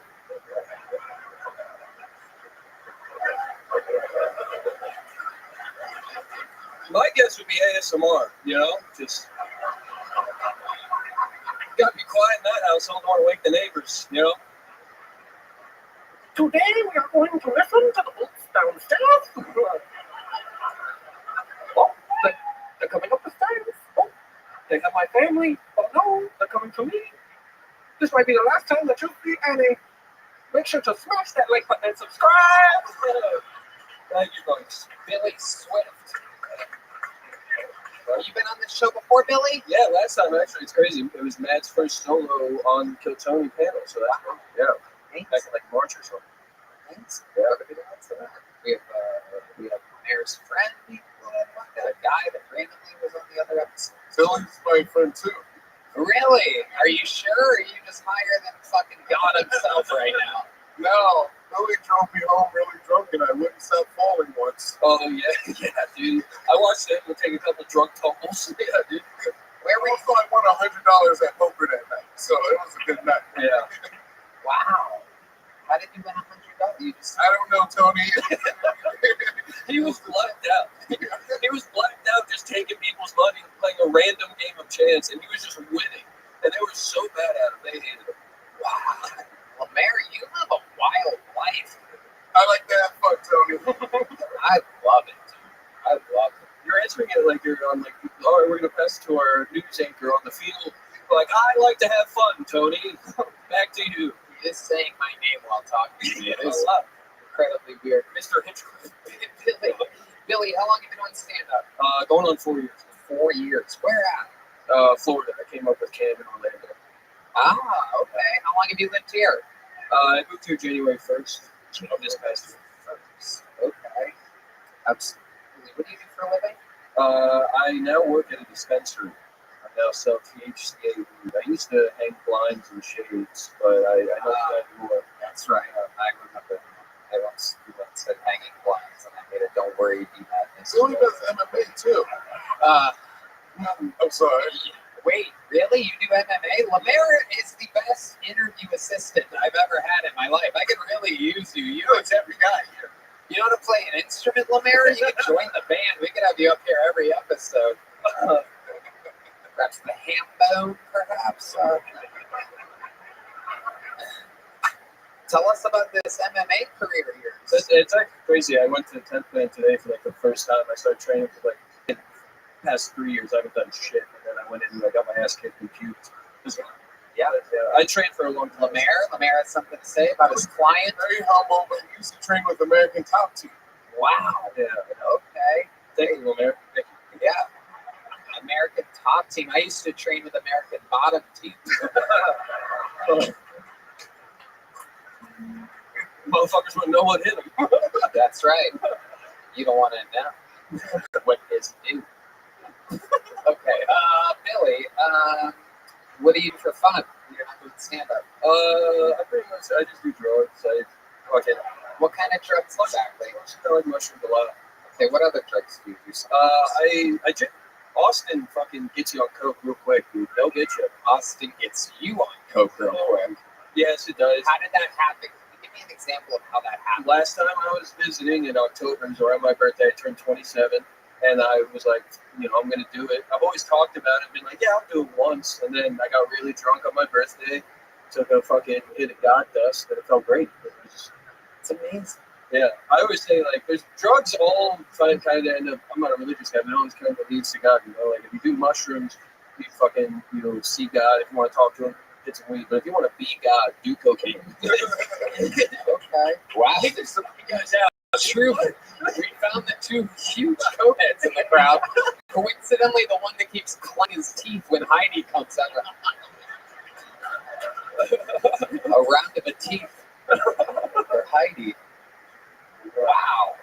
Incredible. So that makes you feel like God doing coke on 6th Street. Yes, yeah, I get to walk around with all the homeless people. I'm like, be gone! And they just run away. It's great. Wow. Amazing. Fucking part the homeless sea out there, dude. And comedy's going good for you, Billy? It's picking up now, yeah, it's been pretty good. I got a decent boost from Kill Tony and shit like that when I did the first time, but now I'm getting booked a little bit more, trying to work in clubs as much as I can. And you got a big joke book last time? Yes, sir, I did. Well, you're going to get booked a little more. Another good appearance. Billy Swift, ladies and gentlemen.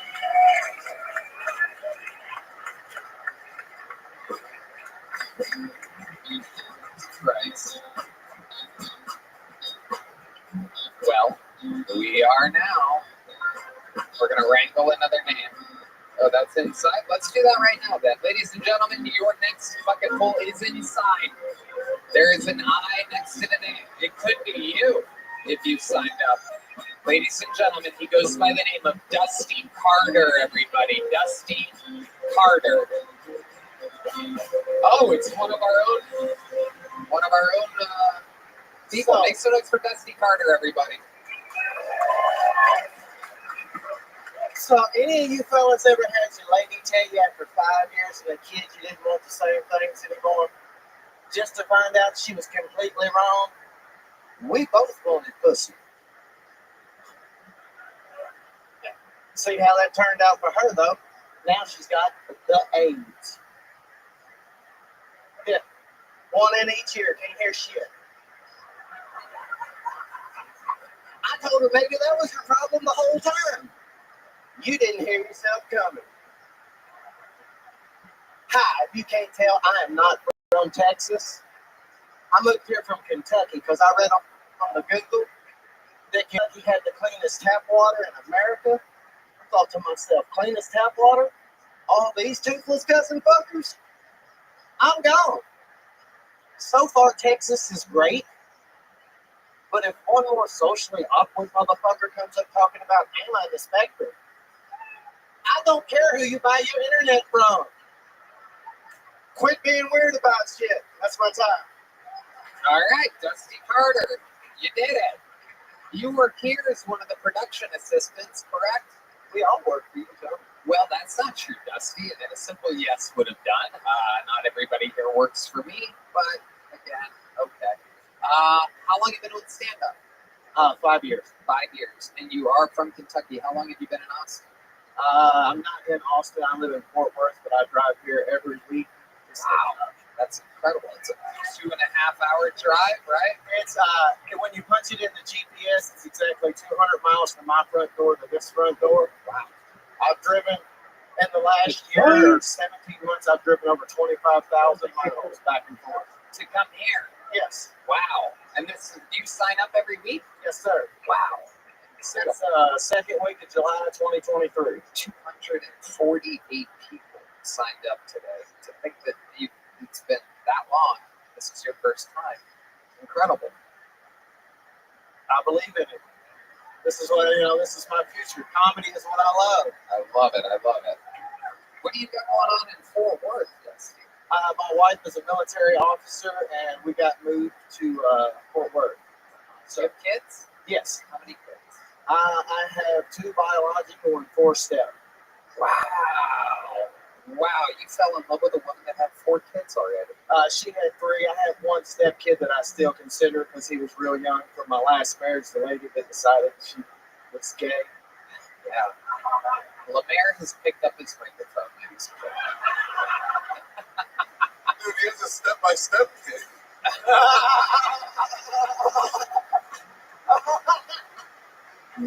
Lemaire somehow, I don't know where that came from, Lemaire, but that was incredible. Step by step. So, Dusty, tell us more about you. What do you think is the most hillbilly thing about you? Your look is incredible. You look like you're from the top left corner of the GTA map. Yeah. You look like the GPS that you plug in to get here is on a four-wheeler. But not only did I grow up in the county and birthplace of the Confederate President Jefferson Davis. Wow. But I grew up in the hills in the 1990s where I had HBO but not running water. Wow. Incredible. So what would you have to do for water? Go to the well? We had a well for a while, but our house burnt down. Oh, you are just as trash as it gets. I love this.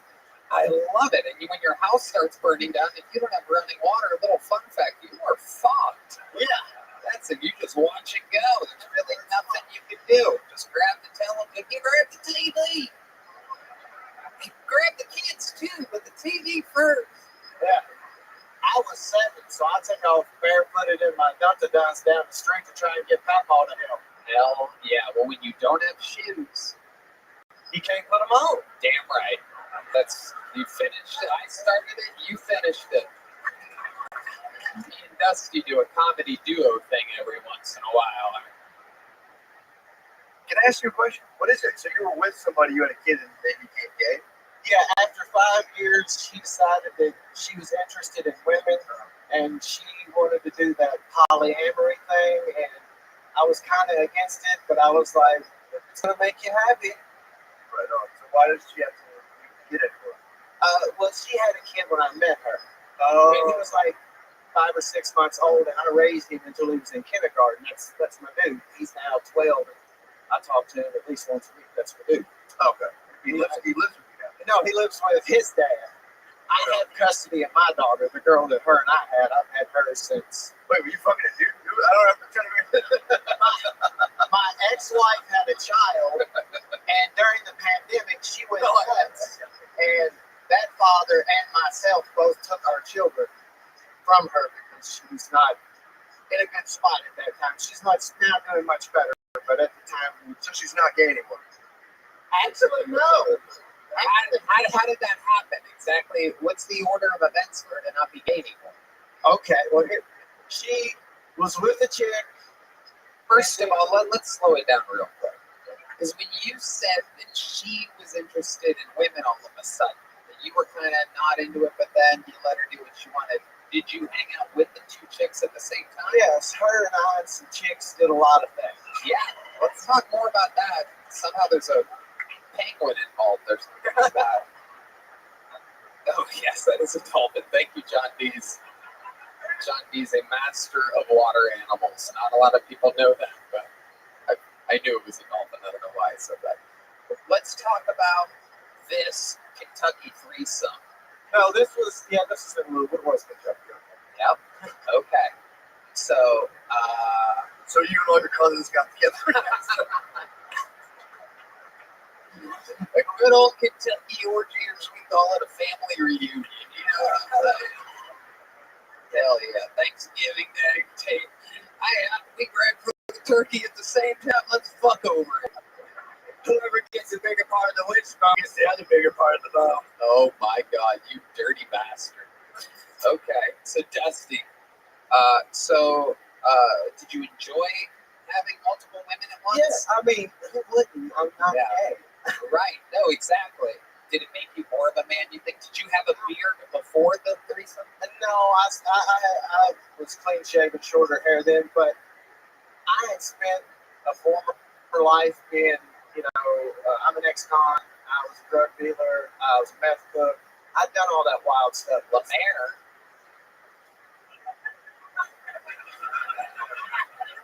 I don't know. I just feel like he's making excuses for having a big dick. I don't know. That's what it sounds like to me. I am falling deeply in love with Lemaire. I had a feeling this was going to happen here tonight. This is incredible. I just wasn't, I was wanting to live a different kind of life, so I did it. But after a while, when she invited our third to Disney World for my daughter's 4th birthday, I was done. Because she didn't invite you. No, we all went, but it was too much. So you're like, this is too much goddamn pussy. Fucking Disney World and all these pussies. I don't know. Shit. I don't know who to go on Space Mountain with. You fucking bitches. Why was Disney World where you drew the line? Because I realized that as much as she tried to say polyamory works, I can love two people equally, that I didn't feel that was happening, and I wasn't down for it. Trick no good. Yeah, you're basically the guy carrying the fucking bags to the airport at that point. Exactly. Fucking... So we was walking out of the Magic Kingdom, and I said, told her, we'd already been arguing. I told her, I said, give me a kiss. She said, why? I said, kiss me one more time in the most magical place on earth. Don't ever fucking touch me again.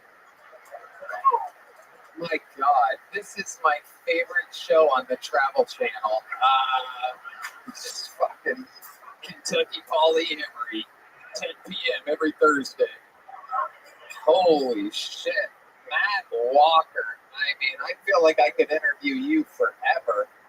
I feel like this goes on. In fact, I will. What were you an ex-con for? I did 8.5 calendars in prison for manufacturing meth. Wow. Look at you. Orgies and meth. Breaking Bad and Breaking Bad. This is incredible.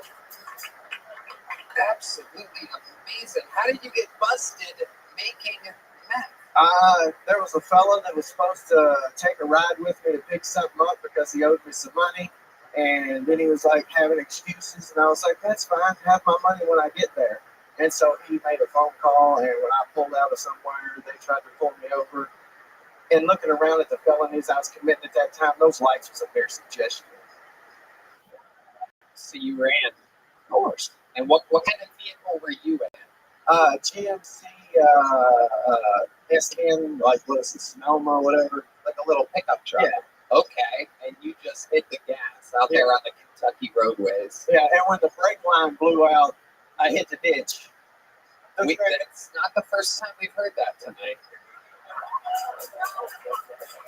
But I didn't let the wreck stop me, you know. Yeah. I jumped out. You got 99 problems, but a ditch ain't one. Nope. Absolutely incredible. Well, Dusty, I hope you keep signing up, and I hope I pull you out again sometime. Hopefully, it doesn't take another year or so that I get out of it. This book is wild, man. You know, normally this would be the part of the show where I go, no way to end an episode other than with the next guy. But we have a very, very special treat. I don't know how many of you have a lack of short-term memory in the room. But earlier, here on this show, the unthinkable happened. When we were introduced to the worst haircut in Kill Tony history. And now, ladies and gentlemen, here to say hello and give a little acceptance speech with his brand new haircut. How loud can this place get for the long-awaited return of Matt Walker? I'd be swinging big like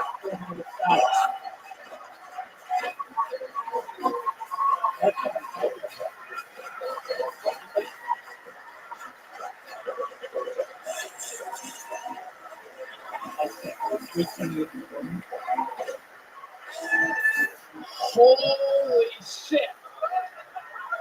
Dude. This is a grown man in the middle of the audience just yelled, "You're gorgeous." This is, you guys, a night and day difference. Thank you. It's the largest live podcast.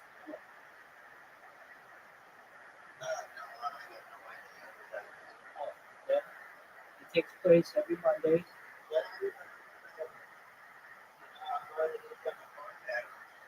It's okay. Well, it's going to be on Netflix. That's pretty cool.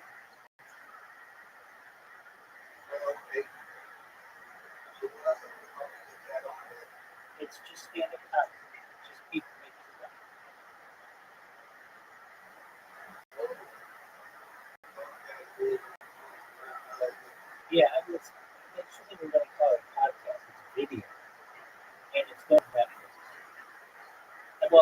shouldn't say that. It's already on Netflix. You can actually watch it on Netflix right now.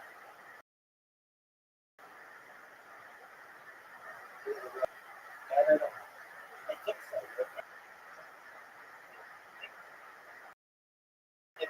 If anything, for the United States.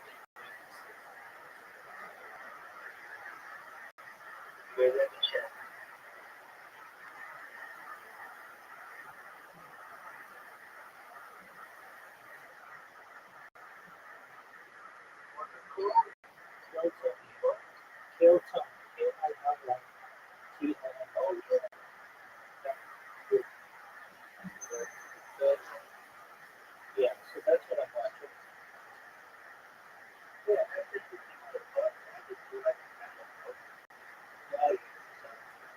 I mean, it's a podcast. That's what I said. I'm agreeing with you. They call it podcast, but it's really video. They should call it. Yeah, yeah, lots of people. Joe Rogan, Post Malone, Tucker Carlson, a lot of people have been on.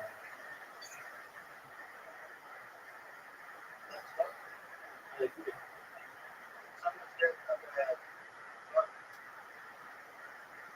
Yeah, that's Shane Gillis. Is that what Shane Gillis is? He's a comedian. Really funny. Really talking bird.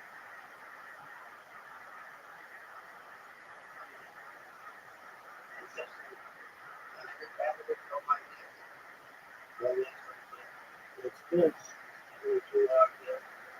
Yeah, but they're gonna start having it on every Monday.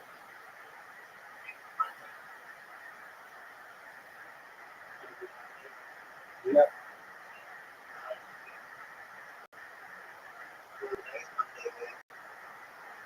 Yeah, so it'll be on tonight.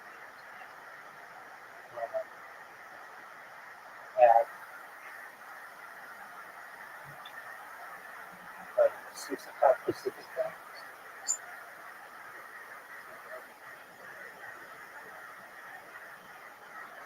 So that's what is going on. What's good with you?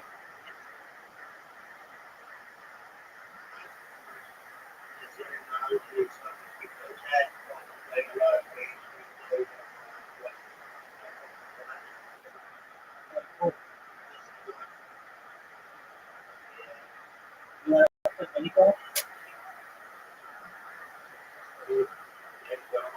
All right, dude, get your ass in here. Here we go, big dog. Zuke's always down for a minute back. No, it's, I don't know.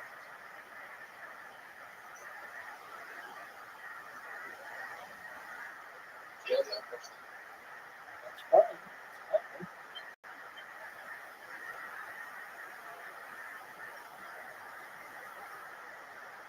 All right, I sent you guys invites. Matt, we all see how you look. I can guarantee you there's not a human in the world that doesn't think you look better now than you did earlier. Thank you, Pluto. How do you feel? I feel great. I think you should branch out and do Jenny Jones makeovers. I love that Jenny Jones is the reference.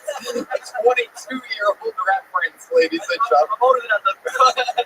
This is incredible. It went from being your bad hair went from being your identity, a thing that was stopping people from paying attention to you, taking you seriously, to, I mean, this is what you should have looked like all along. Do you think you're going to go back to the Sharpie marker? No, I won't, bro.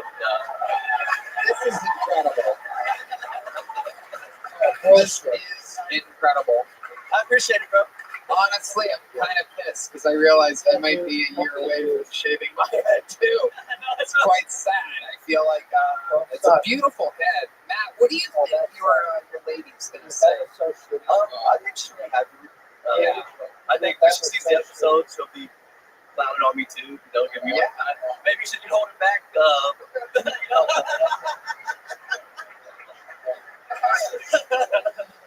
Everybody's been holding back, bro. You walked into a chamber of truth here tonight, and I mean, I didn't know what everybody was laughing about when I first walked out, bro. I'll be honest. No fucking clue. This is beautiful. It is seriously the most undeniable physical and perhaps any type of change I've ever seen anybody go through in a single episode.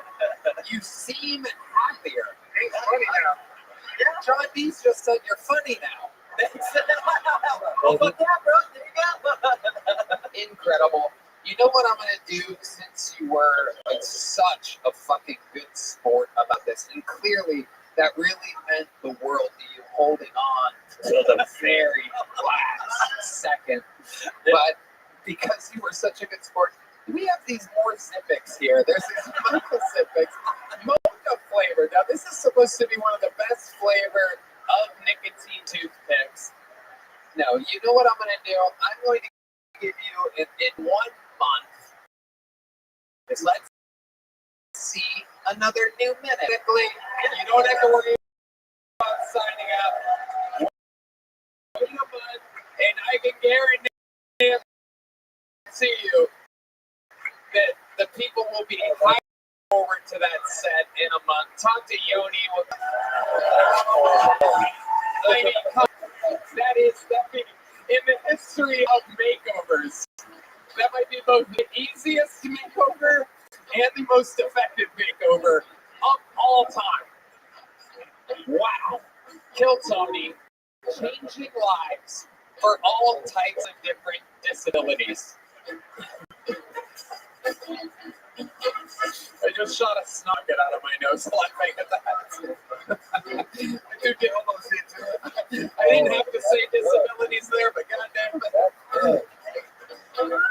Oh, what a great fun app. You guys have a fun time tonight? Well, it is that time to put a ribbon on it, and there's only one fucking way to do it. Ladies and gentlemen, I present to you the Virginia Vermouth, the Kentucky Derby, the Memphis Strangler, the Vanilla Gorilla. This is the Big Red Machine. William Montgomery! Oh.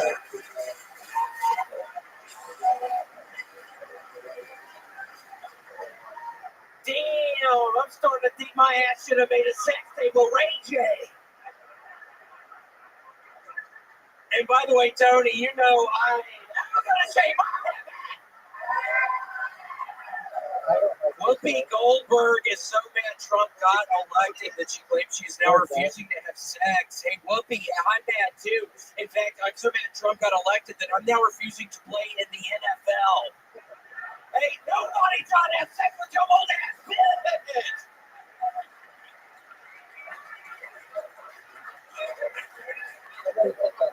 Liam Payne, ex-member of the popular boy band One Direction, recently jumped off the third floor balcony to his death. One Direction again, straight down.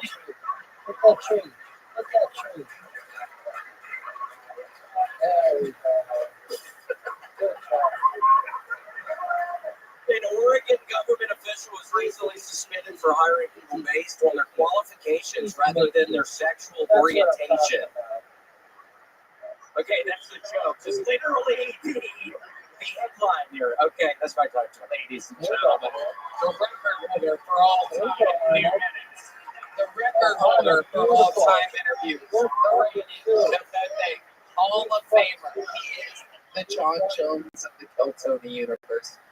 Undefeated, absolutely strategic brilliance. Totally. I had the best weekend of my life. I went down to Gainesville, Florida, and I want to set the record straight. I did go to the University of Tennessee. I am a Tennessee fan, but in my heart, I grew up loving the Florida Gators, and I was able to go down. It really was such a pleasure, and I was able to go to the game, and Florida beat Ole Miss. I was able to get out on the field. It was such a wonderful, really was a dream come true. It was a wonderful weekend.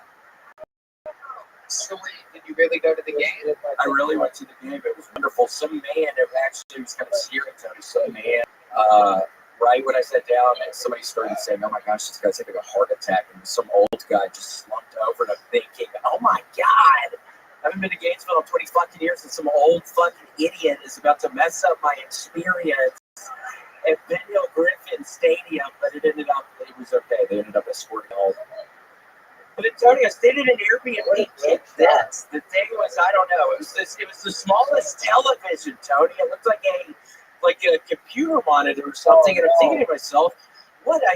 Our television's pretty cheap now. I mean, can't you get a pretty big television for like $200? It's like, How big was the television, William? we're talking.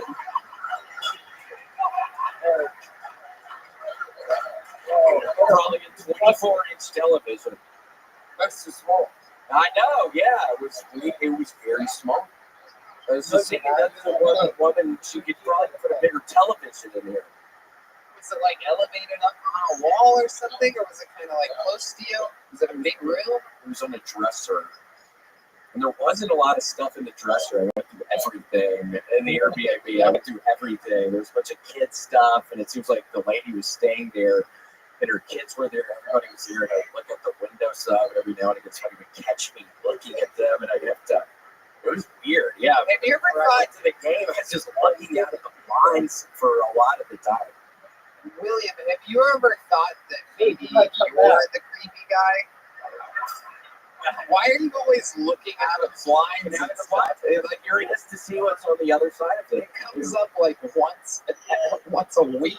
Like you're always like looking out your curtains and stuff. Like your head looking out of curtains is scary. You are like a young version of the old man Home Alone that like shovels the snow. You look like a young version of that guy, old man shovel slayer. I think it is.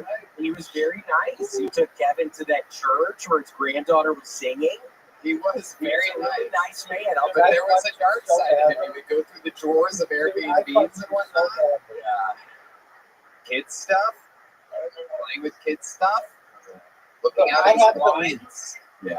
I don't think I could have made my The shot. game was fun. So it was my obligation to stop you from scoring. The show I did on Sunday, it was fun, but there was this horrible bitch. She was drunk, and it was some place, it wasn't like a comedy club. It was just some venue where they were doing the show, and they didn't have, I feel like in a comedy club, we would have picked this one out. It was just me constantly dealing with it, but it was wonderful because I genuinely, I'm thinking about my sweet pet grandparents, probably hopefully smiling, looking down. I'm back in Gainesville, back where they were living. I'm doing a show. I was able to get out on the field together. And there's this stupid fucking bitch who was 24.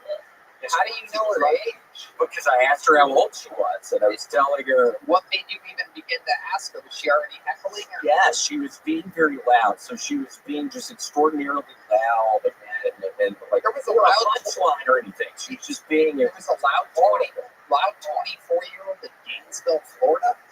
This is incredible. I can't believe it. Yeah. It's horrible. No, we can't go that way. So it was a really fun weekend. So. Did you make it like a big part of your set, perhaps? What? Talking with the girl? Yeah. Yeah, with that being 30 plus minutes, perhaps, by this review that I'm seeing online.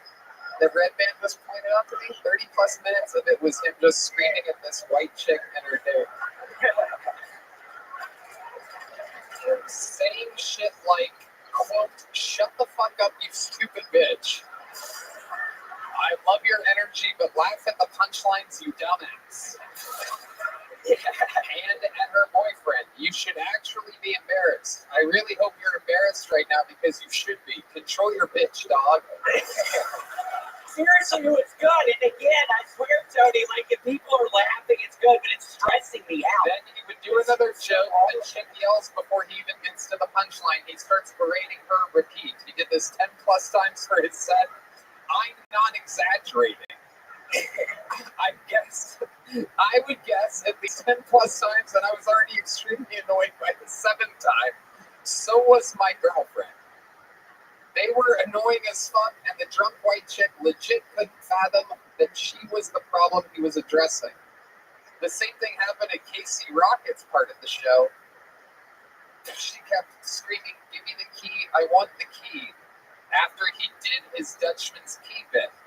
However, Casey addressed it once and then never again. He just kept pushing through his golden material. William, however, would just not let it go. Okay, well, that's good. And it also sounds like just some fucking idiot, baby. That sounds like a dumbass, kind of. Yeah, then I hear a waterfall. I thought she vomited because she's gone. I hear, and then it turns out that I just dumped a cup of water over her, and I was so happy. And I swear to God, she fucking walks back with a smile on her face when they filled up drink, and I'm like, heart drops because I thought she vomited on the ground and got kicked out because I heard this noise, and then she was gone, and I was like, oh my God, she's gone. And then she comes back with a filled up drink. I'm like, oh God, this is. Why did they kick her out though? This seems like that's the club. The Sunday show in Gainesville, Florida. You're fine. It's kind of like a perfect story. So you're being a little That's what happens. That's kind of how it goes. But overall, the great weekend. Sounds like the seats for the game. Were you on the sideline? Had really good seats. Luckily, we were in the sun for 20 minutes and in the shade. And it's scary because there's this man who was really mean to a woman sitting next to me, and he had this horrible scar on his nose, and I think I have another skin cancer on my face. So thank God we got back into the shade, which is how the sun was going over the stadium. Thank God I was only in the sun for about 20 minutes because I didn't have my sunscreen on. Now, there is a really decent chance, and I mean a really, really chance the show is seen by millions and millions of people.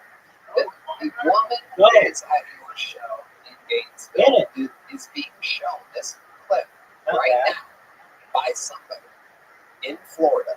So let me look right at that camera right there. If you have any words that you'd like to say to her now that a little bit of time has passed. William, the final words to the drunk I already apologized to her earlier via Instagram. She sent me a message on Instagram, so did her boyfriend. That really took all the comedy out of this.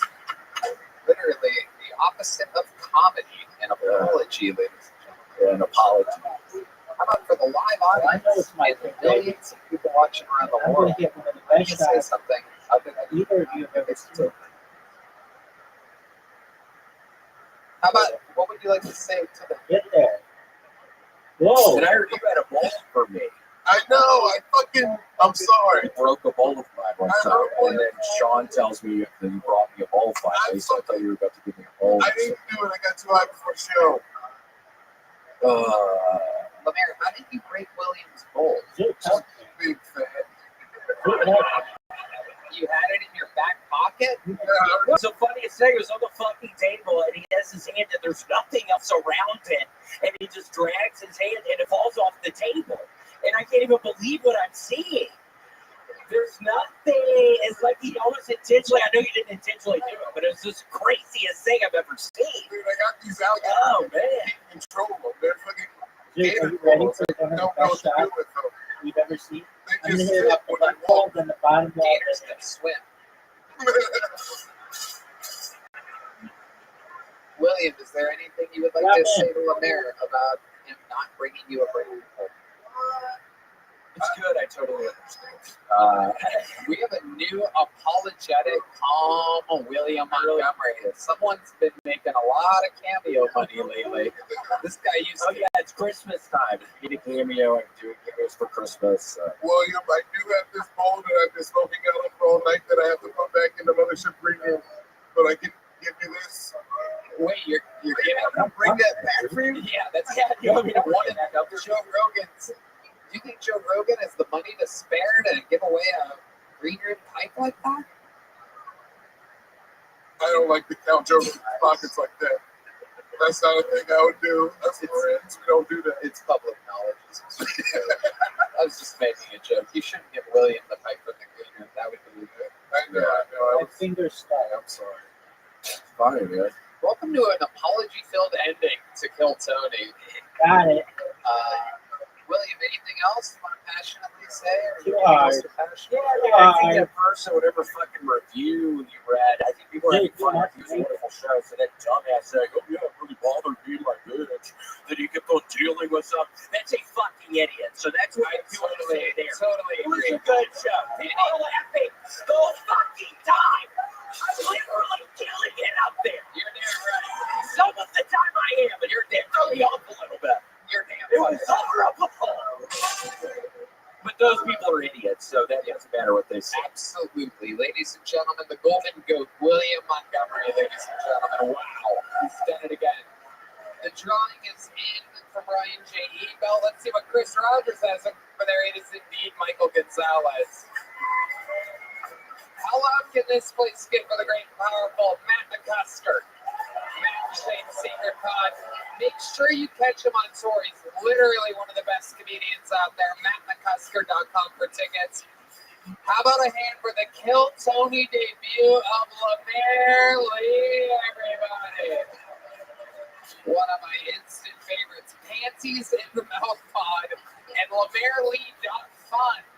Oh, what a Just a great reminder, shot. it's .fun if you're looking for Lemaire tickets, not .com. LemaireLee.fun. One more time for the best damn band in the land. Thank you to Game Time. We love you guys, right, man? Love you guys. Have a good night, everybody. We'll see you soon. Thank you. God bless America.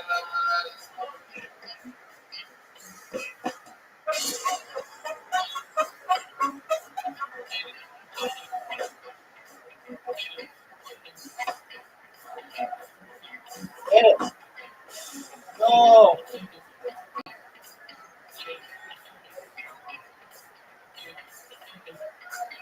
So are you happy with that shot?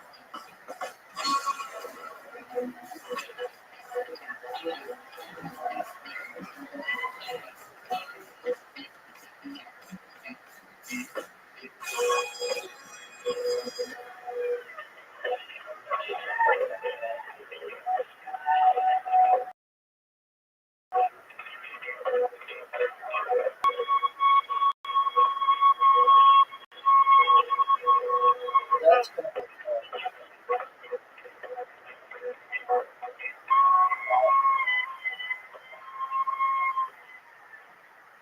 what do you want?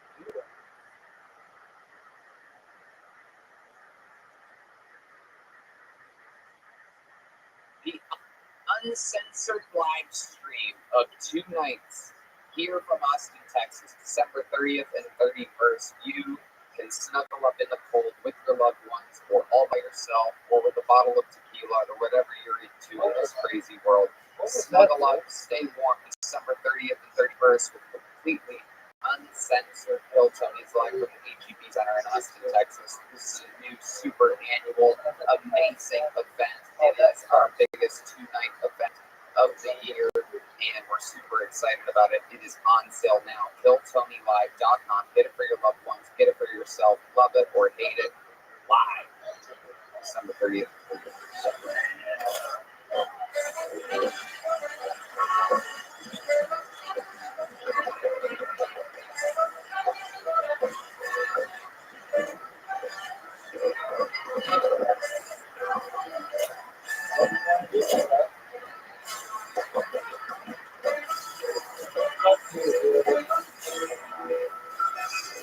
Double water bottle. Triple water bottle.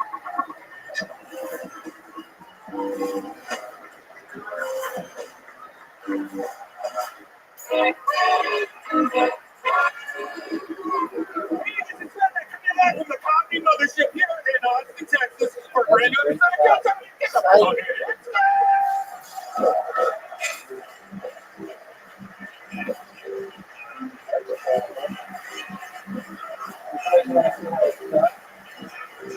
Who's ready for the best fucking night of their lives?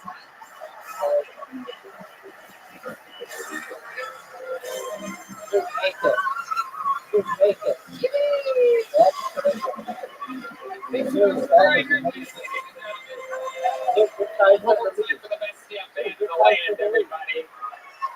Carlos Sosa, Fernando Castillo, Raul Vallejo, Michael Gonzalez, Cinco de Mayo, Matt Mueling on the electric guitar, John Dees on the keys, and this is indeed the one and only, the great and powerful D Madness on the bass guitar.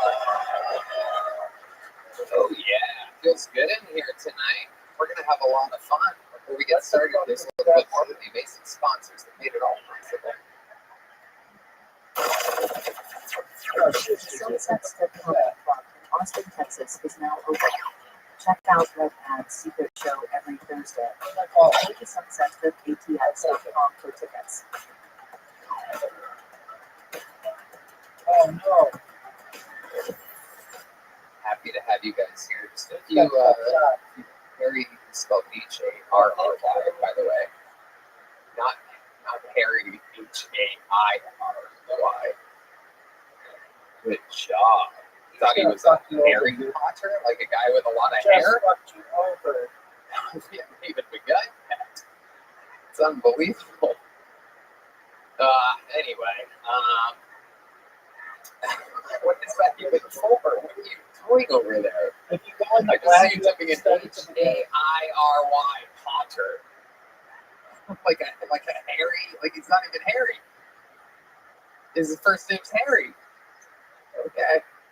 NinjaBuses.com. You can get an unbelievable bus trip to the HEB Center December 30th and 31st back to downtown Austin, Texas. It's your new favorite holiday tradition. Two-night event. Kill Tony live at the HEB Center. Get a Ninja Bus and be safe. You don't have to worry about Ubering or drinking and driving on big New Year's Eve nights. So be smart. NinjaBuses.com. Go for Are you it. guys ready to start tonight's episode?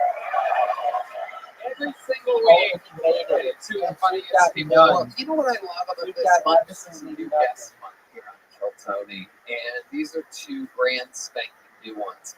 One is a comedy veteran who just moved to Texas from beautiful New York City. The other is one of the most famous streamers in the world who came to visit the show last week. The whole staff fell in love with him, and we decided to have him here. 1 week later, ladies and gentlemen, make some noise for tonight's guest. It's Dave Landau. Oh boy! Oh my God! Dave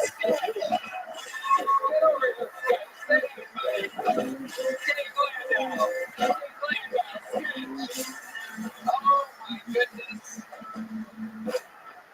This episode is sponsored by Zippix. Dave Landau's on tour. DaveLandau.com. Sketch is one of the most famous streamers in the world. Never done stand-up comedy before in your life, am I correct? No, sir. First time in front of a live audience. Oh, look at that.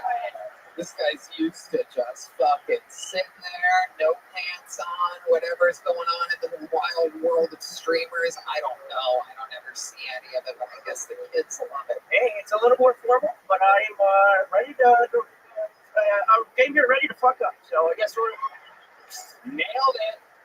Having a hand for Sketch, his first live audience. You guys are in. That's pretty exciting. Dave Landau, a 20-year stand-up comedy veteran, right the opposite of the mix that we have. Welcome, Dave. Thanks for having me. We're going to have a lot of fun tonight. I'm looking forward to it. Very funny, man. I've seen a stand-up new resident in Texas, am I correct? I've been in Dallas for a while. Oh, I'm in Austin, which is its own state. So exactly. Isn't that truth? We're going to have a wild time tonight. Over 250 human beings signed up for this bucket. Oh, Jesus. I dedicate this last shot to you. Anything can happen. I'm doing a thing where I have an audience. The first thing we have a great Kill Tony show.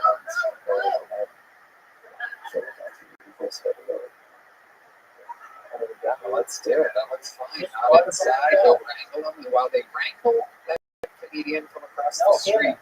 Let me remind you guys that bucket pulled 60 seconds every minute. Other times I can hear the sound of a kid. It's like wrap it up there unless they bring up your West Hollywood there.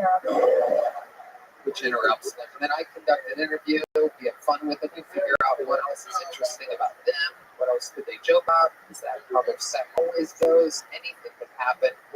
It's always wild. The whole thing's improvised. You guys ready to start tonight's episode?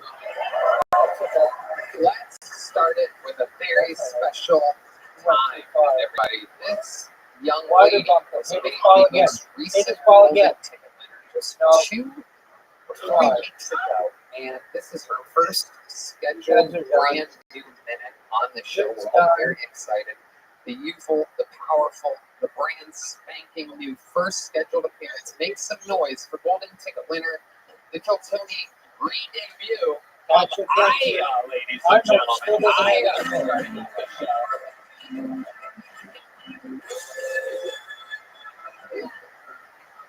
I'm in college. College is cool. I like it because it's a time where you can learn things about yourself. I recently found out that I'm asexual.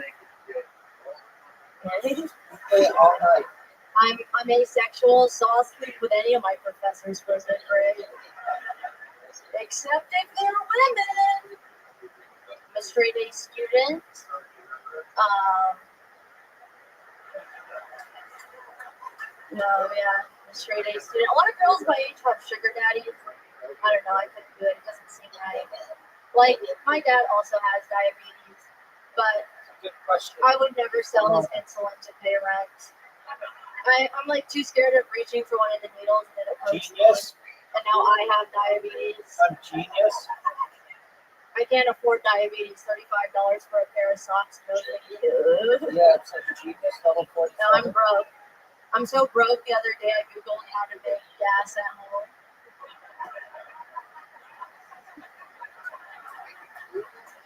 Step one is to control against that. So that's what was good. Okay, thank you guys. The new Are we playing another newest game? golden ticket winner with a brand new minute. Where are you going to college? Well, I just graduated. I wrote that book while I was in college, but I was at UT. I just finished there. Nice. Yeah. Hell yeah. What did you study then? I studied film, so I didn't do a lot of learning, but it's nice to walk around the campus and stuff. They have campus and stuff. So Yeah, that sounds pretty chill. Is that expensive college or do you get a scholarship? no, I went for free. So the government. Thank you, government. Basketball. The federal Basketball. government, the state government. I think it was a little bit of both. So UT gives out they're really generous people out there. People like you. Yeah, they've told me I'm special in a lot of ways. No one knows what that is. They really have, yeah. Because I'm a woman, so they want you there. So. You ever do anything for extra scholarship money, like wear a burqa or drag a rainbow flag around or protest or anything? I had to do that stuff in high school. You want to No, play they bingo? actually did. You want to play So you weren't bingo? Googling gas because Dude, your let's profile play is done. bingo. Well, no, I actually don't even use Google that often. Oh, no, It's just okay. Let's pick a game with 2 players. I thought you were going to say I don't even use gas. That you had an electric car. You have What is electric that? car energies. What's What the kind of car island? do you have? Oh, I know. I have a gas car. The island is only 50. Yeah. It's a Toyota. Oh, The yeah. island is only Yeah, 50. what do you think? So what about Ocho? So asexual because what do you think of me then? Dude, you want to play Ocho? Are you actually asexual? You can promote that one. I don't know if anyone's been on Twitter. Dude. I actually thought I was asexual at one point, but I had an eating disorder, so I was severely malnourished. So maybe just try eating more. I like them all different ways. Aw, I love that's sweet. People can't hurt you anymore.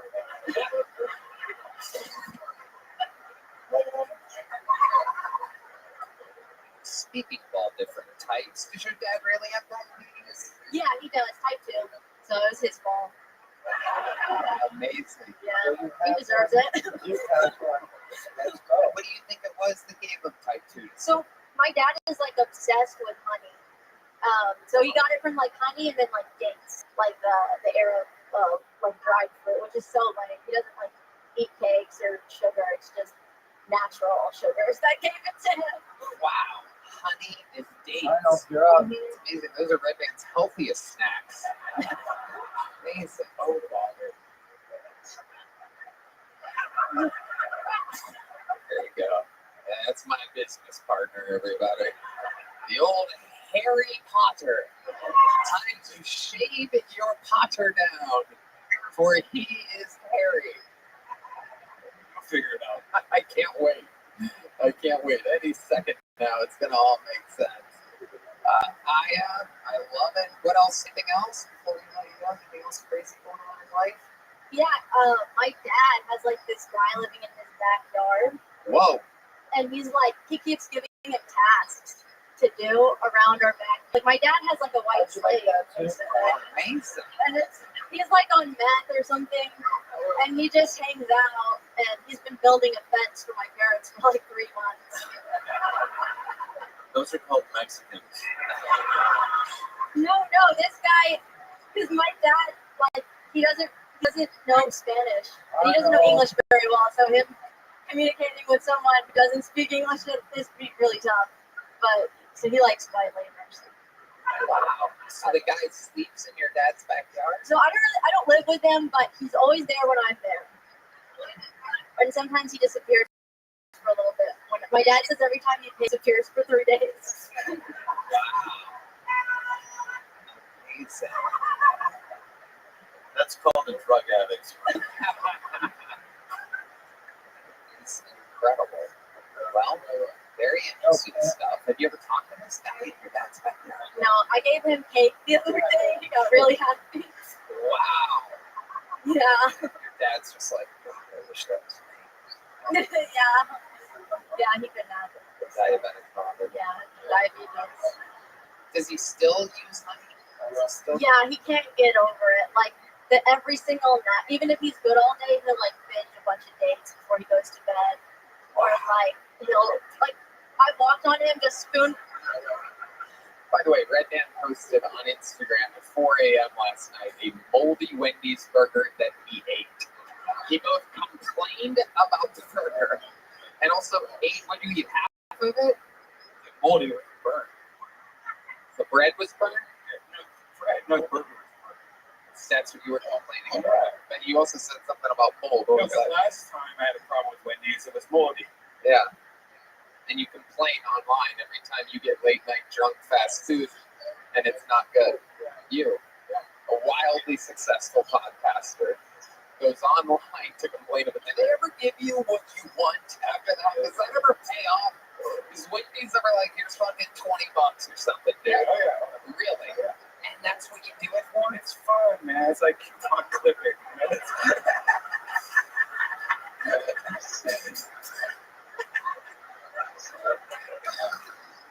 Oh my God. Do you ever clip coupons? No.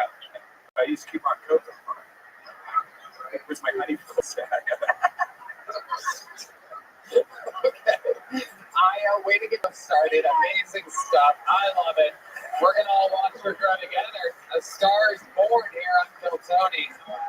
The Kill Tony first ever scheduled set by everybody. Oh, snap. Heidi has arrived. Everybody make some noise for Heidi. And we make the big switch to the bucket, everybody. It's where shit gets wild. Sometimes we're meeting somebody that we've never seen before. Sometimes it's the return of somebody that's been on years ago, maybe months ago, maybe a couple weeks ago. Anything can happen. Your first bucket full of the night, 60 seconds uninterrupted, goes to Matt Walker, everybody. Matt Walker. Oh, shit, it's Matt Walker. Oh, my God. Make some noise for Matt, everybody. Hey, how's it going, everybody? So I recently got kicked out of the hair club for men because I recently shaved my head. But it's okay because I've been asked to join some other clubs. I think because of my algorithm, I'm asked to join pool leagues like the cue balls and stuff like that. But I reached out to Make-A-Wish because it looks like I'm now suffering from cancer. And I won't be able to make my next minute because I'll be going to Disney World with Joe Rogan. So, but yeah, things have been changing for me. I used to have a crazy comb over. So it's been just opening my eyes to new things. I was just on last week, so my episode hasn't came out yet. So I had a joke that was kind of relevant to that, but I'm just kind of going with it. It was something that needed to be brought to my attention, you know, that I need to shave my head. At first I thought Tony might have been a little mean and insensitive, but sometimes it takes to take a good hard look in the mirror that nobody close to you will tell you that, you know, maybe it's time for Puerto Rico to shave their fucking head. It doesn't make any sense at all, but it's adorable. Matt Walker. Thanks, guys. So let me give a little context to this bucket full. The odds of this happening are absolutely insane. Matt was on last week, so and he's so world's most diabolically, you just have to take my word for it. It was the worst haircut you've ever seen in your entire life. Barely anything was left. And I mean, it was just fucking, it's like if I took this on a bald head and just made like 11 lines. I swear to God, it was like combed down like to here to make it look like, like a Sharpie at one point. What's amazing, Matt, is you should have waited. I know, bro. The odds of this happening are beyond insane. People think that this show, I've heard rumors that this show is fucking like produced and that the bucket pulls are fake. If it was, this wouldn't be happening right now. Not to cut you off, I actually did that last week because the guy with the beard, the cowboy hat, how he comes on, he's been on multiple times and stuff. You told Fred that what? Then it doesn't seem so random. That maybe like it's not all like bucket pulls or whatever, but I mean, yeah, it's random. Well, it clearly is. If you would have waited, I should have. Another couple weeks, you could be a star. All these people would know you, and they'd be like, "Oh shit!" I know, bro. I know. You got a little excited here. You did all your I don't have hair jokes, and they're like, "Yeah, so what?" Yeah. Not here. You timing of it. Didn't I tell you I was just gonna put you up in a month? Yeah, that too as well. You couldn't wait. Well, I was just here, but bro, I mean, it was instant. The chances of me being put out the bucket. I know I've heard people say this shit. It's like, man, why are you saying that? You know, maybe just don't sign up. Yeah, don't sign up. No, bro. You would have been a star. Well, that would have been sad. Hopefully, it'll still kind of carry. I mean, I couldn't just. It'll resonate. It'll resonate with the people at home. Yeah, that's for sure. But these people are like, who gives a fuck about your bald head, dude? I was aware so of it. What else? Do another joke. But you people are gonna see. You're gonna see. This guy, the only time in the show's history in which we insisted on shaving Zebba's head. I would just say, give me a little break. Like I did come, and I think it was great. They're great material, but I think that was only like 4 or 5 days that I was coming up with all these. My head's just been spinning, bro, trying to come up with ideas. Well, it's much easier to spin now. Yeah, spin on top. The old soft top you got up there. But yeah, I appreciate the opportunity you gave me last week. All right, Jelly Roll, relax. Jesus Christ. Fucking acceptance speech over here. Look at the carpet matches the drapes down there. So, Matt, have you thought about anything that we didn't talk about in your interview last week that could be interesting? No, but yesterday I just got pulled over without a license. The cop would not give me a break, bro. He told my shit. I had to. Wait, you had an invalid license? Yeah, because my and it's really just because the DMV they don't have enough people to get you a new license. He was a complete just jerk about it, dude. My birthday was on the 16th of November, so my license is that needs to be expired. Not like suspended. On November 16th, he didn't let you off? No, dude, he was a jerk. Where was this? Garden Ridge, Texas, right outside Cibolo. He was an Asian cop, short Asian cop, dude. Like, it's relative. Short Asian cop. He was a jerk. Even his supervisor came was like, "This guy's a jerk." I was like, "Bro, you want me to be in the middle? Like, I cannot." His supervisor came. He made him give me a break, and then he hated it, dude. He like walked away, like, because his supervisor like, you need to give that a warning. That's bullshit, Right. My dad had to come pick me up. Yeah, dude. I told my shit. I got it out in an hour. He was like, he's trying to tie me up. I was like, bro, I'm getting it out today. Like, you're not gonna. And I'm broke right now. It's like my last 3-4 months, but it's just another bump in the road. I'm watching videos and shit lately about like how some of these things are making you stronger, more resilient. You know what I'm saying?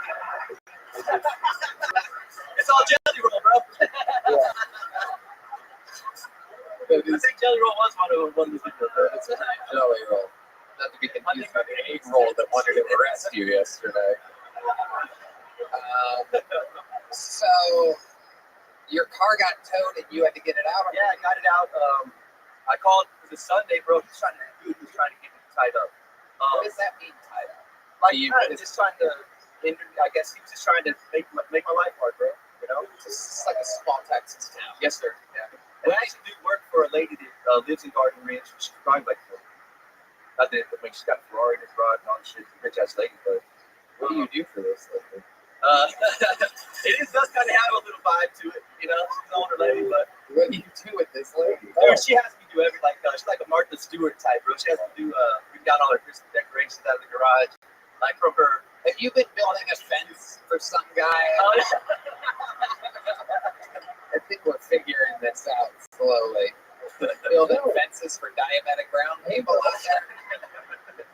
All right, Matt Walker. Well, we met you last week. You already have a joke book. You have a new outlook on life. I was going to give you a spot in a few weeks, but you just fucking did it. I said you that one. Okay, well, stop signing up. You're a lucky fuck, so stop signing up, all right? The universe wants it, bro. Jelly roll. Okay, get out of here. There goes Matt Walker. Jesus Christ. Wait till you guys know what happened. Yeah, you're not going to believe it. It's literally, it's proof that the show's not safe. Hello there. This podcast is sponsored by Game Time, guys. You know I love live events. When I go to live events, I make sure to use the best ticketing site in the industry, Game Time. Game Time has a new feature called Game Time Picks that makes getting tickets for your favorite live events even easier. Game Time Picks filters out the fluff to show you only incredible deals on great seats. You don't have to waste time searching in thousands of tickets. Red Band. Tony, Game Time is the best. They're the best ticketing game in town. I just found a super deal with Game Time Picks for Gooch. At the Goodie Center. It's so easy to pick your seats, add them to your cart, and check out. I love the seat views before you buy, in addition to the lowest price guarantee. Out of the Game Time Picks, curation makes it easier to save more on sports, concerts, comedy, and theater. Plus, they're all-in pricing that shows the total up front with no surprise fees at checkout. Game Time also has the best ticket coverage. Your purchase is covered with the most flexible customer service policy in the ticketing industry. So take the guesswork out of buying concert tickets with Game Time. Download the Game Time app, create an account, and use code KILLTONY for $20 off your first purchase. Terms apply. Again, create an account, redeem code KILLTONY. $20 off. That's why.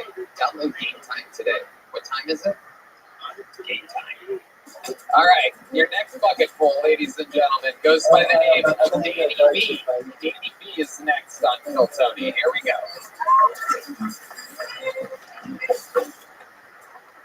Thank you. So I am aware that I look like one of Joe Rogan's sperm. I look like an Oompa Loompa that joined the Nazis. So there was the reason. I think the reason why police officers don't have turtles as pets is you can't be on the pets.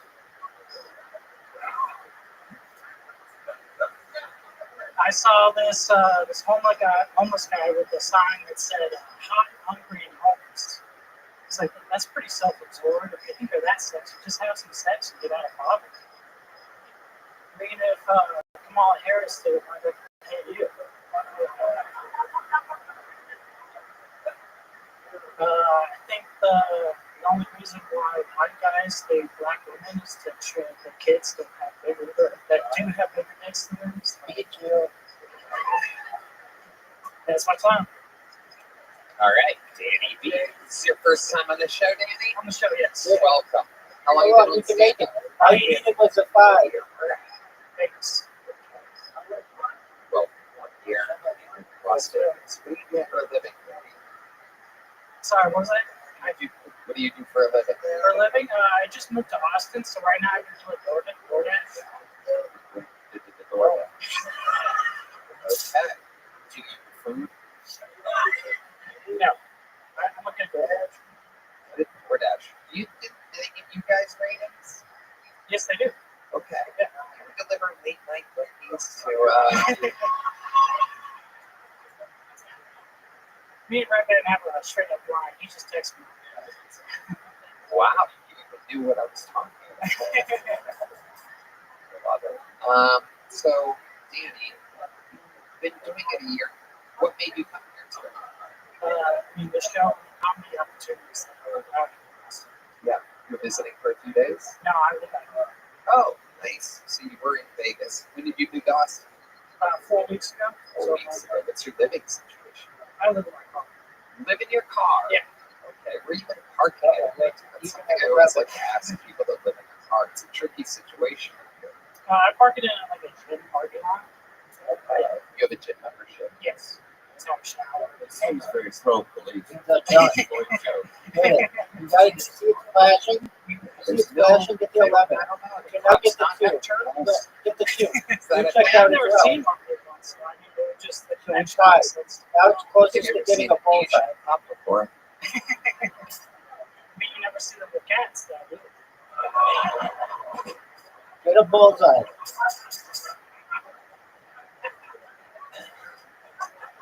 What do you do for fun, Danny B? So just like a lot of outdoor stuff, like hikes, walk around, shit like that. Listen to comedy. Okay. And what kind of car is it that you live in?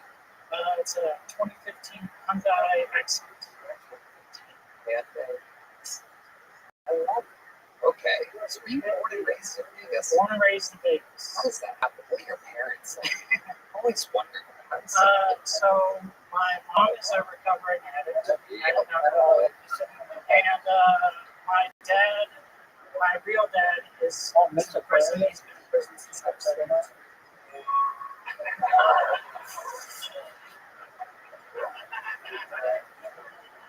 I like that one. You have a little Vegas. You have a little Vegas soundboard. Jackpot. I love it. So your real dad has been in prison Yeah, since I was 3. for what? He murdered a guy. And Oh, there you go.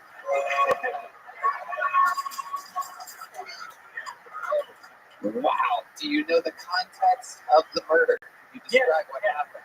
So both my parents were using pretty heavily, like meth and like kind of crazy shit like that. And then one day he came home and broke my mom's nose. So I busted. So she took me. Yeah. She took me to like one of her friend's house, and she had like 2 guys like sleeping over because she was like kind of scared. And my real dad was Oh, that's a great idea.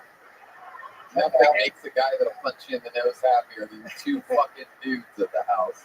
right. Well, I mean, that's, Do you know why he punched her in the nose in the first place? Just so I never really asked my She's mom. only good at cooking meth. it She fucked up the meth while she was with. sounds like a wild house. Maybe it is better you live in your car. So, okay. Punches in the nose. You don't know why. Go to a house with 2 dudes, and then So he was drinking and drugging that whole night, and then he kind of like stopped her and saw that there were 2 dudes there. He thought she was fucking them, and he broke in, killed one guy, and then stabbed the other guy in the shoulder, and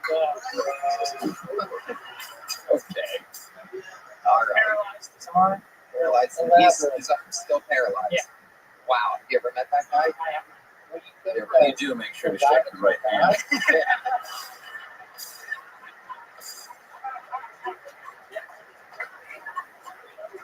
I'll just play with the other one.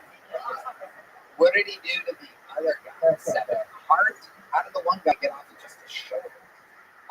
So like after like the one guy, like he's just dead, and I think he like snapped him in the heart a couple times, and Stops the heart from beating and drinking blood easier to clean up the mess. right. It was pretty messy. It was a pretty messy one. But yeah. So like after he stabbed that like the second guy, like the house woke up. And he just went to a bar after and just drank until the cops came. Wow. Yeah. I love that people were mad they got woken up. Yeah, just when things couldn't get any worse. I'm just trying to get some goddamn sleep around here. Stop the kitchen stabbings. Is that where it was? Was it in the kitchen? I feel like. No, he stabbed him in different bedrooms. Were any of them sleeping? No. Wow. That is fucked up. Red Man with a wise observation over there. That's fucked up. Yes, that is fucked up. So you was in prison for 3 and you don't visit him sometimes? I visited him once when I was like 12, and I Does he have anything fun in a Vegas prison? I mean, even at the they airport? had vending machines. We could buy like mini pizzas and red meat. Did you have a pizza there? I did have a pizza. Fuck yeah. Amazing. Okay. And it was good? It was decent. knows like the right there. Does your dad ever ask you for money or anything? No, I haven't talked to him in like 10 years. And he has a life sentence, right? No, he actually has, I want to say, like 20 more years. Oh, wow. Yes. Okay. Not bad. I'll find you. Yeah. That's a big worry that my mom has, is that he's going to come out and finish the job. Does he know that they weren't fucking him? Like, does he go, shit, I fucked up? Like, is he I mean, he, like, the one time I did talk to him, he, like, tries to stab you? The one time you talked to him? he expressed that, like, he was sorry, and like, he wished he could take a step back. He was just, like, not in the right state of mind. He was all that bad. Right. Exactly. And you haven't talked to him since you were 12? I talked to him probably, I think, a decade ago, so probably when I was 20. I was about it. It's a shame you can't phone call to prison. I can tell him to call back. So, Danny, is DoorDash the end all be all for you? What do you want to Hell no. What type of job are you looking for? What do you want to So, get like, into? ultimately, I do want to be a comedian, Right. but, like, the backup plan is to be, like, a electrician. Do you have that talent for those fields? I mean, I'm mechanically inclined. I was in the Army National Guard. I didn't deploy or anything, so I don't deserve it. Yeah, thank you. What did you do there? Oh, wow.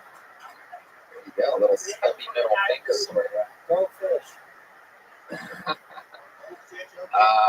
Okay. Well, if anyone needs an electrician or a plumber in Austin, I mean, I'm open to any job. I'm Choose a car business. Do you have any? there you go. How can people find you? I mean, my plug on Instagram or Sure. Is that good for you? Yeah. Okay, go ahead. comedian JUB. There you go. Comedian Danny B. He's only a year in. Living out of his car. Seems like a nice guy. Seems like he's got his life together. A lot of common sense. Good answers. There he goes. Danny B. And Danny.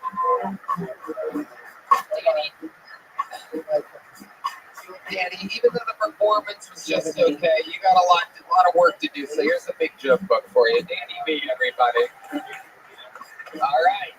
Your next bucket pull goes by the name of Mason Davis, everybody. We're moving along. Make some noise for Mason. Here we go. Mason Davis, everybody. Here he is. One more time for Mason. Used to live with a couple guys, super into like Star Wars and Marvel. Don't get me wrong, those are great movies. Do you guys know how hard it is to get laid from your front doormat? Says all Jedi's welcome. Like, I thought we were friends, man. Whose side are you on? I don't know. It was a nice brand new apartment. I wanted to show it off. It was just decorated like it was the set of the 40-year-old birthday. It was really unfortunate. Did you guys know that pussy dehumidifiers are a real thing? Turns out it was actually just my apartment. I don't know. I recently found out that my neighbor is a black, beautiful queen. And I'm not the smoothest with the ladies, but I finally worked up the courage to go and introduce myself. I went up and talked to her, said my name, she said everything back. And then a bee started flying around her head. She screamed and took off running. Now, if you're just walking your dog across the street, enjoying your morning, you can't see a fucking bee. You just see a white man and a black lady having a conversation. She takes off running. I don't know. We did finally hook up recently, though, but I let her peg me, but it was only like reparations. All right, Mason Davis. There it is. Okay. Let's talk about it. Is any of that true? Is it a black, really? You have a black beautiful neighbor? I do. That part is true. I didn't let her peg me. Right. We didn't hook up, I should say. Right. Okay. Okay. How long have you been on stand-up? About a year and a half here in Pipeline. All of it here in Austin? No, I just moved here in September. From where? Oregon. Okay. Portland or out in the middle of nowhere? Out in the middle of nowhere. I was living about an hour and a half south of Oregon, so I was driving out there once a week. Yeah, that's the true metal. It's been a very meth-heavy episode so far. Everyone has had some almost direct correlation to meth in some way, either with their parents or with some fences or something. You were close to a lot of meth there in the middle of Portland. Am I correct?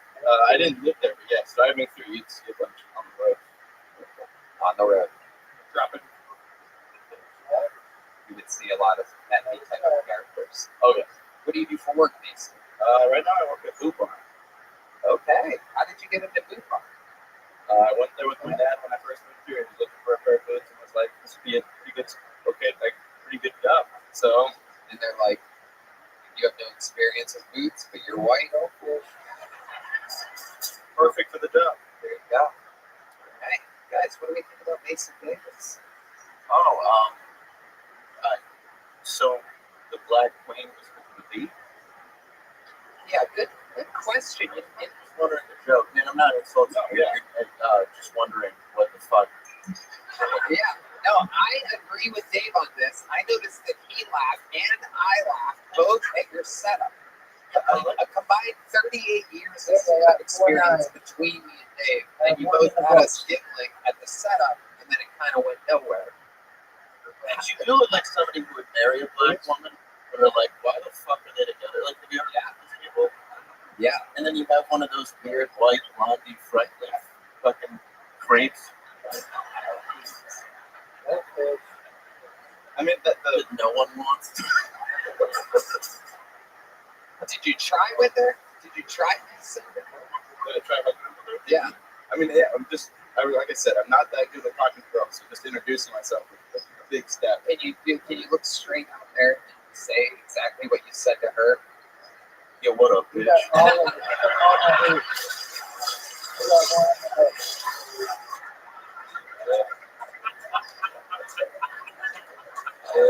For a second, I thought that was it.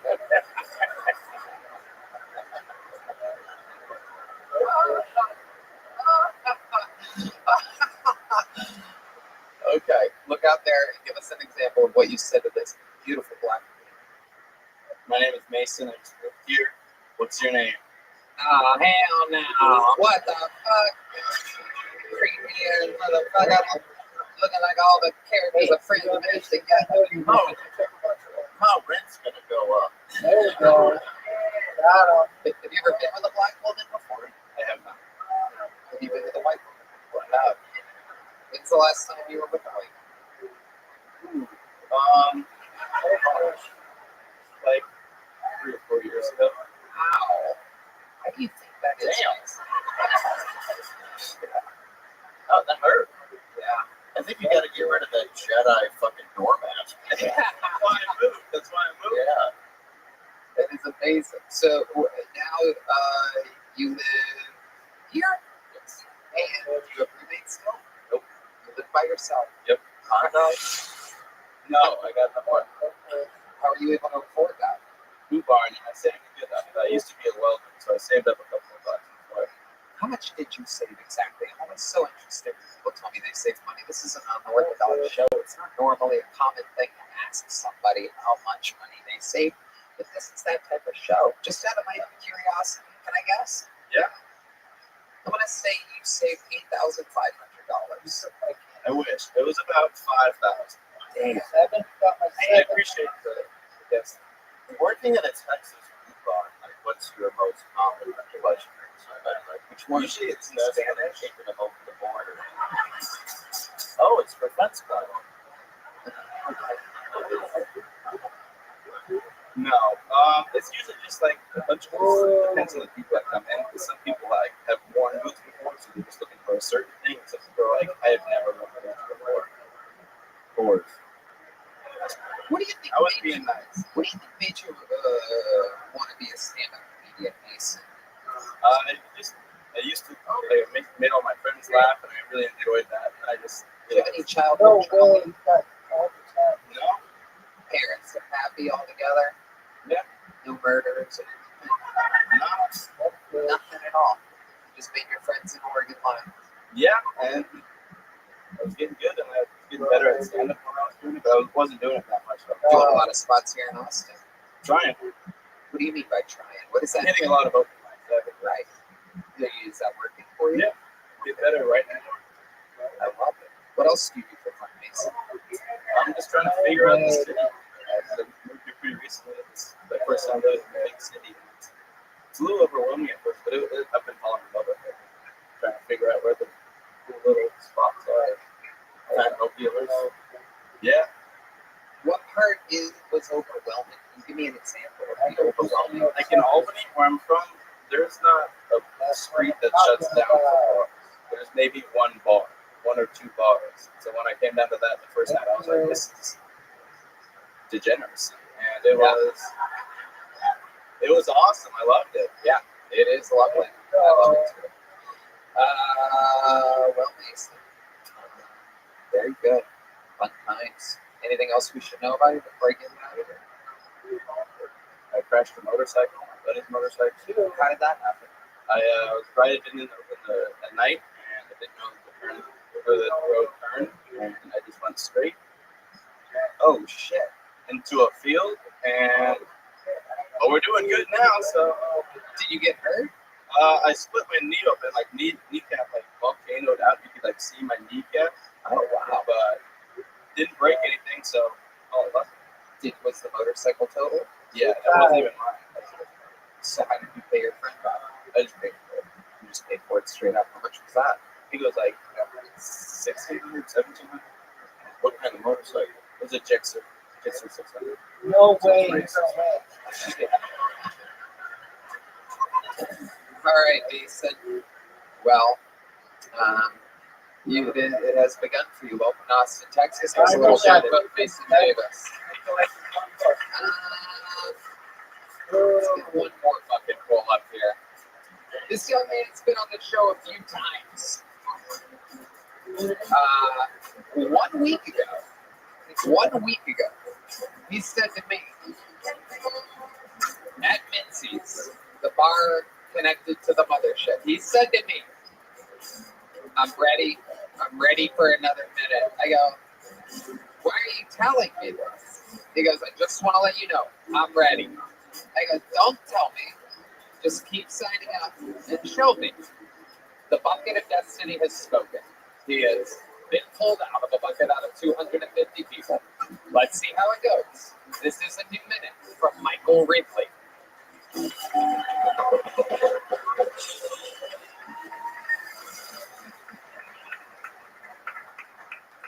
I've been going to the gym recently. It's like a new thing for me.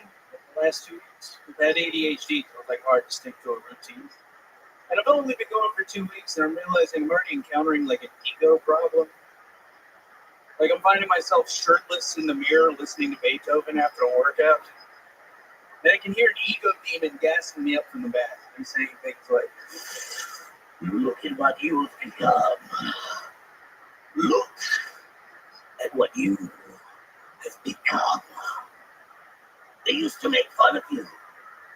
You used to wear your t-shirt in the pool with your little Asian nipples poking through. But soon, my child, soon, the moon will encapsulate the sun, and the king will take his rightful place upon the throne.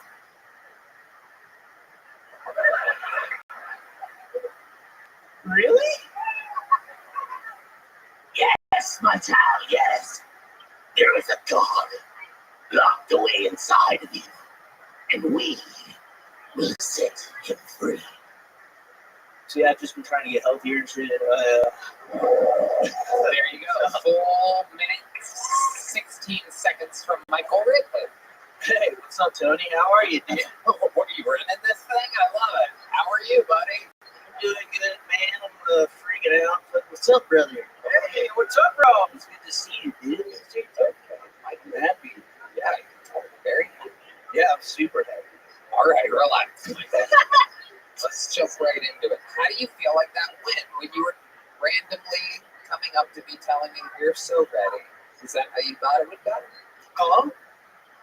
No, not at all. I thought it was going to be way better than that. I've been closing on that one for a while. It gets big props. It's always like, really? You know what I mean? I also like have a lot of nerves. Your boy, I don't know what the fuck happened, Tony, but I was a little thick, and I just finally feel good enough to come out of the house. And I'm half thick. Sick as hell. I don't know, bro. I was like sick. Yeah, I've been letting people hit my vein today. And, don't do that around here. Everybody's talking eating booty hole and spreading disease. All right, Michael, stick over here on your fucking water next to me. Yeah. How long have you been sick for? You're sweating like an AIDS patient. Yeah. tuberculosis. How dare you? Okay, Michael. So how long have you been sick for? What have your symptoms been? Probably COVID. I don't know. Probably some new shit. Definitely. That's not what I asked you at all. How long have you been sick for? I've been sick for like 2 or 3 days. I've just been in the crib for 30 days. And then you decided to come out tonight in public around a bunch of people who can't get sick. No, I'm fine. You don't look fine. I always look kind of sick. Like ever since COVID, you can't be a sweaty Asian guy in public. It's just always look like. That is true. I've always been sweaty. Like I've always been a sweaty guy. But So you feel great today. I feel so good. But I'm being serious. No symptoms at all. No, I'm good. Okay. I've just been in the house. I'm happy to be out of the house. We were locked up in the crib sick, and now you're like, I don't want to be social. You say a lot of stuff in between questions. Do you really have little Asian nipples? You said that during your stay. Is that true? Nah, they're big and brown. Are they? Yeah, I got some brown areolas. I got some fat boy nipples, dude. Really? Huh? Dinner plates? No, more of like probably like a $50. Yeah, not super big, but not super small either. I would say, how much the hair on those things? Fucking. How is the hair on those things? The world wants to know. I have to fucking, dude, I shave them. I have to shave them. They're so sporadic. I have like Asian fibers. I can't come off them. They'll thread through my shirt sometimes. How many of you want to see these hairy heads? We've been talking about them at the time. It's been going to the gym. Let's see what happens here, ladies and gentlemen. Whoa! Look at that. That demon is full of shit. So the kid will take the throne. What the fuck is this demon seeing? Yeah, the whole joke is that I'm still kind of fucking fat as fuck. Hell yeah, you look like a fucking bag of rice.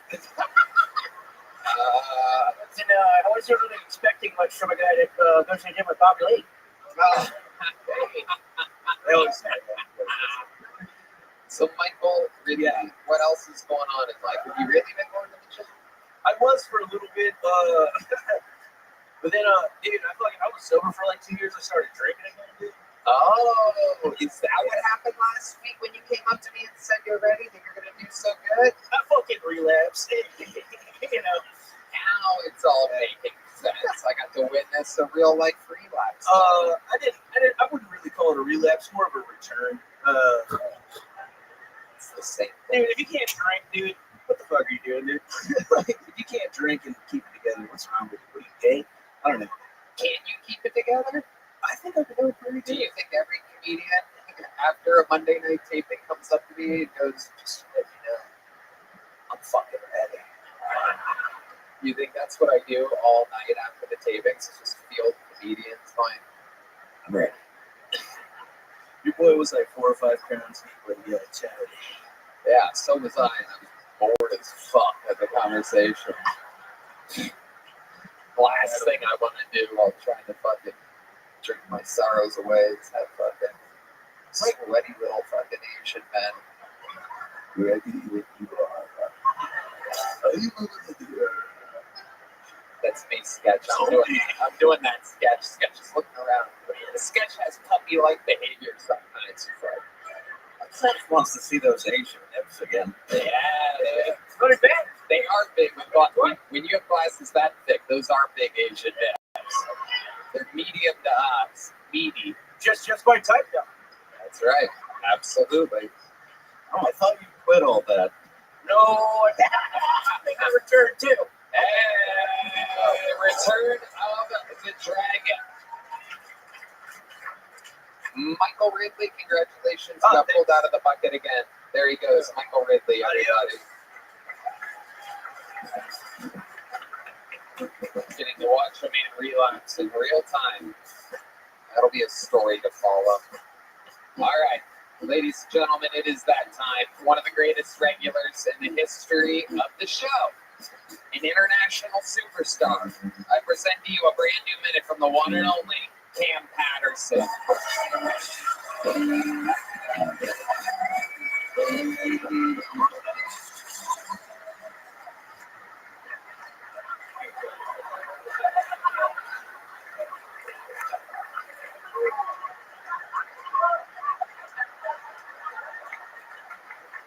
glad y'all like that looking at, because I am not ready. I'll tell you that. But this minute, it's funny because I've been trying to figure this minute out. I don't know how to tell it for real. All I know is I used to be a bully, right? I used to hurt people a little bit when I was in elementary school and middle school and shit like that. I would get suspended all the time.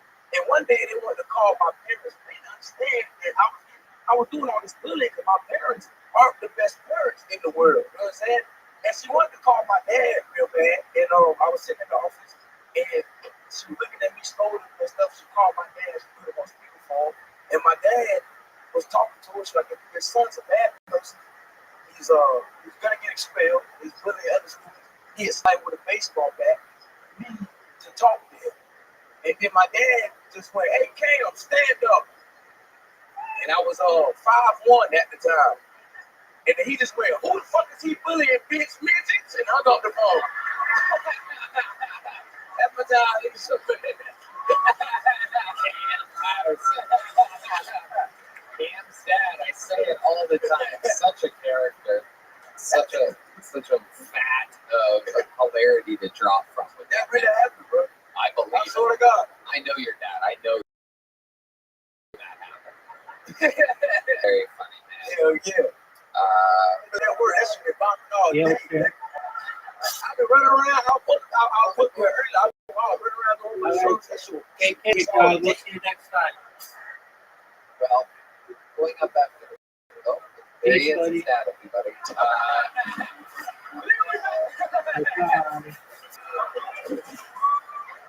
Who put that hat on him, man? Who put that fucking hat on him? Because you can't see it. It's a gay ass hat, man. Who put that hat on these men, man? The fuck going on right now? The show's going on the fucking shambles right now. They put a gay ass hat on the D. That's bullshit. D got a pink hat on. You know they got a pink hat on, D. You know what pink is? For y'all, it's for down for this shit. You know, oh shit, and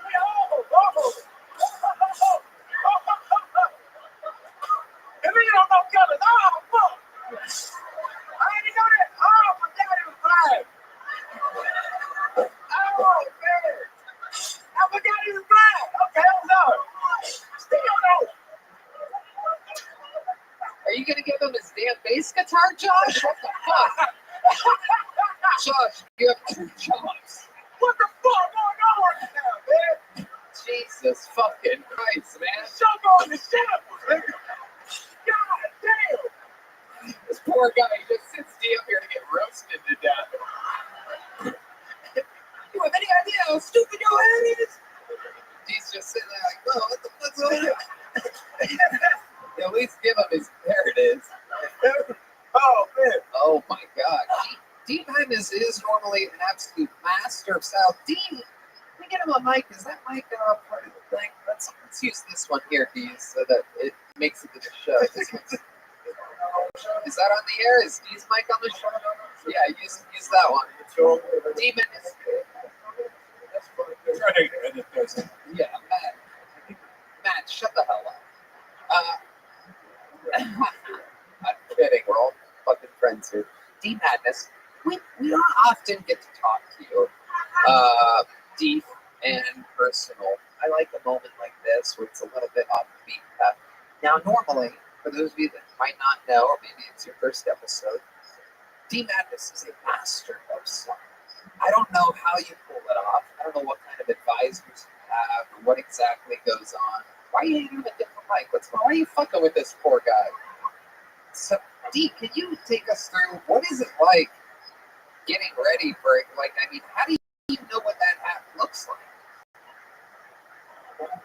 Oh, geez, come on. Don't give him the auto-tune mic from the musical performance. Give him a real mic, please. Come on. All right, very good. Very good. God damn, man! You don't come to shambles and shit! Well, I do. I don't know what it looks like, but I feel like hey, that's all I know is it does look like it has great texture. It is a good hat. It actually is cool. It is a little bit pinker than you would wear if you knew what it looked like. One of the most famous homophobe the show's history. It looks like Tiffany Haddish's underwear. Like, damn, man, that was terrible. It looks like Weird ass reference. If you threw a fanny pack on, you look like every older black woman going to Vegas. Well, ain't that wonderful? it's so. I'm gonna keep all this in mind next time I talk. What did you say, D? I'm gonna keep all this in mind next time. Oh shit!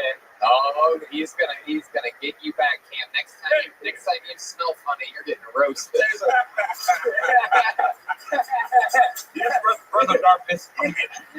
Brother Darkness, he just called you. I call him Darkness. He called me Blacker. So you know that's what you can tell. I mean, what's up, Darkness? What's up, Blacker? What's up? Yeah, you know, they all mean the same thing. D Madness, do you have any final words you'd like to say to Cam Patterson, who decided to shift all of this part to you in that roastable hat? Actually, Cam, I want you to do me a favor. I want you to look at my t-shirt. Well, most people, how do you know what to say? I know what it's saying. I know what it's saying, nigga. You look, nigga, I know what it's saying.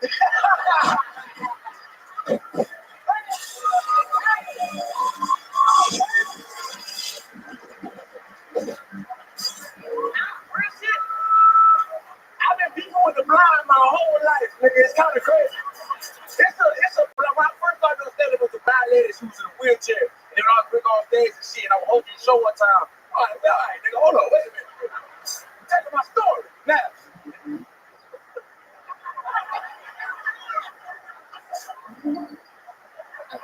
I swear to God, nigga, goddamn struggle about it. I'm straight. Okay, calm down. I ready to say you big nugget. But it was a blind lady. It was a blind lady coming to social in the wheelchair. Hey, honey. Good morning, Mr. Curtis. How you doing? But she would let's go mom now. How'd you stay? But she would always Ready to I take love on the because day? he's so black and he's so short. And I was like, how you All doing right, short? you She go was like, ahead you and real live. close to my We'll ear. see you tonight. She was in a wheelchair, you know what I'm saying? And I hate that bitch. I hate her. Hope that bitch never see you again, goddamn. She is the nice. We're gonna go to the second most blind person in the room. Sketch. I can see pretty far. Pretty far. Tell him, Sketch, you see real good. Hey, fuck him. Yeah, you what? So we're gonna shake up. It's like rounding up a retarded kid. Yeah, fuck, nigga, yeah. Hey, stop. Me and him hung out last night, and he's putting it on my house. No, I didn't. Yes. Go, hey, go to fuck. Hey. I did not stay the night. I was there for a long time. And we drank a little bit, but I did not stay the night. And then he's sitting his homeboy to come grab his jacket this morning. Whoa.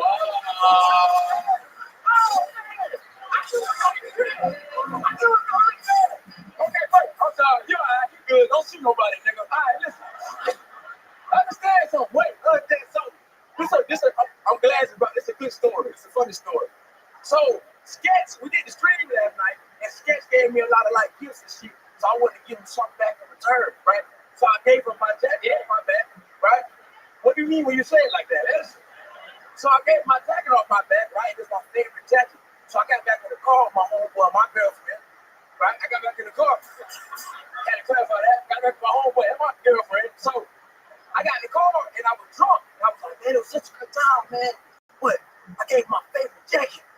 And I just kept saying that over and over again. And my homeboy is a good friend, also a crazy person. So he went this morning and just got my jacket back. And I woke up and it was just in my living room. That's the whole story. The whole story. Sometimes it all doesn't have a place.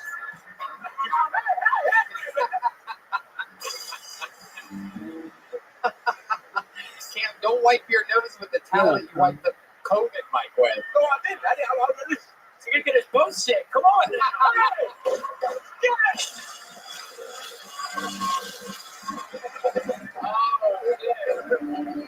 James is crushing it live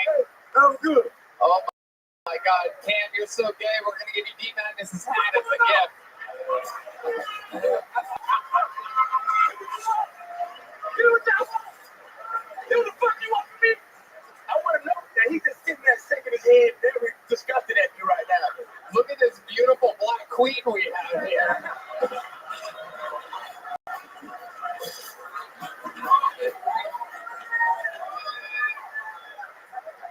Oh, we're having fun here tonight. How loud can this place get for the always incredible Cam?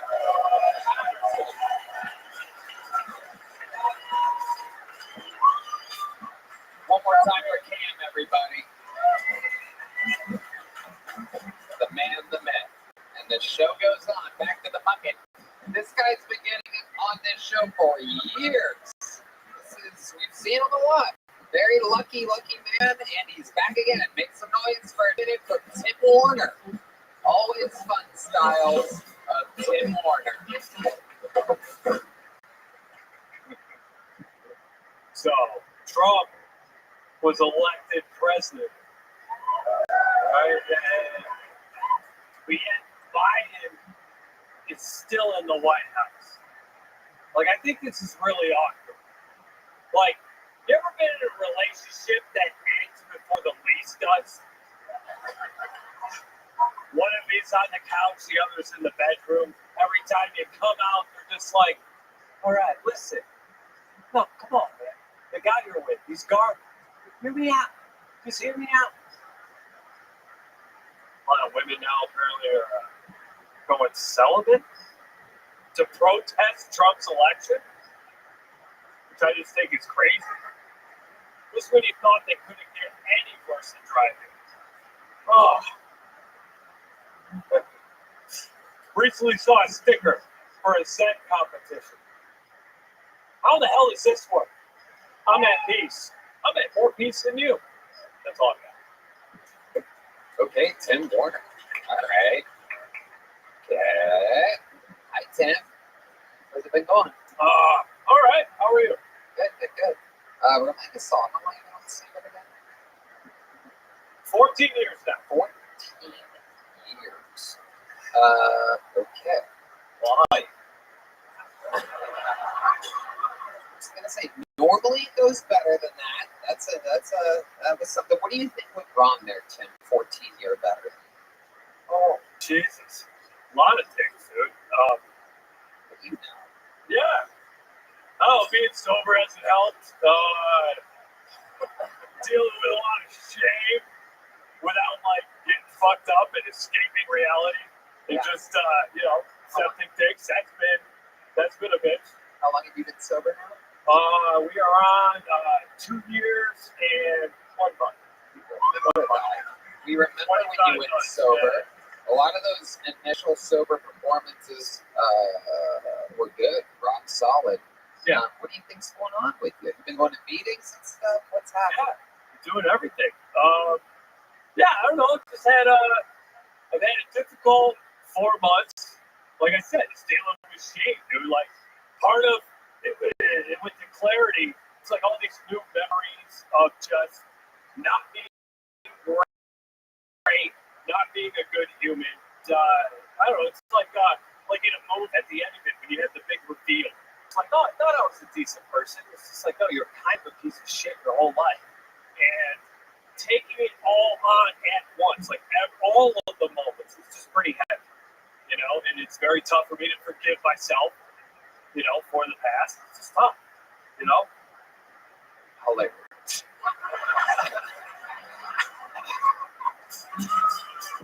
How you forgive your barber? Got it. Why would a woman being celibate make her a worse driver? Did I miss something there? Did I miss part of the setup? I just think they're really, at least here, I think a lot of them are aggressive. So I figured not fucking would make them even more aggressive. That would just be double aggressiveness. There's a woman shaking her head yes out there. As a though to say that if she wasn't sexually active, she would be a worse driver. I find it to be an interesting take. I was kind of waiting for something there.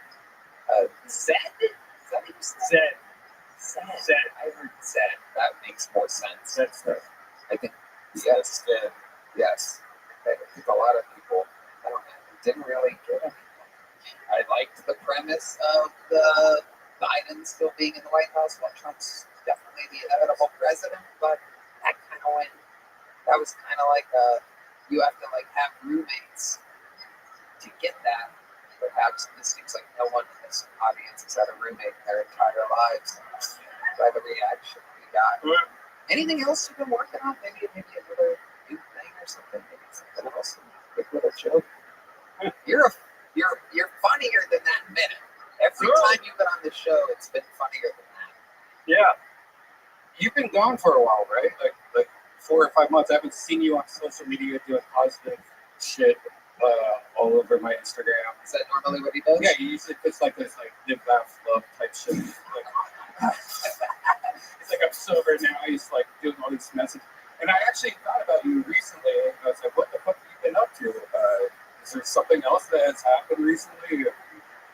Are you not sober? Are you trying to? No, I guess I don't know. Have you been living, laughing, loving? Actually, yes, but yeah, it's just been a struggle. I've been by myself, basically. All right, the shame thing. I've never thought I'm good enough. I don't think I'm good enough, right? So I did Thank you. Yeah. So I did the stupid the competition in Austin thing. Fucking worse than this. Completely bombed. Didn't make it to the next round, whatever else. So What do you think went wrong there? Oh my God! First of all, no one should have moved on. That was such. They began the show. The first person on the show brought like everybody. Right. So the first person up brought everybody. Went over their time. They're completely eliminated. There's 13 people after that no one cared about. But I was last, and I didn't give a shit. I came up with the shit. Those of you that don't know, which I'd imagine is 99.7% of our listeners at least, there is a famous old competition here in Austin called Austin's Funniest Comic, which was a thing like mattered before this invasion of real comedians coming from LA and New York, more experienced people from a more tougher club, which had better performers to be able to be better, to be able to be on the lineup and stand out. So this Austin's Funniest Comic thing is still a thing that people try to win and try to get on, but it is based on, it is voted on by the audience, so people invite the audience to come. So the more people you know, the better your odds are of winning. And Tim, by the sense of your lonely diatribe, I'm guessing about nobody to go there, right? So I didn't advertise it like that. I don't want to stack the audience. I like to win based on like maybe. Trust me, I get it. You know, I did that once when I first started. There was a competition at the Ice House. I got second place. I won a side of fries. I wore a shirt and tie for that. I thought I would be a shirt and tie comedian. That would be my first few weeks, literally, of doing stand-up. May 2007. Someone just poured a drink on their own head in memory of my side of fries. Anyway, shit's gone off. It's fucking. Can we get Cam back up here to talk shit to D Madness? No, I'm kidding. Tim, so your competition goes awry, and then what happens? We went way off base. No, it's just, I don't know. I started questioning a lot of things, hung up on myself. I don't know. Just, searching, you know? And now I've come out of it. And I don't know. I shot fucking 2 for 14 tonight. You know? What it is. Did a woman drive you to this competition? Was that? Okay. What was your drug of choice? I've been 50 years sober, so I'm just curious. I don't know. What are us getting around? Yeah. You ever had anything? Yeah. I mean, I just drank, which just led, like all the time, it just led to adventure. You know, course, and fight clubs and coke. And I turned down heroin. Thank you. But yeah, it's mostly, you know, I was in New York a lot. So, a lot of people just go and see the, like, sites. Well, I saw the sites that aren't on a map. Let's put it that way, you know. Tim, I've tried with this interview to dig us out of this deep hole that I take full responsibility for putting us in. I don't think it's you. I think it's me. But you know what I think? I think you need something to look forward to in life. I think you need something to fire you up, tell you that things are going to be okay. So, how would you like to open up? Yeah. Would you like to do better at the Secret Show Thursday? You get a real spot on Thursday. Look at that smile. That's a real smile there. Does that sound like fun, Tim? Yes. Michael, relax. Jesus Christ. Yes. What the fuck? Are you just going to beat the fucking drum forever? We believe in you. Short circuit? We believe in you. We know something's not right. We believe in you, Tim. So, I would love to see you do better Thursday. Okay. There you go, Tim Warner, everybody. That's the first time where this was going to be. You want to open up the Secret Show? I don't know why. All right. We're having fun. How about a hand for Heidi, everybody? Like a piece of ginger. In between rotten sushi bites, she cleanses us with her spirit. Live, laugh, love. Isn't she live, laugh, lovely? All right, we got another bucket full. This looks like a new name. I hope it is. We got a lot of old characters here tonight. Make some noise for Eliezer Guzman. Eliezer Guzman. Hey everybody, my name's Elazar.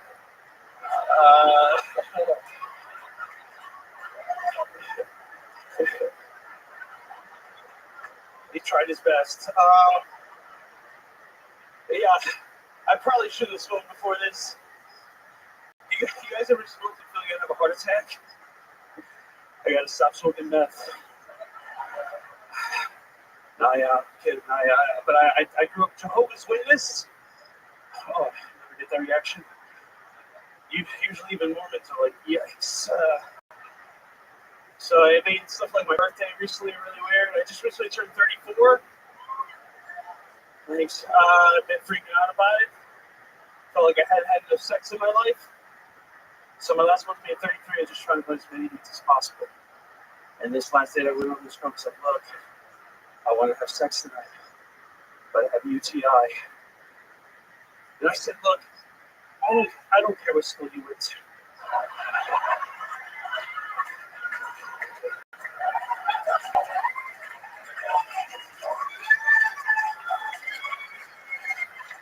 Eliezer. Am I saying that right? It's Elazar. Elazar. Elazar. There's a second E in there. Silent. Yeah. It looks like Eleazar. Or Eliezer. Yeah, it's people say that a lot? Yeah, people say that. When they read it. Yeah. About 100% of the people. Yeah. Just making sure. You tried to make me look like a fool. I know. Elazar, obviously. How long have you been doing stand-up? 11 years. 11 years? Awesome. Where at? New York City, New Jersey. Fantastic. You live in Austin? I live in Austin, yeah. That's 8 months. What do you do for work? I work at ABC Burger. Oh. In ABC? Not a damn chance. That is one of the best burgers in the entire city, owned by our very good friends. You have fun working there? I love it there. A lot of pride. It's a great place. Mm-hmm. Amazing. You get high on your own supply burgers? Oh, yeah. So addictive. I'm broke as fuck, so I eat a burger every day. Yeah. Amazing. You getting a lot of spots around town? No, really. I just kind of make my own shows. I've been producing for a while, so smart. Yeah. I love that. Very smart. You put on a good show, and if you think you're funny, eventually it will pick up steam. Is it a weekly show? Yeah, I have 3 right now. Very smart. This is what I think more people should do and try, especially if you're a more experienced comedian at 11 years. How long are you doing it in New York for? Pretty much the whole time except for the past 8 months. Right. Yeah. What was the part where you said it all around the country? So I did like some tours through like Tennessee and like New Orleans, Texas, but just like bar shows, Arizona. What were you doing? Working with those people pronounce your name right. Yeah. Yeah, it seems like they would. Yeah. Eliezer. What were you doing for work in New York City? Just introduced him as 9/11.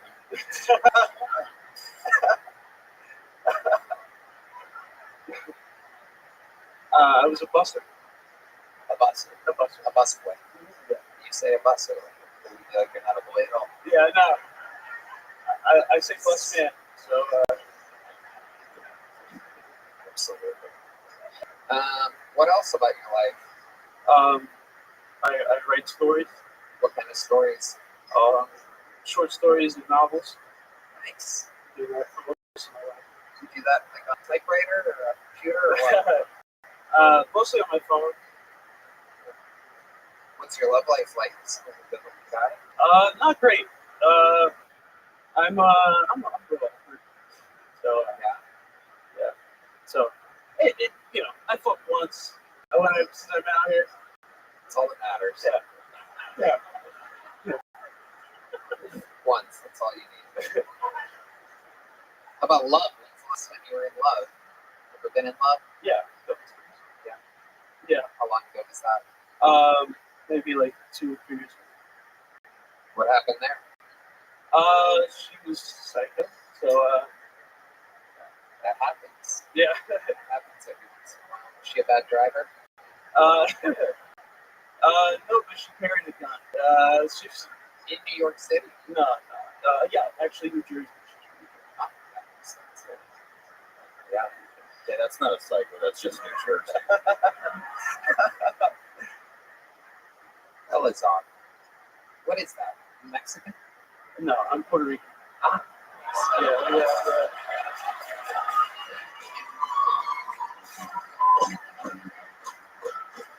My favorite.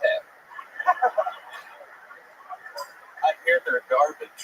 No, nobody heard that. Nobody said anything. I haven't seen that at all anywhere at any point. No one's ever said such a thing. Have you been to Puerto Rico? No. I have.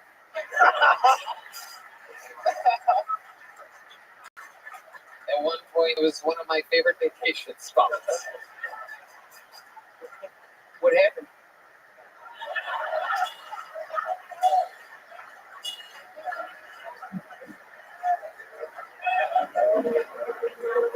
Had to get a president elected real quick. No big deal. Just had to do my due diligence.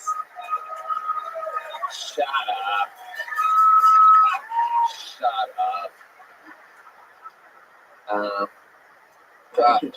You're welcome, Mr. President.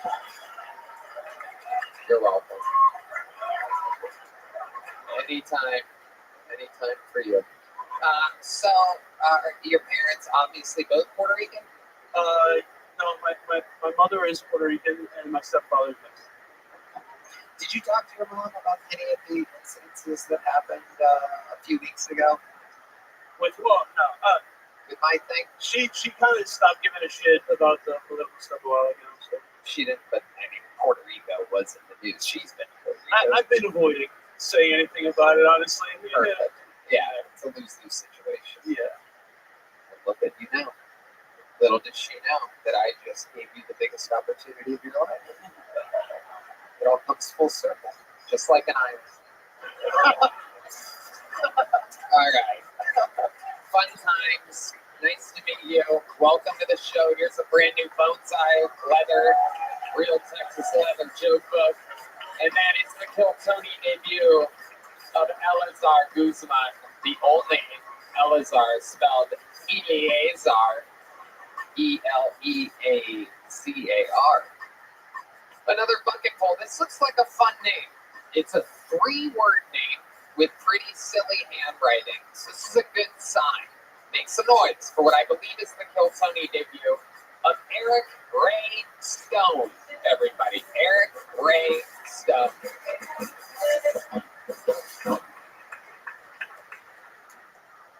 Hi everybody, so I'm originally from Miami, which I know is the last thing you expect somebody that looks like this to say.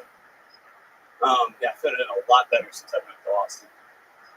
But You know, most people that are born and raised in Miami feel like any place is better than Miami. You know, like most places. But then I moved to Baltimore in the middle of the winter. And you know what's not better than Miami? Fucking Baltimore in the middle of the winter. Yeah. Like, even the fridge was like, fuck this, I can't take it anymore. Like, let's be honest, Baltimore's just Detroit that got crabs. That's it. When I moved to town, I only knew one person in town, which was an old ex-girlfriend. And about a week before I moved there, she goes, listen, I got to tell you something. I've been working as a stripper. I know. You told me you were a bartender and got a concussion. That shit don't happen. But also, I've been working as an escort. I said, okay, great. She said, but I don't like people calling me an escort or a sex worker. I think of myself as a service provider. I was like, nah, bitch, AT&T is a service provider. You a hoe. Let's keep it real. All right, thank you. That's been my time. Eric Ray Stone, welcome to the show. Thank you, Tony. Hell yeah. Your hair and everything, it seems like you would be crazier than you are.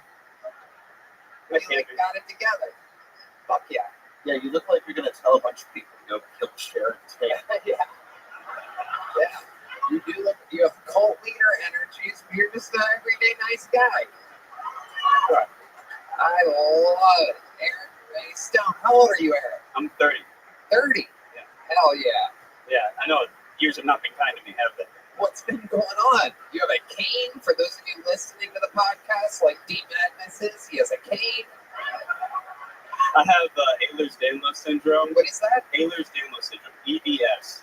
It means my connective tissue sucks. The only famous person I know that has it is Billie Eilish, but I don't have the kid, so nobody gives a shit. So your connective tissue, like your tendons and things, like, is that what that means? Yeah, tendons, ligaments, cartilage. So you tear them a lot? Yeah. When I was younger, I played a lot of sports and did a lot of really stupid things. So I thought I was just getting injured because I was doing really stupid things. Yeah. Turns out, no. God has a sense of humor too.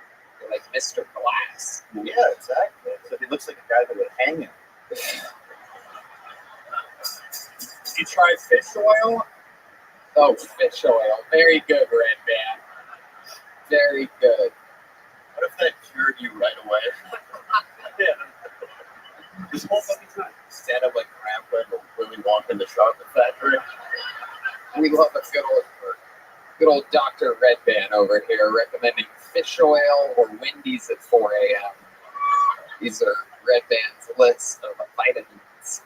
Eric Ray Stone, how long have you been on stand-up?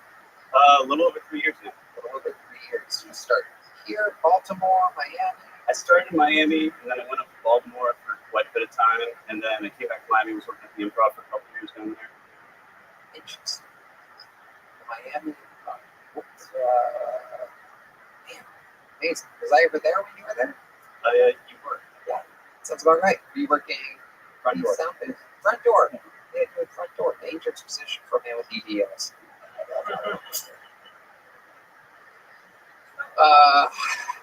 Did you look like that when you were in Miami?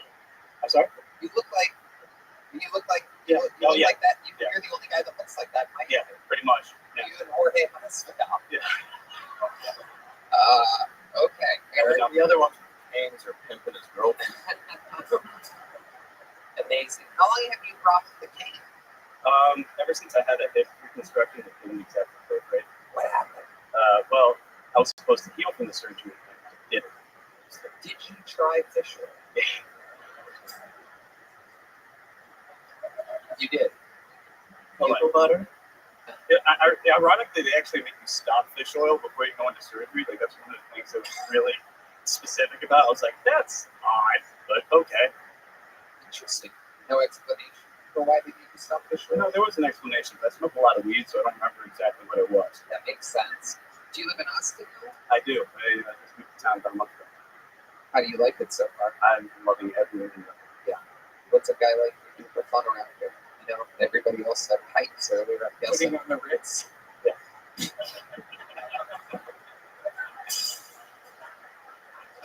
Look at him cracking up over here. Look at him just dying of laughter. So fucking funny.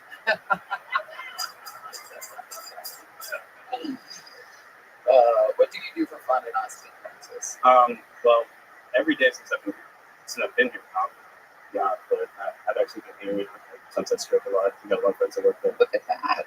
Look at that. Some fix. All right. Tell us something crazy about your life, Eric. What's a fun fact that would surprise us about you? You ever do anything crazy or see anything Oh, crazy yeah. in your family? So I found out not too long ago that apparently a lot of my family that was in Cuba that are now millionaires here were political prisoners because we were very fond of explosives and not so fond of condoms. Yeah, I did not know that. Can you really just spell out what you just said? I prefer not to because it's... Okay. All right. Well, He makes bombs, eh? No, He makes bombs. yeah. Guys, He just finished his manifesto before he won. And I mean that with love. The Ten Commandments. they've been moseying along. Eric, you have a look to you that is incomparable to most. Does this, do you go on dates and stuff? Yeah, actually, I went on a date with one of the most beautiful women I've ever met about 2 weeks ago. How'd it go? Great.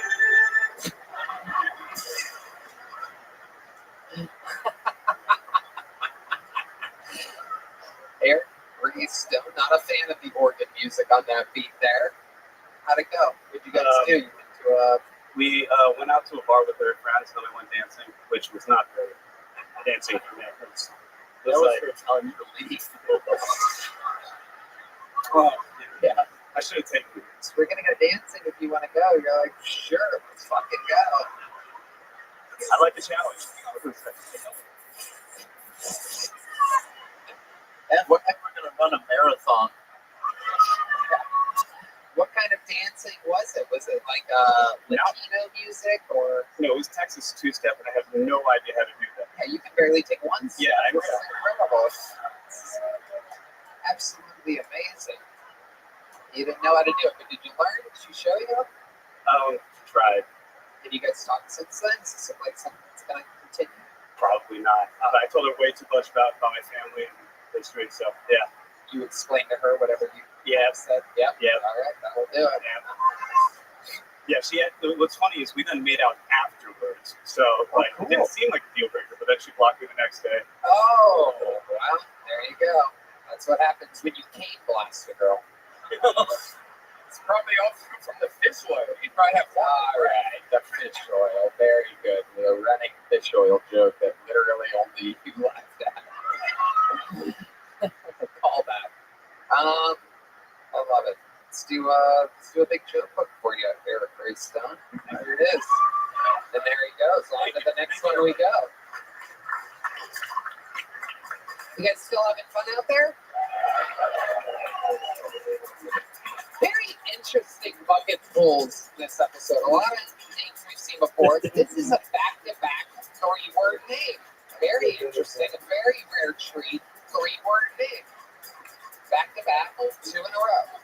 Make some noise for Cherry Devo Smith, everybody. Cherry Devo Smith.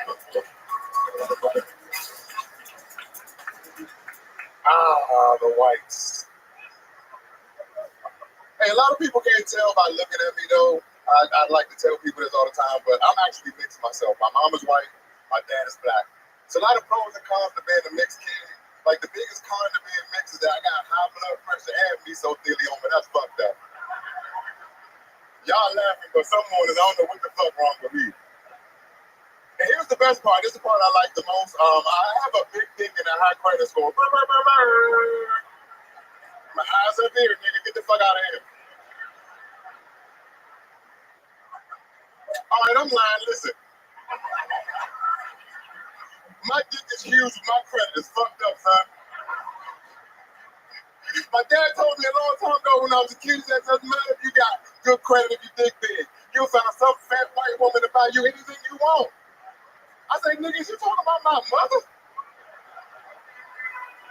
I almost whooped his ass that day.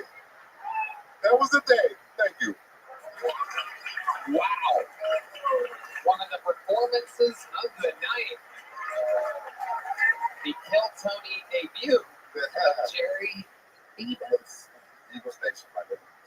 All right, you from Philly? No, I'm from DC, but I live in San Antonio. Okay, welcome. How long have you lived in San Antonio? Well, I started my career in San Antonio in 2010. They got my picture on the wall at that house. Very good. Very good. I know he didn't ask me that, but I felt like a nigga got a shot. Got a shot. Hell yeah. So, picture on the wall. Is your picture on the wall anywhere else, Jerry? Perhaps a convenience store. No, sir.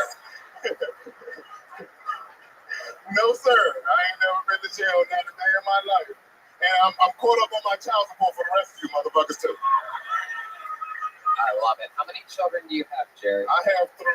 Okay. And they all got their own mother because they need special attention.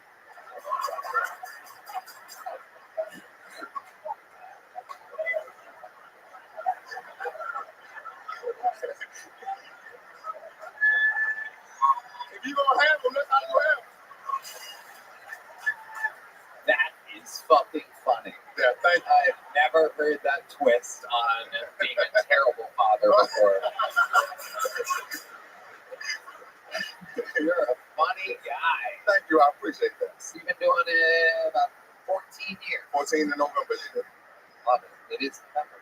Yeah. Oh, shit. Upcoming November. No, shit, last month then. October. Fuck you. Congratulations. Congratulations, I'm Jerry. tired, nigga. I've been over there for 2 hours. I love it. Jerry Diva Smith. Why do you go by? Because like a lot of my name is Jerry Smith. Because I'm fucking white. My mom thought that shit would be cool in the hoods of DC. So I had to smack a lot of niggas around to get Debo in the name and shit. So that's my real nickname. So I like to go by my nickname when I'm on stage. I don't want to go by Jerry Smith. Nobody comes. I like it though. I get it. You have the Debo hoodie. But Yeah. That's my favorite show, man. I'm sorry, I mean to talk over you and shit. No, that's great. That's me sitting on Southfield couch smoking a blunt and shit. I love it. That's my merch. If y'all want to buy it, JerryDeboSmith.com. Seinfeld's really your favorite show? Yeah, it's my favorite show. Wow, you really are a Jerry Smith. The last per minute on that show is fucking amazing. I totally agree. You know, watch Golden Girls? Yeah, I do. Yes, I do. Yes, I do. LPMs for days. That's like shit. I swear. That mom picked the television, didn't she? No, I did. That's my favorite show here. My mom died way before Seinfeld came on. Sorry. No, it's all good. How did your mom die? 1995. She had Seinfeld was banging. It was. Dude, I thought it started in like 89. I mean 98. I'm sorry. I'm high, dog. This nigga a samurai? All right. The fuck? He said, what the fuck? And I look back and this nigga a samurai on the job. All right.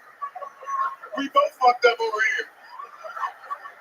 A sleeveless samurai. Get that nigga. I'm sorry. I don't mean that they told me not to talk over y'all. Let me shut the fuck up. I feel weird being up here because I feel like I'm for sale. There's too many white people in here. You're doing great. You're doing great. You're not for Okay, sale. all right. Just know I got bad knees, nigga. I ain't going in the field. You got better knees than the last guy.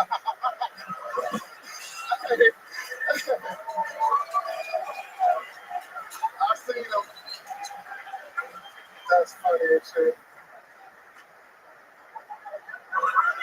I'm gonna be quiet. I'm waiting for you now. You're doing good. You're doing good. Let the laughter die. Let it die. Anyway, when did your mom die? In 1995. But how? How did she die? Kidney failure. Oh my goodness. Did she have... Y'all gonna see a nigga kill somebody here tonight. Did she have diabetes? No, she didn't. She was white. Diabetes is on my dad's side. That's on the other side. Okay. She just had random kidney failure? No, I don't want to put her business out there, but she was on cocaine and shit, you know, shit like that. Okay. It's all right. Yeah, She didn't make your dad. yeah, honestly, yeah. You ain't wrong, though. It ain't like he wasn't a drug dealer and shit. Red Man is wondering how to have kidney failure from cocaine. Is that a common thing? I don't know anything. Well, no, I don't know. I don't think that's, I mean, she used to do, but that's the only thing I can say, you know what I'm saying, that she used to do drugs and she had no other problems other than that. She was snorting it. She snorted it. I probably was. I didn't come here to kill nobody, but I'm about to kill one of these 4 niggas on this stage. Well, y'all, one mama joke, and I'm gonna fuck somebody up. Show y'all why my name is Debo. Oh shit, Jerry, relax, Jerry. I'm just playing. I'm just fucking with them. I'm having fun. Yo, mama's so fat. Oh my goodness.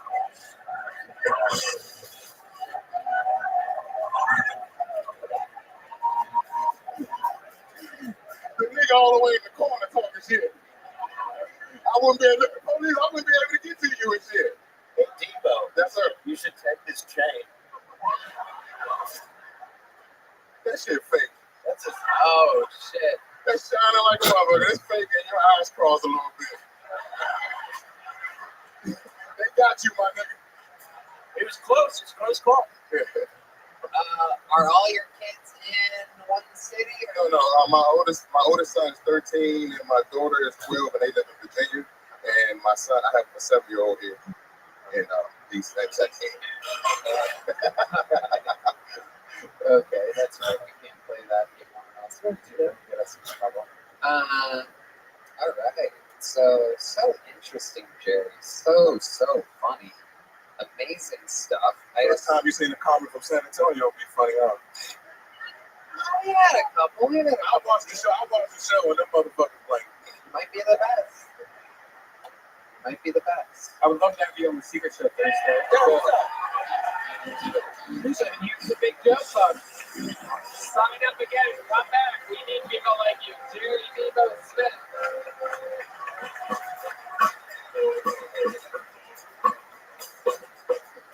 All right. We're going to fly through these last 2 bucketfuls real quick. Turbo rounds. Brand new minute coming at you. This looks like another new name. Make some noise for Sam Cokes, everybody. Sam Cokes.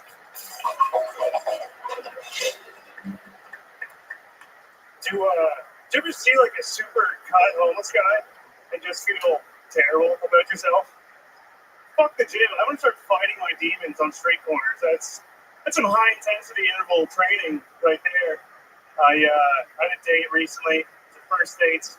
The topic of hobbies came up. Now, I like hunting, but what's worse is I can only really afford to hunt squirrels. So I mentioned that, and there's nothing to gain by admitting you're a squirrel hunter on a first date. Yeah, that is a lose-lose situation, if you're wondering. Can't stand to respond like this gal did, which was, oh my god, get this redneck asshole away from me. Or they can be into it, which I think is worse. Somehow, if they're like, oh my god, you kill rodents and skin them and eat their flesh? Wow, you're such a provider. That's so masculine. That could be dicey. I don't know if I'm equipped for that, but that's my time, guys. Thank you. Sam Cokes. Hello, Sam. Hello. How are you? How long have you been on stand-up? Almost a year. Where at? Mostly in Austin. Where before that? Oh, Shakespeare's. No, where before Austin? Oh, a little in Detroit, but mostly here in Austin. Is that where you're originally from? No, I'm from Ontario, Canada. A town called Sarnia. Yes. What is it? Sarnia? Sarnia. Yeah, like Narnia with an S. Yeah. Yeah. Got it. Mm-hmm. Someone with you? There you go. Yeah, what the hell, man? What the fuck? You do look a little Trudeau-esque. I will say that. You got the fucking. I've got that before. Yeah. Throw in some blackface, we'll know for sure. Yeah, right. We're gonna find out if it's Trudeau. You know what I'm saying? What do you do for work? I do sales, Tony. What are you selling, Sam? I do HVAC sales. I'm going door to door, selling. That's right. I know. I feel like I'm leaving a wake of like mildly annoyed people behind me the whole time. I haven't really reconciled that, but it's fun. I enjoy it. Tell us the craziest thing about your life. Well, the craziest thing. I mean, I lived in a van in Australia for a year. Why? Yeah, so that was exciting. Why? I was planting trees there. I was planting trees in Australia. Why? Yeah. For money. You got paid to It's good coin. Yeah, a lot of people think it's volunteer work, but you actually get paid per tree. And once you get good at it, it's actually pretty good. So, what should you get paid to plant well, in American money? It's fair. I never planted trees. You're only Canada and Australia, but it's like basically 10 to 25 cents per tree. But, you know, you plant thousands a day, so it adds up. Even the Mexicans are like, what the fuck? See all of their faces just like, dude, what? No, that's not that shit, dude. Get the fuck out of here. What the fuck? You guys ever hear something so crazy? White boys planting trees for a dime? Wow. I guess people do come here to do the white people job. Here's the thing, though. You plant thousands a day. Okay. So, you know, you can make pretty good money. It's hard work, but it's fun to live in the middle of nowhere, have crazy parties in the bush with a bunch of weird hippie people. It's cool. Very cool. That's $100. Yeah.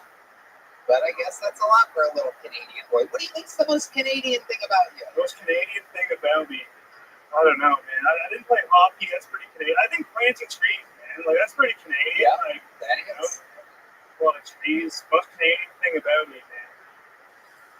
I don't know. That I hate Trudeau, I think, is pretty Canadian. That's a consensus these days. Like, that guy kind of sucks. Were there any black people when you were raised? No. No. Were there any Mexicans? No Mexicans either. No. What's heaven like? Yeah, exactly. Amazing.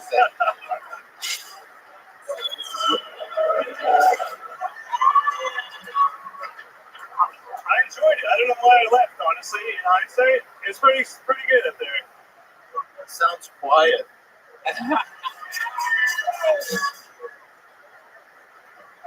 Sam, here's a little joke bug. We're flying through the rest of this episode. There goes Sam Cokes, everybody. We'll do a lot of bucketfuls tonight. This is our 10th and final bucketful of the night. This young lady's been on this show before. It's been a long time. Make some noise for a brand new minute from Gina Hyena, everybody. Gina Hyena.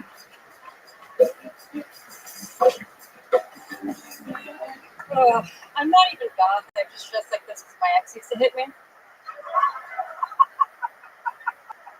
Every once in a while, if somebody come over to the show and be like, that's awful, you don't deserve that. It's just like, get to know me better, you know? It's my fault. It's terribly my fault. Not just because I talk back, but it's my fault because I dated a pimp for 4 years. Yeah, that should have been a fling. My dumbass tried to turn a trap house into a trap home.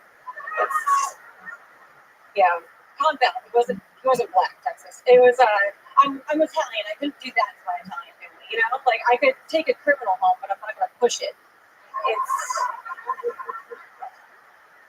It is embarrassing. He was half Italian, half Jewish. Perfect crossbreed for a kid.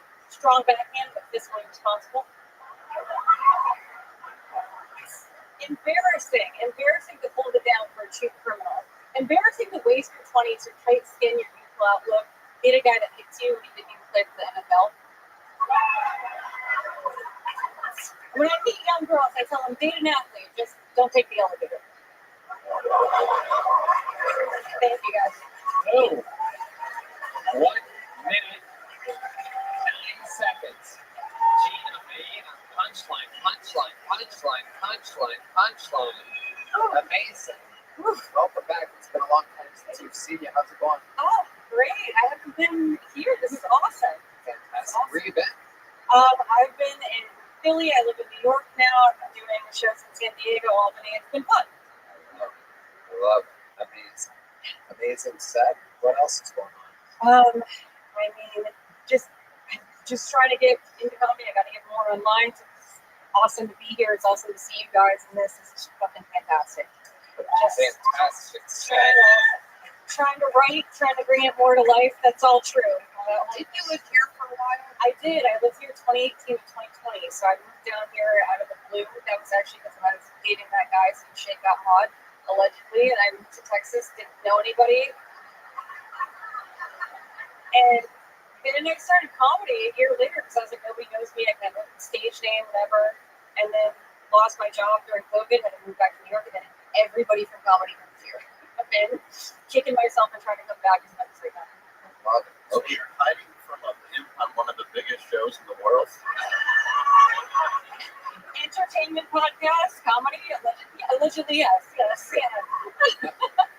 No, I think he quit. He had quite a portfolio, but but that's like the most fun one to talk about, you know? You got out of business?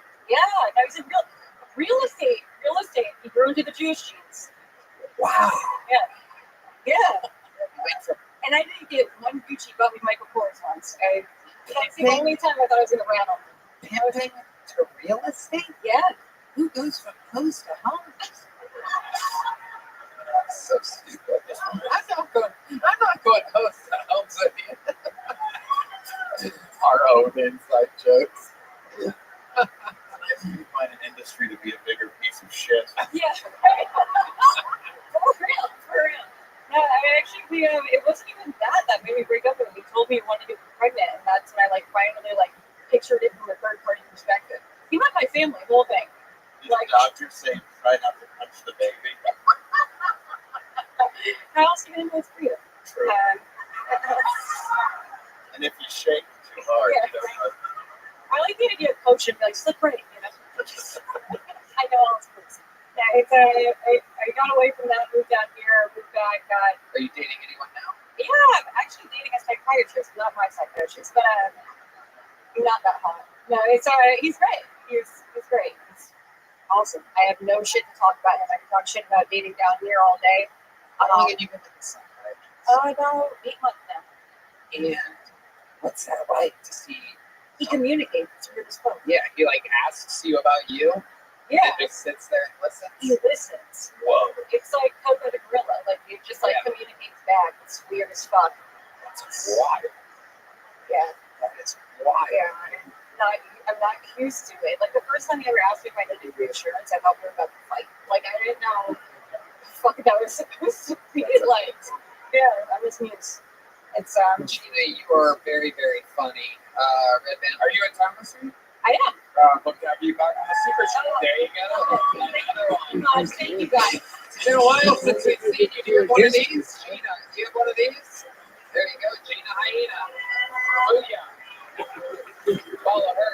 Eggs and hot sauce. The letter N. Eggs and hot sauce. All right. This is it. We did it. 10 buckets holes down. Absolutely fantastic episode of the show. There's only one way to put a ribbon on it. Ladies and gentlemen, I present to you Kill Tony Hall of Famer, record holder for all-time appearances on the show, all-time interviews. A man like no other in this show's history. Tens and tens, perhaps hundreds of hours of entertainment given to us by who some people call the Memphis Strangler, the Civic Zorro, the Vicar of the Fake Pen, the Vanilla Gorilla, the Virgin of Virginia,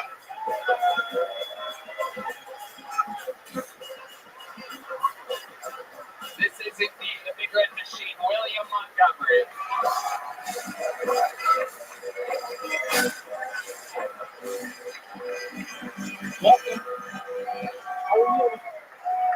Tony, first off, you know I'm not a virgin, and you. Anybody in the fucking world with whom I wanted to speak, you were the last. No, I don't smoke a vape pen. So, and also, I hope the girl who's just the one realizes that I think a lot of the time psychiatrists are psychopaths. So I hope she realizes that. I tried to join a gang, but I couldn't even pass a background check. Despite repeatedly saying he would never do it, Joe Biden pardoned his son Hunter. And I'm going to be honest, I had no idea that knocking up a stripper and for having sex with your dead brother's widow was a crime.